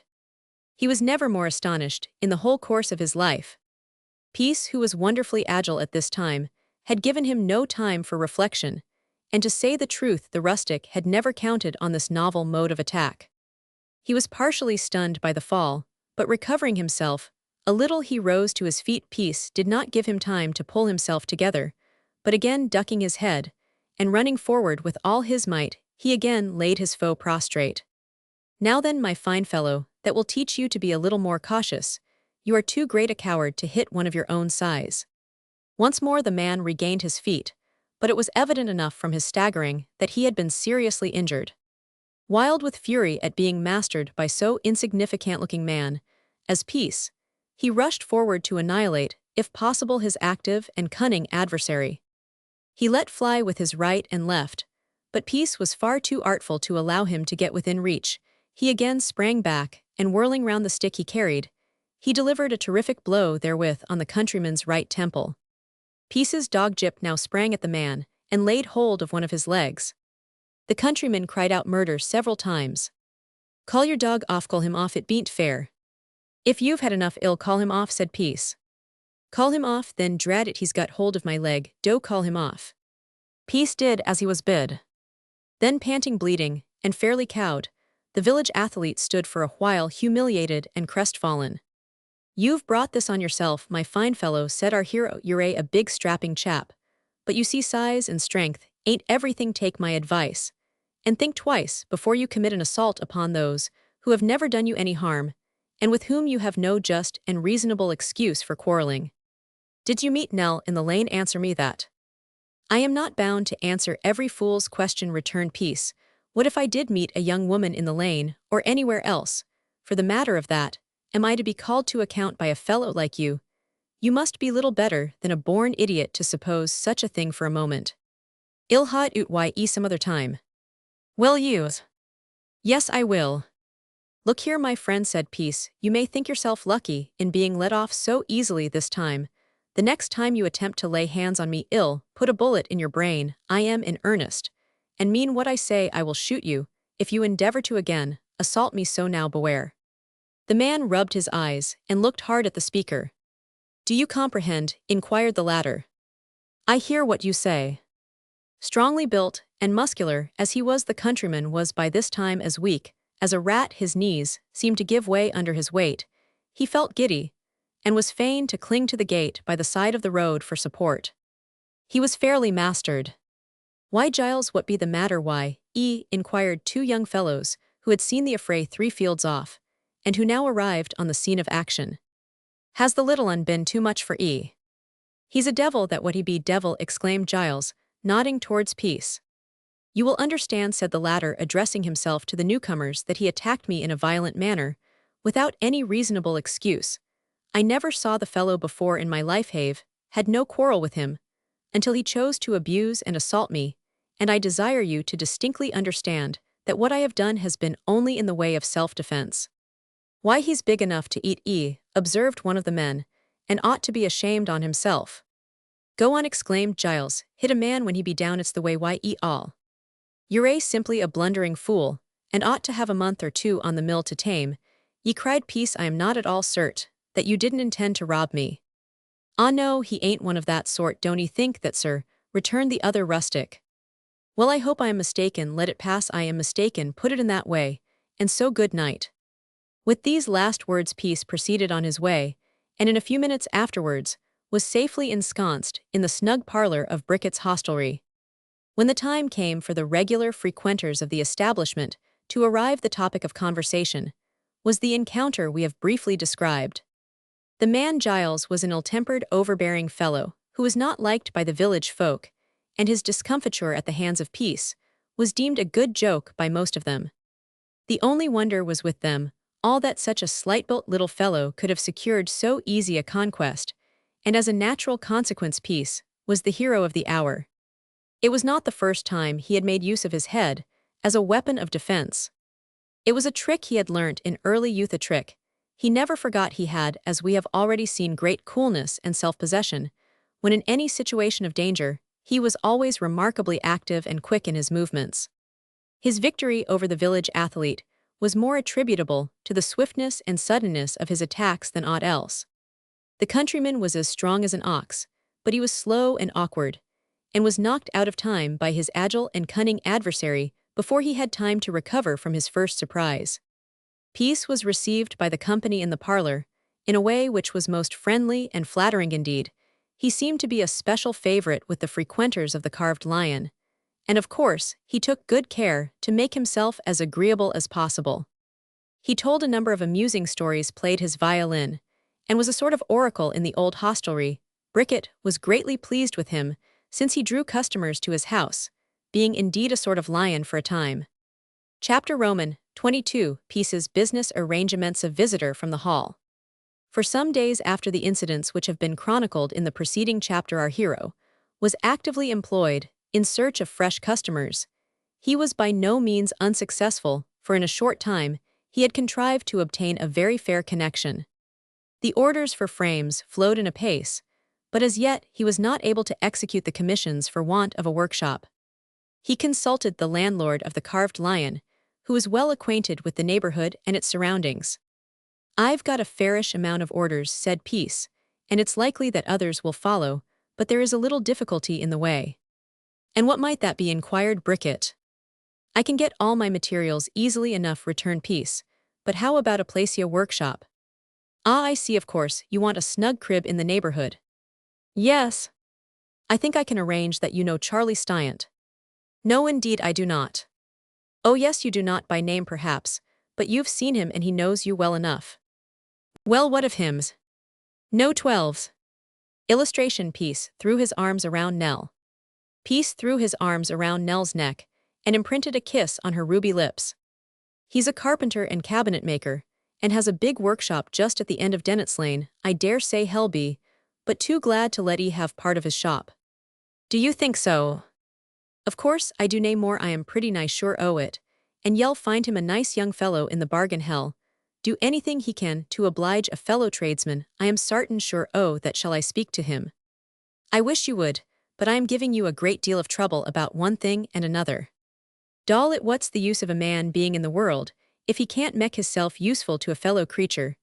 Besides, we all on us want to make it worth your while to stop as long as possible.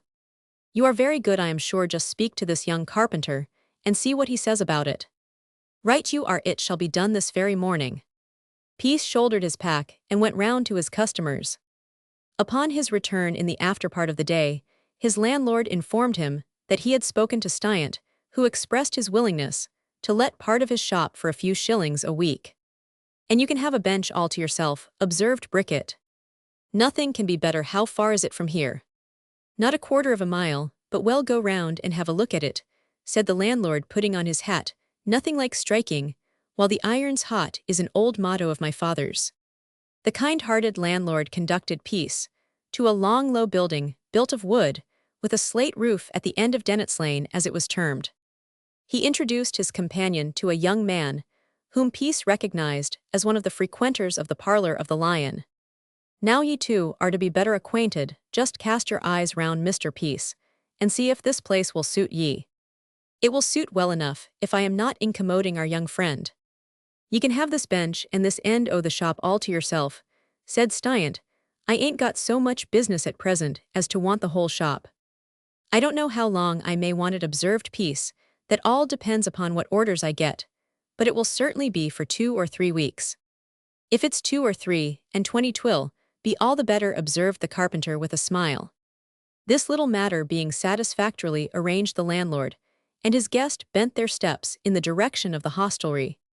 Yer had a tidy old scrimmage with Master Giles t'other evening, hadn't ye, observed the farmer as they took their way along.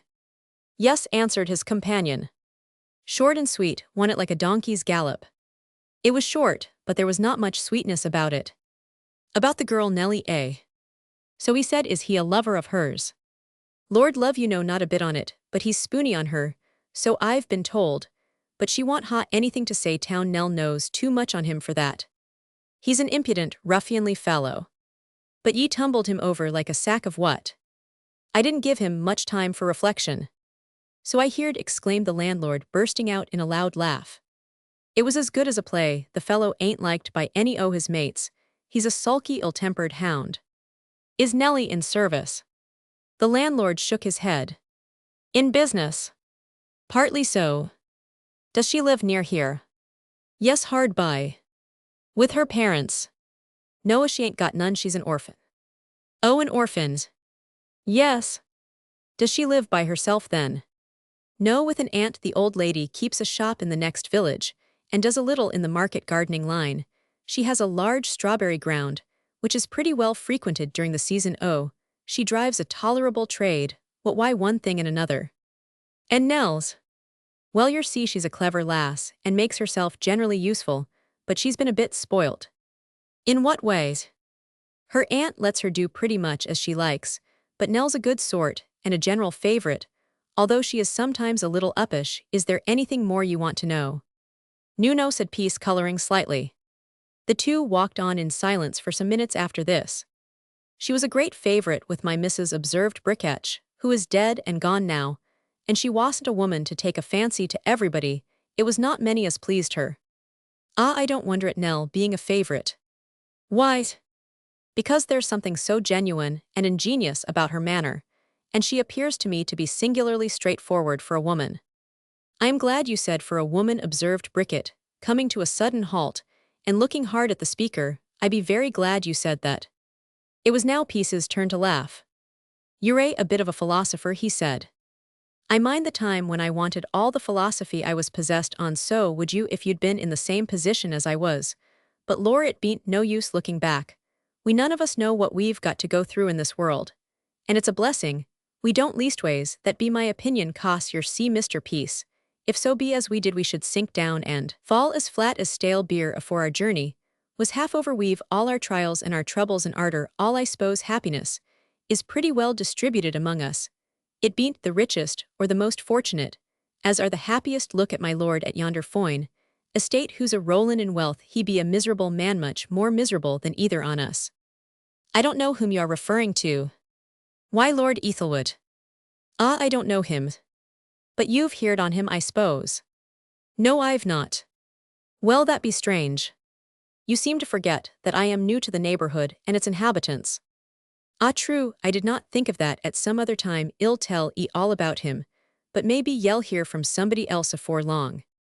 Having made satisfactory arrangements for his workshop, Peace sent orders to a wholesale house in London to forward him several books of gold together, with some lengths of maple wood and German gilding, which would serve his purpose for the manufacture of cheap frames. When the parcel of goods arrived, he set to work in earnest. The orders he had received for the inexpensive frames were much more numerous than his commissions for the better class of goods. He, however, managed to do pretty well with both class of customers. One morning, as he was leaving the carved lion to betake himself to the workshop, he observed at the bar a powdered lacquey, arrayed in all the paraphernalia of dazzling garments, appertaining to persons of his class. Peace was struck with his appearance, as well he might be, for he was a finely formed man over 6 feet in height, with a broad chest, huge limbs, and a proud bearing. He was decked out in the most gorgeous of liveries, with plush breeches, white stockings, and a large shoulder knot, and tags falling over his shoulder. This radiant individual was conversing with the landlord, who treated him with great deference. Peace honored the lackey with a cursory glance as he passed out of the inn. Upon his return later in the day, Bricket called him into the bar parlor and said, "Did you see our swell footman as you passed out this morning?" "I couldn't help seeing him," returned our hero. "He was so big, and was moreover so dazzling, that it was impossible to pass by without noticing him." "Who is he?" "One of Lord Ethelwood's servants, that's all." "Humph, well, he's a credit to the establishment, as far as appearance goes, that's quite certain." "Yes, well, now just listen to me a moment or so. He came here this morning to order some chartreuse, some bottles of seltzer and soda, together with many other things. It appears that the servants are going to have a party all to themselves. His lordship is in London, and they take the opportunity of enjoying themselves during his absence. Quite right and proper. No, not altogether that his lordship knows of the little affair which is to come off in a day or two, has given permission. In fact, the butler, who has been in the family for the last 30 years, is a great favorite with his lordship. The butler's fellow servants purpose presenting him with a watch and chain as a token of their respect and esteem. Also very right and proper, I suppose." "Now don't be satirical, old man," observed Bricket with a smile. "Just hear me out. Henry Adolphus." "Who is he?" "The footman." "Ah, I see, the footman. Yes, well, as I was a-saying, Henry Adolphus told me this morning that they were, in addition to other festivities, going to have a bit of a dance. But how about the band?" "Have Wiperts from London." "Hang it, don't be so contrary. 2 or 3 musicians will be all they will require. Will you be one?" "Me most certainly, if you desire it." "You won't lose anything by it." "Oh dear, I should suppose not. Henry Adolphus has heard of you, and asked me if you were stopping here. I said yes, in course, and I also said I was certain sure you would be ready when they required your services." "You're as good as a father to me," observed Peace with a smile. "And you know, although they are but servants, they are big people in their way at the hall, let me tell ye that, and they can do a chap a good turn when unloike. I shall be most delighted to make their acquaintance off, that rest quite satisfied. Make what arrangement you like with regard to me, I will do my very best to fulfill it." "Right you are, old man, leave the matter in my hands." 2 days after this, the footman again made his appearance at the inn. He had more orders to give to the landlord, more arrangements to make. Bricket conducted him into the parlor and introduced him to our hero, who was at the time having his midday meal. "This is the gentleman, I were a speaking to about Mr. Peace," Sir said Bricket addressing himself to the flunkey. "Glad to make your acquaintance, Sir said Henry Adolphus. Peace bowed. "I am very glad to meet you, Sir said he." The footman gave a dignified bend of his body and handed our hero a card. It was an invitation to the party, to be held at the servants' hall on the following night. "And y'all have no objection to oblige them with a tune or two," said the landlord. "Certainly not, that's understood. Are there any other performers to be there besides myself?" "A cornet player, and a gentleman who plays bass," answered the footman. "I should like to see them, so that we may know what we are going to do together." The landlord and his visitor conversed together apart for a minute or so, after which Henry Adolphus said, "If you see them ere tonight or tomorrow morning, will that suit you?" "Yes, that will do very well." In the evening of that same day, a pale-faced young gentleman with weak eyes and a military-looking young man with a heavy mustache presented themselves at the Carved Lion and inquired for Peace. The first named was the bassviol player, the other being the gentleman who performed on the cornet. The three performers repaired to Peace's workshop, where they had 1 hour's hard practice. This enabled them to keep Toger certainly well enough for a beginning. They had another turn at their instruments on the following morning. The eventful evening arrived. Peace was not permitted to sally forth from the Carved Lion without an escort. The landlord and several of his parlor customers insisted upon accompanying him up the hill, on the brow of which was situated the noble mansion known throughout the county as Broxbridge Hall. Bricket, who had received a card of invitation, was to come later on. He, however, went up to the great gates and lodged at the entrance, and rang the visitor's bell. The porter made his appearance in answer to this summons, whereupon Bricket explained to him in a few words who Peace was, and the reason of his visit. Our hero was then left in charge of the porter, who conducted him into the servants' hall. Peace was perfectly astounded at the grandeur and beauty of the place, which had been decorated with flags, garlands, rare and choice exotic plants, and presented all the appearance of a baronial hall of the olden time, such as Nash and Cattermole knew so well how to depict.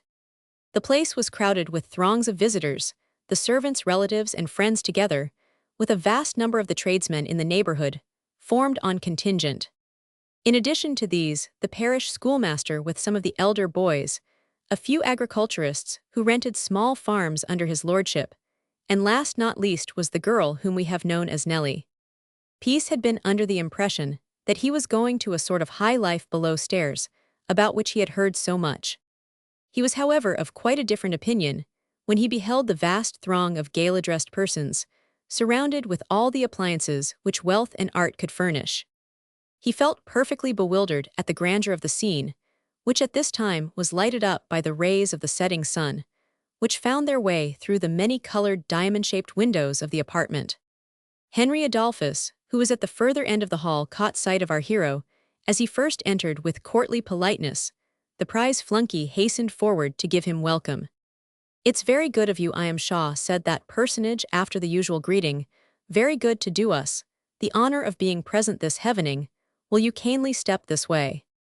Peace was conducted by his host towards one of the side tables. Here he was introduced to a quiet, sedate, bald-headed, respectable-looking man, whom Henry Adolphus informed him was Mr. Jackal.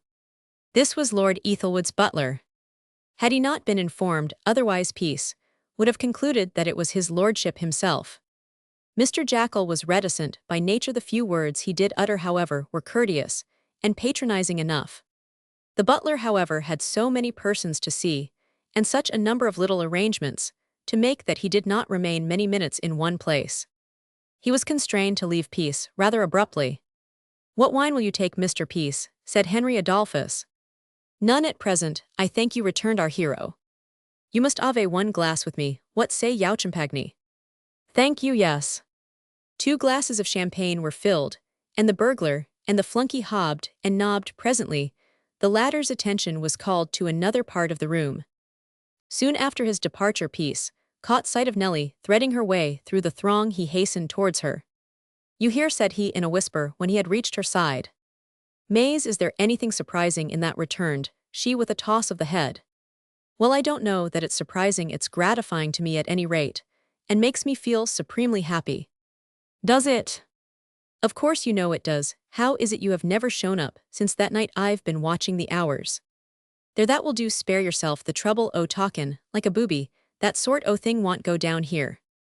You are a most extraordinary girl, returned Peace. Hang me, if I know what to make of you. At one time, I thought I was a bit of a favorite, but now. Well, what are you a-sayin'? Now you positively flout me at every turn. Of all the persons in this assembly, you are the only one I know. Ye doesn't know much on me, do ye? Not much, but I want to know more. I wish to become better acquainted with one who has made so great, so favorable an impression on me. What brought you here, if you doesn't know any on 'em? Because I was invited.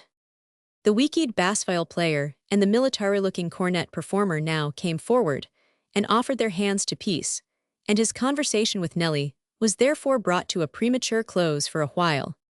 Peace discovered in the course of conversation with his two fellow musicians that an addition had been made to the orchestra. Harpist and a flutist had volunteered their services. But positively, I tremble, observed the young gentleman with the weak eyes. What it, cried Peace.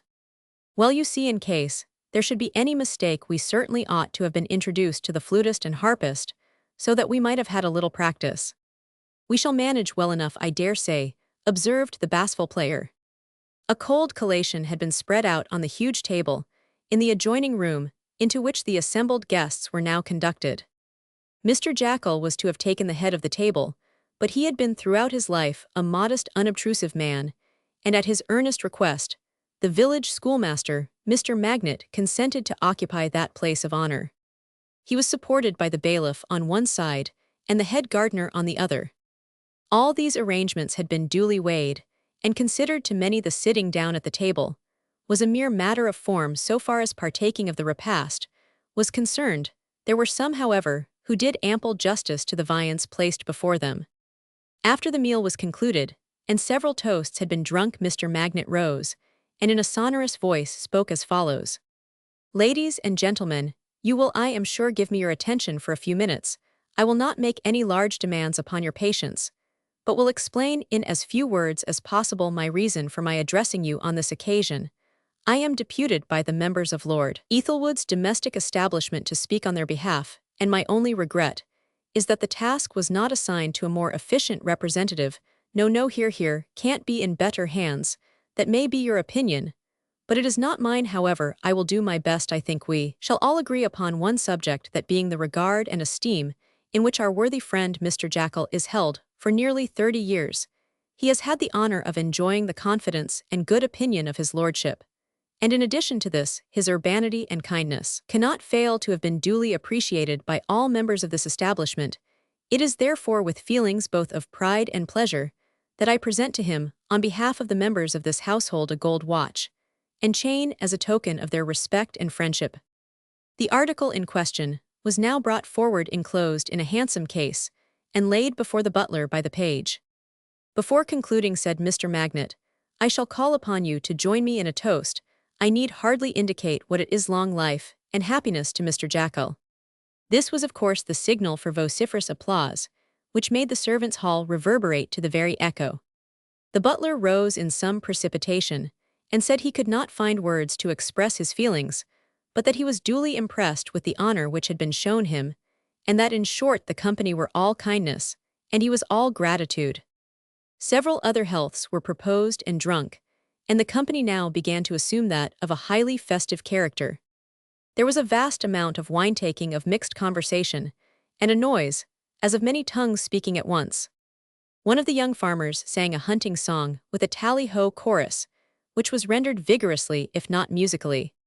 People had evidently come to enjoy themselves, and they did so to their heart's content.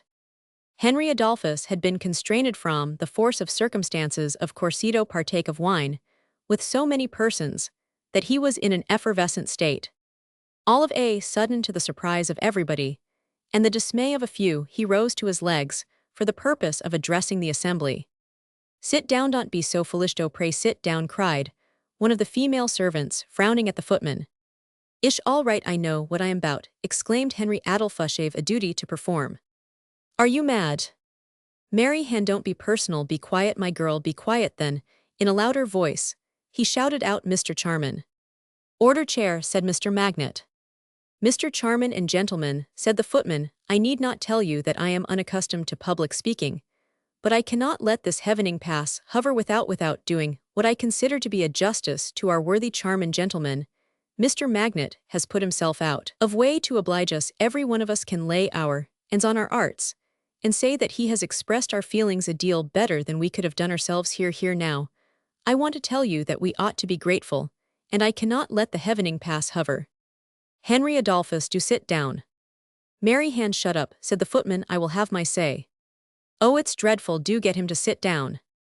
"We have a little interruption here, Mr. Charman, but that does not matter. I cannot, and will not let the heavening pass hover without doing what I consider to be my duty, gentleman one, and hall my hobject in addressing you is easily expressed, and I intend to keep the hobject in my hay.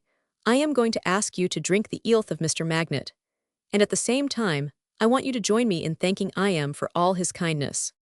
The health of the Charman was drunk with enthusiasm, and much to the delight of those around him, the pertinacious flunkey sat down. He had by this time imbibed enough to float a forward cutter, and the only wonder was that he did not make a greater fool of himself. The chairman responded in an amusing speech, and the hilarity was very soon at its height. It was intimated that everything was ready for the dance, the next room had been cleared, and the musicians were playing some lively strains. There was a general exodus, most of the company betaking themselves to the ballroom. Peace and his coadjutors comported themselves very well. The music was bright, crisp, and inspiring. The musicians were stationed in a gallery at the end of the room, and Peace had no opportunity of mixing with the throng of dancers beneath. He commanded, however, an excellent view of all that was going on, and was by no means consoled by seeing the girl Nellie dancing with one partner after another, without even condescending to regard him with a passing glance. This, of course, was irritating to a man of his choleric temperament, but there was no help for it. He was compelled to submit with the best grace he could. There was a number of young and pretty women among the throng, and as a matter of course, a vast deal of flirtation took place in the course of the evening. Mr. Jackal was evidently anxious that neither his fellow-servants nor his guests should overstep the bounds of prudence. Some of the young farmers were far too demonstrative and noisy to please the discreet and prudent butler, who, to say the truth, would in all probability feel greatly relieved when the festivities of the evening were brought to a termination. Those who lived some distance from the hall now began to take their departure, and in the course of another hour more than half the visitors had left. Mr. Jackal came up into the gallery and personally thanked Peace and his confederates for their services. He at the same time placed wines and other refreshments before them. He was certainly a well-behaved, considerate man, who never failed to look after the comforts of those who came within his sphere of action. The guests at the hall now began to leave rapidly, and the evening's amusements were brought to a close. The musicians were thanked once more by the butler Henry Adolphus, and many others of the household, and our hero returned to the old carved lion in company of its genial landlord, who had been footing it merrily for an hour or more. Chapter Roman 24, Lord Ethelwood, a chronicle of past events. Shadow on the house. For some 4 or 5 weeks after this Peace was busily engaged in executing the orders he had received from people of almost every denomination. It was evident enough that he did not intend to shift his quarters for some time, as orders were falling in pretty fast, and he had promised Bricket to regild his frames before he left the village. Lord Ethelwood returned to Broxbridge Hall. Before introducing him to the reader, we must, for the purpose of our history, give a brief chronicle of past events. He had the reputation of being proud and haughty, to a fault austere and inflexible as he was in outward appearance. He was not deficient in the softer and more tender promptings of the heart, but he was proud. This fact his best friends could not deny, and therein perhaps lay the secret of all his trials and troubles. He was proud of his name, of his lineage, of his unsullied honor, proud of the repute in which he was held, of his high standing in the county. As a river gathers force and strength from every tributary stream, so he made every gift heaven had bestowed upon him tributary to his pride. It was a grand old place he owned in the county in which he was born. Broxbridge Hall had everything to recommend it, situated on the summit of a hill, with acres and acres of land, spreading out on all sides, fine old woods, fertile land, through which a silver stream wound its sinuous course, and a house of the old Elizabethan type, together with a princely income. Nevertheless, this man was not happy. Nay more, he was supremely wretched. No wonder a shadow had crossed over his house, a shadow deep and sinister. The misfortunes that had befallen him and his were to a certain extent attributable to circumstances beyond his control, but he had added to these misfortunes by his own indomitable pride. People in speaking of him said he was just and generous but very proud. He was a rigid observer of class distinctions, he paid all persons the honor due to them, and he expected the same in return. The Ethelwoods came in with the conqueror he would say had fate ordained them to be kings. They would have known how to reign old, as the line is there is not a blot on the escutcheon. No, Ethelwood ever forfeited his honor. It is an axiom as old as the hills, much older, it may be, than the honored line of the Ethelwoods, that pride must have a fall. Never surely was the truth of this more terribly exemplified than in the life of the nobleman now, immediately under our notice. Bertram Lord Ethelwood married a young creature of surpassing beauty. She was nobly born, but vivacious and volatile. She bore him 3 children, 2 sons and 1 daughter. The first blow that fell upon our nobleman, a blow which fell upon him even as a flail falls upon the garnered grain, was the elopement of his wife with an officer attached to the Indian army.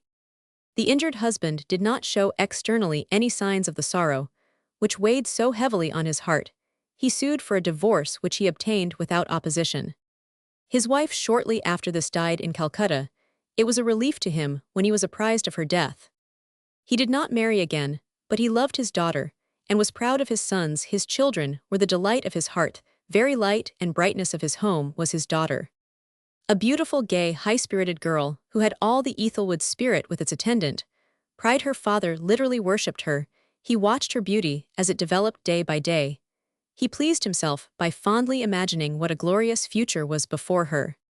He could not bear to part with her, and would not upon any consideration be persuaded to send her from home. He had governesses and masters for her, did his best to ensure her a good education at home. But it was perhaps the most imprudent thing he could possibly do. He made no allowance for girlish gaiety or exuberance of spirits, and the result of this was that the girl began to look upon her home as a sort of prison. She loved her father, had the greatest respect for his character, but still at the same time, she looked upon him as a sort of jailer, and gloried in evading his rules. Her brothers she did not see a very great deal of. They spent very little time at Broxbridge Hall. They went to Eton, and from thence to Oxford, and were principally under the charge of tutors. Lord Ethelwood had impressed upon them in a most marked manner the nobility of their race, and the obligation they were under to keep their name unsullied, and honor unstained. He left the rest to their teachers. The name of Lady Ethelwood, no one in the household durst mention his lordship, had given orders to that effect. Even his sons and daughter never once alluded to their dead mother. Whatever they knew or had heard about her, they had the prudence to keep to themselves. The years flew by, and the Honorable Miss Ethelwood was approaching her 18th summer, and her father was looking forward to the time when she would be presented at court, and take her place among the ladies of the fashionable world. He almost dreaded this ordeal, for he felt that she would, as a natural consequence, become hurried on into a vortex of pleasure, and be constrained to keep up an incessant round of visits. But a greater evil, a more serious estrangement, was destined to take place before the dreaded time arrived. When his lordship took up his quarters in his town residence, he left his daughter at the old ancestral home, where during his absence she reigned supreme. This just suited her, for like her father, she was immensely fond of having her own way. With all his intellect and acquirements, how blind was the haughty nobleman to the common affairs of life! How little did he reckon upon the danger which beset his daughter's path at this time. An Italian professor taught her music and singing. He was, as many Italians are, a remarkably handsome young man, and he had a voice which was simply magnificent. Bending over the piano and turning over the leaves of the music, he had ample opportunity afforded him of coming in close contact with his fair pupil. His visits or lessons would be the more correct term were much more frequent during his lordship's absence than they were when he was residing at Broxbridge. Even the servants could not help noticing this. A thought came into the head of the music-master. Indeed, it had been there for a very long time. It was this: "What a grand future I shall make for myself," he murmured, "if I woo and win the Honorable Miss Ethelwood." To do the Italian professor justice, he was really not actuated by mercenary motives, he had conceived a passion for his pupil. And as a natural consequence, she became aware of this without his uttering a word relative to so important a subject. The professor had all the qualities to captivate one of the opposite sex. He was light-hearted, animated, had no inconsiderable amount of passionate eloquence, and was in short, a very dangerous man to hover about a thoughtless and inexperienced girl. The Honorable Miss Ethelwood inherited much of her father's pride, but that was not much protection when her heart was touched. In a very short time, she became infatuated with the handsome young Italian. To make use of a common phrase, she was over head and heels in love, or as Mr. Artemus Ward would say, I cannot tell you how muchly she loved him. Meanwhile, while all this was going on, Lord Ethelwood had not the faintest notion of the coming storm, and even if a suspicion had crossed his mind, he would have dismissed it, for it would have seemed as probable to him that his daughter would fall in love with one of his grooms as with her music-master. He returned to Broxbridge Hall and demonstrated all his old fondness for his daughter, and did not observe at this time that her manner was at times constrained. The professor's visits were now few and far between, but the love between the two grew stronger. The Italian grew bolder, asked his fair pupil to meet him at an appointed spot in the neighborhood. She foolishly consented, and on one occasion when her ardent admirer told her in passionate accents how dearly he loved her, she owned that the feeling was reciprocal. It is not easy to determine whether it was love or ambition that prompted the Italian to make the declaration. It might be both. It was, however, a base betrayal of trust, and a cruel fraud, most unpardonable deception, a most dishonorable deed. They plighted their troth. The professor asked the young lady to broach the question to her father. She drew back a pace or two and exclaimed, Mention it to my father, you must be mad to make such a proposition. He would never consent. Consent, he would die first. Oh, you do not know him. The Italian shrugged his shoulders and looked on the ground in a desponding manner. The lovers parted. A day or two after this, the Italian went to Broxbridge Hall for the purpose of giving his usual lesson. He met his lordship in the passage, who bowed stiffly and passed on. Can he suspect anything, murmured the professor, or is it the natural pride, which all the English aristocracy have more or less? Ah, she's right enough, it will never do to mention the subject to him, ha ha, we must elope. He told his pupil of the meeting, and informed her also that her parent was stiff and haughty in his manner. That is not unusual with him, she answered, it's his way, do not take any notice of it. Does he suspect aught? No, oh dear no. While this love-making had been going on, there was one in the house who had her own private reasons for suspecting something was amiss. This was the housekeeper in the establishment. She was under the impression that a little harmless flirtation was taking place, but she had no idea of its nature or extent. Had she been aware of this, in all likelihood, she would have mentioned the subject to her young mistress or his lordship. She, however, deemed it expedient for divers reasons to remain silent. The very last person in the whole establishment to suspect the state of affairs was the master of Broxbridge.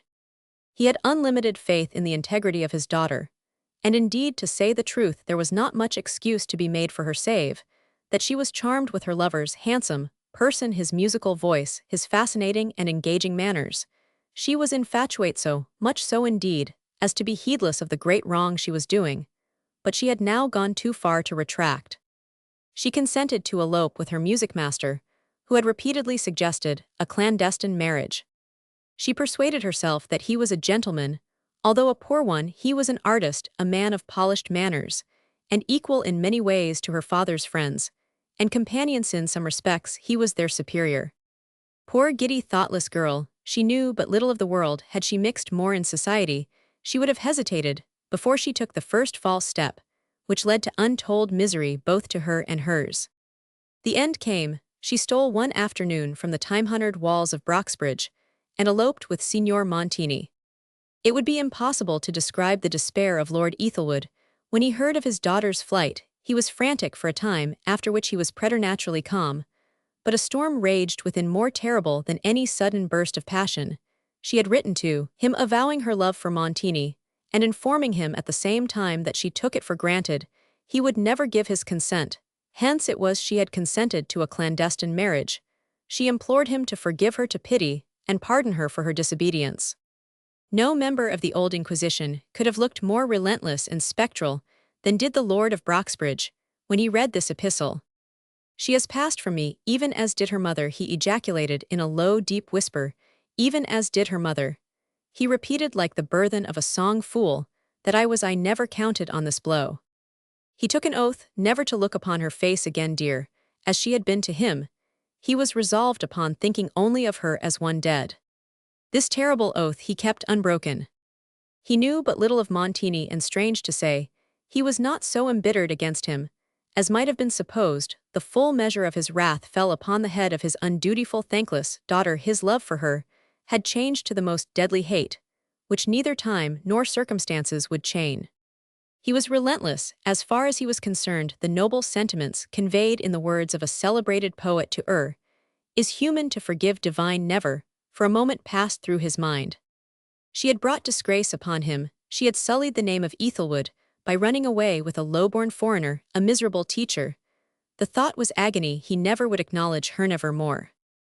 It was something fearful to witness the inexorable determination of the injured and unforgiving father, who never for a moment reflected that he was in some measure responsible for the misfortune which had befallen him. Had he been less exacting, given her a wider sphere of action, the chances would have been she would not have been forced into the error which brought with it so much misery. Chapter Roman 25, The Childless Man in the Hands of Fate. The two sons of Lord Ethelwood were perfectly astounded when the news reached them of their sister's elopement with Signor Montini. They might, and indeed ought, to have taken her part, but they knew pretty well the hopelessness of any appeal to their father, who was not a man to give way when he had once made up his mind. They had indeed seen so little of their sister, had been so estranged from her for so long a time, had left her so entirely to their father's disposal, that they did not hold themselves responsible for her actions. Nevertheless, they found it difficult to comprehend how she could have so forgotten herself. Lord Ethelwood made no loud complaints. To all appearance he was as calm and impassible as of yore. If anyone attempted to condole with him, he held up his hand in a deprecatory manner which enforced silence. His sorrow, his anger, lay too deep for words. He did not interrogate any of the household about his daughter's mode of life, or make any inquiry about Montini. Servants, as a rule, are loquacious enough with regard to the movements of their superiors. His gamekeepers could, and indeed, would have told him of rambles in the woods of Broxbridge, of stolen meetings in the grounds, but their lord and master at once repressed them. He forbade them ever to mention the names of either the Italian or their young mistress. The men, of course, deemed it expedient to keep silent. The housekeeper began to open her mind to his lordship. "I do not desire, madam, to enter into the question, and therefore beg that for now and hereafter you will hold your peace. The past has passed away, let it be forgotten." The housekeeper made a curtsy and retired. In a few days after this, she received a notice from his lordship, who was then at his town residence, to quit his service. He did not return till the notice had expired, and she had taken her departure. She was sagacious enough to understand the cause of her dismissal. His daughter's lady maid and two other female servants were also discharged. Upon Lord Ethelwood's return to Broxbridge, he summoned his butler Mr. Jackal to his presence. He was sitting alone in his library at this time, and before him rose, like so many ghosts, all the hopes he had centered in his beautiful daughter. He remembered her as a lovely laughing childess, a merry and artless girl. His brow was dark, and his eyes were red with weeping. Despite his pride, his sternness, his terrible contempt and scorn, there was something pitiful in the proud man's silent, solitary despair. Never again was he destined to hear the gay young voice, never more to watch the beautiful face. She was worse, 10,000 times worse than dead. If she had been snatched from him by the icy fingers of death, he could have loved her still, could have visited her grave, could have spoken of her. But she was dishonored, and disgraced had brought scorn and contempt down upon the very name of Ethelwood. "Ahem, did you ring, my lord?" said the butler, who had crept so quietly into the room that his master was not aware of his presence. It was a way he had, he was so very soft and gentle in his movements. "Ah, it's you, Jackal." The butler bowed. "Yes, I rang. Let me see. What was it for? Ah, I remember, you know the handwriting of your late mistress." "Yes, my lord." For the future, I desire you to look carefully over all the letters addressed to me before I see them, and should there be any in the handwriting of your late young mistress, destroy them. Destroy them. Yes, sirrah, burn them, that's what I mean. Yes, my lord, returned the butler with another bow. He was surprised, but was too discreet a man to let any expression of it be seen on his countenance, which was as inexpressive as that of a wax doll. He withdrew from the apartment, in the same noiseless way in which he had entered. After this time, Lord Ethelwood lived as if he had no daughter. Mr. Jackal was the only person who knew how many heartbroken letters came to Broxbridge Hall. He never referred again to the subject to any living creature. He knew very well the uncompromising nature of his master, and knew moreover that it was more than his place was worth to be outspoken on so painful a subject. So time passed on, and the name of the young girl who had been his idol in days gone by was never even mentioned. All trace of her had disappeared, and she was as one dead, and to all appearance even the fact of her having had existence was entirely forgotten. His 2 sons he took great pride in, he hoped, and expected that they would do honor to his name. Reginald the eldest was proud, and haughty like his father. The younger one was soft and womanly. He had not by any means so robust a constitution as his brother, but he was a general favorite, being especially kind and considerate to all who came within his influence. He was his father's pet, for he never thwarted his parent in any of his whims and fancies. Indeed, it might be said that he was obedient and yielding to a fault. Lord Ethelwood could not conceal from himself that this young man had a hectic flush at times, and showed decided symptoms of weakness, or it might be of early decay, and he was seriously concerned when the family physician informed him that his second son required the greatest possible care. His lordship trembled at the thought of losing one who was so endeared to him, and he could not bear him out of his sight. He was therefore his constant companion either at Broxbridge or his town residence. Reginald took great delight in athletic sports, was a member of a yachting club, was a daring rider, and attended most meets in the county and elsewhere. His father did not much concern himself about him, leaving him to do pretty much as he liked, for he used to say with a smile that Reginald was strong enough for anything, and was well able to take care of himself. Judge of his horror, however, when one afternoon he received the sad intelligence that his son Reginald had been thrown from his horse while following the hounds in a distant part of the country, and that when picked up the young man was found to be dead. His neck was broken, and he never moved after the fall. This blow fell with a deadening weight upon the miserable and despairing father. He could not at first realize it, and it was not until he saw the body of his dead son that he could be brought to believe in the irreparable loss he had sustained. There were people who, at this time, and indeed afterwards, said that he was justly punished for his indomitable pride, and many averred that he had brought most of the troubles on himself. Such is the charitable construction some people put upon the misfortunes of others. But the cup of his sorrow was not yet full. No. 13. Illustration: The Last Look at John Bristow. The Last Look at John Bristow. A terrible change came over the unhappy and ill-fated nobleman about this time. Long years of toil could not have aged him as his sorrow. Roman 999. His hair grew white, his face became livid, his eyes lost their wonted fire. And albeit he bore himself bravely under the deep affliction which had fallen upon him, it was easy to see that he was no longer the same man. A shadow had fallen upon him and his, and he was constrained to suffer in silence. Reginald was interred in the family vault. A noble scion of the house of Ethelwood was gathered to his fathers, with all the pomp and ceremony usually accorded to the illustrious dead. His only remaining son Herbert was now his father's chief, and indeed it might be said only care. He had no other prop for his declining years, no other to look to, as the direct inheritor of his title and estates. His anxiety about his son Herbert was almost pitiful to witness. He was forever by his side, watching with a jealous care. It was pretty generally understood by all that the young man was acutely sensible of the loss he had sustained by the death of his brother, Reginald, to say nothing of the mystery in which the fate of his sister was enveloped. He durst not make any inquiries about her, and even if he had, he would have been none the wiser, seeing that nobody knew aught about her. He therefore mourned the loss of each in silence.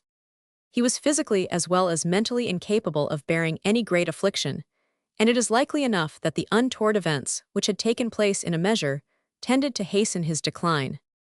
Nothing, however, could have saved him, so his medical attendant declared, for he was suffering from the worst form of consumption. This fact, however, was kept from his father for as long a time as possible. Lord Ethelwood hoped against hope he could not, and would not up to the very last believe that his only remaining son was slowly, but surely passing away. Remember, Herbert, you are the last of the Ethelwoods, my son, the last of our name, our race. All depends upon you. It behoves you therefore to take great care of yourself. Live for my sake. Then he would sit down and watch the thin features of the young man with the deepest anxiety. Whether he believed in the possibility of his recovery, or whether he clung to hope as a last refuge, it is not possible to say. It was perfectly evident to all the inmates of Broxbridge Hall that their young master was daily becoming weaker and weaker, and the end most of them guessed and even hinted at. There were many who said the father's excessive care helped to kill him. Observations of this nature are cruel enough under any circumstances. In this case, they were most unjustifiable and unpardonable. Busybodies who came to the house declared that the young man had too many doctors, too many nurses, and had taken too many remedies. Those who knew best, however, were perfectly aware that his death was inevitable. The fiat had gone forth, and no medical skill could arrest the approach of death. Herbert sank to his last sleep in his father's arms. Lord Ethelwood was left alone in the world. Chapter Roman 26, The Solitary Student, the Fall of an Ancestor, his Restoration by Peace. The melancholy series of events, which we have recorded in the two preceding chapters, occurred long before the period in which the action of our story takes place. Let us now follow the thread of our narrative. We have already signified that Lord Ethelwood returned to Broxbridge Hall very shortly after the servants' party, at which our hero had played no insignificant part. In a small room called the study, a thin, tall, aristocratic man of 70 is seated. Around the walls of the apartment are ranged glass bottles, crucibles, together with a variety of other articles emblematical of a chemical laboratory. The solitary occupant of the studio might be taken for a necromancer of the Middle Ages, so spectral and weird-like is he in appearance, and at times his deep-sunken eyes seem to light up and flash with unwonted fire, while at others they are cold, inexpressive, and passionless. His long, bony fingers are busily occupied in reaching ever and anon some ponderous volume, the pages of which he scans with a curious and absorbing interest. This old man is Lord Ethelwood, who, despite his years and the sorrow they have brought, is still firm and vigorous, still full of active intellectual life. He is a philosopher, a searcher after truth, a solitary and silent worker in his old ancestral home. To him, the wonders revealed by scientific research have been a solace and a comfort in the hours of his affliction. He has pursued his studies with unwearying industry, has never relaxed, but has worked as hard and, indeed, harder perhaps than many men whose means of existence depended upon their own exertions. There is good reason for this. The recluse at Broxbridge needed some occupation to drive away the miserable thoughts which at times took possession of him. Without some such employment, his life would have been one long sorrow. He had made chemistry his study. He had also dipped deeply into the science of astrology, and when wearied of these, he followed up his train of observations in astronomy. At the top of his palatial residence, he had erected an observatory. This was furnished with a large telescope, which was said to be the finest in the country. He had always had a taste for scientific pursuits in the later years of his life. It was a passion with him. He had little else to occupy his thoughts, for he had long since withdrawn himself from society, and with the exception of a few choice friends, he did not much care about mixing with what is called the fashionable world. Nevertheless, he was not altogether a recluse with those who knew him best. He was the same genial, courtly, high-bred gentleman, whose presence was deemed an ornament in any fashionable or aristocratic coterie. But a deep shadow had fallen on the house of Ethelwood, a shadow which no ray of sunlight dispelled. For an hour or so, the master of Broxbridge remained in his studio, working out some difficult problem in chemistry. Presently, he arose, passed out of his laboratory, and made his way to the observatory. To reach this, he had to pass through the picture gallery, on the walls of which were ranged, in chronological order, portraits of his dead ancestors. He seldom passed through the picture gallery without taking a glance at the long line of portraits, the very contemplation of which seemed to take him back to brighter and more glorious days. He was proud of his ancestors, many of whom had been identified with the history of the country. A miserable sense of depression and loneliness came over him as he contemplated the time-honored works of art. He thought some of his race looked reprovingly on him out of their dingy frames. At his death, there would be an end to the unbroken line of the Ethelwoods. He had no son to inherit the title, and estates which would go to a distant relative, whom he held in utter abhorrence. This thought was perfect agony to him. He turned abruptly away and made for the observatory, and strove to drown his sorrow in the depths of science. In a short time, however, he again sought the laboratory. As he arrived at the door of the picture gallery, he was startled by a loud noise, a sort of clatter, and crash so, it seemed to him, which reverberated through the whole apartment. He hastened forward and beheld a cloud of dust. When this had cleared away, he was enabled to ascertain the cause of the strange sounds. The portrait of Gervase Lord Ethelwood, with its massive oak frame, had fallen to the floor. The master of Broxbridge was greatly affected. His pale face became a thought paler, and his limbs trembled. A superstitious fear seemed to creep over him. He looked upon the circumstance as an ill omen. Had fate in store for him any greater trial? For a while he stood motionless, and spellbound, his eyes being all the while riveted on the fallen picture. His ancestor Gervase Lord Ethelwood was deemed the most honored of his race. He had distinguished himself both in the field and in the Senate, had enjoyed the confidence of his sovereign. This is a most remarkable circumstance, more so since it happened while I was at the entrance of the picture gallery, murmured Lord Ethelwood, most remarkable and significant. As he was hesitating how to act, he observed at the other end of the gallery the well-known features of Mr. Jackal, who was advancing in his usual quiet and unobtrusive manner. "Oh, it's you, Jackal," said his lordship, walking up to the picture. "Do you know of the accident?" "I heard a noise, my lord," returned the butler, and hastened to ascertain the cause. "The picture, the likeness of my great ancestor, has fallen." They both looked at the object in question.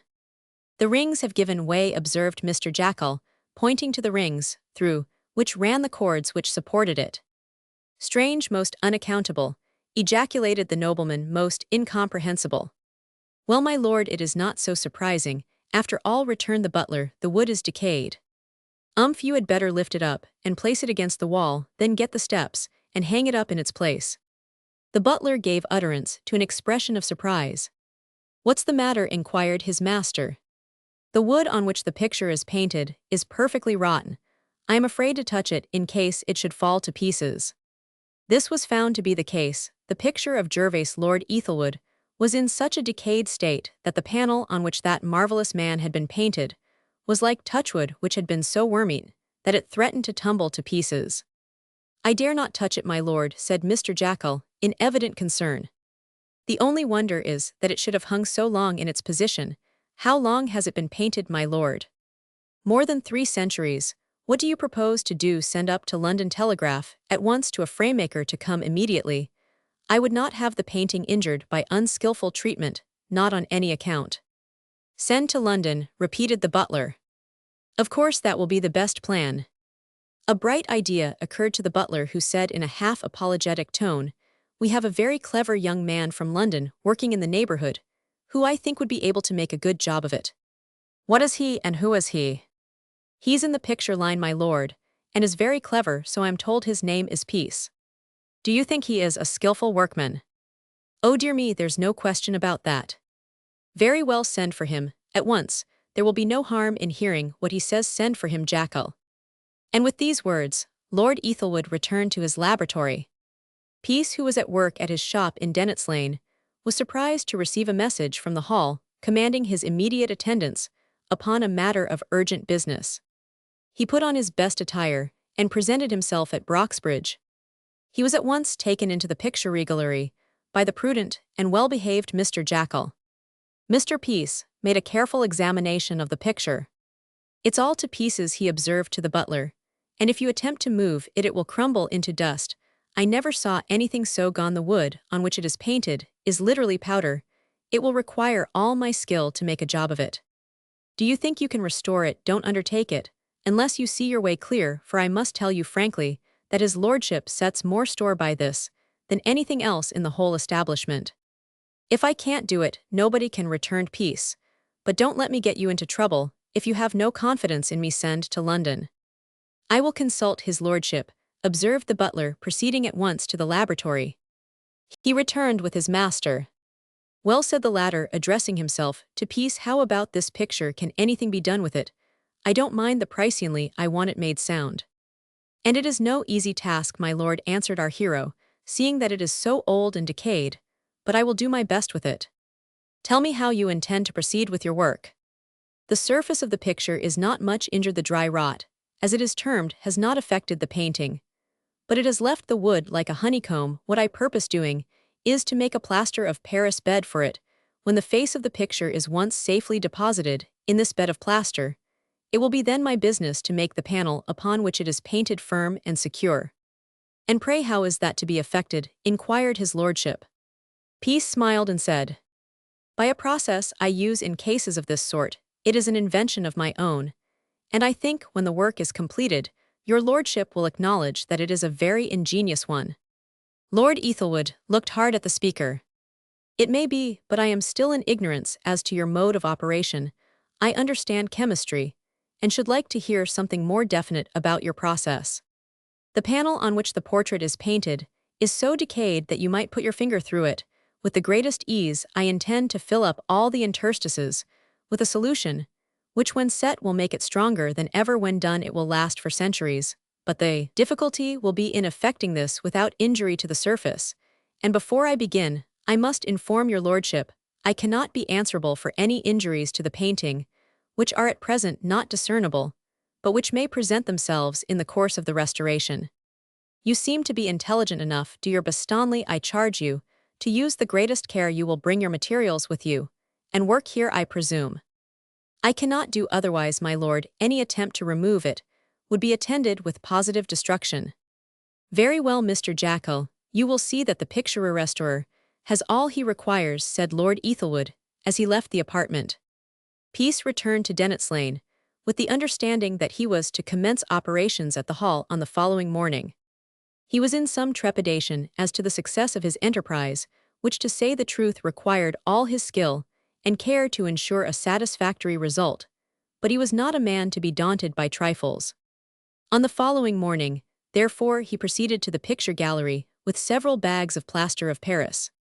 His first proceeding was to see if he could with safety remove the panel from the frame, which was almost in as bad a state as the panel itself.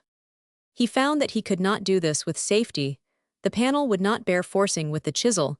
He therefore prepared a bed of plaster for the frame as well as the picture. He oiled the surface of both, and with the assistance of the young carpenter, in whose shed he worked, he succeeded in placing the picture and frame in its bed of plaster. This was effected happily, without any mishap. His next process was to work into the wood with a fine soft brush, a solution formed of oils, resinous gums, and dryers, after he had saturated the worm-eaten wood, with this driving it well home to the back of the oiled surface. He left it to dry till the following day, when a similar process was gone through, with the addition of a little cement. What remained of the honeycombed rotten wood had by this time become fixed, and firm. There was no fear of its crumbling into powder. On the third day he mixed up his patent solution, as he termed it. This consisted, like the first, coating of oils, resinous gums, dryers, and a larger proportion of cement, warming the whole in an iron ladle. He poured its contents on the back of the picture. This, like the rest, was left for some hours to set, and on the following day he poured on more of the same composition, until the whole of the injuries to the wood were filled up. This last process was witnessed by Mr. Jackal and the footman, both of whom professed to be deeply interested in the proceedings. Lord Ethelwood himself examined the work after Peace had left, and expressed himself well satisfied with it as far as it had gone. In a day or two the composition was set as hard as a rock, and our hero lifted up the frame from the plaster bed, not, it must be confessed, without some anxiety. As he expected, he found a number of small holes about the size of a pin's head made by his composition on the painting itself. Luckily, these were chiefly in the background of the picture, only two being observable on the face of the dead Gervase Lord Ethelwood. Peace removed the panel from its frame. It was as firm and solid as a piece of slate. He placed it on an easel and looked carefully at its surface. "Well said, Mr. Jackal, it's all right with the exception of those ugly spots. It was impossible to avoid showing these. The fact is the decay in another year or so would have gone so far as to destroy entirely the whole of the picture. We may think ourselves lucky it's no worse," observed Peace. "Yes, I suppose so, but his lordship will think them a great disfigurement," observed the butler. "You had better ask his lordship to have a look at it. I am very well satisfied with the work." Lord Ethelwood was communicated with. He accompanied his butler into the picture gallery. He glanced at the portrait of his great ancestor, whose features were as dingy and faded as they well could be. This was more especially observable as the representation of the old nobleman was brought to the light. "I hope your lordship will be pleased with my work," said Peace.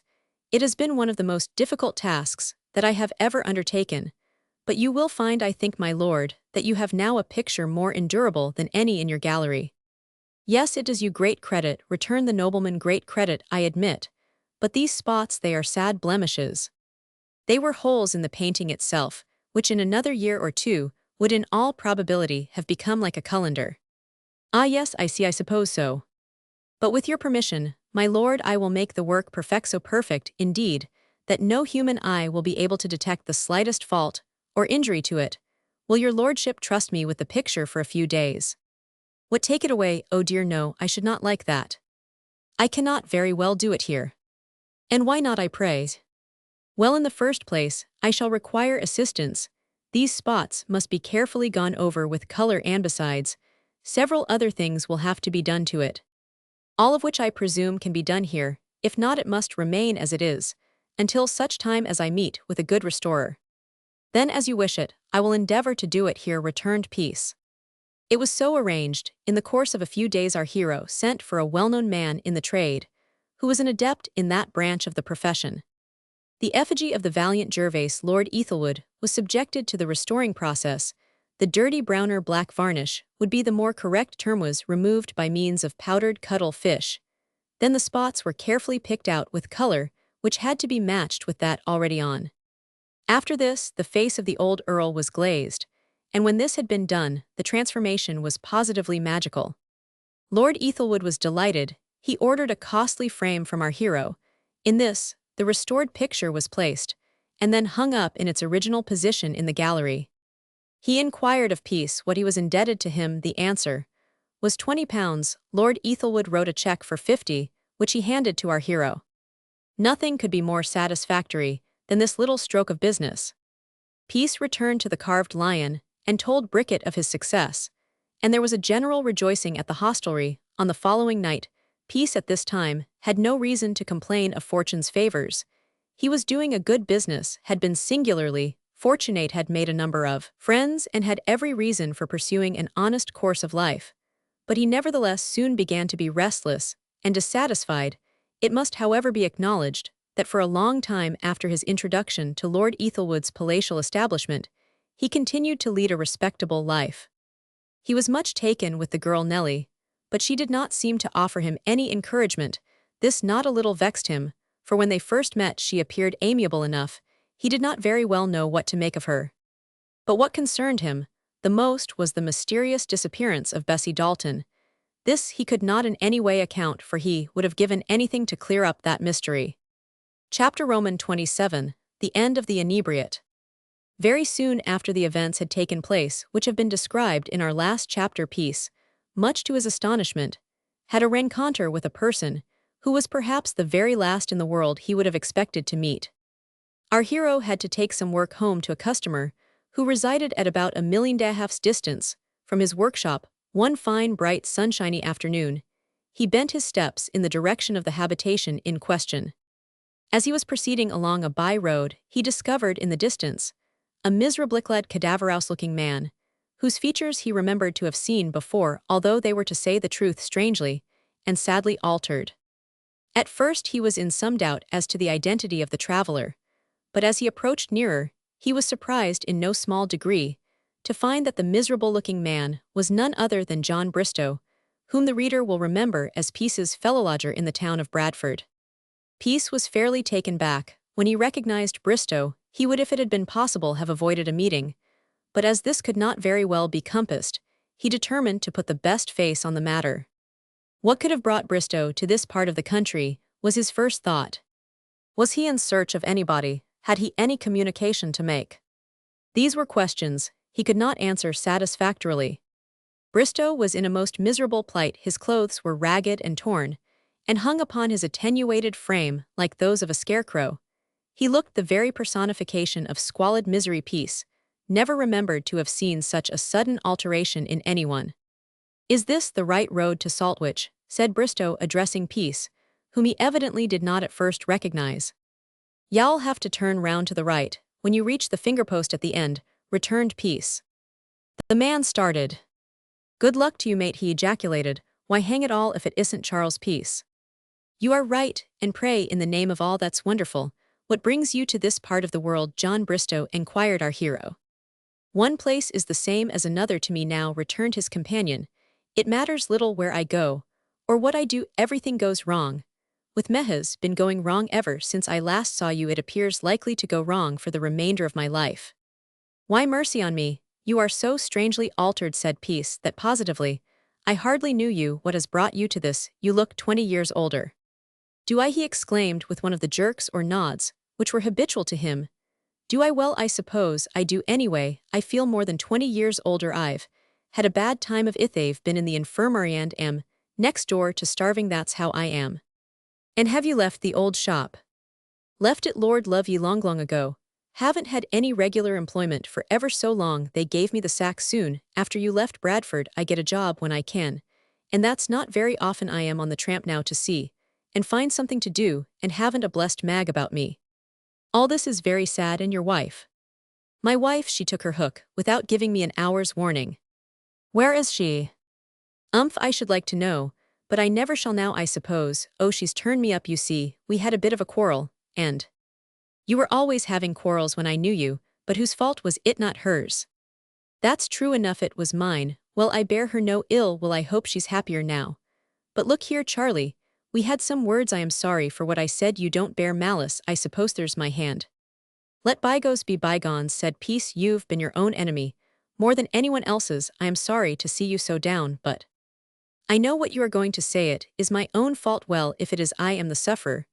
But I say, do you happen to have a trifle you can spare, an old chum, something to help me on my road? I hope to get a job at Saltwich, and if I do, I will return you what you may be able to lend you. Upon my soul, I will, and no gammon. I am a struggling man myself, but still ill do something. Hers 10 shillings, when you have the means to pay it me back, do so." "You're a right down good fellow, Charlie," exclaimed Bristow in evident delight. "And I am sorry I said what I did, but you know well enough that I didn't mean it. That will do enough upon that head. Pull yourself together, and keep away from that cursed drink. It is that alone which has made you the wreck you are." "Ah, I am a wreck. You are right enough. I am a wreck. That is true enough. I am not the Jack Bristow you knew some 3 or 4 years ago." "And what about Bessie?" said Peace. "What of her?" "She left her old quarters about the same time as the Misses. Ah, they both took their hook at the same time. I don't think the old woman would have had the heart to go by herself. I'll never be brought to believe that she wouldn't hog on had it not a been for Bessie." "And have you no idea where they went?" "Said they were going abroad. That's all I know. Gone to America, Australia, or some such place. But Lord, I've given over thinking about 'em. What's the use?" "I don't know that it is of much use, but I cannot understand the reason for so sudden a flight." "Oh, there's good reason for the matter of that. Leastways, as far as my old woman is concerned, I don't believe she ever cared a great deal about me.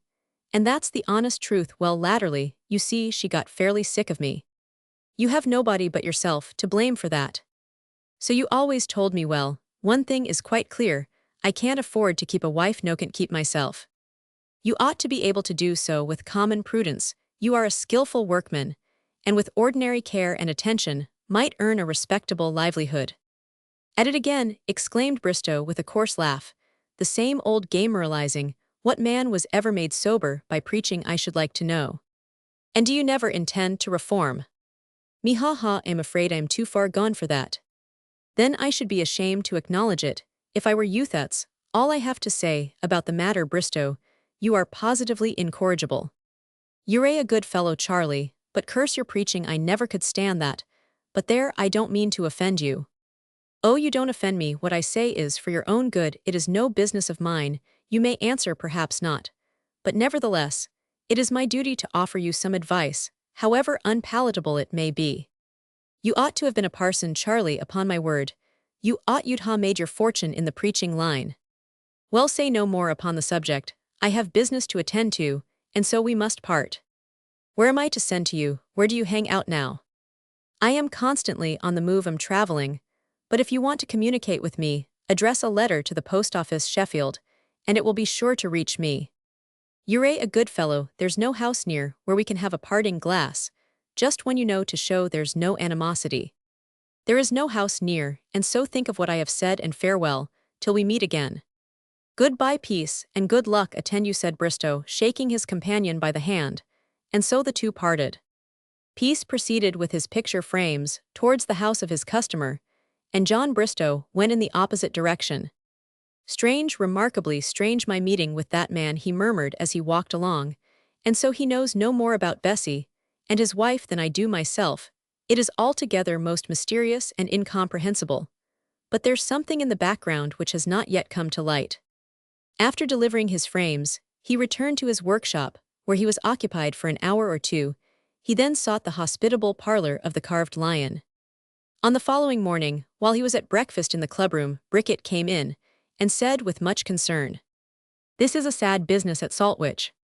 "What is that?" inquired Peace, looking up from his smoking and fragrant cup of coffee. "Of course I forgot you haven't heard." "No, what is it?" "A poor fellow has been found in the road, in a dying condition." "Who is he?" "No one seems to know, he is a stranger to these parts, and is supposed to be a tramp." "Indeed, is he in any way injured?" "Most seriously, they say skull's fractured, they have taken him to the workhouse." "Is nothing known about him?" "Well, it appears that he had been drinking heavily for some hours, and the last house he called at the landlord refused to serve him. He became so violent that he had to be ejected. After that he offered to fight everybody at length. He was persuaded to go away. The last time he was seen alive was in Bedhouse Lane, and at the end of this, near the high road, he was found in a dying condition. Dear me, how very terrible! Has he been subjected to violence? Has anyone attacked him?" "They seem to say not. When last seen he was running like mad. The supposition is that he stumbled and fell, his head striking against a heap of stones, near to where he was found." Peace began to be seriously concerned. "What sort of a man was he?" he inquired. "I don't know, but there's a carter outside who saw him." Peace rose at once, and proceeded to the front entrance of the house. A man was giving his horses some hay and water in front of the hostelry. "Here, Jem," said Bricket, "tell the gentleman what kind of man it was who was found on the Saltwick Road in a dying condition." The carter scratched his head and remarked, "What sort o' man?" "Well, seemed a tallish chap, looked like a tramp." "Pale or dark?" "Dunno, ye see his face were smothered in blood, so couldn't say." "Had he dark bushy whiskers?" "Yes, sticking out on the side on his cheeks." "Had he on a ragged fustian coat, and moleskin trousers much the worse for wear?" "Yes, ad." "And short cropped dark hair?" "His hair was a bit short."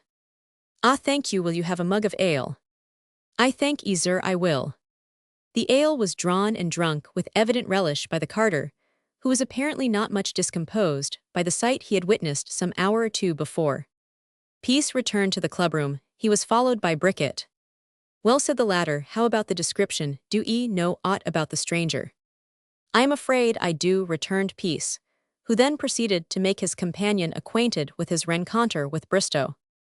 "And it is just possible," he said, in conclusion, "that the miserable besotted wretch spent the money I gave him in drink. I say it is possible, nay more, it is most probable. If I were you, id just run over to Saltwich, and see if it be Hethat, is if you can spare the time." In less than half an hour after this, Charles Peace rang the porter's bell at the workhouse. He was conducted by the master into a small apartment. An iron bedstead was in this, on the mattress of which was stretched the dead body of a man. One glance sufficed. It was the last mortal remains of John Bristow. The whole affair had been so sudden, the denouement to the tragedy so swift, or it might be said electric, that Peace stood appalled. "You know him, then?" said the master of the workhouse. I did know him years ago, but never dreamed it would end thus. There will be an inquest, said the workhouse official. Peace nodded. If my attendance is required, you know where to find Meat the Carved Lion. And with these words, he left the chamber of death. An inquest was held on the body, and the conclusion arrived at was that the unfortunate man had stumbled and fallen head foremost on a heap of granite. Blood was found on one of the pieces of granite. He had evidently afterwards crawled to the end of the lane, where it was assumed that he had sunk from exhaustion and loss of blood. He must have remained in a helpless and senseless condition for some hours. Death resulted from injuries to the head, and exposure joined to a shattered constitution, the effects of drinking to excess. The jury returned a verdict of accidental death. Unhappily for society, John Bristow's is not a solitary case of the but too frequent indulgence in this fatal propensity. Within the last week or so, the papers have recorded a fatality at the Alexandra Palace, which in most of its features resembles the wretched end of John Bristow. The increase of intemperance in this country in the present day is an inexhaustible theme for moralists, economists, and philanthropists. Drunkenness is the parent of crime, of pauperism, and of misery and degeneracy. It is not possible to calculate the evils that ensue from the pernicious and demoralizing effects of a maddening propensity for drink. The wretched and careworn doubtless fly to it as their only solace for a time. Their spirits are raised, but a reaction soon takes place, and at any cost, they must procure more stimulants. The end of this may be readily imagined. How to deal with this gigantic national vice, on which as yet no impression has been made, is a question not so easily answered. If there is one thing more certain than another, it is that as wealth outstrips culture, sensuality outstrips refinement. The illiterate millionaire who feasts his guests on turtle and champagne is about the counterpart of the ignorant artisan who out of his week's earnings treats a less fortunate comrade to a bottle of whiskey or gin. England for many a day has been brought up in the worship of Mammon and Bacchus, and we are afraid, despite the efforts of the legislature, intemperance is a vice which we must lay to our account for many years to come. This, it must be admitted, is very sad to reflect upon. A return which was moved for by Mr. Henley last session has recently been issued showing the population and number of persons taken into custody for drunkenness and disorderly conduct in each city and town in the United Kingdom for the years 1851, 1861, 1871, and 1876. The number of arrests in each of the three countries shows a steady increase in the years named. In England, in the year 1851, 70,097 persons were taken into custody, of whom 44,520 were males and 25,597 females. And each successive period shows a marked increase until 1876. The total was 10,417,467,294 males and 36,880 females. The returns for Scotland and Ireland showed an increase in a still greater proportion. Education, we are told, is to effect a change. It will convert intemperate, improvident, and demoralized millions into sober, frugal, and independent citizens. It has not done so as yet, that is very certain, but we must wait till it does. Chapter Roman 28, the worthy Vicara, friendly counselor. Let us return to the halls of the rich and great. In the library at Broxbridge are seated two venerable-looking gentlemen. The first of these is Lord Ethelwood, his companion being the white-haired old vicar. They are both students, only in different ways. The Rev. Father in God, Canon Lenthal, was a special favorite with the master of Broxbridge. "But you will pardon me, my lord," he observed in his soft, mellifluous voice. "The time, I think, has arrived when it is your bounden duty to look to the future. I have no desire to allude to painful subjects, but I really think your worldly affairs should not be forgotten." "My children are dead, sir," returned the Earl. "Have been dead for very many years, and every hope of my life has been destroyed. I bow to the decrees of fate. But the last thing an Ethelwood lays down is what the world is pleased to term his pride." "My dear and very excellent friend," said the vicar, "that may be true enough without doubt. It is absolutely true in every sense of the word. But nevertheless, that is no reason for you not turning your eyes towards the future, which is to one and all of us inevitable. Look around you, and consider who is to succeed you, who is to carry on the glories and the honors of your grand old race.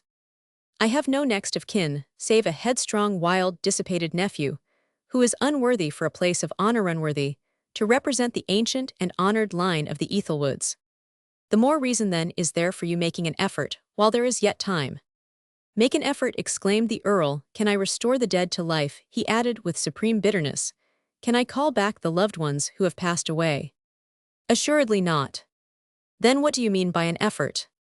My dear Lord Ethelwood, I have no desire to offend you, but assuredly, you can be at no loss to divine my meaning.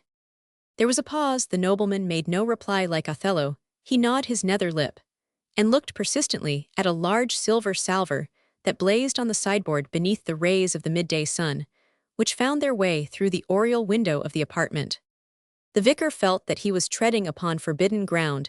He, however, determined upon proceeding. I think you have not duly considered the matter, Lord Ethelwood, he observed in the same quiet, tender way. Nay, I am sure you cannot have done, so you have a daughter. I have no daughter. She died years ago. Died? She has been dead to Medad for full 25 years. True, she may be dead, but even assuming this were the case, assuming it for argument's sake. Well, what then? We will assume it for argument's sake. She may have left children, may have left a son, and heir to the title, and estates. You have said that her offense was an unpardonable one. So it was. No living man will dare to dispute the point with me. Do not be so choleric, my very dear old friend. I grant what you say, her offense is perhaps unpardonable, but that is no reason for the innocent being similarly punished. You really must allow me to be plainspoken when a subject of this nature. You are plainspoken, exclaimed Lord Ethelwood, as his pale face became still paler. Very plainspoken. He arose from his chair and walked with rapid strides up and down the room. You are moved, said Canon Lenthal. The subject is a painful one without doubt, but it may appear like egotism on my part when I express a hope that you might possibly be induced to listen to me more complacently than you would to any other. Now sit down, my lord, and view the matter in a better and more becoming spirit. Lord Ethelwood made no reply, but again took his seat at the table in front of the vicar. How could I, he muttered, bring the child, or children of that base, low-born Italian, within the walls of Broxbridge? They are his children, no one will for a moment deny that, is assuming there are any. Should there be issue of his marriage with your daughter, they belong to your race. They may even resemble you in features, and in disposition also. I hope not. Do not say that, my dear friend, let us hope. They do. They may even have the grand old Ethelwood spirit, the force, the nobility and honor of the race, from which they descend in a direct line. In a direct line, Mark, you cannot deny that. I do not seek to deny it. Very well, they have a greater right to succeed to the title and estates than any other living person. You may be proud, but that is no reason why you should not be just and reasonable, and I maintain that it would not be right to pass over your lineal descendants. After all, there is something in a rightful claim, which the best and worst of mankind generally acknowledge. It would be manifestly unjust to set it aside. Really, my esteemed and reverend sir, I must tell you plainly that your argument is based upon no foundation. Whatever you are jumping at a conclusion, my undutiful daughter may have no children. That I admit she may not. I am only suggesting that some effort should be made to find her. She may be dead. Life is at best held, but on a frail and uncertain tenure. But that is no reason for your remaining persistently in the dark. Ah, so many years have elapsed that the task would not be likely to turn out satisfactory in any way, even if I were disposed to consent. But you will give your consent. Let me prevail upon you to do so, observed the good old vicar. Some effort must be made to find out whether your daughter is alive or dead. That is the first thing to be done. We have not the faintest clue. 25 years have passed over. You seem to forget that. No, indeed, I do not. I have thought over this matter more often than you can possibly imagine, for I must tell you it is a subject which has troubled me much for years past. I have abstained from breaking it from feelings of delicacy, as I felt that I had no right to interfere between father and child, but it has occupied my mind very much nevertheless, and it has moreover caused me the deepest anxiety. Pray say no more. Accept my best thanks for your kindness and consideration. I will think the subject over, and then determine upon my course of action. No time like the present. You are very persistent, observed the Earl with a smilate, was the first that irradiated his features for many a day. His companion looked upon it as a good omen. I have 1 or 2 calls to make at the other end of the village, and upon my return will call in again. Said the vicar, think over what I have said. In less than an hour I will see you again. Good, I shall look for you then, at the expiration of that time. The rumbling of the wheels of the vicar's chariot were heard on the hard dry road, and Lord Ethelwood was alone once more. He did think the matter over after the departure of Canon Lenthal, and his heart softened. He is right, oh he is quite right, I am childless, shave no kith or kin, that I know of I must, and will take active measures, and see if she be still alive. He sat down at the table, and buried his face in his hands. The hour sped by, and the vicar returned agreeable to his promise. I have taken your advice, and have thought the matter seriously over, said Lord Ethelwood. And what is your ultimatum? Inquired Canon Lenthal. To institute inquiries without further delay. The two friends sat down once more, and began to discuss details in a serious and businesslike manner. To the great surprise of the vicar, he learnt from Lord Ethelwood that he had never heard a word of his daughter after she left Broxbridge. Most singular, murmured the good pastor, but did she never write to you? I believe so, but all the letters have been destroyed. Where were they addressed from? I don't know, I never saw them, I gave orders to my butler to destroy them. Oh, we shall never be able to learn anything of that, I am convinced. Nevertheless, I will endeavor to do so. How will you proceed? No. 14. Illustration Peace and the Detective. Charles Peace and the detective officer. Place the matter in the hands of my lawyers, will know how to act. I am most delighted to find that you have listened to my advice and hope, and trust that you may be successful, exclaimed the vicar in a few days' time. I hope to hear good news. Farewell, my friend, and that your efforts may be crowned with success, will be the earnest prayer of your old friend. The two shook hands, and Canon Lenthal left Broxbridge in much better spirits than when he entered. Mr. Chicknell, the Earl's lawyer, who had been telegraphed for, arrived about noon on the following day. He was at once shown into the library. Lord Ethelwood had by this time become excited and restless. He explained the whole business to his legal adviser. Oh, observed the latter, when his client had concluded, you now desire to find her out. If it be possible, it seems to me to be most hopeless. Nothing is hopeless in the hands of efficient persons, returned the man of parchment. Leave the matter in my hands. I know a clever fellow belonging to the detective department at Scotland Yard. Detective department, exclaimed the Earl in evident disgust. Is my daughter to be traced by a man whose business it is to hunt down common thieves?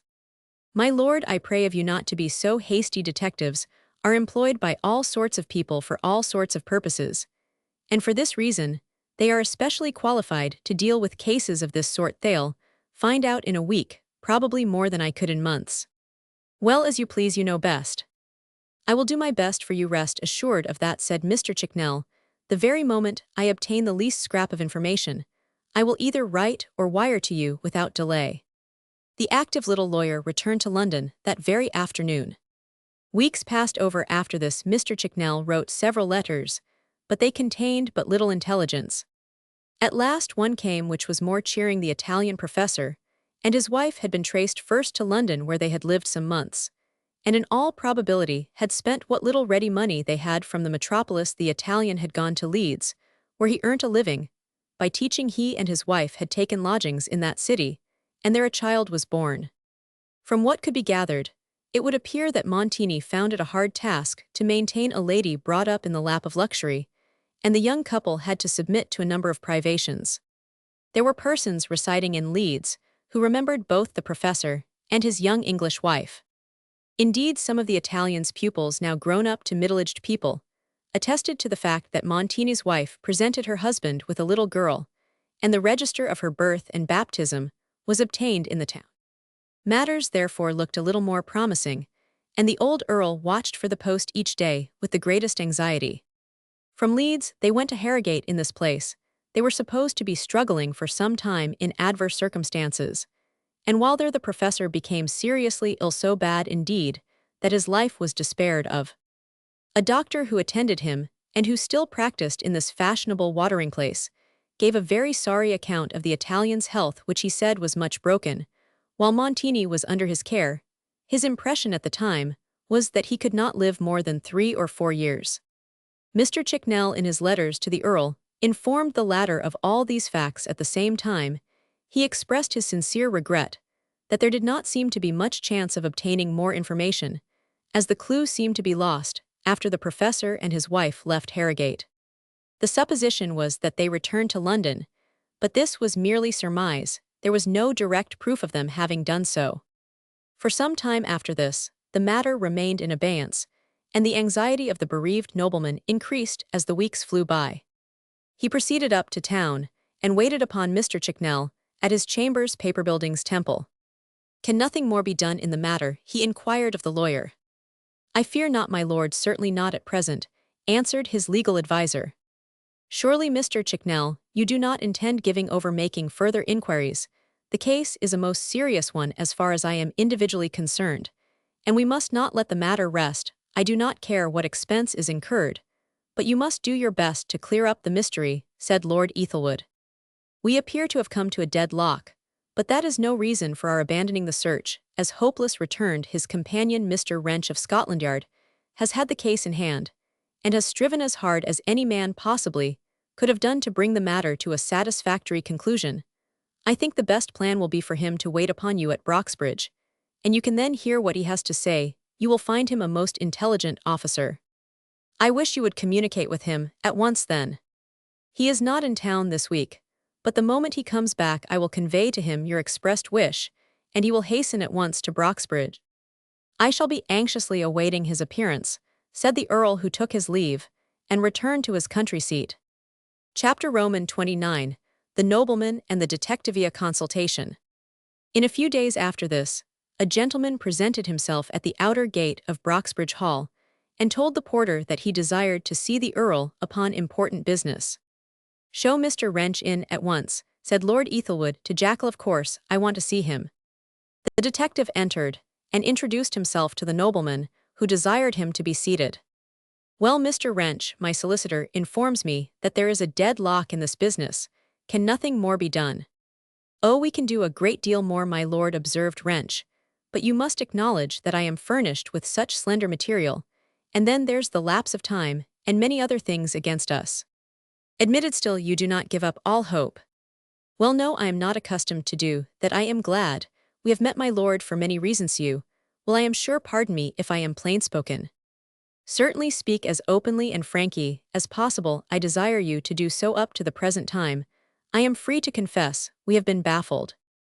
I have done all that man could do, but my efforts have not as yet been crowned with success. I expect you to give me all the information you can." "Certainly, that is but a just and reasonable request. You will not be offended, therefore, if I inquire about one or two little matters. Just tell me if you have any of your daughter's letters, which she might probably have sent here after her departure." "I have never seen any of them," said Lord Ethelwood. "That's most important. Did anybody else?" "I gave orders to my butler to destroy them." "Do you think he would remember any of the postmarks?" "I never thought of that," exclaimed the Earl with a start. "Probably not, but it is the very first thing that occurred to me. Did any letters arrive?" "That I cannot tell you." "Where's your butler? Is he in your service now?" "Dear me, yes, has never left it." "Will you be kind enough to summon him?" Lord Ethelwood touched the bell. A servant entered. "Tell Mr. Jackal I desire to speak with him," said his master. In a minute or so, the butler entered the library. "Will you leave it to me to put the necessary questions?" inquired the detective, addressing his lordship, who felt a mere child in comparison to the sagacious officer. "Certainly," he answered without hesitation. Mr. Wrench cleared his throat and focused his eyes upon the smooth and placid face of the butler. "I have one or two questions to put to you," said the detective. "In the first place, did any letters arrive here from the Hun Miss Ethelwood after her departure from Broxbridge?"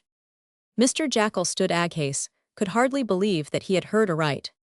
"Did any letters arrive?" He paused and glanced nervously at his master. "Go on," answered Jackal. "You have my permission." "Yes, sir, several arrived after the departure of my young mistress, but—" "You were told to destroy them," observed the detective. "Did you do so?"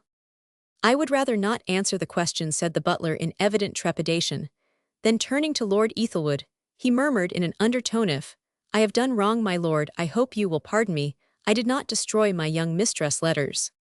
"A very discreet and sensible man," ejaculated Mr. Wrench. "And pray why did you disobey his lordship?"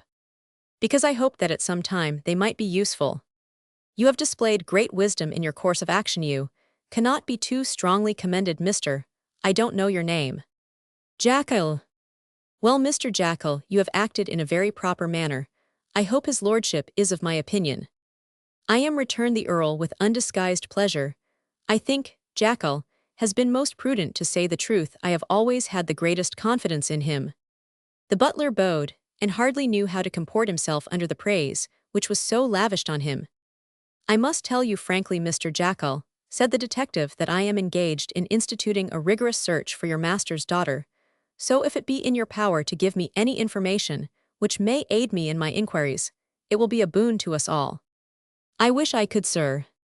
"Well, not now, I don't mean at present, but if anything occurs to you, out with it at once."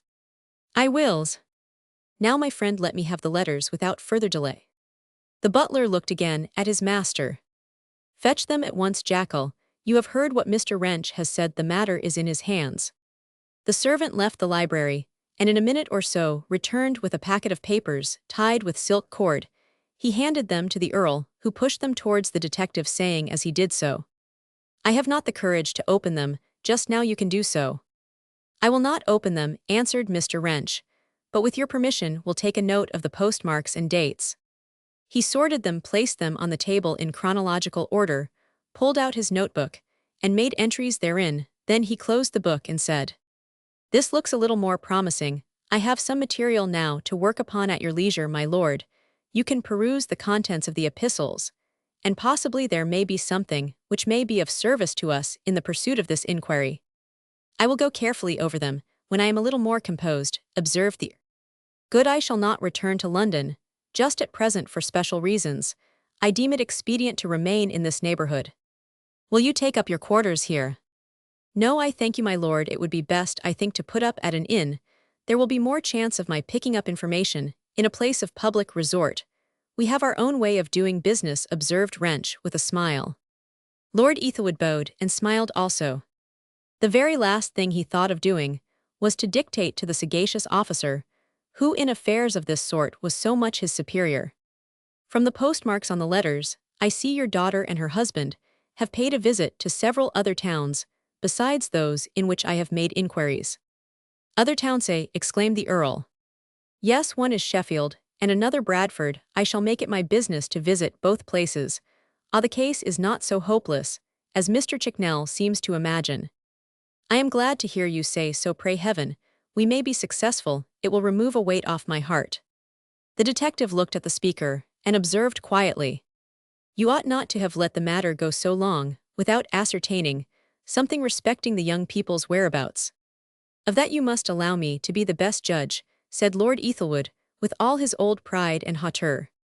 Mr. Wrench saw at once the mistake he had made in hazarding an observation, which sounded very much like a reproof. "But you have a duty to perform, sir," observed the Earl, "and I doubt not that you will not shrink from carrying it out to the best of your ability." The detective bowed and answered in the affirmative. He then rose and took his departure, promising his patron to wait upon him again in a day or two. Mr. Wrench inquired of the butler the most convenient house in the neighborhood for him to put up at. Mr. Jackal, as a matter of course, recommended him to go to the Carved Lion, and he at once bent his steps in the direction of that well-known hostelry. Lord Ethelwood had not sufficient fortitude to open his daughter's letters in the presence of any one, more especially that one being a detective. It was a task he had reserved for another occasion. Soon after the departure of Mr. Wrench, his lordship mustered up courage to break the seals of the epistles. As he did so, a tremor seemed to pass through his frame. A deep sigh escaped from him as he opened the first letter in this. The letter referred to her elopement as a playful piece of diplomacy, never for a moment assuming that it would be deemed an unpardonable offense by her parent. She asked him to forgive her and not be angry with his pet, as she had done that which had made her happy for life. Lord Ethelwood tossed the epistle on one side with something like contempt or disgust. The second letter was a little more serious in tone. In it she was lavish in her praise of Montini, who she said was the kindest and must considerate of husbands, he was so good, so clever, in short, there was no one like him. She besought her father to write, if only a few lines she would not, and could not believe that he intended to cast her off. The infatuated, senseless girl, ejaculated the Earl, I never would have believed she could have so forgotten her position in life. For the life of me, I cannot understand it. These two communications were followed by imploring letters, in which she told him how hard the world was using them, and what miserable struggles they had passed through. But in this, as in all others, she spoke in the highest terms of her husband, who she said did his best to maintain a respectable position in the world. This was done for her sake more than his own. And if she said in conclusion, you only knew him, half as well as I do, you would admire and esteem him, nay more, I believe you would be proud of him. She must have taken leave of her senses, ejaculated the Earl, the wretched Italian must have bewitched her, the silly, senseless girl, oh, but all this is hard to bear. He remained for some time, after this, lost in thought. Presently, he opened another epistle. This announced the birth of a daughter. It was of course a fine child, and was, so the writer avowed, the very image of its mother, and was an Ethelwith's, everyone would acknowledge upon the first glance, and she will be named after me, wrote the ill-fated wife. Some day, I hope you will see the little dear, and when you do, I hope you will forgive me for your granddaughter's sake. She at any rate has not done anything to offend you. It all seems to be like a dream, murmured the Earl, as he broke the seal of another. This came from Harrogate, and its tone was both melancholy and despairing. Montini was dangerously ill. He was not able to follow his avocation, and his unhappy wife implored her father to hold out a helping hand, and send them money without delay, as they were reduced to the greatest possible extremity, and positively wanted the common necessaries of life. Lord Ethelwood dashed the letter down on the table, smote his forehead with one hand, and uttered an expression indicative of the most poignant agony. I never thought it would come to this, he muttered, rising from his seat, and pacing the apartment restlessly. Poor girl, she must indeed have changed to beg for assistance. Oh, what would I give now to have her here by my side, in the winter of my lifing, my old age. He fell into his chair, and burst out into a passionate flood of tears. Retributive justice had overtaken the proud, uncompromising, relentless nobleman, who cried like a child. Mr. Wrench wended his way along, till he reached the well-known house of entertainment for man and beast kept by the equally well-known Bricket. The detective was not a man to make himself common, by mixing up with any knot of stranger snot, unless he could make it answer his purpose to do so, therefore requested to be shown into a private room, and after partaking of some refreshment, he proceeded to glance at the memoranda he jotted down in his notebook. Humph, he murmured, the young couple seemed to have visited a good many towns. I suppose things were running cross with them. It's a queer business, take it altogether. And the Earl is a starchy sort of customer, as unforgiving as the devil, and as proud as a peacock. Well, I wouldn't change places with him for all his wealth and title. He's what I call a stunner, no two ways about him. But he's down among the dead men. This time it would appear us what our transatlantic friends would call cornered. I must find out all about his daughter for him. That's certain. That is, if it be possible. The question is how it is to be accomplished. Not being able to answer this question with anything like satisfaction to himself, Mr. Wrench lighted a cigar, rang the bell, and ordered some brandy cold. He had not indulged in many puffs at the fragrant weed before Bricket made his appearance. Oh, your pardon, sir, said the landlord, but be your name Wrench? Yes, my friend, it be. A servant from the hall wishes to speak with you. Let him come up then. Henry Adolphus made his appearance. His lordship told me to call and see if you were comfortable air, as if not a bed will be provided for you at the hall. I am all right, my man shall do very well here. Give my respects to his lordship, and say that I am quite comfortable. Anything else? No, I believe that is hall. Henry Adolphus retired. The sounds of music and merriment in the parlor reached the ears of the detective. You appear to have a merry set of people below, said he to Bricket. Yes, sir, they enjoy themselves in their own way. Somebody's playing the violin. Yes, it's a gentleman who's stopping here for a short time, and he generally gives my parlor customers a tune or two after working hours after the day's work is over. He does not handle the instrument badly. Is he a professional? Well, partly, so I believe he is in the frame and picture line of business. A traveler. Ah, indeed, a traveler, a picture dealer and musician, all in once, a good sort. Yes, he's a very good sort there, ain't much doubt of, that has seen a deal of the world, and has visited pretty well every town in the 3 counties. Oh, is that so? Would you like to go downstairs into the public room? Inquired the landlord. Not now, I thank you, some other evening perhaps. Did I understand you to say that this violinist and picture frame maker was stopping here? He is for the present, until his orders are completed. Why, Lord bless us, he's done wonders at the hall, and has been highly complimented by Lord Ethelwood himself.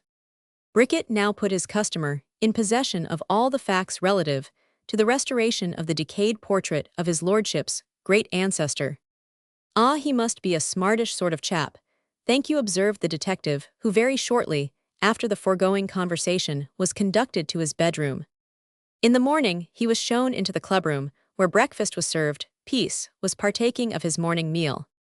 The detective bowed, and sat down on the opposite side of the table. He looked at our hero with evident curiosity, but did not remember to have seen him before. During breakfast, the two conversed upon several topics, which were however not of a personal nature. Peace did not know who his companion was, neither did he take the trouble to inquire. He concluded he was some commercial man who had rested there for the night, and the probability was that he should not see any more of him. In this, however, he was mistaken. Our hero went to his workshop, and Mr. Wrench remained behind. He reflected for some little time, and then rose from his chair and went downstairs. Bricket, as usual, was behind the bar. Is that the violinist and picture dealer, one I had breakfast with? He inquired. Aye, surely that be he. He's a sharp customer, a downy sort of cardicent, he said. Mr. Wrench. He's got his head screwed on the right way, if that's what you mean, returned the landlord a little sharply. Yes, that's precisely what I do mean. Where does he hail from? Hail from I dunno. He's been traveling about the country, you say? That I am, has been to every mortal place, so I've heard. Ah, just so. Where is he to be found now? Found he works in Dennet's Lane. And where is that? Not a quarter of a mile from here. Why? I will give him a call. What might be his name? Peace, Charles. Peace. Be you going to call on I am now? Yes. Then I'll show 'ee where his place is. The landlord went to the door of the house, and pointed out the lane in question to his customer. There at the further end of that, said he, you will find a wooden shed, and in that you will see I am at work. Thank you, said Mr. Wrench, who at once proceeded in the direction pointed out by his host. Chapter Roman 30, Mr. Detective Wrench and Charles Peace. Mr. Wrench was a man who pursued his inquiries with the greatest pertinacity. He was not accustomed to let the grass grow under his feet. It was a maxim of his, and one, indeed the truth of which had been made manifest, that you sometimes obtain the most valuable information from a source which appeared at first glance the most unlikely to be fruitful. It occurred to him that it would be quite as well to interrogate our hero before he, the detective, proceeded to the other towns visited by the missing pair. Possibly the itinerant framemaker might have some knowledge of the person or persons of whom he was in search. Anyway, there would be no harm in putting the question to him.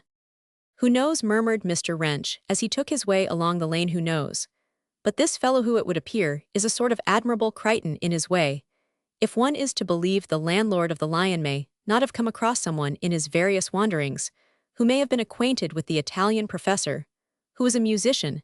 It is certain that to a certain extent the picture chap is a musician, so here goes for it. He was by this time at the door of Peace's workshop, at which he gave a modest knock. It was opened by our hero.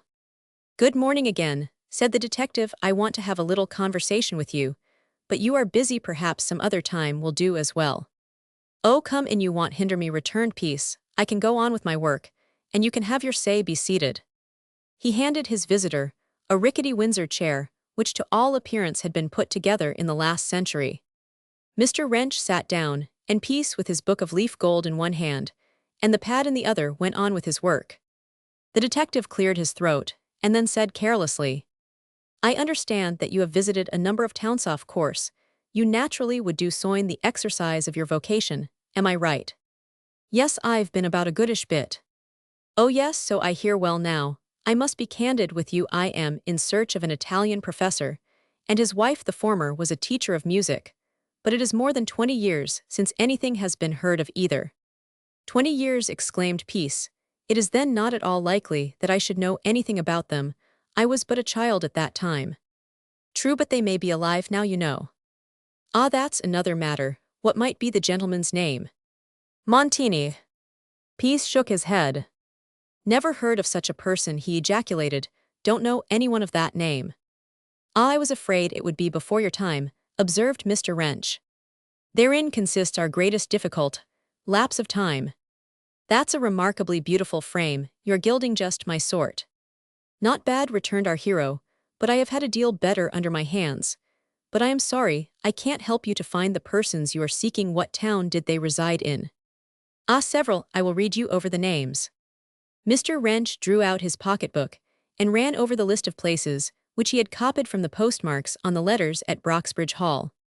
You know, he said, when he had finished the list, I don't want any information from you, without paying handsomely for it.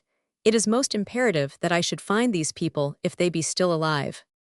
Oh, is it? Cried Peace. Well, look here, I can't tell you anything about them, and if I could. You wouldn't, is that what you mean? Said his visitor sharply. Don't be quite so fast, I know nothing about you, and don't even know your name. Mr. Wrench drew a case from his pocket, and gave our hero his card. On it was Mr. Detective Wrench, Scotland Yard. Ah, ejaculated our hero, that's I. What? A criminal affair, some poor crow is wanted. Nothing of the sort, I pledge my word as a gentleman, and a detective, added Peace. Go on, governor. I tell you it is nothing of the sort. The facts are simply these: the lady eloped with her music master, her relatives cast her off. No, they are anxious to find her. Let me disabuse your mind of a false impression. I never knew or even heard of such a person as Montini, and am therefore unable to assist you. But have you no clue to them? No letters? Oh yes, we have letters. That is how we know the different towns they visited. The last one is from the lady. She announces the birth of a daughter, who is named after herself. What name might that be? Inquired Peace, carelessly, removing the superfluous gold from the frame. Aveline, returned the detective. Aveline, exclaimed Peace in a tone of surprise, which he found it impossible to suppress. Yes, have you ever met with one bearing that name? Eagerly inquired Mr. Wrench, who was at no loss to comprehend that one chance shot had told. Yes, I think so. The name seems familiar to me. My dear sir, exclaimed the detective, rising from his Windsor chair, and approaching nearer to his companion, if you can let me know about this person, you shall be rewarded handsomely. It is a most uncommon name, and it may furnish us with a clue to the missing person. It is not a very common name, I admit, but then there may be hundreds of persons who bear it. You know one, it would seem. Can you tell me where she's to be found? You take me by surprise, observed Peace, and I cannot quite call to mind just at present where I met with such a person. I know it must be a long time ago. I will think the matter over and see if I can assist you. Mr. Wrench saw plainly enough that Peace was not to be caught tripping, was too wary a customer, for that he therefore deemed it advisable not to press the question further at that time. He therefore said in an offhand manner, Well, you will see what you can do for me, like a good fellow, as I am told you are, and so farewell for the present. Aveline, ejaculated our hero, when he found himself once more alone. What can be the meaning of this inquiry? He cannot be in search of the Aveline Maitland I knew and loved, he added in a tone of dejection. But no, that is not possible. Peace was fairly puzzled. He had no predilection for detectives. They were a class of men whose acquaintance he had no desire to cultivate. When his day's work was finished, he returned to the Carved Lion. The vicar has been here inquiring for you, said Bricket. I told him where you worked, but he said he would call here again later on. The vicar, and what might he want? Going to give me an order for some Oxford frames, I suppose it. No, I don't think so. It's private business. I believe you see old man people are beginning to take notice of you. In less than an hour after Pieces, returned Canon Lenthal called again at the inn. He was shown into a private room, in which our hero was seated. The vicar was introduced by Bricket. You will pardon this intrusion, sir, I hope, said the minister, but I wait upon you at the request of Lord Ethelwood, whom I believe you have some knowledge of. I've worked for his lordship. So he informed me. Well, Mr. Peace, I understand that you have some knowledge of a lady whose Christian name is Aveline. Possibly you would not care about furnishing Mr. Wrench with all the particulars concerning her. I can readily comprehend that. And hence it is That I pay this visit it is to assure you, sir, that you will be conferring an inestimable favor upon Lord Ethelwood, by giving him the address of the lady in question. His lordship had a daughter named Aveline, she has been lost to him for years, and the young lady I knew could not possibly be his daughter, cried Peace, she is too young for that. Admitted, but the circumstance is a most remarkable one. I mean the coincidence. As to the names, I am here to make an earnest appeal. Let me entreat and implore of you to give all the information you can. Peace considered for some little time. Presently, he said, under the circumstances of the case, I feel that I should not be justified in refusing. I will furnish you with what information I have in my power to give. I am overjoyed to hear you make such a declaration. Will you confer with Mr. Wrench, or give me the particulars? I will confer with Mr. Wrench, if you desire it. That will be the best course. Accept my most sincere thanks, said the vicar, offering his hand to Peace. I felt assured my appeal would not be made in vain. Well pleased with the result of his interview, Canon Lenthal hastened back to Broxbridge Hall.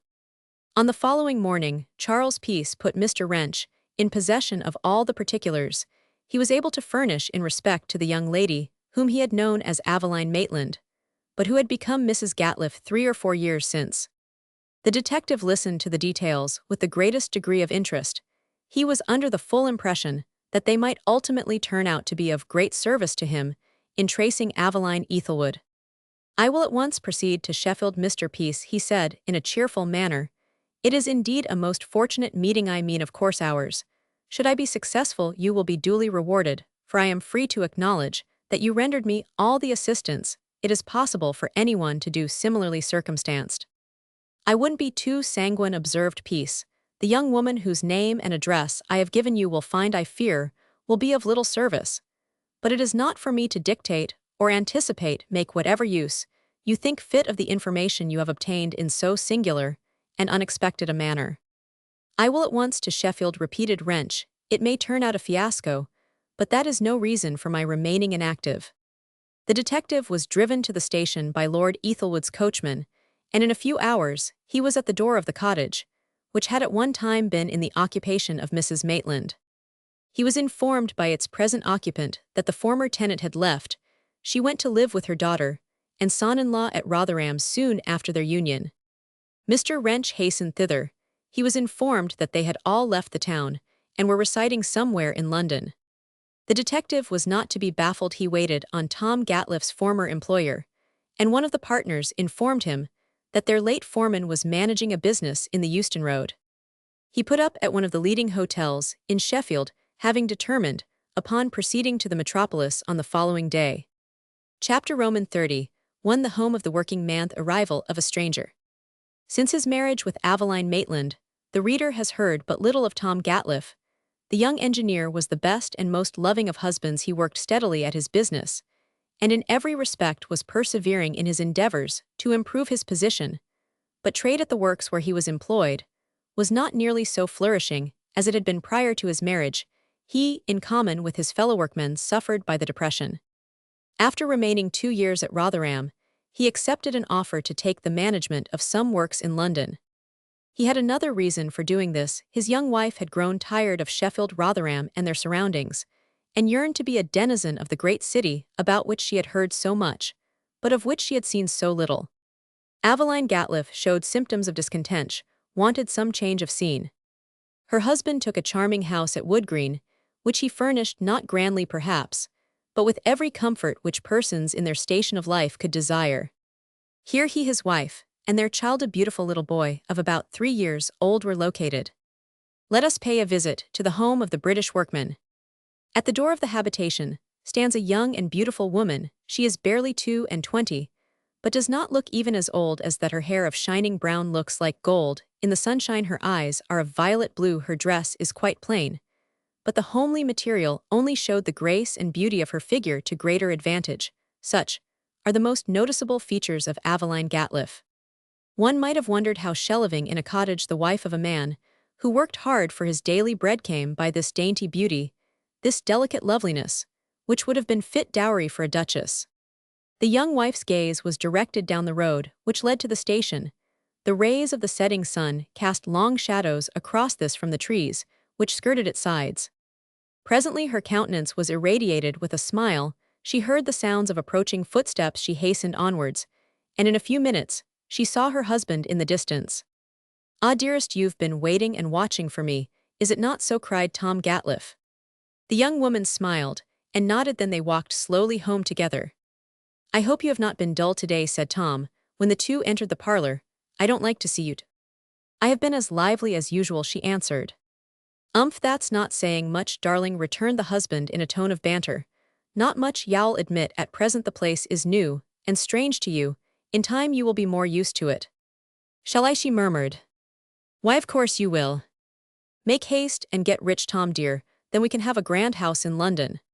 His countenance fell. As he listened to her, for a long time she had appeared discontented with her lot, and this had been a sore trouble to Gatliff, who found, as others had found before him, that matrimony was not all smooth sailing. As yet there had been no storm, but distant rumblings of thunder had been heard.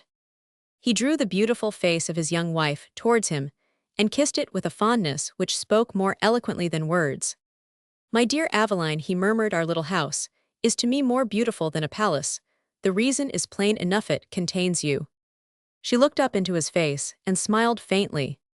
"And I am sure you are of the same opinion," he added. "It is well enough, Tom, but—" "But what, dear?" "Oh, nothing. The time will come, let us hope, when we shall own a grand mansion, and have all sorts of beautiful things."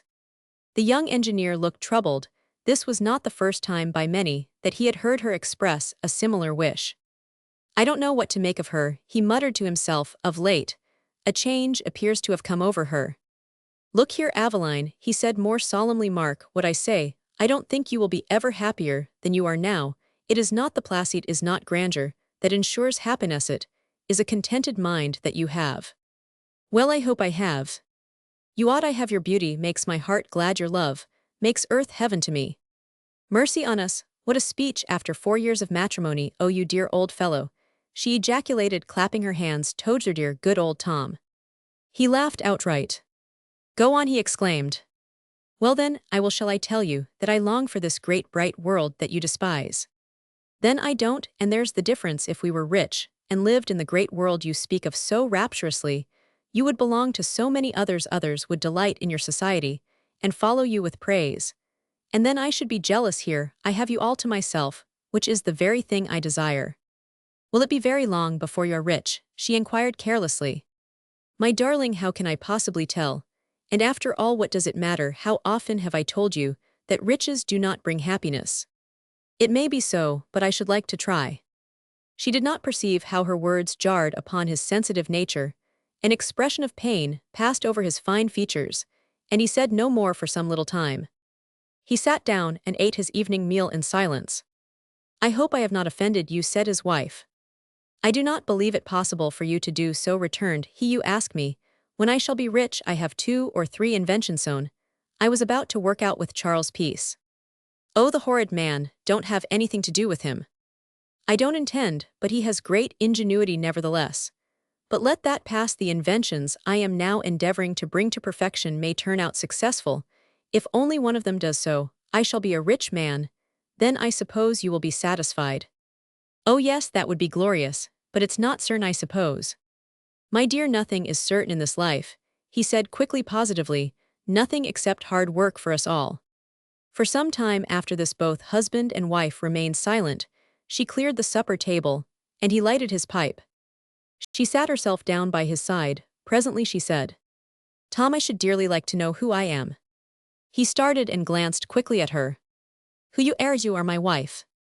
"Yes, I know, but who my mother was, and my father. It is strange that there should be such a mystery hanging over me." "What puts that into your head all of a sudden?" "I don't know. I am sure my mother was a lady, and I am moreover sure that I am one myself, although I have been brought up in a homely manner. No matter, for that I am a lady myself. You may laugh at me, but I feel like one, or rather how I imagine a lady should feel. I love all things bright and beautiful. I detest everything mean, paltry, and contemptible. You think I am discontented, but this is not so. Nevertheless, I am free to confess that I have tastes which perhaps will never be gratified, longings which never can be realized. Is it my fault that a dark mystery hangs over me?" "Life itself is a mystery," he answered. "The world is full of mysteries. You must not give way to these gloomy thoughts, you must not indeed, dearest. No, I will not. My darling, said Tom, noting the sad tone in which the reply was made. Whatever induced you to think riches must necessarily bring happiness? I don't know indeed, replied his wife. There are times when the monotony of this life seems more than I can bear. You would find the same monotony in any sphere of existence. What says the poet? Life is as tedious as a twice-told tale, vexing the dull ear of a drowsy man. But there is surely no reason, dearest, why we should endorse the sentiment. None whatever, Tom, your kindness itself, responded his wife with a loving kiss. By the way, I have not as yet told you that a strange gentleman called at the works today. He wanted to see Mrs. Maitland, upon very pressing business. Ah, is that so? Who is he? I haven't the faintest idea. He said his name was Wrench. Do you remember if your mother ever knew a person of that name? Not that I ever heard of. What did you tell him? I gave him her address. Mrs. Maitland resided with her niece, whose house was within half a mile of Tom Gatliffe's residence. While the foregoing conversation had been taking place, the worthy old lady was having a tete-a-tete with the sagacious detective, who had explained to her his reason for waiting upon her. Mrs. Maitland narrated to him all the circumstances connected with the young girl Aveline, whom she had adopted and brought up as her daughter. She explained to him how she had fallen into her hands, when little more than an infant, explained to him also the accident on the line, how the mother and daughter were brought into the infirmary at Derby, with the death of the former, together with all those particulars, which the reader has read in an earlier portion of this work. Mr. Rano was charmed, was perfectly delighted with the successful nature of his visit, and felt perfectly assured that he was on the right scent. And the trinkets, articles of jewelry, madame, said he, are you still in possession of them? Oh yes, nothing would have induced me to part with them, except to those who require them for the purpose of identification. Quite right, madam. I presume you will have no objection to entrust them to my care for a few days. They are quite safe in my hands. It will be needful for Lord Ethelwood to examine them. Cannot you do so? I will fetch them at once. The old lady went upstairs, unlocked an iron safe, in which the trinkets were deposited, and returned with them into the parlor. She placed them before the detective, who examined each article carefully. Well, what do you make of them? Inquired his companion. There can be no doubt about the matter, said he. One of the rings bears the motto and crest of the Ethelwoods, and as far as I can judge at present, this portrait bears a close resemblance to Lord Ethelwood's daughter. Then my little protégée, my darling child, is the granddaughter of a nobleman. Mrs. Maitland's breath was almost taken away at this announcement. Wonderful, more than wonderful, she ejaculated. And is it possible that she has been left uncared for and unacknowledged all these years? Mr. Wrench shrugged his shoulders. It would appear so, he said, but there are reasons for this, my dear madam, very strong reasons, I suppose. If I give you a receipt for these articles, you will permit me to take them to Broxbridge Hall. I pledge you my word of honor that come what may they shall be returned to you in the course of a few days. Oh, indeed, I cannot do that. I swear they shall be returned in a week. I don't like to part with them if they should be lost. They will not be lost, I will answer for that. No. 15. Illustration: piece fired and wounded the gypsy. Piece fired and wounded the gypsy, just as he gained the bank. Oh, I dare say you will be careful enough, but still, I hardly know how to act in a case of this sort. We can do nothing without them. Will you accompany me to Broxbridge Hall and bring them with you? I am not well enough to bear the fatigue of traveling. So far, I have not as yet recovered from a serious illness. I leave the matter in your hands. I can get an order in the course of a day or two for you to produce them. But it would be saving a great deal of trouble if you would accede to my request. Yet once for all I must tell you, madam, that Lord Ethelwood counts the hours. Till I return he is in the greatest state of anxiety. I have his written authority to act in this matter the same as himself. Mr. Wrench pulled from his pocket a document, in the handwriting of Lord Ethelwood, bearing his signature and seal, by which Mr. Wrench was empowered to act according to his own impression, in all matters concerning the inquiry he was pursuing. Mrs. Maitland put on her spectacles and perused the document in question. It is altogether a most wonderful affair, said the old lady, to think that all these years should have gone by, without any inquiry being made after my little pet. Still, I suppose, I have no right to refuse you, Only you see I am loth to part with these articles. Perhaps, I had first of all better consult those to whom they in reality belong. And who are they? My adopted daughter and her husband. I would not presume to dictate, madam, but at the same time you will do wisely, I think, by not mentioning the subject to either the lady or her husband, till we know whether she is the person, or rather the daughter of the person I am seeking. That would be the most prudent course. It would be an act of cruelty to raise hopes, which after all might have no foundation in fact. That is true, returned Mrs. Maitland. I will not mention the subject at present to either of them. If you are mistrustful of me, said the detective with a smile, you can send these articles of jewelry to Scotland Yard. It amounts to much the same thing, for they will be handed to the officer who has charge of the case, and that is myself, as you are pretty well assured of by this time, I suppose. I hope you do not imagine, Mr. Wrench, that I am casting any slight on you by my hesitation. Far from it. I have every confidence in you. I ought to have, seeing the trouble you have been at, to find out his lordship's missing daughter or descendants.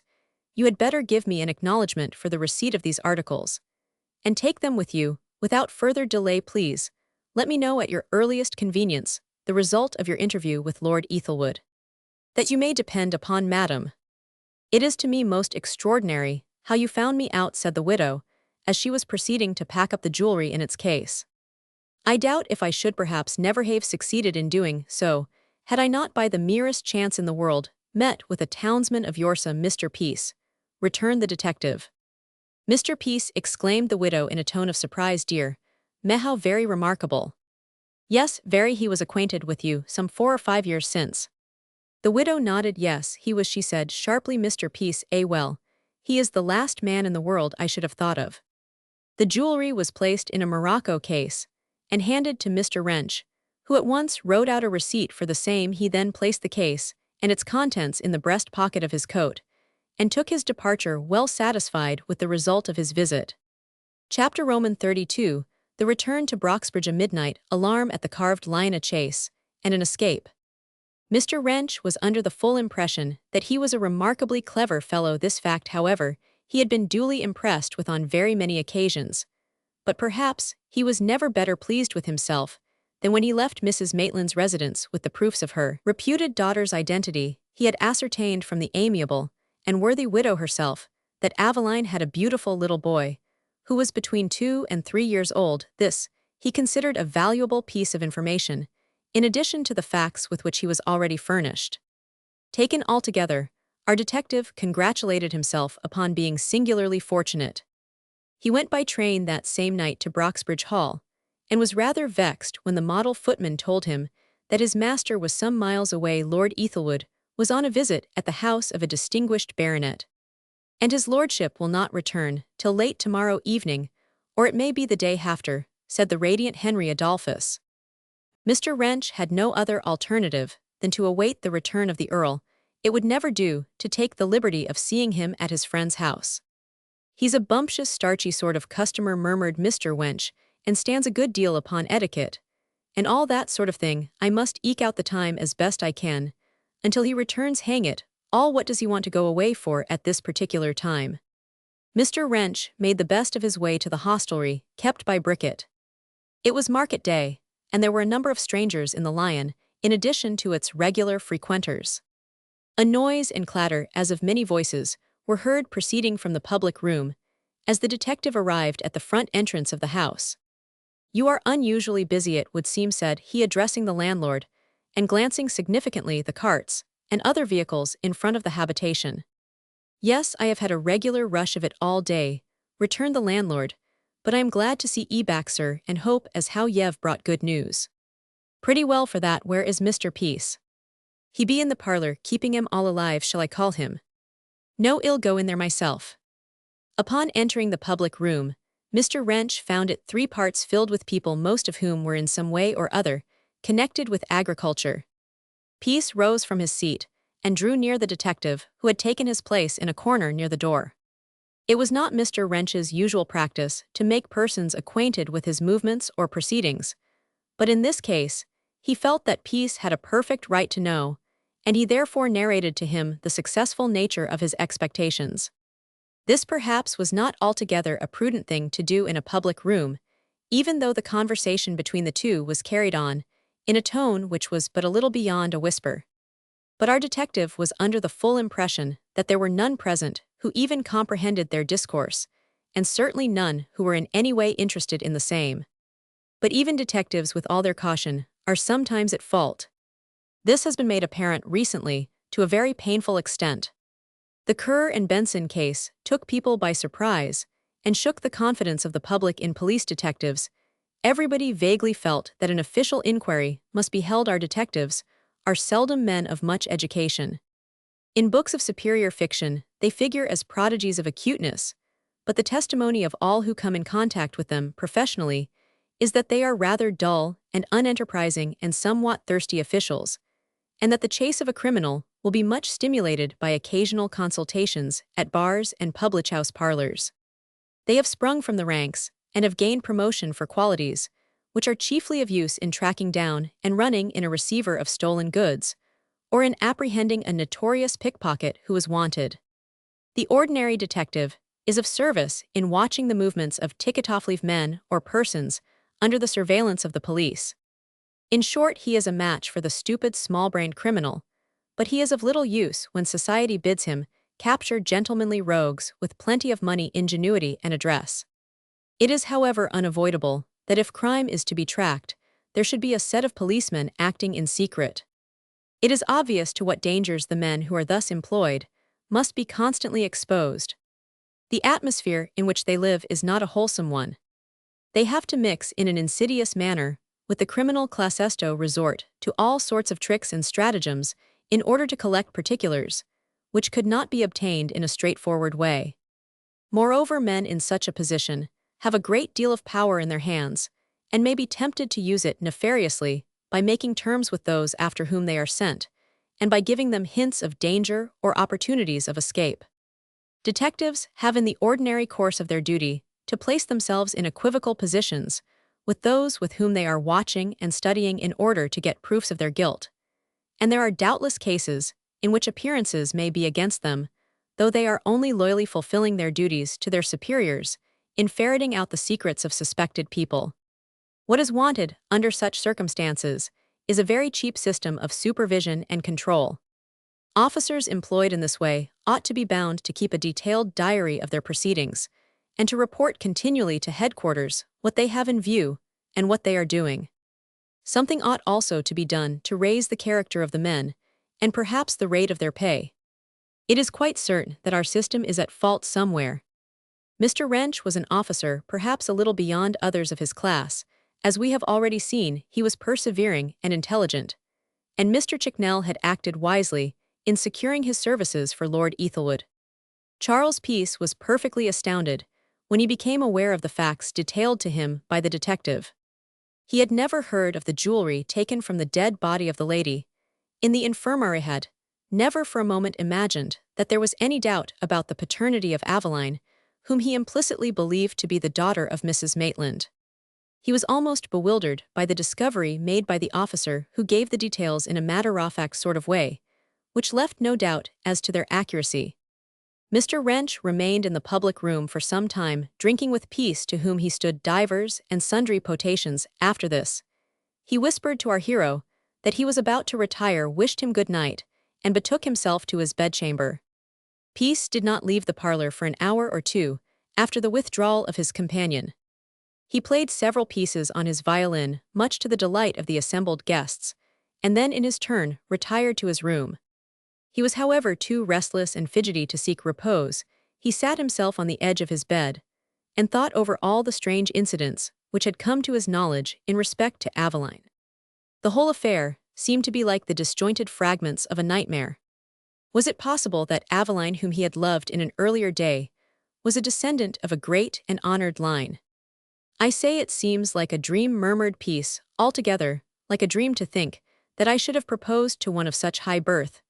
But no, it cannot be to think also that I should be the means of tracing her out. That is still more wonderful. While thus ruminating, he was startled by a noise, as of something heavy thrown against the window of his little room. He arose suddenly and threw open the casement. Something was flung into the window. It fell upon the floor. Peace picked it up. It was a small pebble around which was a piece of note paper. "What's the meaning of this?" exclaimed our hero, peering curiously out of the window. No one was to be seen. He sat down again and unfolded the paper, spread it out on his knee, and saw written thereon these words: "Be cautious, keep watch, and ward somebody's in the house. A stranger who is of no good take warning a friend." I can't make this out. Somebody's in the house, who is no good, curse it. I wish the writer had been a little more explicit. This is most incomprehensible. Again he looked out of his window in every direction, but could not see a living creature. The handwriting on the paper he failed to recognize. "This is most remarkable," he ejaculated. "Who is in the house, I wonder? That means no good. Some robber, I suppose, some suspected person. Well, I'll have my revolver handy in case of any attack. But after all it may only be a grim joke of one of my parlor acquaintances." He tried to persuade himself that this last hypothesis was the correct one, but signally failed in doing so. Not a sound disturbed the unbroken stillness of the night. Peace was not a man to give way to idle or groundless fears. Nevertheless, he could not but acknowledge that the circumstance was singular, and taken altogether, was of an exceptional character. Who could have thrown the stone and paper into the room? Murmured he. If it came from a friend, why did he not show himself? During his sojourn at the Carved Lion, he had made it a practice to have his dog Jip sleep in the same room as himself, and he had not departed from that rule on the present occasion. He had with him also a six-chambered revolver, which he had not come to honestly, by he had in fact stolen it when in Sheffield. He had always a passion for firearms, as also for musical instruments, and had never been very particular how he obtained either. He glanced at Jip, who was lying on a rug placed for his accommodation near the door of his room. The animal looked wistfully at his master. "Well," murmured our hero, "no one will be able to enter the apartment without my hearing it, for Jip will be sure to give an alarm at the same time. It would be as well perhaps to take this precaution." He walked towards the door and slid the bolt into its socket. Then he sat once more on the side of his bed. "It may be after all but a hoax of some mischievously disposed fool," he exclaimed. "In all probability, such is the case. Anyway, I shall not put myself about, or take further trouble in the matter." He remained for an hour or so after this, watching and waiting, but could not detect the faintest sound. All was silent within the house, and all was silent without. He got fairly worn out and threw himself on his couch, without undressing, drew the rug over him, and sank to sleep. How long he had remained thus he could not say, but he was awoke by a low moan or whine from Jip, who upon discovering his master awakening wagged his tail, and came to the side of the bed. Then he crept towards the door and sniffed at its base. "Something's amiss," whispered our hero. "The sagacious brute hears or noses somebody, that's quite certain." He crept softly to the door against which he placed his. He heard the sounds of soft footsteps on the outside, but they were so faint as to be hardly audible. With revolver in hand, he awaited the issue. The dog, in the meantime, was in an evident state of anxiety. Peace, before stretching himself on his bed, had taken the precaution to place his lighted chamber candle in the fireplace, which effectively prevented its feeble rays penetrating into the passage on the outside. "Somebody or something is stirring," he muttered. "I can't stand this state of suspense any longer, so here goes." He slid the bolt back as noiselessly as possible and flung open the door. A flood of moonlight streamed in from the window on the landing. Beyond this was a wide oak staircase, and ascending this, he beheld a strange-looking figure clad in a long steel-colored cloak. To all appearance the figure was that of a woman. But Peace had never remembered to have seen any such person in the hostelry since he had dwelt there. "Hello there, who are you?" speak woman shouted out Peace. No answer was vouchsafed to this. "If you don't speak, and say who you are, I'll fire. I've a loaded pistol in my hand. Do you hear? For the last time I say speak, if it only be to save your life." The figure turned the angle of the stairs, but made no answer.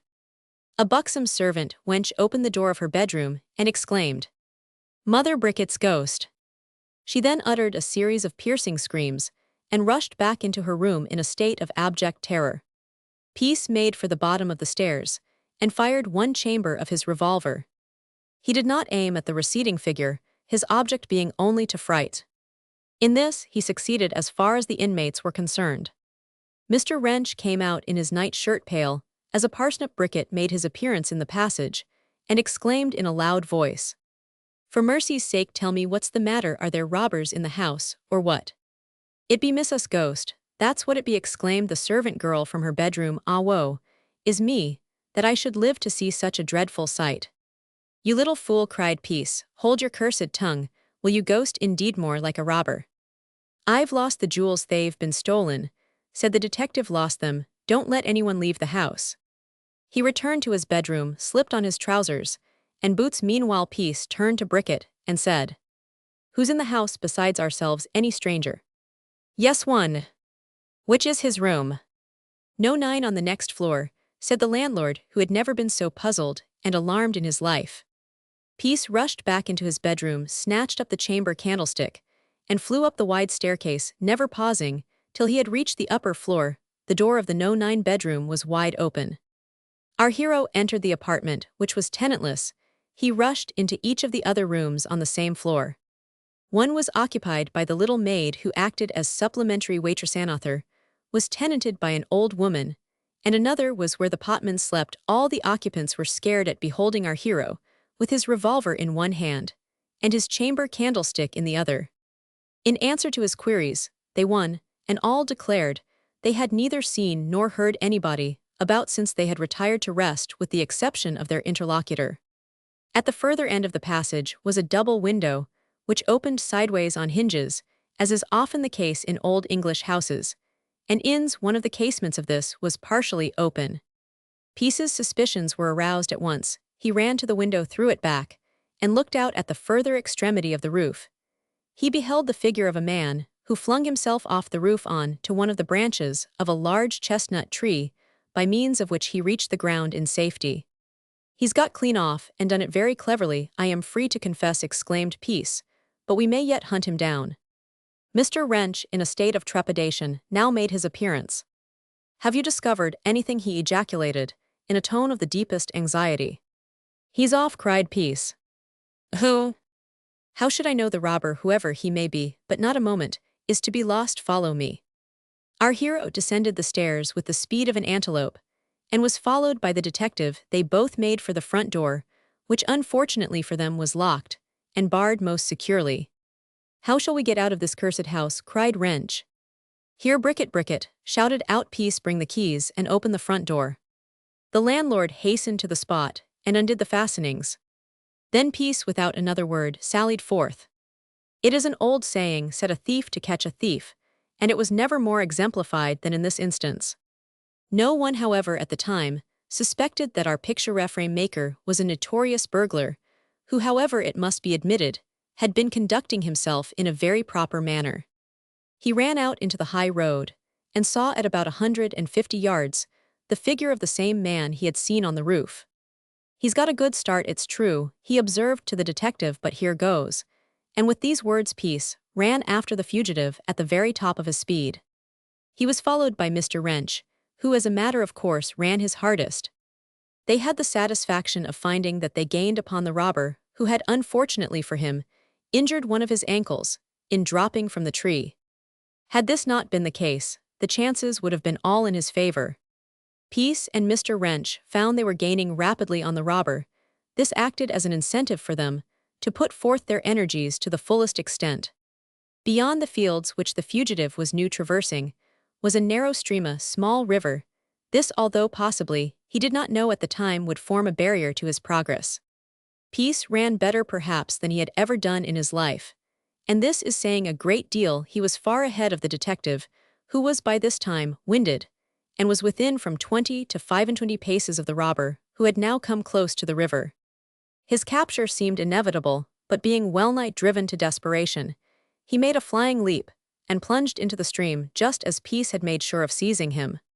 The thief was evidently an expert swimmer. He struck out, and made for the opposite shore. "Curse him, hell, get clear off," after all, shrieked out the detective in an agony of despair. "Can you swim?"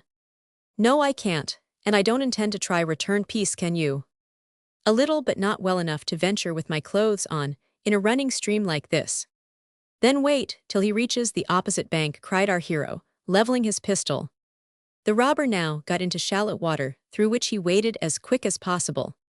Peace fired and wounded the fugitive who staggered, but had sufficient strength left to run behind a large granary in the opposite meadow, which sheltered him from any further discharge from the revolver. "He's wounded and wet to the skin, he can't run far ill after him," exclaimed our hero, who made for a small wooden bridge, situated at about 60 or 70 yards from where he stood. He reached the bridge in the space of a minute or two, passed over it, and gained the field beyond. He then ran towards the granary. All this had been done so rapidly that Mr. Wrench did not very well know what his more active companion was endeavoring to compass. The wooden bridge was concealed by a dense mass of foliage, and Mr. Wrench did not know of its existence. He was therefore greatly surprised at seeing Peace run rapidly across the opposite meadow, and stood watching his movements with the deepest anxiety. The robber was equally surprised at beholding Peace. Seeing his danger, he once more took to his heels. "If you don't stop, I'll shoot you down like a dog," shouted out his pursuer in a voice of thunder. "You can't escape, yield, and save your life while you have a chance." "I know that voice," cried the man. "Don't fire, old fellow. I am cornered, and give in." Peace rushed forward and collared the speaker. "Don't you know me?" said the man. "Why, hang me if it isn't the gypsy." "That's right enough, it is the gypsy who's nearly done over what with water and fire. I've had my dose. But I say, old fellow, you ain't agon to hand me over to the crushers. You don't want to see a fellow lagged. Look here. This is all I've taken, it is as I am a sinner. There it is, I give it up, let me go." Peace took the case of jewels from the gypsy. He opened it, and saw that the articles corresponded with the description given by the detective. "I don't want you to be quoted," said he, "but I shall just have a search before I let you go." "Shelp me goodness," ejaculated the gypsy, "that's every blessed thing I've taken, I swear to you it is, and ill take my Bible oath on it. I wouldn't deceive you, Lord, how my leg do pain me." He turned his pockets inside out, and convinced our hero that for once he had spoken the truth. "No more burglary business for me," cried the gypsy. "I ain't good at it. 1 pill's a dose." "What made you attempt this one?" "Well, if you must know, I was put up to it by a swell. You've sent a bullet into my leg, and maimed me for life perhaps, and stopped me a getting a couple £100. That's what you've been and done, but y'all let me go. I don't know how you are to get clean off. I expect the officer here every minute. I've got a fast-trotting prod, not 50 yards hence. If I've strength enough left, which I think I have to mount him, the devil himself won't catch me when once on his back." "Go your way, then I will return," cried our hero, as he thrust into his coat pocket the much-treasured jewel case, and made again for the wooden bridge. He passed over this when he was met by Bricket and the detective. "Well," said the latter, "he's got clean off then, after all." "What matters that?" whispered Peace to the officer. "This is all you want, isn't it?" And he handed the case and its contents to Wrench, who could not conceal his delight. "I am greatly indebted to you. Accept my most heartfelt thanks," murmured the detective. "You have indeed afforded me most timely assistance." "Keep dark for the present," whispered Peace. "We can discuss this subject at our leisure. For the present, let it be known only to ourselves." The detective nodded and bent his steps in the direction of the carved lion. Chapter Roman 33. The morning after a visit to Lord Ethelwood. Thieves and thief catching. Mr. Wrench and his 2 companions returned to the inn, all the occupants of which were in a state of alarm. They had no definite notion of the actual cause of the commotion, any further than that some stranger had been creeping mysteriously through the apartments of the old hostelrifer. What purpose they were at a loss to divine. The servant girl declared most positively that Mrs. Bricket's ghost had paid a visit to the establishment on that eventful night. She was most positive in her declaration as to this fact, for she saw her with her own eyes, and nothing in the world should persuade her to the contrary. Mr. Wrench and Peace did not contradict this statement. On the contrary, they affected to believe it, albeit they were well aware that it was without a shadow of foundation in fact. None of the occupants of the inn, however, could conceal from themselves that some secret and mysterious agency had been at work. Bricket was puzzled. In fact, he was in a state of fog, and could not see his way at all clearly. He said in answer to the detective's queries that a dark-looking man, who was to all appearance a gypsy, had presented himself at the house just before closing time, and inquired if he could have a bed for a night or two. The landlord answered in the affirmative, and the stranger, after partaking of some refreshment, retired to the room No. 9 on the upper floor of the house. This was all the landlord knew of his customer. He seemed so Brickett declared to be a quiet, respectable sort of man enough. Mr. Wrench did not offer any observations when this information was given, but he had his suspicions nevertheless. The whole household had been so disturbed that there was but little rest for them during the remainder of the night. The detective and our hero met in the morning in the clubroom, where they had their morning meal together. "This has been a planned thing," said Mr. Wrench to his companion. "That rascal would not have entered my room, opened the drawer of the bureau in which the case was deposited, and stolen the same had he not been fully aware of both its importance and value. I do much regret that he was not captured. I think you will act as wisely in keeping the affair as quiet as possible. Return peace. What possible good could accrue from his being brought to justice? Answer me that none at all. It would have only been a needless and unnecessary exposure, at which the Earl would have been greatly mortified." "There is some reason in that." "Very great reason. I should say you cannot for a moment suppose that his lordship would like his private affairs dragged before any court of law for the sake of a public prosecution. Rest assured, my friend, that we have acted wisely in letting the rascal go about his business. In any case, even assuming he had been convicted, blame would attach itself to you. So it would. I admit that you take a very sensible view of the matter. Let the matter blow over and say as little about it as possible," returned Mr. Wrench, with sudden warmth. "You have shown great wisdom throughout, and I have once more to return you my most sincere thanks." "Oh, there's no need for that," replied Peace, carelessly. "One thing is however quite certain. The gypsy cove was employed by someone to abstract the jewelry from the bureau. There could be but object in thisto remove the traces of identity. I came to that conclusion some hours ago. You are quite right, and we have had a narrow escape." "A very narrow escape," said Mr. Wrench, with something like a shudder. "Had they succeeded in carrying it off, I don't know what would have been the consequence to me. It would have been most disastrous. I see good reason to be thankful for the issue. But who could have thrown the paper and stone into your window? I haven't the faintest notion, but probably I may discover before very long. Anyway, I shall make inquiries. But for the present, I must bid you good day, for I have business matters to attend to," said Peace, rising from his seat and making towards the door of the clubroom. "Good day for the present," returned the detective, and so the two parted. In a few minutes after this, Henry Adolphus, his lordship's footman, presented himself and informed the detective that the Earl and Mr. Chicknell were awaiting his appearance at the hall. Mr. Wrench lost no time in paying his respects to his two employers. He made them acquainted with the successful nature of his expedition to Woodgreen, his interview with Mrs. Maitland, and wound up by producing the trinkets which had been so miraculously rescued from the clutches of Bandlegged Bill the gypsy.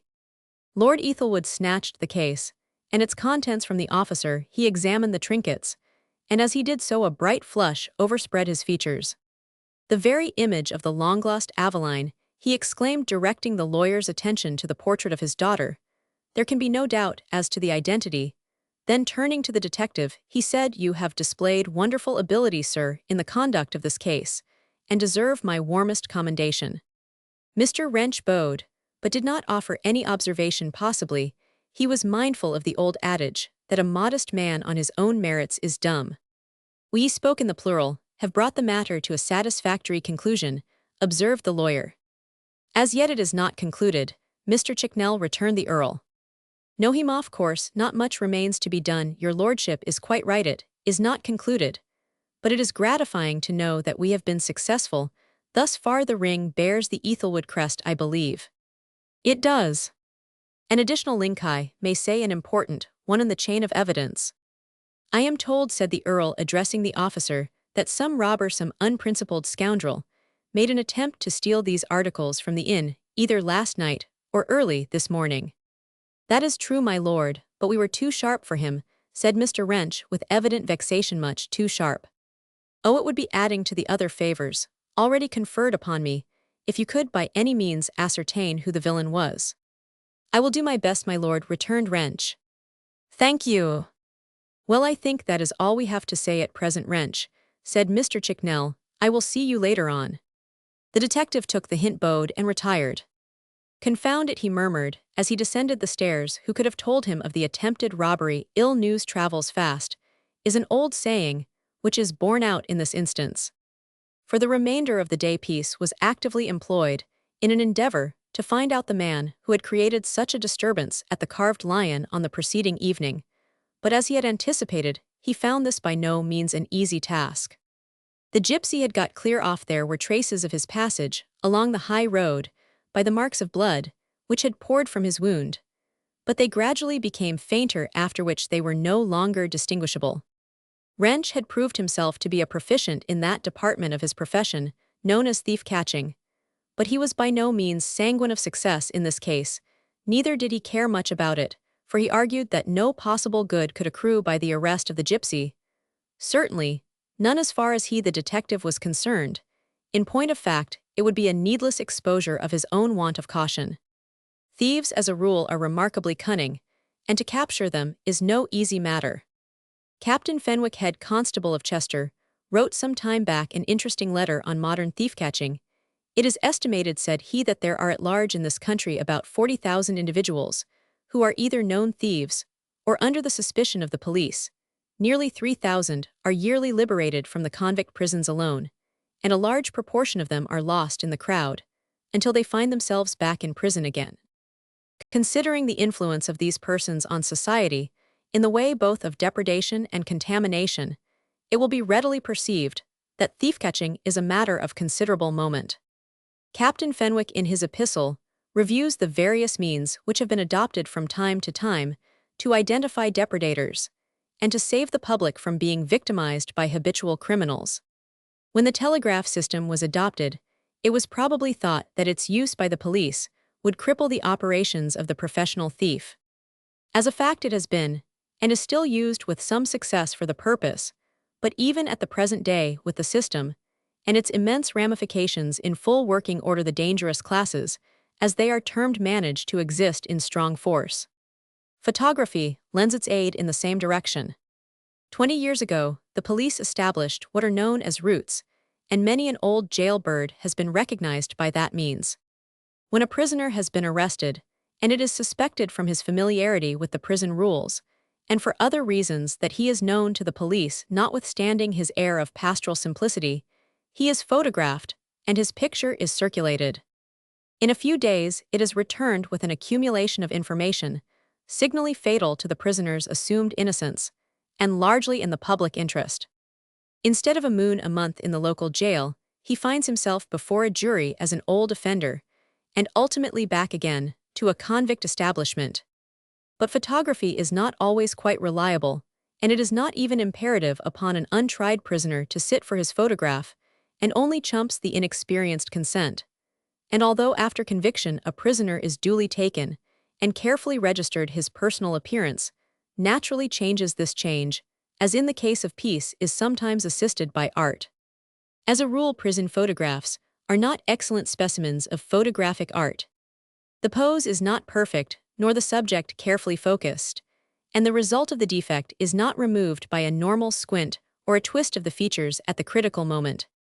Officialdom felt this drawback, and to meet it to some extent, a black book was devised.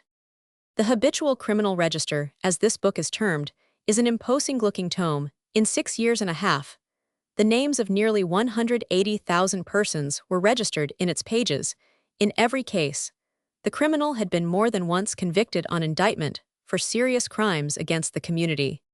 This formidable catalogue was compiled for the most part by men whose names are to be found in it, and printed at Her Majesty's Prison, Brixton. There is a curious irony in the fact that some of these gentlemen should be employed to perfect a scheme destined to react upon themselves and their fraternity. Yet with all these precautions, a goodly proportion still evade the clutches of the law. By the free adoption of aliases, identifications through the hue and cry, and even by means of photographs, have often failed. Amusing exceptions, it is true, have occurred. One woman who had provided herself with 16 aliases being convicted for the 39th time. Lieutenant Colonel Duquesne says in his preface to the first volume of the Register, it is, I believe, the first time that an attempt has been made to furnish all the police of this or any other country with information in such a complete and readily accessible form respecting the individuals of the class against whom they are carrying on their operations, and the first time that such a work has been carried out in a prison. The latest attempt, however, is to checkmate and deal with the habitual criminal in the register of their distinctive marks and peculiarities. The name only has proved an uncertain means of tracing their antecedents. It is found, however, that many of these people bear about with them some mark or peculiarity, which answers much better. Thus, of 2914 persons who were liberated in 1876, nearly one-half were indelibly stamped in this way, and this information is now carefully arranged in the new register. A thief may assume any name he pleases. The chances are about even that he is earmarked and known more certainly than by name. This register is a curiously interesting production. The first issue shows who are deaf, very deaf men of color, blind of one or both eyes, those who squint or have a glide or a cast in their organs of vision. 25% have broken or crooked noses, and a few have their ears slit. The mania for tattooing, which it will be remembered, even the claimant was not free from, exists largely among thieves.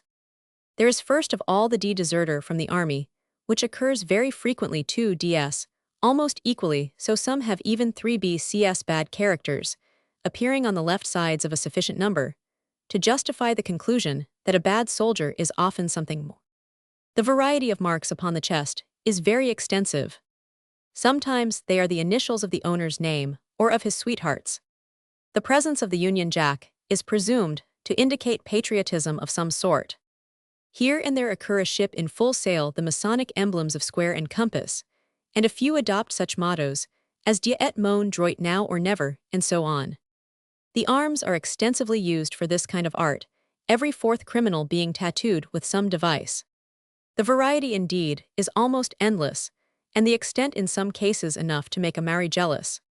The sun and moon figure over and over again, anchors, fishes, mermaids, and hearts pierced with Cupid's arrow, and other devices are also frequent.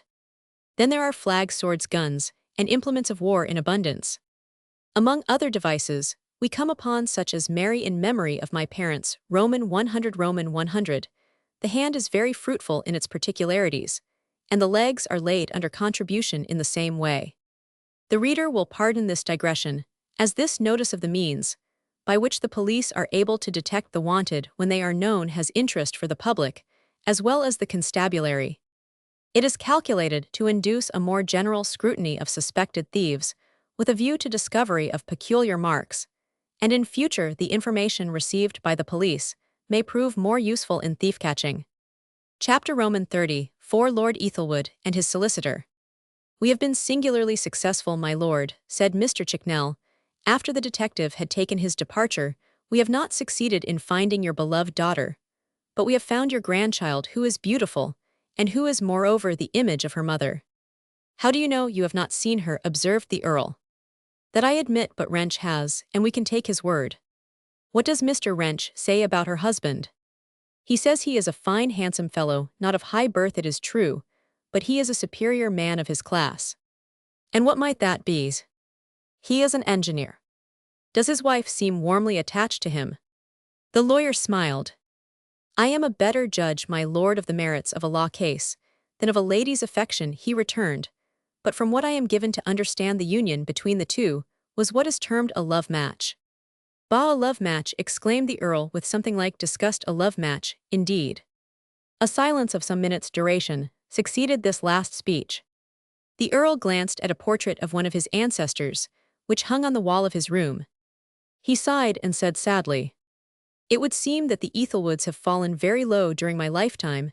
Their name is sullied, their honor tarnished, but I am not unmindful of the respect due to myself, and my ancestors. I cannot, and will not receive the husband of my grandchild in this house. A man of that kind is not fit companion for me or mine." "I am sorry for this," murmured the lawyer, "very sorry, but I suppose it cannot be helped. What do you propose then, my lord?" "At present it is not easy to determine upon my course of action, but I am resolved upon one point: nothing whatever shall induce me to recognize this miserable mechanic. But I will adopt my granddaughter. I will make her a wealthy heiress, shall have the large fortune which I purposed dividing between my two sons, and I will also adopt her son. He shall be my heir, but this must be conditional." "And what is that?" "She must live apart from her husband. There must be a separation, a legal one, if it can be compassed. If not, they must part by mutual consent." Mr. Chicknell made no reply. "Do you understand what I have been saying?" asked the Earl testily. "Oh yes, my lord, I comprehend most fully, but I cannot conceal from myself that there may be some difficulty in carrying out your views." "None whatever, I can see no difficulty."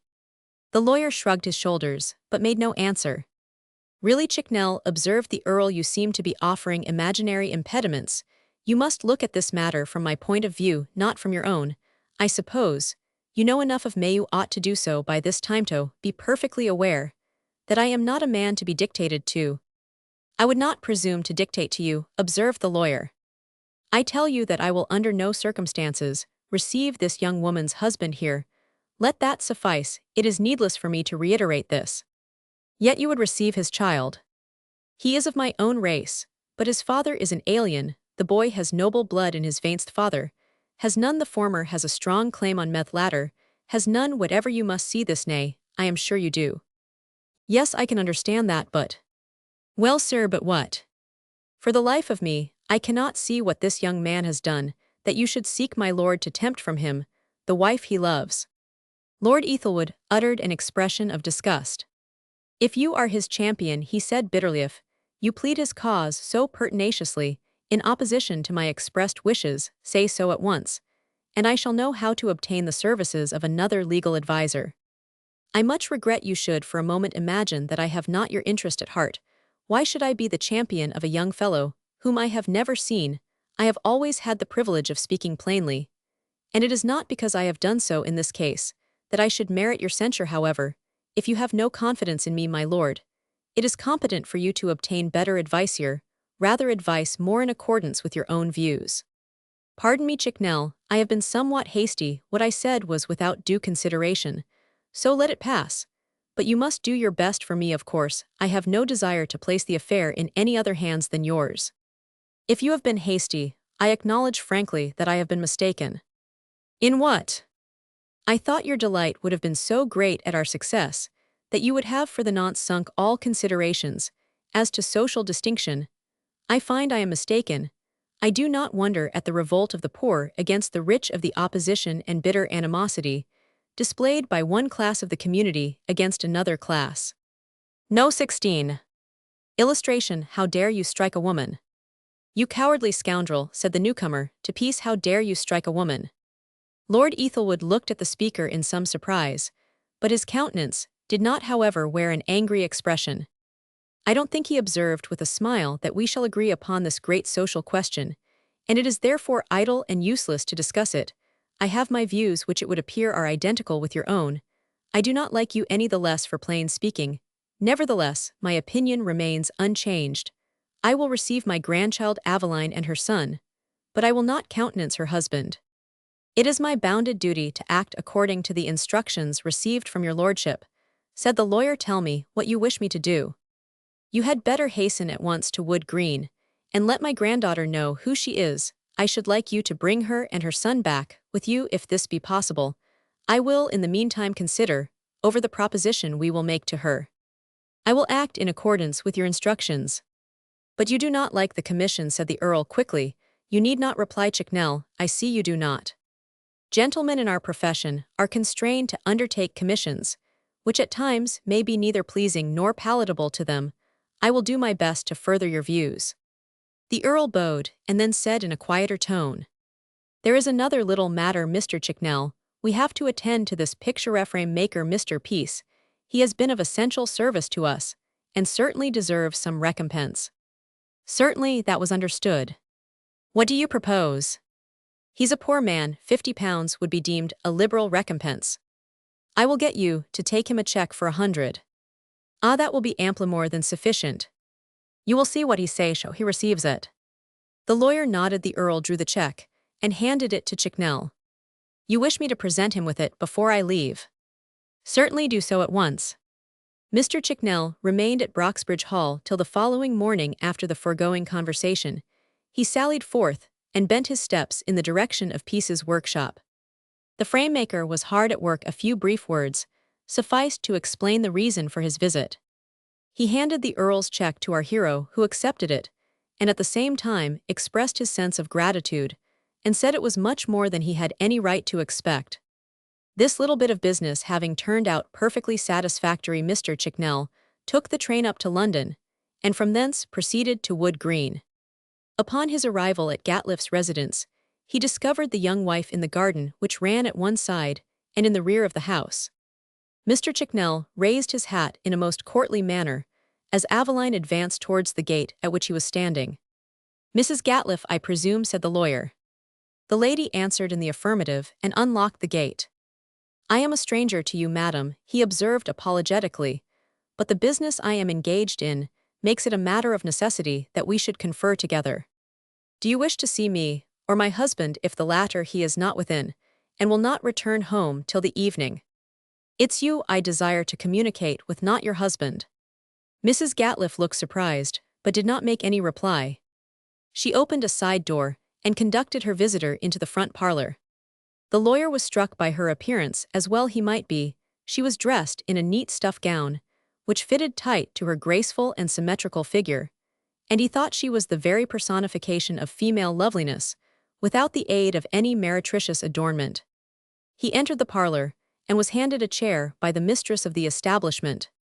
"You will perhaps be no wiser," said Mr. Chicknell, with a smile, "when I inform you that I am solicitor to Lord Ethelwood, seeing that in all probability even the name of his lordship may be unknown to you."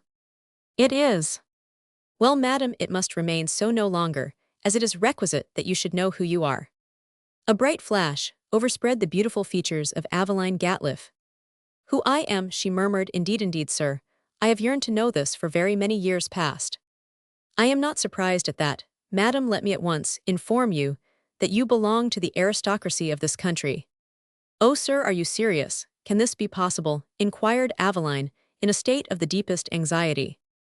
"I am dealing with facts, which are incontrovertible," said the lawyer in a more serious tone. "Listen, madam." Slowly, deliberately, and with singular dearness, Mr. Chicknell proceeded to make his companion acquainted with all those circumstances connected with his case, as he termed it. He passed lightly over the elopement of Aveline's mother with the Italian, neither did he dwell upon the painful scene in the infirmary after the accident on the line, but he gave her to understand that the articles of jewelry taken from the dead body of her parent were in the possession of Lord Ethelwood. Mr. Chicknell made the young wife acquainted with every grain of evidence, which taken altogether proved most incontestably her identity. As Aveline listened, her wonderstruck countenance lost much of its wonted color, her lips grew white as lilies, and her eyes dilated with an expression which was something akin to terror. He finished his narrative, the last words of which were of serious import. A mist seemed to float before her eyes. "Am I really that great lord's grandchild?" she gasped forth with evident effort. "You are so beyond all question," returned the lawyer. "You are undoubtedly the daughter of Aveline Beatrice Ethelwood, who ran away from home with her music master. You are the grandchild of Lord Ethelwood, the master of Broxbridge, and its rich dependencies." The child, playing there, pointing through the window of the apartment to the little boy on the grass plot, "may be one day an earl, and you yourself may be a wealthy heiress. But I regret to say that there is one condition attached to all this." "A condition," she replied, her face recovering its color, her eyes flashing light. "I am bound to accept the condition, I suppose. You do not know how I have always longed to be rich and great." The lawyer smiled. "It is not for me to dictate. I have only to make the proposition, which it will rest with you to either accept or refuse." She looked surprised and said, "There will be no condition too difficult for me to accept." "I am not so sure of that," said Mr. Chicknell. "Lord Ethelwood is a very proud man. I should say no man living is prouder. He has the greatest reverence for what he calls the honor of his house. Think how he valued it when he treated his daughter as one dead, because she married beneath her. I will be explicit and plain-spoken. The exigencies of the case necessitate my being so. Lord Ethelwood will receive you as his grandchild, will give you a large fortune, will make your son his heir, all upon one condition." "And what is that?" "That you will leave your husband, whom he considers low-born, and promise never to see him again." Aveline uttered an expression as of sudden pain. "These are indeed hard terms, sir," she exclaimed. "It might be said cruel proposals." "They are what I have been instructed to make to you," returned the lawyer with a shrug. "Leave my husband, who is the best and kindest that ever woman had. I would not do it for any consideration. He loves me, and I will not consent to break an honest man's heart." "I expected this answer," said Mr. Chicknell, "and it therefore does not surprise me. But if I might suggest, madam, it would be that you take time to consider the matter. This is but just and reasonable." "You have no right to tempt me thus, by making such an offer," she exclaimed in an angry tone. "I have simply done my duty," he answered, "by acting in accordance with the instructions received from my client. Tell this proud nobleman that I will never give my consent to such a course of action." She looked so lovely in her pride, her anger, and her tears that the lawyer wished his client could have seen her at that moment. He waited patiently till her indignation had in a measure passed over. Then he said, "There will be no harm in your seeing his lordship," he said. "On the contrary, it might have considerable weight with him, and turn him from his obstinate resolution. He requested me to say that he would be overjoyed to see you and your little boy at Broxbridge Hall." "Did he?" "Yes, he said I was not to leave until you had consented to accompany me.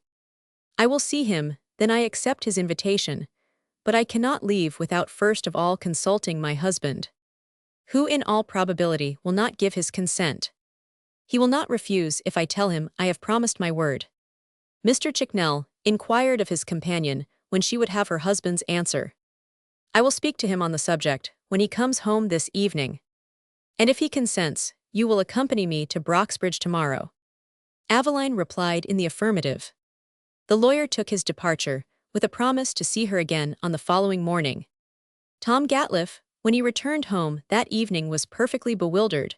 When he had been made acquainted with all the circumstances connected with his young wife, a foreboding of evil took possession of him. He was forcibly and painfully impressed with the fact that the discovery was not unattended with danger.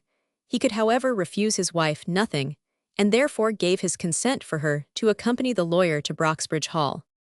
On the following morning Mr. Chicknell presented himself. Aveline and her child were arrayed in their best attire, and left their cottage in Wood Green under the protection of the man at law.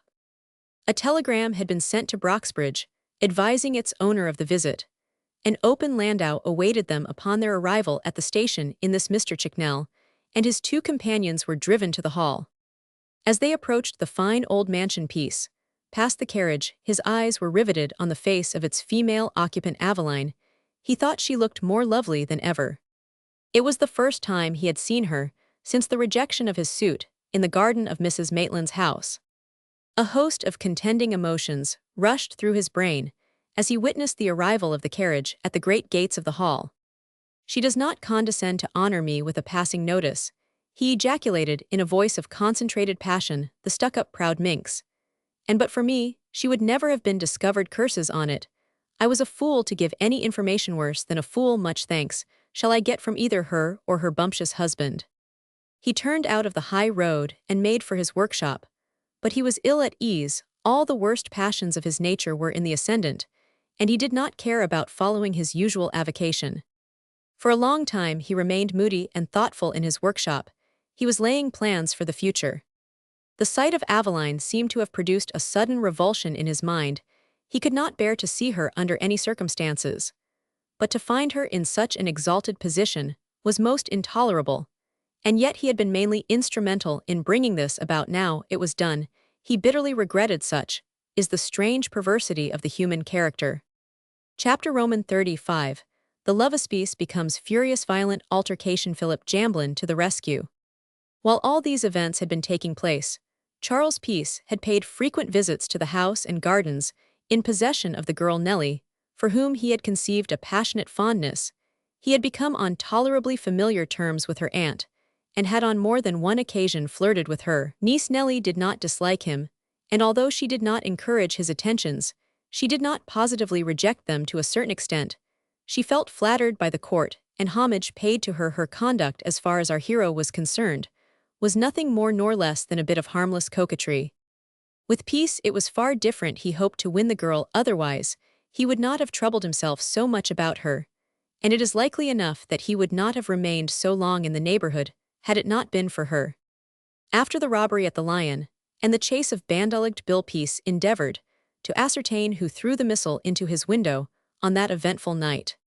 He taxed several of the villagers with it, but they won and all denied in a most positive manner, having given the timely warning. It afterwards occurred to him that it might be Nellie, and he mentioned his suspicions to her.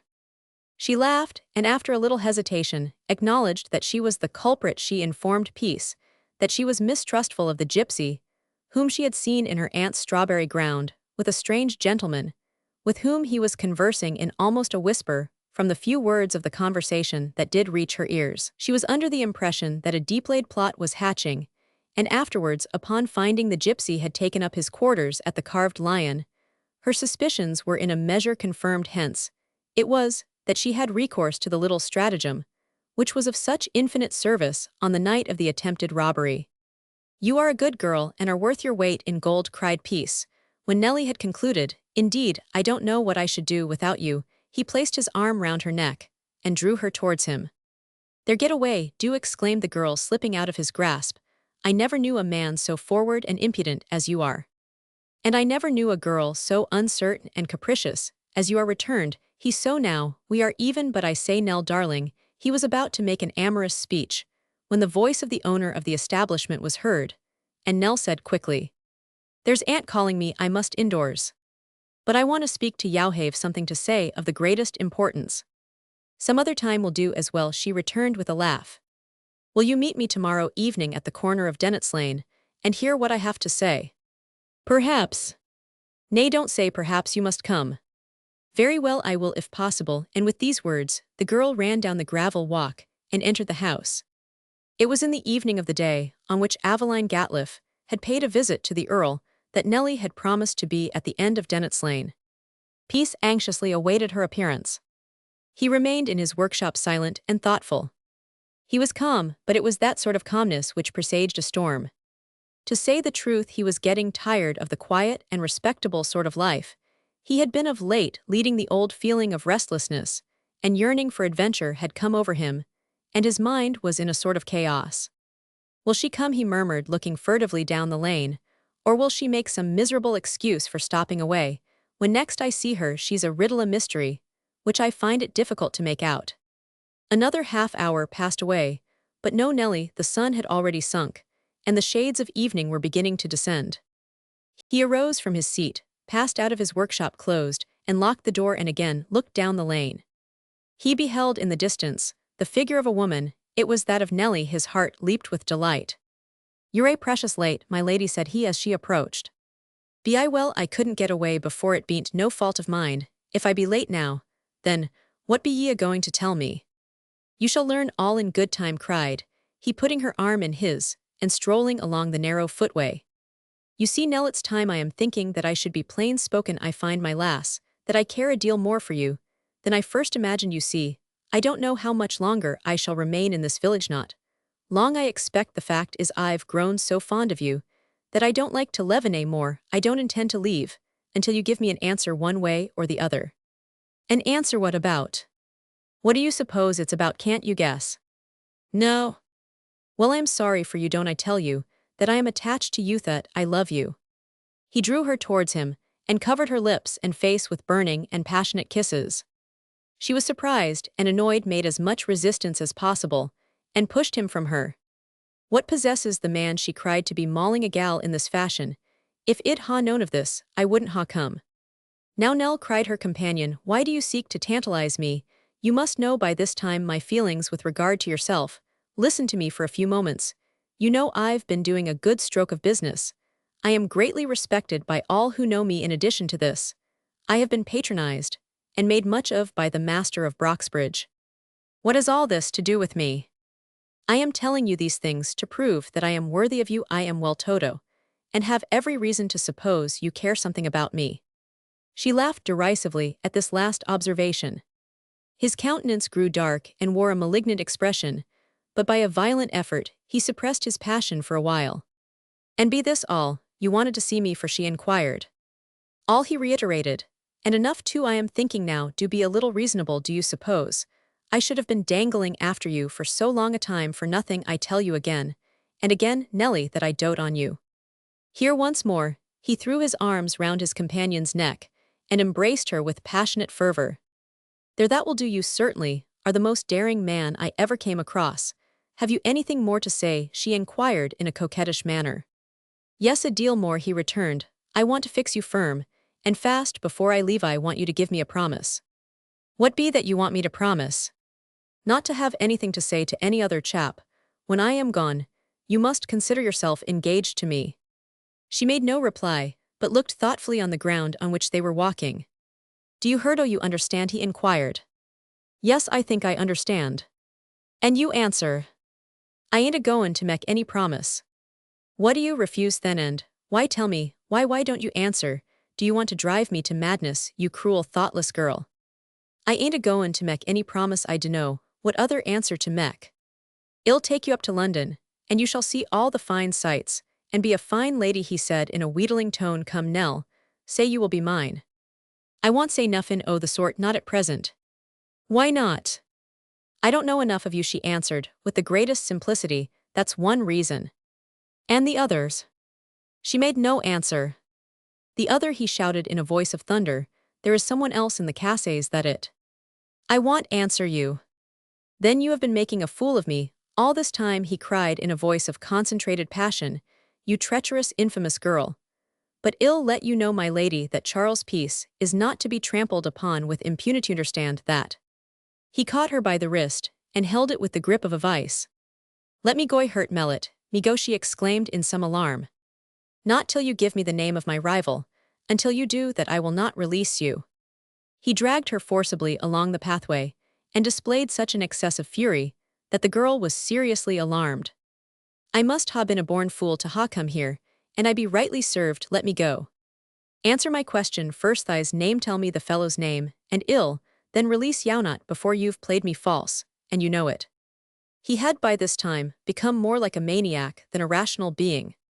Nell struggled desperately to release herself from his grasp, but although a strong-built, muscular young woman, she found herself almost powerless in the grip of her persecutor.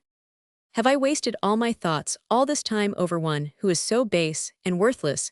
He ejaculated with supreme bitterness. Am I to become the laughing-stock of the whole neighborhood? I wish I'd never seen you. I hate you, cried Nellie in a spiteful tone. What have I done to be treated thus? One word, and we are friends for life. Say you will be mine, said he. I will say nothing till you let me go. I'll have your answer one way or the other, shouted out Peace, drawing a revolver from his pocket. By the heavens above, I will make you answer me. At the sight of the weapon, the miserable young woman uttered several piercing screams. A tall young man jumped over a neighboring stile, and with one blow from the stout ash stick he carried struck the weapon out of Peace's hand. Then he delivered another terrific blow on our hero's head, which sent him back reeling and half-stunned. You cowardly scoundrel, exclaimed the newcomer, to lay your hands on a woman. The speaker was about to inflict further chastisement, whereupon Nellie interceded. Spare him, Mr. Jamblin, said the girl, he be mad, and knows not what he has been doing. He be mad, I am sure o' that. What have you to say for yourself, sir? What is the reason for this outrage? Inquired the young man, addressing himself to Peace. What business is it of yours? Answered our hero. There is a reason, and a very strong one, but hark ye, don't you bully me, or it will be worse for you. I am not afraid of you, big as you are. I've seen your face before, observed the newcomer. It's familiar to me. Have you? Cried Peace, making a hideous grimace. Then you've the advantage of me, for I never saw your ugly mug before, and what's more, I don't want to see it again. Do you remember a burglary at Oakfield House some time ago, eh? No, I don't. Do you? Inquired Peace, who was by this time a little less confident in his tone and manner. Yes, I do. A man named Gregson was shot by a woman, and afterwards expiated his crimes on the public scaffold. If I mistake not, I met you on the night of the burglary. I've an astonishing power of remembering faces. Have you? You're a mighty clever fellow in your way, but it so happens that I never heard of any such burglary, and don't know any house bearing that name. You seem to know more about it than I do. Were you one of the burglars?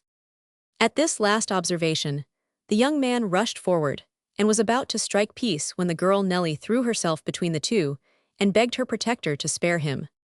Say no more, Nell, returned the young man. I won't harm him, though for the life of me, I can't understand why you should seek to protect him. Go your ways, you ugly little vagabond, said the stranger, addressing Peace. If you remain here much longer, the chances are you will find yourself handed over to the police constable, who is coming this way. Peace, in this instance, considered discretion to be the better part of valor, and hurling several anathemas at the girl, and her protector he made off. He hastened at once to the house of the village surgeon, where he had his head dressed, declaring that he had received the wound, in conflict with what he chose to term a ruffian. He was by this time thoroughly sick of Broxbridge, which he determined upon leaving forthwith.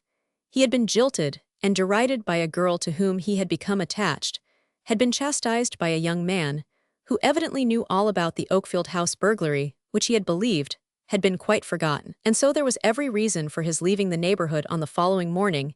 He packed up his traps, had them conveyed to the station, and bidding Bricket goodbye, with a promise to return in a few weeks' time, he beat a retreat, and hastened up to the metropolis to find therein a new scene of action.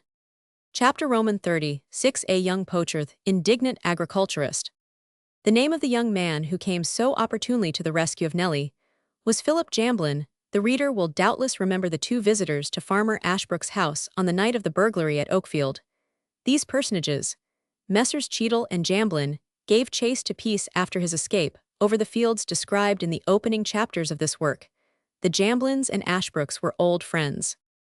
Philip's father was the owner of a large farm situated at about a couple of miles' distance from Broxbridge. He held this under a lease from Lord Ethelwood. The place was known as Stoke Ferry Farm. Mr. Jamblin Sr. was a farmer of the old school, who had worked his way up in the world by dint of skill and industry. It was who paid for the plentiful supply of beer to the occupants of the parlor of the Carved Lion, on the night when Peace first became acquainted with the establishment. Mr. Jamblin had in his service a near Todwell wayward good-for-nothing sort of lad called Alfred Purvis, whose parentage was not clearly established, a gentleman of independent means, residing in the neighborhood, had paid for his support during the earlier years of his childhood, and when he became old enough, he had placed him with Mr. Jamblin to learn the farming business, if it can with propriety be so termed. But the lad Alfred was a sore trouble to the farmer. He was mischievously disposed, and was forever getting into scrapes. As he is destined to play a secondary part in this drama, it will be necessary to introduce him to the reader. Some few days after Peace's departure from Broxbridge, Mr. Jamblin became furious at a discovery he had made.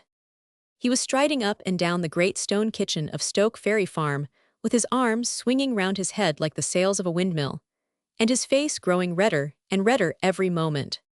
He was a kindly-disposed man enough, and was greatly esteemed by his workpeople, but he did not like anything underhanded. His youngest daughter Patty was leaning against the table, and trying to pacify him as best she could. "Don't lose your temper, father," she murmured in a soft, low voice. "After all, it's only one, and surely that's no great matter." "Only one," cried the indignant agriculturist. "That be true enough, lass, but how are we to know if he ain't killed twent?" Young Warmint. A dead hare which was lying on the dresser with a wire round its neck explained the subject of their conversation. Mr. Jamblin glanced at it with a look of rage and disgust. "Hell never come to any good, never, as sure as I am a born man," he ejaculated. "There bean't no manner of doubt about that." "Haven't you often said that boys wouldn't be boys if they weren't a little mischievous?" said his daughter. "Don't talk nonsense, Jell. Boys mischief be boys mischief, that be true enough, but it doesn't do to ha too much of it at one time. I tell 'e, he won't come to any good. He ain't a common boy, a changeling.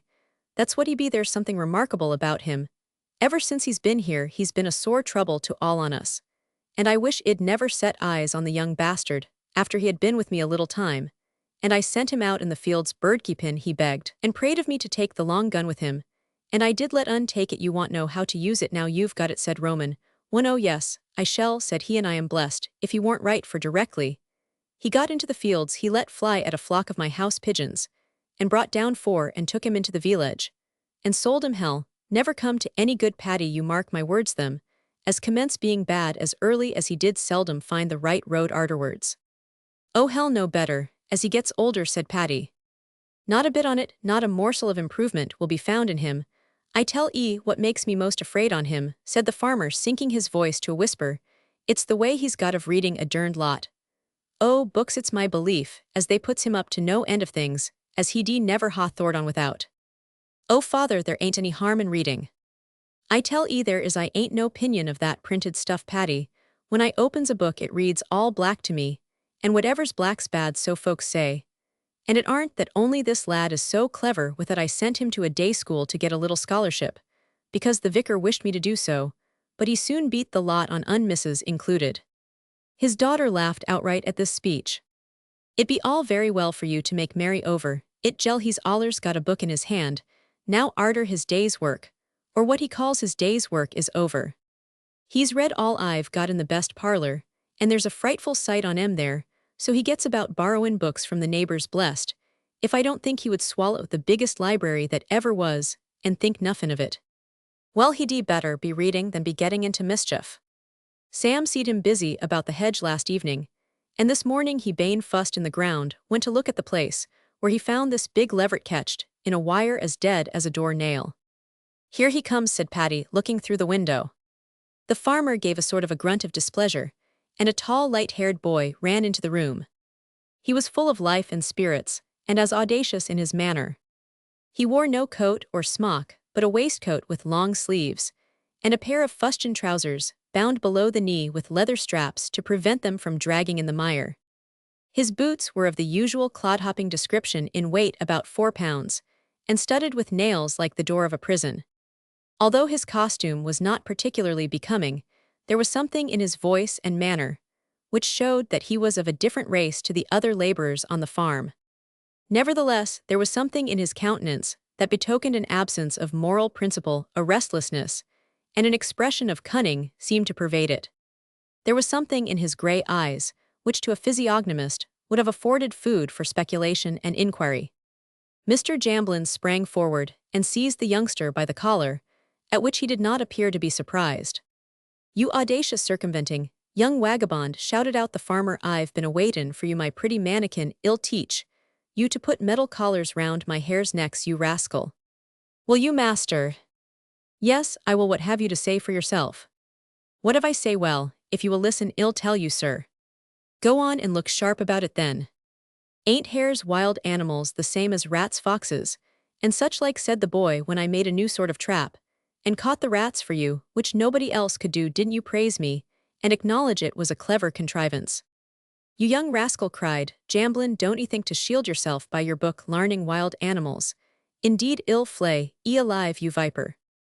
The farmer seized hold of a stout stick, which was lying on the table.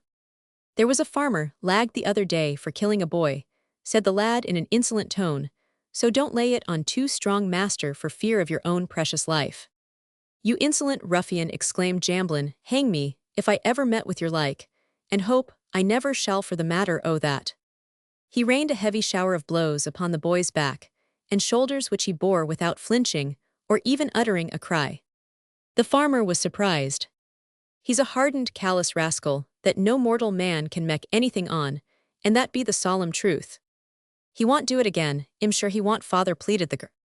"Want he? Ill wager he will. Good words or bad blows are wasted on such as he." Then turning to Alf, Jamblin said, "I tell 'ee, my lad, I'll serve 'ee in the same way as we serve a dog who runs out and eats his game tomorrow. I will tie this leveret under your nose and your hands behind your back, and let 'ee nose at it for a day or two, that's what I'll do." And with these words, the indignant agriculturist stalked out of the kitchen. The boy watched him across the yard, and when the farmer was lost to sight, he unbuttoned his waistcoat, and passing his hand round his back, produced a quantity of napkins, with which he had patted himself. He had been expecting some such castigation, and like an old soldier had recourse to stratagem. The heavy blows fell harmless upon his back and shoulders. No wonder he bore all with such patience and equanimity. In cunning, he was more than a match for his master, or indeed the whole of the establishment. Patty could not refrain from laughing when she beheld the artifice resorted to by her companion in the kitchen. "You are a sharp one, Alf, and no mistake," she cried. "But you want peachwant tell the governor," said he. "No, let us hope his anger is all over by this time. He won't forget his promise about the hare, I daresay, but what of that? It won't hurt me." The lad was quite right. Jamblin did not forget the promise he had made. "Look here, men, just pinion this young scoundrel, well teach him a lesson he won't easily forget," cried the farmer to his laborers in the yard on the following morning. The men obeyed, and the boy's arms were fastened firmly, so that there was no possibility of his raising them.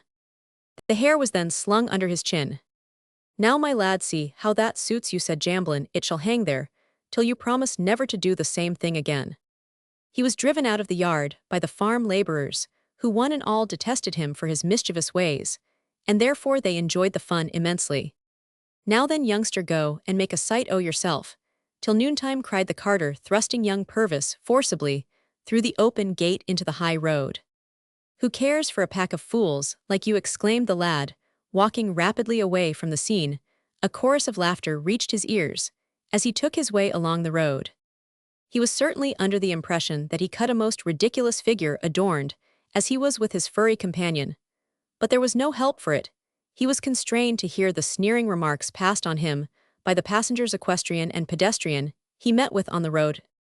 He had also to endure the jocose and playful cuts with the whip, with which the carters saluted him as they went by with their long teams of horses. But he bore all these indignities with the greatest fortitude. Nevertheless, a burning spirit of revenge smoldered within his breast, a spirit which some day or other would burst into a flame. He walked on without deigning to offer any reply to the vexatious and sneering observations with which he was greeted. An hour or more had passed over without his meeting with anyone who would take compassion on him. Presently, he espied at some little distance ahead of him a little boy coming in the opposite direction. It suddenly occurred to him that he might make a friend of the urchin, but the latter, believing him to be one of those fabulous animals he had read of in children's good story books or fables, as they are sometimes termed, screamed and attempted to fly. "Come here, I want to speak to you," cried Alfred Purvis. "Don't run away, come." But the little fellow was too much alarmed by the extraordinary appearance of the speaker to approach any nearer, and after hesitating for a few seconds, he made off in the opposite direction. "Don't run away, you little fool," cried the farmer's boy. "I only want to speak to you for one moment, something of the utmost importance. Don't run away. There's a good fellow, you have no call to be frightened of me." But the little fellow was frightened, and all the other could do in the way of persuasion failed to restore his confidence. Alf Purvis said no more in the way of remonstrance, but ran after the fugitive as hard as his legs would carry him. Encumbered with the hair and pinioned as he was, he managed to get within a few yards' distance of his younger and less agile companion. The latter screamed with fright, and turning out of the high road flew into an adjoining meadow. His pursuer followed fast on his heels. In another moment, Alf had overtaken the boy with whom he came in collision, both falling on the grass together. "Oh mercy, what shall I do? Oh, oh," sobbed the urchin. Alf held him down by one knee, and then said in a most conciliatory tone, "You've no occasion to be a snivelling nobody. Will hurt you. I want you to do me a favor. Come. There's a good fellow you won't refuse, I am sure. Don't you know me?" "No, I don't. I work at Stoke Ferry Farm, and they've tied my hands behind me. That's what they've been and done. Now you get up, and I'll tell you what I want you to do." The speaker rose to his feet. "Now then, we're all right. Get up, young un, and come behind this hedge." His companion, after a little hesitation, obeyed with a show of reluctance. His large eyes opened to their fullest extent when he had a full and closer view of Purvis, and he was evidently still in a state of wonderment. "Now then," said Alf, "I want you to cut the ropes which fasten my arms. Have you got a knife?" "No."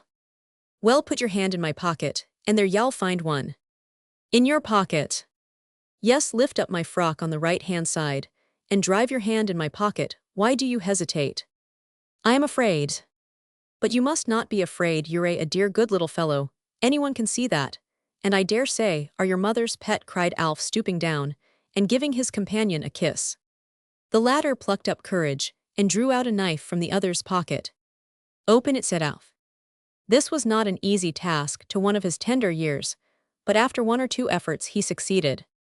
"Excellent, now go behind me, and cut through the rope. Don't be afraid, you won't hurt me. Hack away, as hard as ever you can. Well, show them a trick or two. That's right, hack away."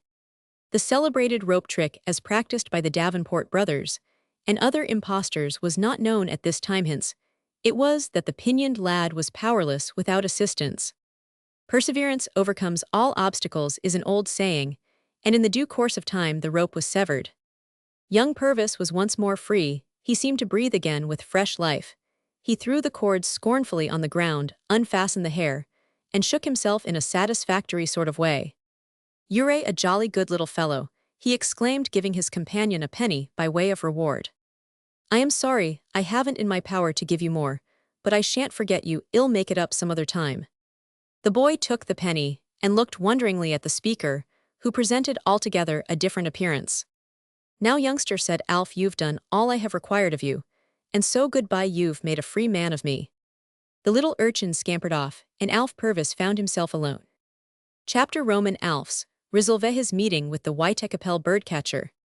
The dinner hour came and passed away, but the inmates of Stoke Ferry Farm saw nothing of Alf Purvis. Mr. Jamblin was surprised at this, for the boy, as a rule, had always been punctual enough at meal times.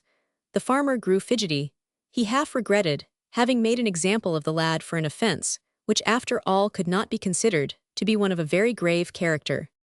"That young scapegrace is in his sulks, I expect," said Jamblin to his daughter, "and may be he's got the hump so strong on him that hell be for stoppin' away for a while." "Never fear," answered Mr. Philip Jamblin, "hell come back again when he's had his fling, and hunger begins to set in hell come back fast enough then, I'll warrant." "I'm not so sure of that," returned Paddy. "He's got a mighty spirit of his own, he's a lad one might lead, but I don't think he's easy to drive. He's an obstinate, audacious young varmint, that's what he be, and one as no one can do much good with let unstop away, and he likes," cried the farmer. He rose from his seat and sallied forth into the fields. "I think, Phil, that father was a little hard upon him to hold him up to the ridicule of all the farm people, and then to drive him forth to be the laughingstock of the whole neighborhood. Oh, I don't know, it's no more than he deserves. The lad is always up to mischief, and has been an endless source of trouble and anxiety to us. If I could have had my way, I would have got rid of him long ago." 7 o'clock came, and Mr. Jamblin the elder returned to the farmhouse again. "So that impudent young scamp ain't returned yet, it seems," cried the farmer, "he be making a long stop on it." "I hope he will come back," said his daughter in a tone of sadness. "You hope? What do you hope for? If he does come back, he shan't stop, I tell 'ee, that I'll see the squire and get shot of un. Have a little more patience with him, he won't be so wilful after a bit." "Patience, Gel, I dunno what the art thinkin' about. I think we've all had patience enough. Wilful hellmend, as much as small beer is likely to do in harvest time, some on us will ha to break one of his bad habits. I ain't much use at that, it would seem. But when he returns, you will wait a while and try him a little longer," said Paddy, coaxingly, winding her arms round the old man's neck. "Ye be a wheedling lass," he returned. "Very well, I will wait and see if he be likely to change. Say no more, Gel, you know better than what I do what a fool ye can mek o' your old father. Say no more, ye shall ha your own way in this, as in all other things."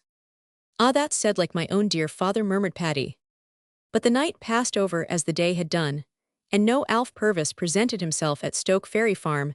As bedtime came, the members of the household exchanged blank looks, although they said but little. Each member of the family could not conceal his uneasiness.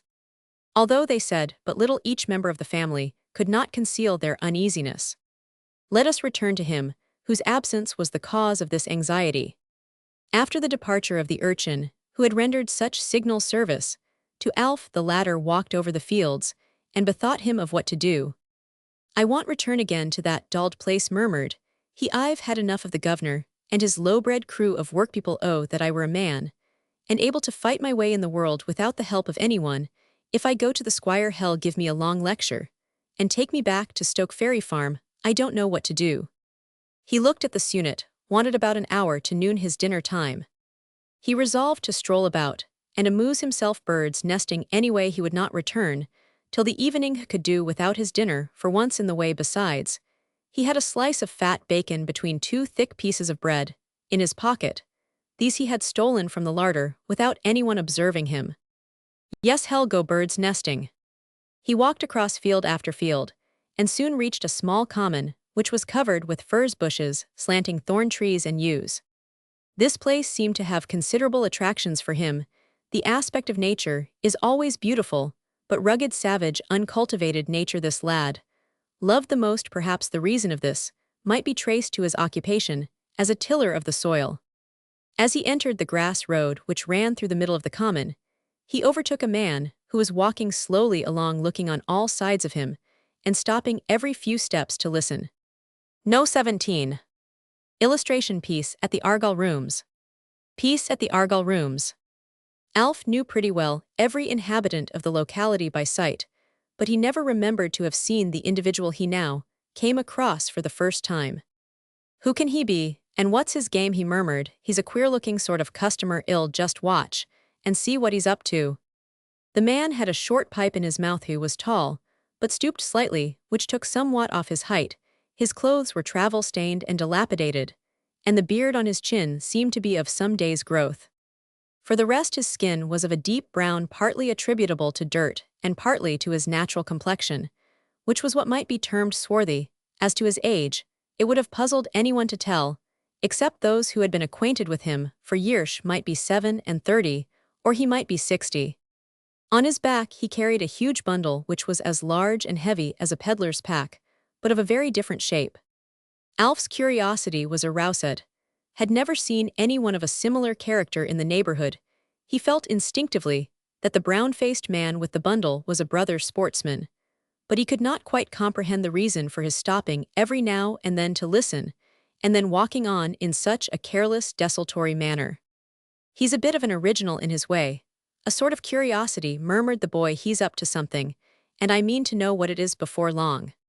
The mysterious sportsman had by this time reached the small clearing, to use an American phrase, where the cottagers had been permitted to cut furs for their firing. The stranger had all this time been quite unaware of the presence of the farmer's boy.